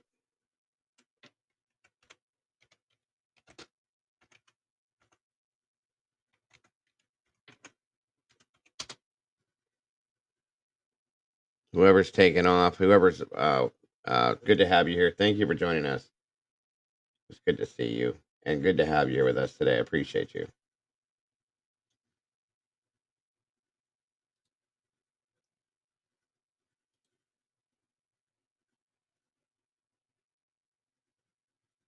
I'll be damned if I can't find it now. It's gone. I watched it this morning. Now it's gone. I can't find it. If anybody finds it, throw me the link or tell me where to look because I can't find it to save my life. I wanted to share it with you guys. It's crazy.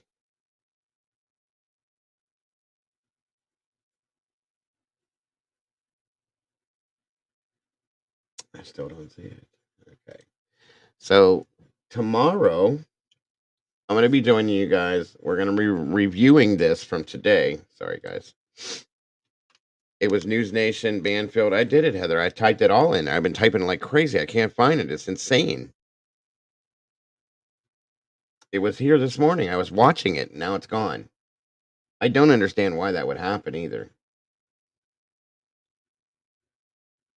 I don't see them taking it down. There was nothing on it that was like,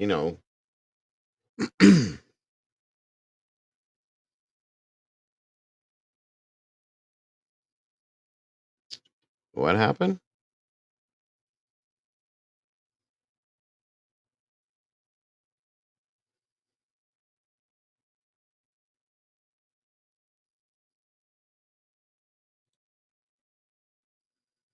Speaking of which, where are you at, Chains?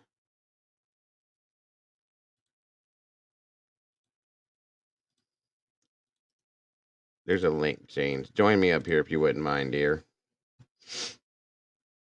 Would the gag order take it down? I don't think so. I don't think so because they're not under the gag order. That's a problem, so I don't think it would be. I don't think it would. There's a link in chat, James. If you're not busy, dear, I'd like for you to join me up here real quick.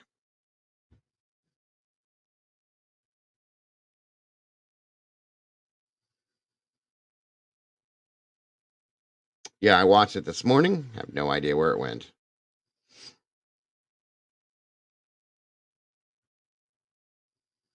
It was Ashley Banfield interviewing him, and I wanted to go over it with you guys, and I can't find it to save my damn life.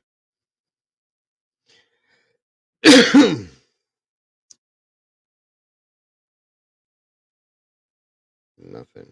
Damn it.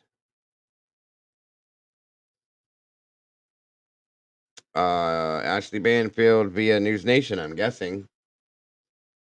That's what I saw. Hello, Brian. You're not No Chains, but hello. How are you? I'm good. Hold on. I got to turn off the other audio. Okay. Jump up here, Chains. What's going on, Brian? Chains, come up. Man, what a day we've had. I need a little group therapy. Alrighty.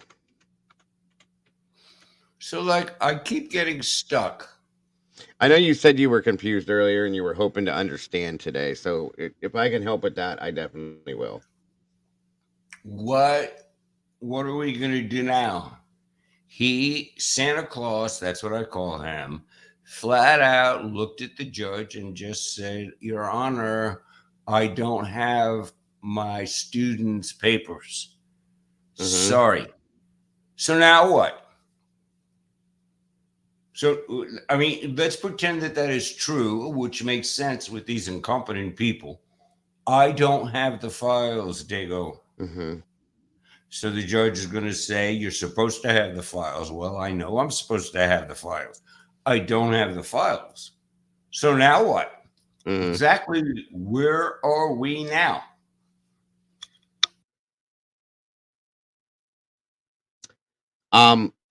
I don't know. That's a great question, to be honest with you. And you're talking about the DNA for the other 3 profiles? Yeah, when he stood up at an angle, not at the main desk, but behind, and his body language was tilted to the left, and he just shrugged his shoulders, put out his hands, and honestly said, Your Honor, I don't have any more. That to me blew my mind. Yeah, and you know what? He I said, don't think he's lying. I don't either. He can't. He can't lie to the judge. So at that point, it makes you wonder, why don't they have it? Why didn't they do something with it? But no, now to me, all day I keep thinking, so at least we had someone say the truth to some degree. I don't have my students' papers. Okay? Right. Now what do you want to do to me, Dago? Are you going to spank me? Are you going to punish me? What do we do now? I cannot give out grades to my students. I lost my grade book. No. But he said that. I know. So what happens now? He said, we can't do nothing with something we don't have. It almost sounds like they got rid of it on purpose. I hate to say that out loud, but you know, what else would you do? I hate to agree with you out loud. However, we are here, my Dago. We are here. Right. So now what? I don't know. I don't know where they would go from there. I mean, he's gonna have to. He can't do nothing to him. Changes. I want to ask her this question too. I want to hear her answer to that because it's insane. Where is it? My chains. I love my chains. How are you, kiddo? They were basically stating that there wasn't enough of it left to put it through. That's bullshit because they had transfer DNA, minuscule amounts of it to pull off of the sheath of Kohberger, supposedly, isn't it? Isn't that how they did it? So where is it at? Where's it at, guys? How'd you find it in the first place? There was enough to find it. Where's it at? Exactly. Chains. What happens next? What happens next? I don't have my student's grade book. What happens next? As it stands, they're trying to go for the dismissal on the 1st. You think it'll happen? But politically, they can't do that. Well, they can dismiss the indictment. They can't dismiss the case, but they could quash the indictment. Yes. Okay, wait. So help me understand. What is the difference? The case is still going to sit. the indictment of Brian, all that would do is it would quash the indictment. It would disappear. Then the prosecution would have to go through and redo it. Okay, but now do they have to give him the preliminary hearing, or are they going to try to pull off another indictment? Which way does it go? Well, I would think it would go preliminary. If Okay, they allow so for it, that's where the prosecution can jump in and screw that. Was today kind of like we got a little preliminary that they didn't want? A tiny bit of it, because all it was about was the DNA, basically. But I'm saying this is what they didn't want all along, Well, of but we course, still yes. kind of got it. Yes, Okay. if you notice, the prosecution objected to everything when they first started. She stood up and said, "This is not right. We shouldn't do this." Santa Claus, he objected to everything all of them, the whole prosecution team objected to everything that happened today. If you didn't notice that, every bit of it. Yep. And that's a good point, Dream Suburb. How can they do it without evidence? Exactly. That's where the question lies at this point. And what are they going to do with that? We have deadlines now, folks. Deadlines. To be honest, I don't think they have, use my French. I don't think they have shit. I don't either. At this point, and we've been saying it for months. Yep, We have been saying it for months. Yep. I don't know, They student murder don't judge have anything to convict him. And then this bunk DNA of the others.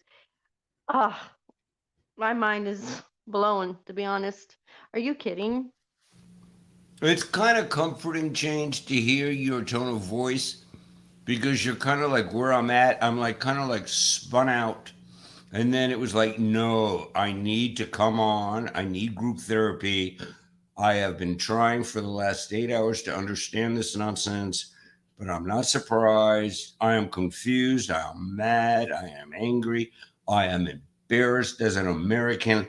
However, what the hell is going to happen next? Because when he stood up there and told the judge, I lost my grade book, that to me was like, holy shit.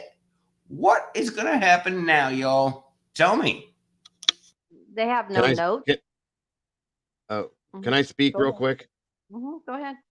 Okay. Was I speaking over top of you guys, by the way? No, sir, you were not, Dago. Oh, I just wanted to make sure.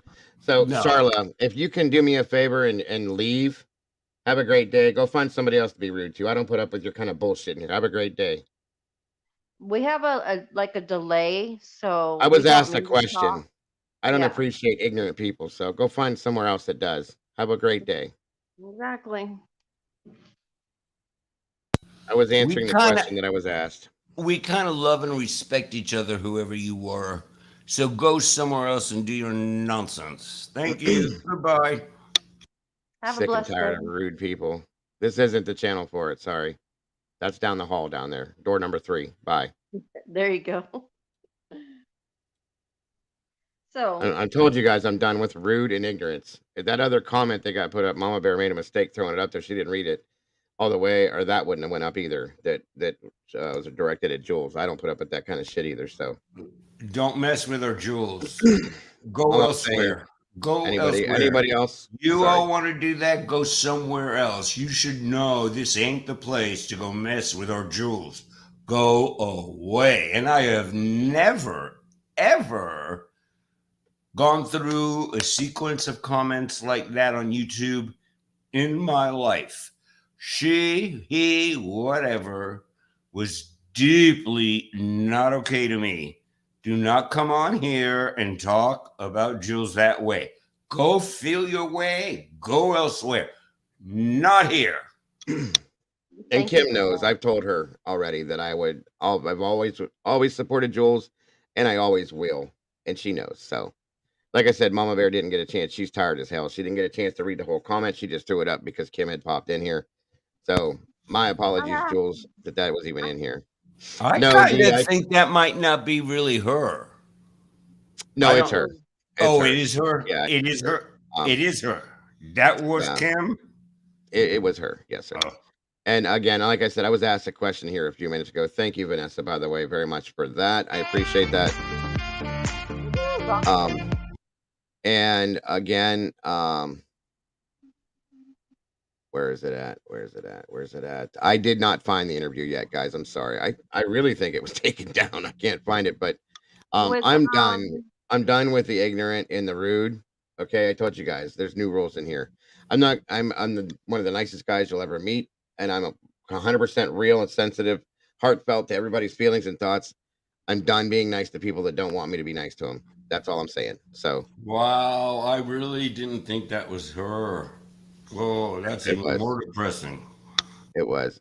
Thank you, Heather. Thank you. Go ahead, guys. I'm gonna look this and pull this in my email for you guys, and you guys keep on talking. Thank you guys for joining me up here. I appreciate it. We appreciate. How do you all tell, like, Chains? How do you all tell if it's like really her or them or it or whatever? Like, is there something going on your screens, or I mean, how do you all know it is or it isn't?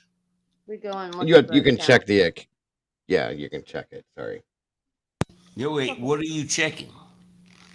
You click on the account, and it'll show you if it's like, if it says it's like it started today, or if it was started like 2 days ago. I know that her account was started when it was started because I've known about her and I know her, so on and so forth. You can tell that it's a copied account or something like that. So Right. Okay, so what That's I'm all. asking is, though, when you guys say you click on the account, are you like clicking on the name in the chat? Like, how do you Yes. find the person's account, and what account are you finding? Does that make All it sense? does is it flips over. You click if I click on your account in the chat, it'll take me to your channel, and we'll be able to read when you started it, who you are, what channel name, and all that kind of stuff. It'll show your channel. They're trying to, Fallon, but we Okay. don't allow that anymore. So Okay, so then you all who follow this better, smarter, and everything, you would like know that the real Kim started whatever and blah blah blah, and then today happened, and you would know that that was her. Correct. yes, sir. Wow. Okay. That's how the mods do their jobs. They check for trolls and stuff like that by doing that. But So it's just about clicking on the name in the chat, period. Like if I clicked on a name in a chat, I should do it, but I'm not in the mood. But like, what would happen? Like, it would take me somewhere. It should take you to their channel, bud. Okay, when you're saying your channel, you're saying it should take us to someone's YouTube channel. Correct. If you And double click the person in chat, like Heather's account, you see Heather sitting there with her little face. You click on that, ding ding, and it'll take you to her account. You can check the info for her account, if she started her account in May of 2014, or if she started her account on August 17th of 2023. That's how you'll know it's real or not real. If you know who Heather is, Heather's been here for a long time. You'll be able to see Isn't that. that something? Okay, and you then all you have keep the ability track. to block. Brian, you have the ability to block the person. No, Yes. I don't block anybody. I could care less. You know what I'm saying? I'm not that sensitive. It's fine. But I'm No, saying, she's just telling you wow. you can, buddy. Yeah, no, but I'm saying, but for you all, you guys, it's like you do kind of like know, like Kim's channel, her date, her thing, or whatever. Brian, you can tell by the way that they talk. Mm-hmm. You can Have a tell great night, Jameson. if it's hacked. No, I was very upset. I was very upset in terms of Jules. Okay. But then while I was responding to that, in my head, I'm thinking that's not really her. But that didn't matter to me because that's not okay, and I want you to get out of here. Okay, Kim, don't be talking about Jules that way here. Okay? Kim has But you're gotten. saying it is her. It's her, Brian. It's Brian. Kim has gotten upset recently because she hasn't been being supported like she was before, because of the certain things that have gone on. And Kim was upset with Jules because Jules put out a truth video about her. that. Don't you hate it when Jules talks the truth all the time? My God, in his No, city that's what I. lies, That's what I absolutely yes. love about Jules. That's what I love about her. Sadly. Absolutely. Like, That's what screw we want, you. Brian. That's what we want, hun. Yes. I know.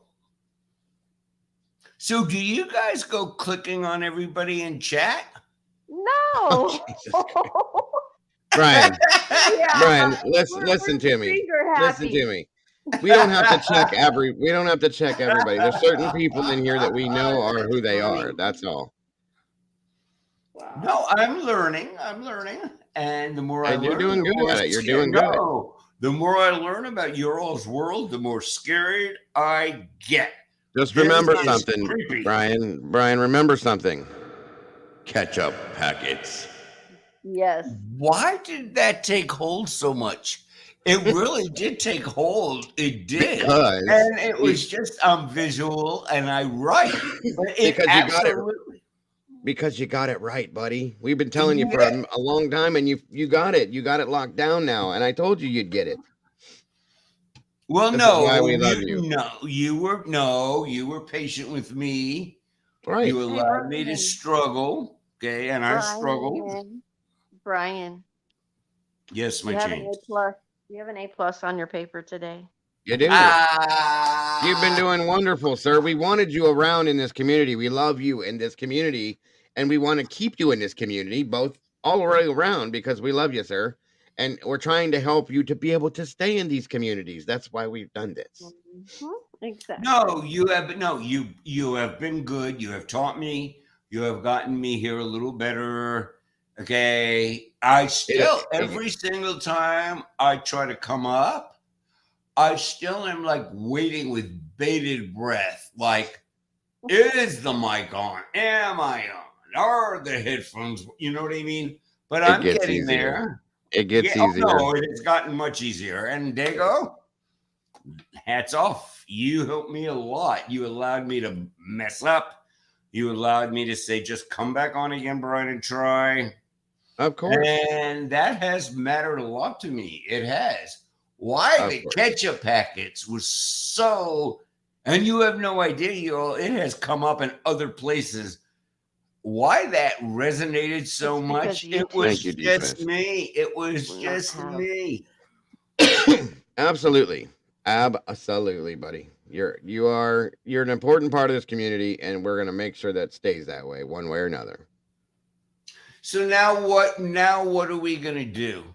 What happens next? Does he go to trial again? Oh, and come on, you all. He looked fine. Hey, I'm not attracted to him like him that way. You know what I'm saying? But he's not gross. He's not ugly. He's not disgusting. No, he's a handsome guy. He's dressed well. He holds himself well. He shows he does this when he sits. That shows confidence. That's a fact. Yes, he's absolutely everything that 7 months ago everybody was freaking out. He is not that now. I noticed today, obviously, what I did for a living. I wanted to really check out him and Ann, and he has gotten just a tad better with Ann, but he is a very sick man. So he can't really like do it. But he did Ann better today with the turnover and the I think they have a comfortable relationship. I do. Brian, are you calling him a sick man? For what reason? Oh no, he's mentally very disturbed. Okay, no. He suffers with profound OCD. He has been a very tormented Homo sapien since he was 12. He struggled. And we're not talking even about bullying. He has had very, very hard time living. Okay. Does that make him a serial killer? Probably not. In fact, clinically, he shows very few signs of being a serial killer. Is he a very sick, mentally ill man and adolescent? Yes. The visual snow is somatoform disorder. And all that means is all his mental illness is transferred into something else. It is not fake. It is not hypochondriac. For the somatoform person, they are suffering. Everything he wrote, he was suffering, but it was mental illness. I not do agree. I neuron. think a lot of people disagree with you, Brian, because of the way that you're phrasing this. I do agree that he is very much OCD. I do agree that he might possibly be on the spectrum slightly, okay, but he's also a very intelligent person, which in turn, Absolutely. right, and that sometimes has a tendency to be Confusing to other people. Yes, yes, okay. So Yeah. that's why I think, and a lot of people are disagreeing with certain things. That's why I think people disagree, because they're not understanding in that sense of that. Brian definitely is OCD, period. And like I said, he very Yes. possibly could be on Malignant, the spectrum, okay? acutely so, but Right. not autism. I get OCD. Oh, I do definitely. not get autism. Okay, you cannot study to that degree. He has no conduct disorder, as far as we know. He's not playing with snakes. He's not killing animals. No. He's not obsessed with fire. Okay. He is reading. Grad school is a lot of reading. So we have to then rule out visual snow as it being valid, like for your retina, your optical nerve, everything else. He does not have visual problems physically. It is a part of his mental illness. Okay, he is a very sick person. How long were you a therapist, Brian? I was gonna ask- 35 years. There you go. That way you guys understand why Brian reads people the way he does. Right. He's clinical. He's a clinical. He's been trained. Right. And real quick, let me state this. Jules just said Kim can say something to me personally, which we know she won't. If she has something to say, which she has refused to do. She's been offered that option. I do know that for a fact. No matter how many times the offer was extended, I made my video, moved on. She's obsessing, not my issue. And I do agree in that sense that there's something wrong with that. If it's not a problem, then you shouldn't obsess over it. So I do agree with that 100%, Jules. Thank you. Why? Where did all this WSU Jules stuff just come from? Has this been brewing and I missed it all of a sudden out of the blue? I am reading this stuff about our Jules. Jules put out a video a while back, and then Kim has been kind of like absent for a while. She was obviously watching the show, and these things popped up, and she made a comment, and there it was. And she's just, Jules said, she's still worried about it. Jules moved on, so I don't know but I'm why. saying, was it a surprise to you all that, like, to me, I was like, why is this coming up now, today, on this day, with all this stuff? All of a sudden, No, we've been watching it. Nothing's been said until today, but it's been kind of brewing in the backstage, in the background, I guess you could say. Well, Jules, we love you to death. We need you. Keep going. You keep teaching us. You keep educating us. That's just ridiculous. So this is the video, folks. Here it is, finally. Thank you for helping me find this, folks. Hopefully this works right. This is Ashley Banfield interviewing Steve Gonzalez yesterday, the day before the hearing, and getting Steve's thoughts on this. Prosecutors in Idaho. Can you hear it, who James? are going to be facing off against Brian Kohberger in 46 Can you hear that, James? Yes, I can. Okay, thank you. days. That is when his trial is scheduled to begin. Nonsense, they say to him and his attorneys, who are suggesting that the grand jury process was flawed. They are fighting it. They want the whole indictment thrown out. There's a hearing on it tomorrow. And along with that, there's also another motion in that hearing that we'll be dealing with tomorrow, and that is the DNA chain that led them right to his doorstep. His lawyers say it's flawed. Prosecutors didn't say nonsense, but we can imagine what they will say tomorrow, and we can also imagine what Steve Gonzalez is going to be saying under his breath tomorrow, because he's Kaylee Gonzalez's dad, one of the 4 victims of the Idaho murders, and he's here with me live. Steve, thank you for being here. We haven't talked in a while. Are you and Christy planning to be at the hearing tomorrow? Yes, we'll be there tomorrow for sure. I suppose when you read the prosecutor's response to Brian Kohberger's lawyer's assertion that, well, that the proceeding that led to the grand jury indictment was unfair. I suppose when you read nonsense, you felt the same way or maybe more. Well, I feel like we definitely understand what unfair feels like as parents. There's 6 motions that are going to happen tomorrow, which makes it a very important hearing to be at. So we'll be there and we will be watching everything, recording everything. I have my legal counsel there, and I want to make sure that he understands that he has a whole team of people after him. It's not just the prosecution; it's all the families. We want justice, and we're looking for all this evidence. That's why I want to know about the alibi. We want to know about these different motions, and give him the opportunity to defend himself. Okay, let's talk about that alibi, because I haven't spoken to you since he actually announced this alibi story that he was out for a long drive between 3 and 4 or 5 in the morning. You know, can't prove his whereabouts, but that's the story and he's sticking to it. What was your reaction when you saw that actually on paper? It helped me understand that we do have the right defendant, and there's some computer models that are out there that kind of correlate patterns and speeds and times that people could be going through that neighborhood and how they would match along those surveillance cameras.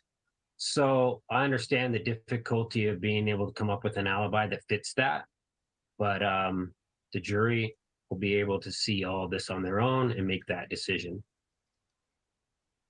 Yeah, coincidences, you know, 1 coincidence people can accept, 2, it gets harder, 3 or 4, like I just happened to turn my phone off for that specific time that I was out for my long drive in the darkest, deepest time of the night. It starts to get, yeah, pretty tricky. One last quick question. How are you guys doing? We are, you know, coming up on an anniversary this fall that's going to be very difficult for you and your kids and for the other parents as well. How are you guys managing? You hope that it gets better, but the truth is losing somebody as important as Kaylee and Maddie and Ethan and Xana, it never gets okay. It never feels good. You don't heal from that. So I have a job to do as a parent, and I hope everybody understands what we're doing and what we're going through. I think most people will absolutely understand that, but you know, having never walked in your shoes, they'll never truly get it. 46 days. I don't know if they'll grant him a stay, whether there'll be a delay in that, but 46 days, that's coming soon, the start of this trial, at least the scheduled start. Steve, thank you. Please give my love to Christy and the rest of your kids, and be well, my friend.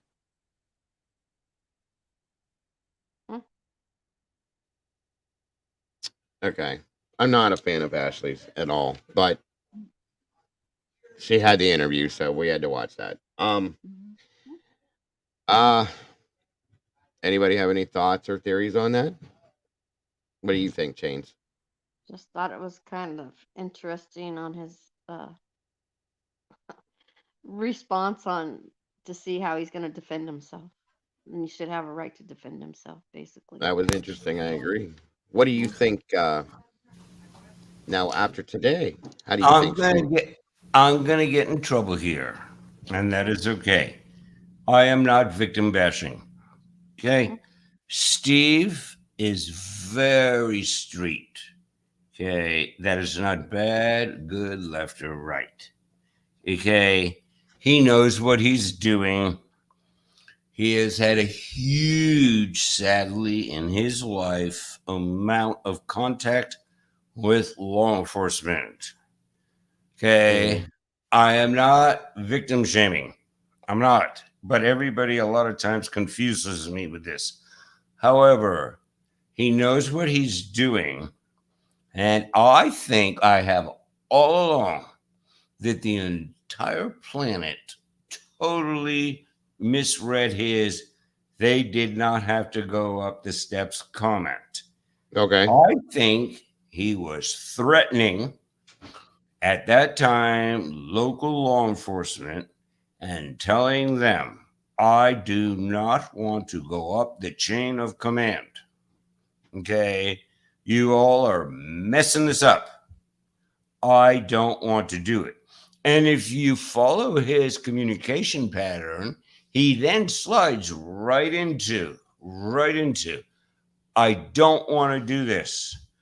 Somebody be alpha. I don't want to do this. And then if you follow him a week later, he is now trapped. He says, I am trapped by hardworking cops. I think this poor dude knew that this was a big operation, that he had to accept that his daughter and her best friend were doing some careful things, like, okay, I'm going to say it that way. Okay. And then we got to be this way, like for you all. Hey, I love my dog. I don't have a kid, thank God. But please, that's got to be hard for you all to know that the world is going to know that your child was doing this kind of stuff. So he was trying to say, I want you all to quit messing around. Okay? I will go over your head. I will go over your head. Stop it. Tell the truth to the world. Okay? That is what I heard from that day one. I think he is shrewd. I think he has had a very, very hard life with law enforcement. His brother is in jail for murder. That's a rough haul. And if you notice, the Fox interview was really amazing, where the wife like kind of elbowed him and told him to like keep it together. He's having a hard time. But they all now know, you guys, they all know their kids were. Eddie, jump up here with us, buddy. Yes, Eddie, come up, please. Brian, Steve Gonzalez's brother is out of prison, by the way. Now? No, they let him out. No. However, he was there. Well, So, yeah, I don't think that has anything to do with this, though, Brian. I mean, I know what you're saying. No. All I'm saying is Steve is very savvy with law enforcement. And he was very upset, as we learned today, about how all this nonsense that these people did with his daughter, Maddie, Ethan, and all them being murdered. He knew they screwed this up. Okay. And he was saying carefully, quietly. And if you notice the interview, go back and play the interview, you guys. His wife elbowed him and said, be quiet. Okay. Yeah, I saw it because he was getting upset and she didn't want him to get that way on TV. No, so. she didn't want him to slip up on anything. Hey, this guy's had a very, very hard time. Hey, he knows a lot more than we all think he does. Sadly, he knows his daughter was involved and Maddie was involved with party stuff. And he knows that the world is now going to learn this. I'm Jewish. That is why Ethan's family has stepped out, because they know that they really do not want to have anything to do with their kid being connected to all this. Okay, they're not going to do it. All right. So what I'm saying is Steve is sharp. Steve is street. However, the internet has this ridiculous notion that Steve is this computer whiz. He is not. I looked him up on LinkedIn a year ago. What he did was he answered a phone in a cubicle. And you or I would call in and he would say, hi, this is Steve. Thank you for calling. How may we help you? And I would say, I need my modem fixed. And he would say, go unplug your modem. The dude has no computer experience. Everybody thinks all this. It was touching the Wi-Fi and everything else, that this dude knows anything about that. He does not. Okay. He worked in a call center in cubicles. They took calls for some like internet provider thing. It's on LinkedIn. It may have been removed. You all can find it. Chance, go find the link. I thought he worked for the hospital. He did. And then again, Brian, you have to make sure you're stating this is your opinion. Yes. Okay. In your opinion. And I respect that. This is your opinion on something, 100%. But wait, what do you mean the hospital? What hospital? For what? That I never heard of. IT. IT. Oh, that's what you all are saying. That's what we were told and shown. Yes, that's what we're seeing. That's what. Oh, okay. I never heard that. What hospital? I don't have in front of me. I don't know, but they do have the information. Chick Antique has it. I know Chains had it. There's a couple other people that went researching and they have the info. Okay, so wait. So the basic notion is he was working. He was working for a hospital doing IT for them. Which is plugging in and out like cables on computers. Computer stuff, buddy. Like working on their computer systems and stuff like that. And programming and all that kind of stuff. Oh, I didn't know that, you guys. Mm-hmm. I'll look it up.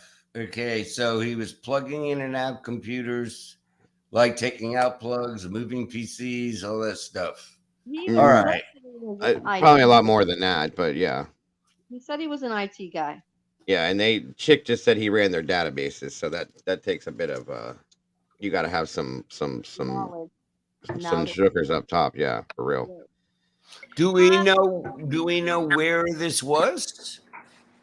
Because on LinkedIn it just said he was like a computer. He was in a cubicle and he answered telephones. Basically, that could have been really old, Brian, because a lot of people don't update LinkedIn and they don't. Okay, I'm asking. James, tell me, like, do we know the hospital in the area and where we can find his job description? Because he's definitely not computer whiz, trust me. But proceed. Well, again, that's your opinion, buddy. Right, but okay. Where are we getting hospital information? That's neat to me. I never heard that. Chica's, I'm sure she's putting it down there. Oh, she's so good. Okay, welcome, Eddie. Well, thank you. It's good to see you all again. Hi, Brian. Great to have you back, Eddie. We was worried about you, brother, for a long time. I hadn't heard from you in a minute, and I was looking forward to hearing from you every day. So I'm glad to see you. Our Eddie is so cute. Hi, Eddie. How's it going, Brian? I'm silly, confused, mad, angry, lost, and confused. How are you? I'm all right. I had to duck out for about a week. I was, the summer has been wearing on so quickly, and my projects are being uncompleted. So I had to. Lost in translation, right, buddy? Yeah, the fall's going to be here so quickly, so I got to get things done. So. Mm-hmm. So what's your take on today, brother? I was surprised, almost astonished to still hear Steve Gonzalez believing that, because of a driving alibi that makes him think that they have the right guy. And that was yesterday's interview, by the way. I'm curious to see after today what he thinks. You know what I mean? Yeah, how he can still be on Brian Kohberger having anything to do with this is really surprising. He is so close to the case that it's going to be difficult for him to be an unbiased observer. Oh, yeah. I do not agree being with that, critical of him, but that's just how that works. Absolutely. 100%. Today was in a sense eye-opening to watch one, the unprofessionalism of in my opinion, this is my opinion, the unprofessionalism of the prosecution, the way they reacted to things that the defense said. The defense had to stand up and basically beg the judge to understand how hard it is for them to get the things that they need to give Brian the trial that he deserves. I mean, am I the only one that saw that? Because I'm pretty sure we all saw her standing there pleading with the judge to understand this is impossible for us to do. And then we have Santa Claus standing up saying, being cocky, in my opinion, we can't do nothing with something we don't have. What do you want from me? That's kind of how Thompson was acting. What? This is your job. This is not okay, Heather, no problem, hon. This is nobody else's job but yours to find this out, to bring this, to do this. Boom. You know what I mean? And they're not doing it. They're not achieving the goal. God, my Dago is doing my monologue. Keep going, Dago, because you're doing me. Go. Keep going. I am hysterical because this is exactly what was going on for me. It's like, what the fuck? Keep going, Dago. I love you, Brian. I love you, Brian. So again, that's what I was seeing today. Okay. And there was an arrogance about it that I just definitely didn't like. Okay. And I've always had a respect for Bill Thompson, even though he's the prosecution. I still respect him for his job because he's done a lot of stuff. But today, something's wrong. Something's not right. And I don't know if he's nervous because he doesn't have what he should have. If he knows that they kind of got them by the short and curlies, in a sense, it seems to me, at least.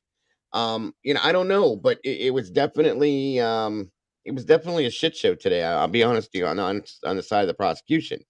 And the defense should not have to stand there and beg the judge to see that how bad they're struggling to make a case for the defense like this. They should have everything that they need. And where's this DNA at that was supposed to be? The defense brought it up the last time they came to a hearing, and now it just doesn't exist. Go ahead. I'm sorry. 10 months.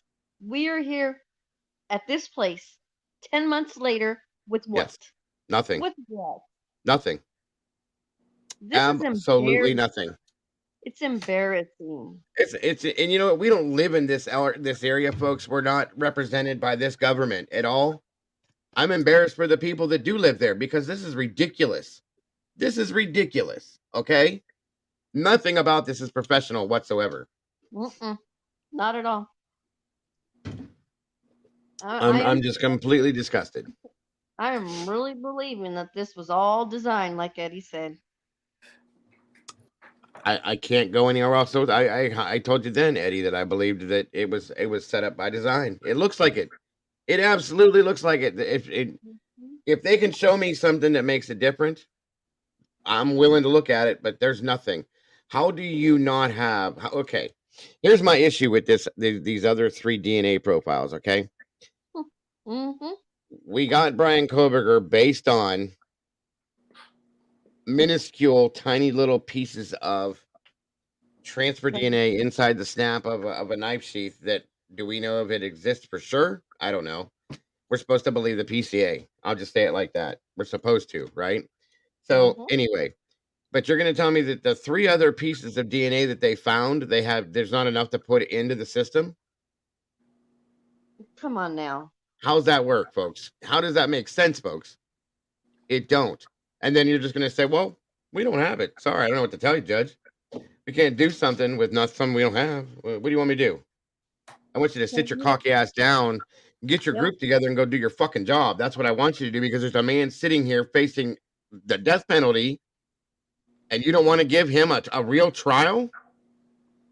Shame on you. That's all I can say. So what are your thoughts, Eddie, on that?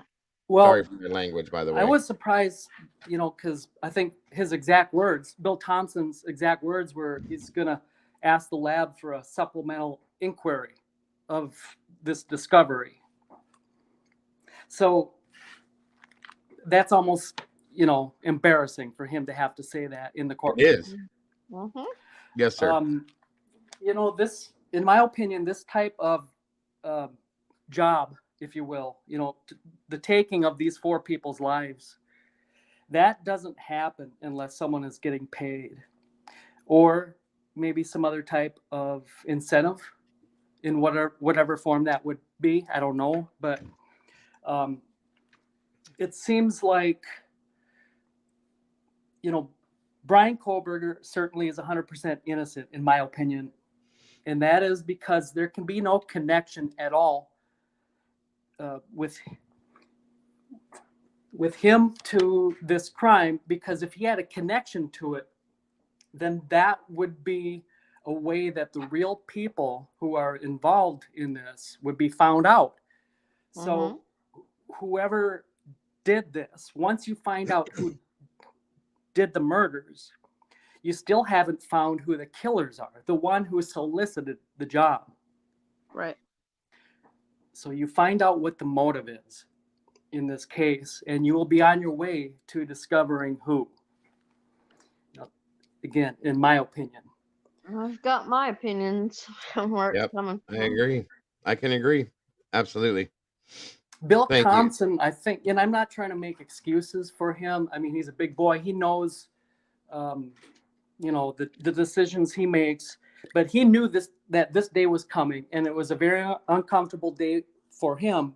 But I think he really has been put in a bad position here. He did not want this case, and if I have this right, he didn't want this, but he was urged to do this. He was compelled.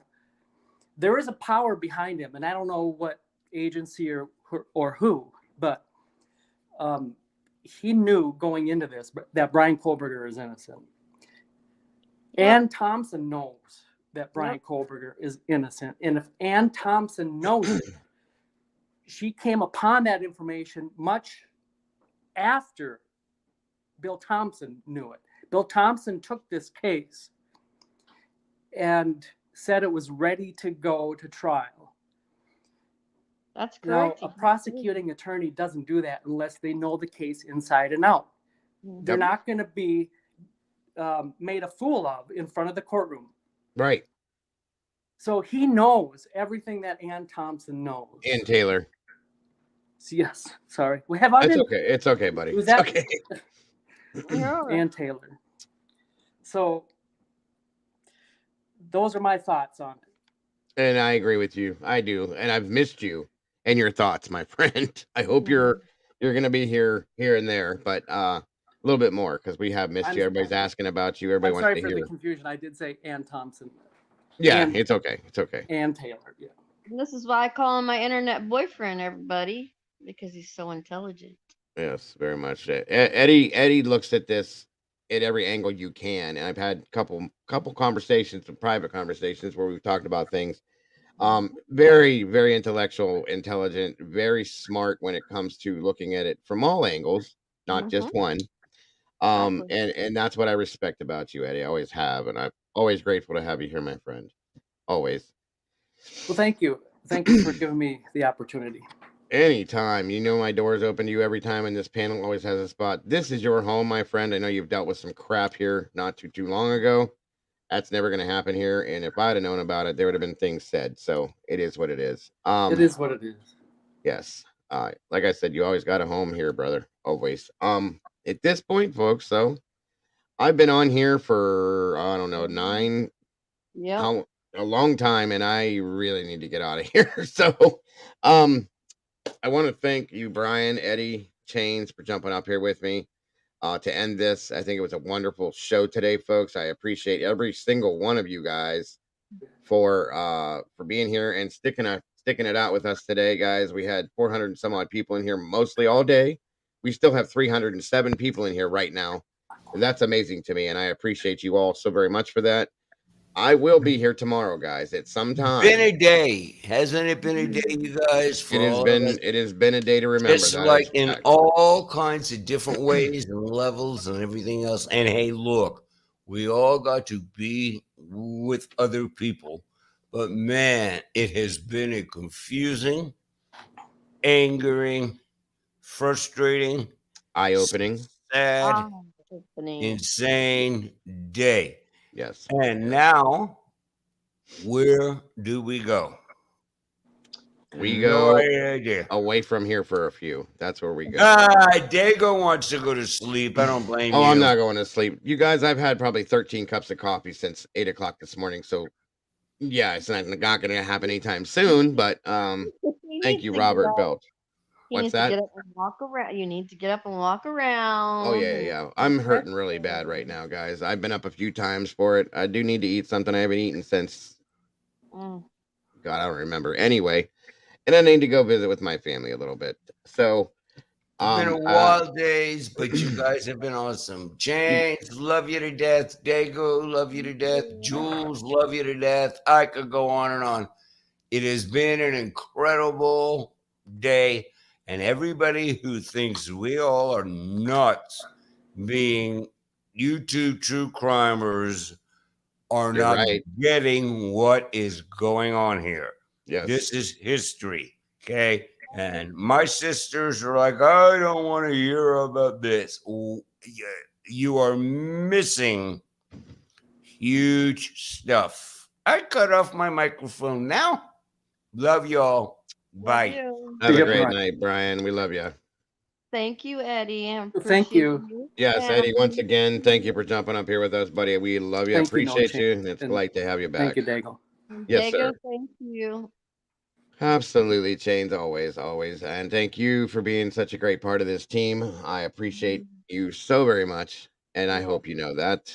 Same with everybody else, even the lovely Miss Heather. Heather really, really did a great job today. Yep, she did. I absolutely appreciate you, Mama Bear. Thank you for joining us. And Yes, all thank the you, Heather. mods. Yes. And thank you again for that. Again, anybody that donated to that today, thank you so very much. If you have, you are beyond appreciated for that. That's what keeps us doing this every single day. Yes, guys, I will be here tomorrow. Can't give you an exact time, but you'll know about it before you don't know about it, if that makes sense to you. Anyway, we're going to come in here and we're going to review this tomorrow for a little while. I think you guys deserve that at the very least. And that is, you may see me tonight. Who knows? Depends on who's where, what, never. You know, guys, I can't get away from this too long. But again, I love you guys to death. And thank you guys so very much for being here and spending this entire day with me. Don't forget to love yourselves and to love each other, everyone, because what else do we have these days? And once again, I will see you all on the other side. Have a great night. Good night, everybody.